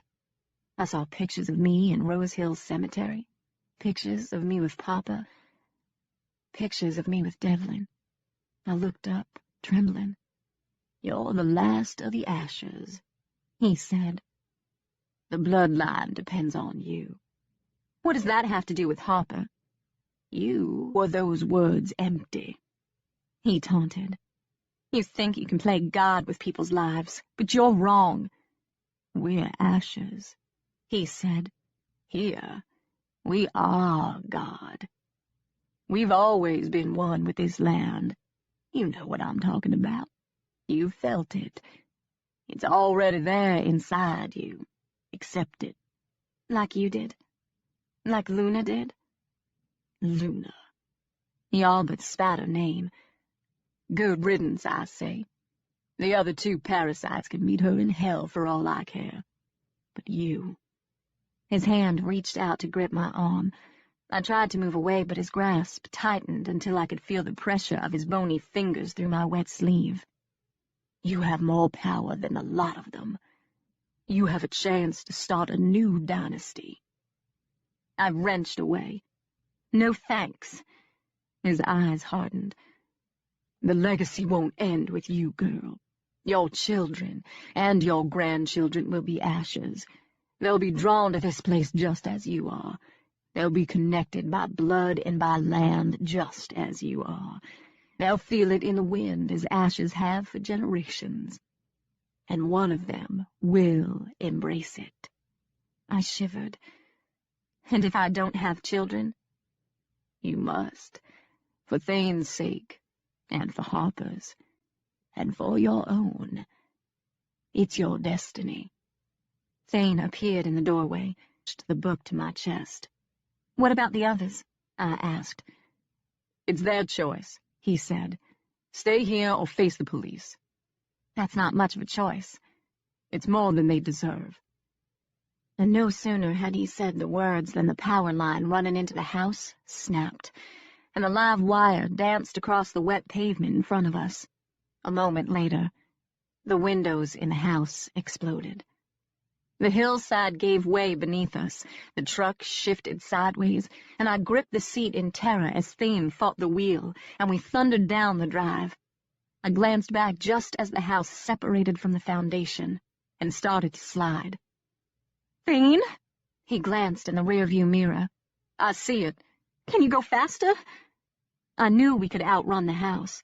That wasn't the problem.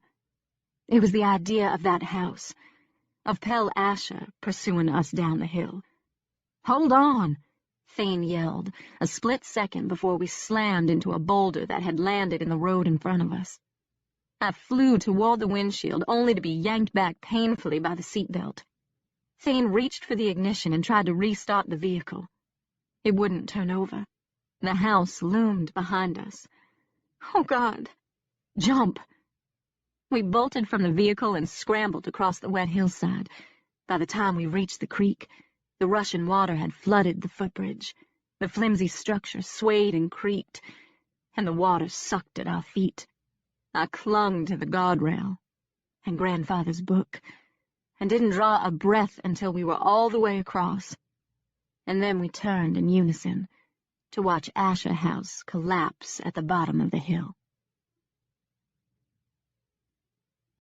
Chapter 39. Hours later, Thane, Tilly, and I stepped from police headquarters into a glistening, deserted town.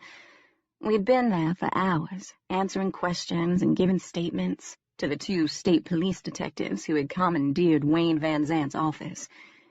Wayne had gone off to join the search and rescue team, but not before I'd noted a satisfied gleam in his eyes when he'd heard about Luna.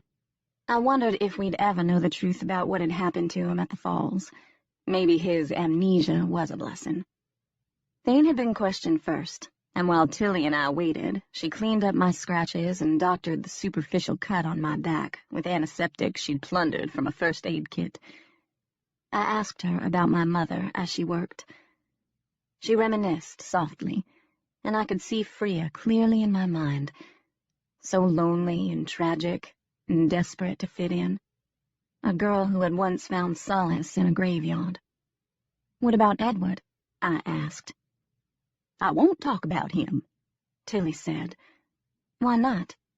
"Maybe he didn't have a hand in what happened to my girl, but he didn't do anything to help her either."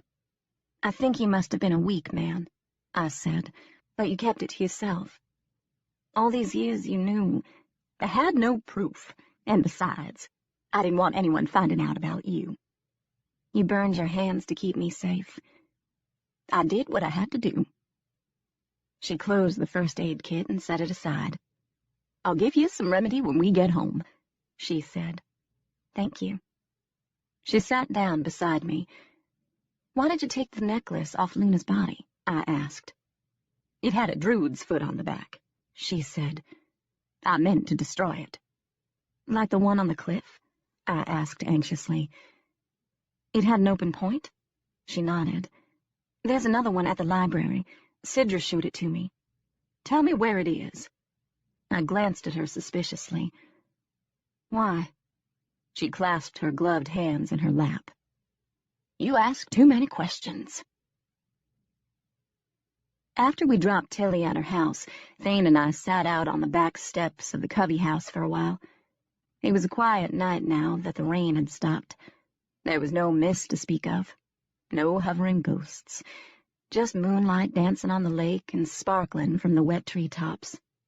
"How can the night be so beautiful after everything that's happened?" I asked in wonder. "Maybe it's over," Thane said. "Grandfather is dead, Luna's dead, Hugh, Catrice, Bryn, they're all gone. Maybe they took the evil with them." I very much wanted to believe that, but living with ghosts had made me cautious. Still, "What will you do now?"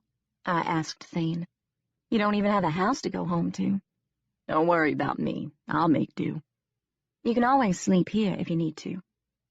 He stared down at me for a moment, and I wondered what he was thinking. "Thanks." I looked up at the mountains, where starlight glittered over the peaks. Something unspoken lay between us. We hadn't yet had a chance to talk about Pell's revelation. "Do you think he was telling the truth?" "About Harper? I don't know. I'm almost afraid to believe." "He can't be holding her somewhere against her will," I said. "Not after all this time. Even Pell Asher couldn't get away with that." "There's an alternative. It's possible she left on her own." He paused. "Whatever the reason, if she is alive, I have to find her." "I know, but it doesn't change how I feel about you," he said quietly. "It will, though. Eventually, it would have to." He rubbed the back of his neck. I don't even know where to start looking. Asher House is gone, and with it whatever clues Grandfather might have kept there. I took his hand in mine. Then sift through the rubble. Do whatever you have to do, Thane. Just find her. I thought of everything Pell had told me earlier, but I wasn't yet ready to share that conversation with Thane. Pell's machinations only complicated matters. Someone else must know, I said. He didn't engineer that accident alone. He paid people off, the cops, the coroner, maybe even his attorney. You have the Asher fortune behind you now. You can make them talk. Thane shrugged. Who knows what provisions Grandfather made in his will? Besides, you're the true Asher. You have a legal claim to the estate. It's yours. I don't want any part of it. This place... I trailed off on a shiver. Better you have Pell's legacy than me. Meaning? Maybe you can do some good here. I saw the ghost of a smile. Restore it, you mean? I looked out over the lake where a mist had started to rise. If it's not too late. It's never too late, he said, and kissed me. I didn't expect to rest at all that night, but it was one of those times when the body ignored the mind and I drifted off quickly. Thane had left some time ago to join the search and rescue team. I'd made him promise to come back when he needed to sleep, though. I don't know how long I'd been out when I heard Angus get up and trot into the hallway. I had no idea the time, but moonlight still shimmered through the bedroom window. I lay very still, listening to the quiet, until Angus whined to go out. Seriously? This time of night? I muttered. He whimpered again, and I dragged myself out of bed, slipping a sweater over my nightgown as I padded down the darkened hallway and into the kitchen where he stood waiting at the back door. I peeked out the window. There was mist on the lake, but no ghosts. Pulling my sweater around me, I crossed the porch and pushed open the screen door, then followed Angus down the steps. He ran to the edge of the woods and barked excitedly, as if he'd treed something in the shadows. "What's out there?" I asked with a shiver. He ignored me, but I knew he hadn't gone far. I could still hear him barking. Then I could have sworn I heard a voice, and a moment later Angus fell silent. Alarmed, I started toward the woods, only to freeze when I saw a shadow emerge. I thought it was Sidra at first. She wore a dark hoodie pulled low over her face, and I called out to her before I realized that the silhouette was too tall for Sidra. "Ivy?" She pushed back the hood and let her dark hair fall around her shoulders, and she crossed the yard to the porch. Instinctively, I backed toward the steps, even though I had no reason to fear her. "Where's Sidra?" "How should I know?" she said sullenly, but there was an edge of excitement in her voice that worried me. "Isn't she spending the night with you?" "Then I guess she's home asleep." "What are you doing here?" I asked in confusion. "I came to see Thane." Now I felt a trickle of real fear between my shoulder blades, and she moved in closer, and everything Thane had said about her came rushing back. There have been some incidents. "He's not here," I said, trying to keep my voice even. "I know. I watched him leave." "Where were you?" "Over there." She gave a wave toward the woods where I'd last seen Angus. "Where was he?" "I saw the two of you together," she accused. "I saw you kiss him." I drew a breath to calm my racing heart. "It's not what you think." "It's exactly what I think." Her sudden explosion of temper rocked me. Her eyes narrowed as she took a menacing step toward me. "You've been after him from the moment you showed up in town. I told you to leave, didn't I? I told you he would never choose an outsider. Why didn't you listen?" "Avi, we belong together," she said. "He knows it too. He just can't admit it because of what my father would do. But as soon as I turn 18, it won't matter. No one can stand in our way, least of all you." "Avi, listen to me," I said firmly. "Where's Angus? What did you do to him? Did you hurt him?" "God!" She rolled her eyes, suddenly looking very young in the moonlight. "That stupid dog is the least of your worries. But no, I didn't hurt him. I gave him a tranquilizer, just like before." "What do you mean, just like before?" Then something clicked in my foggy brain. "You're the one who set those traps in the clearing." "It had to be done," she said. "You weren't going to leave on your own." It was eerie how clearly I could see her in the moonlight, the gloss of her dark hair, the contemptuous curl of her lips, the gleam of madness in her eyes. Thane was right. Ivy wasn't like other girls. She was lonely and needy, and because Thane had probably shown her some kindness, she'd spun a fantasy that had eventually become her reality. If she lived in another town, she might have outgrown her infatuation. But here in Asher Falls, who could say if evil had played on her weakness? Who knew if even now she was driven by a rage far greater than her own? A wave of terror washed over me because now I understood. There would always be someone greedy and power-mad like Pell and Luna, someone lonely and needy like Ivy, waiting to invite evil in. It wasn't over. So long as I remained in Asher Falls, it would never be over. I drew a shuddering breath. "What kind of tattoo do you have on your ankle?" "A pentacle with an open point?" She glared at me in the moonlight. "I warned you, didn't I? I told you to go home that day you gave us a ride. You should have listened." I glanced down, where a curved blade, much like the ones I'd seen in Luna's office, now glinted in her hand. I eased farther back and felt the porch steps against my heels. I could try to fight her off. I was strong. I'd had years of physical labor to build up my muscles. But the knife gave her the advantage. I began to sift through the possible scenarios in my head. I couldn't get on the porch without turning my back on her. I might be able to outrun her into the woods, but once inside the trees, she'd know the terrain far better than I, and I felt certain she'd set traps all over the place. The only other means of escape was the lake. I stood with my back to the porch, facing down the stepping stones. If I could make it to the water, I could lose myself in the mist. She advanced on me even as I calculated my chances. I heard something in the woods, the trample of brush near the tree line, and I thought of Tilly. Ivy heard it too. She whipped around, and in that split second that she was caught off guard, I bolted for the lake, keeping my balance on the slippery rocks only by some miracle. The mist crept over the pier as I sprinted toward the end, my bare feet thundering on the wooden floorboards. I'd had some hazy notion of making it to the boat, somehow unmooring and launching toward the far shore. But I could hear Ivy behind me, and as I reached the end, I ducked under the railing and slid into the lake. Stunned by the chill, I went under, my arms flailing in panic. I fought back the terror, and as my head broke the surface, I had a new plan. I'd swim out a few yards from the pier and head toward the near bank. But the mist had condensed, and I found myself disoriented. I put out a hand, trying to find the pier, but I'd already drifted away from it. I glanced around.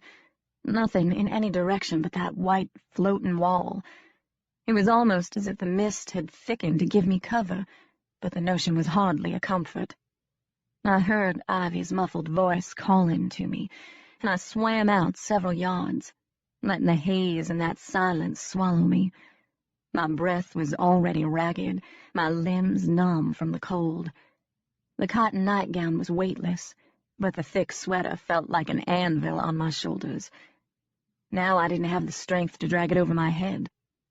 For what seemed an eternity, I listened to the silence. I heard something scrape against the wooden pilings, and then a wave lifted me. I thought at first Ivy had jumped into the water, but then I realized she'd launched the boat. I heard the lap of water against the oars, and I kicked away from the sound and circled back around to where I thought the pier should be. My shoulder bumped up against one of the pilings, and I put out a hand to balance myself, only to find the side of the boat. A light came on in my face. and as I pushed off, she swung an oar. The blow dazed me, and I sank like a stone in the water. Down, down I drifted. My arms floated over my head. Moonlight shone through the water, and I could see Thane's angel reaching out for me as the bells called me to the fold. There were other angels, too, alabaster faces veiled in algae. The bottom of the lake was strewn with broken wings, with toppled monuments and exposed coffins, and deep within a forest of wavering reeds, the statue of a child beckoned. The underwater garden was eerily beautiful, and it came to me that I might already be dead. Maybe that was why I could see everything in such detail. The guy recognized him. It was the hideous creature from the cemetery, the one who had slithered under the fence like a snake, the one who had crawled like a spider into the bushes. Only now, in this realm, he didn't seem hideous at all, but ancient and wizened. We were no longer underwater, I realized, but in some strange dreamscape. He stood in front of the entrance to a great cave or tomb. I could see nothing behind him but darkness, a black void from which the smell of death emanated. The odor clung to his clothes, his skin, but now I was more intrigued than repulsed.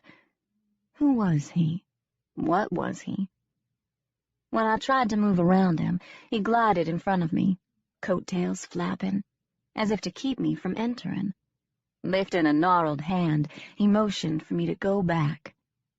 But I'd glimpsed something in the tomb behind him, something beautiful and glowing, the fragile aura of a ghost child. Was that Devlin's little girl? She beckoned desperately, and my desire to go to her was nearly irresistible.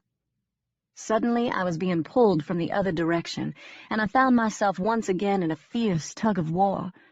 The guardian stepped aside then, as though he could no longer guide or protect me, as if the decision had to be mine. When I reached for that tiny hand, a claw shot out from the tomb and curled around my wrist. For one brief moment, I stared into the monstrous countenance of something ancient, smelled the fetid breath of pure evil. Even as I thrashed and tore at the arm clamped around my neck, I felt myself swathed in something warm and peaceful, like a baby being cradled in her mother's arms. To this day, I'm not sure how I lasted so long underwater. Maybe I didn't. Maybe I really did cross over. But the will to live is a powerful instinct, even for someone born on the other side, even for ghosts. I never remembered breaking the surface or the resuscitation. My first recollection was staring up into 3 pale faces. Later, I would learn that exhaustion had driven Thane back to the Covey house. A dream had awakened Tilly, and a suspicious Cedra had followed Ivy out into the night. As the 3 of them converged on the lake, Ivy had fled. Their voices floated above me now, and when they spoke, their voices were like distant echoes. "Amelia, can you hear me?" "He brought you back, girl." And Cedra's cold lips against my ear. "I saw your ghost." I looked past them to the end of the pier where Freya wavered in the moonlight, and I somehow knew that she'd helped Thane pull me back from that abyss. And now she'd come to say goodbye. Chapter 40. The sun was shining when I left Asher Falls the next day. I hated to abandon Thorngate before it was completed, and I was sorry to leave Thane when he needed me the most. But it was too dangerous for me in that town. Acting as executor of his grandfather's estate, soon to be his estate, Thane had released me from my contract and promised to hire a new restorer. He and Tilly and Cedra had all come down to the dock to see Angus and me off. Tilly took my hand in both of hers. "Keep safe, girl." "I will, grandmother." Her eyes glistened as she glanced away. Cedra looped her arm through Tilly's. She would be staying with her for a while, and I liked the idea of her in Freya's little blue bedroom. That somehow seemed right to me. and Thane would be nearby in the Covey house. That seemed right to me, too. After we'd said our goodbyes, Thane walked with me to the ferry. "So this is it," he said. "Full circle." "I'm worried about Sidra," I said. "I don't think Bryn's death and Ivy's arrest have really sunken in yet." "Maybe the funeral will help," he said. "I'll be there to look after her." "And Tilly?" "Of course. I'll look after Tilly." He bent and scratched behind Angus's ear nubs. "And you take care of her," he said to the dog. "He will." Thane straightened. "Are you sure you're okay to drive?" I brushed a hand against the mark near my temple left by the oar. "It's just a bump and a bruise. No concussion. I'm fine." "Still, I wish I could convince you to stay, at least for a few more days. I don't like the idea of you being on the road alone. It's too soon." "You know I can't stay," I said softly. "It's too dangerous for me here." "Yes, I know." But I wasn't just running scared. I was going home where I belonged. We both understood that. We each had unfinished business. It's happened for a reason, and we'll always be connected. You saved my life. You brought me back from the other side." His eyes were very green in sunlight, as lush and deep as a Carolina marsh. "If you ever need me." My throat tightened. This was harder than I thought it would be. "I'll miss you." "This isn't goodbye," he promised. "I'll see you again." He smiled then, bringing us truly full circle. Only this time, I knew that behind that deceptively charming smile was a complex man, one who cared very deeply, one who would move heaven and earth to find the woman he still loved. A little while later, I stood at the rail and watched the shoreline recede. Thane towered over Tilly and Sidra, and I knew that I would always remember him that way, not as an Asher, not as a pawn in his grandfather's cruel game, but as the protector of strays. Farther down the shore, I saw a shadow emerge from the trees, coat flapping in the breeze. Was he real, or had I dreamed him? Was he a guardian or a watcher like the old white-haired ghost of Rose Hill Cemetery? Whoever he was, whatever he was, I had a feeling our paths would cross again someday.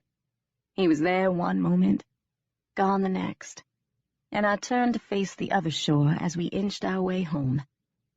Halfway across Bell Lake, my phone dinged, alerting me to an incoming text. My heart quickened as I opened the message from Devlin. It read simply, "I need you." This has been an Audible Inc. and Harlequin production of The Kingdom, written by Amanda Stevens, read by Christine Vam. Executive producer, Beth Anderson. Producer, Mike Charzik. Copyright 2012 by Marilyn Medlock Aman. Production copyright 2012 by Audible Inc. Audible hopes you have enjoyed this program.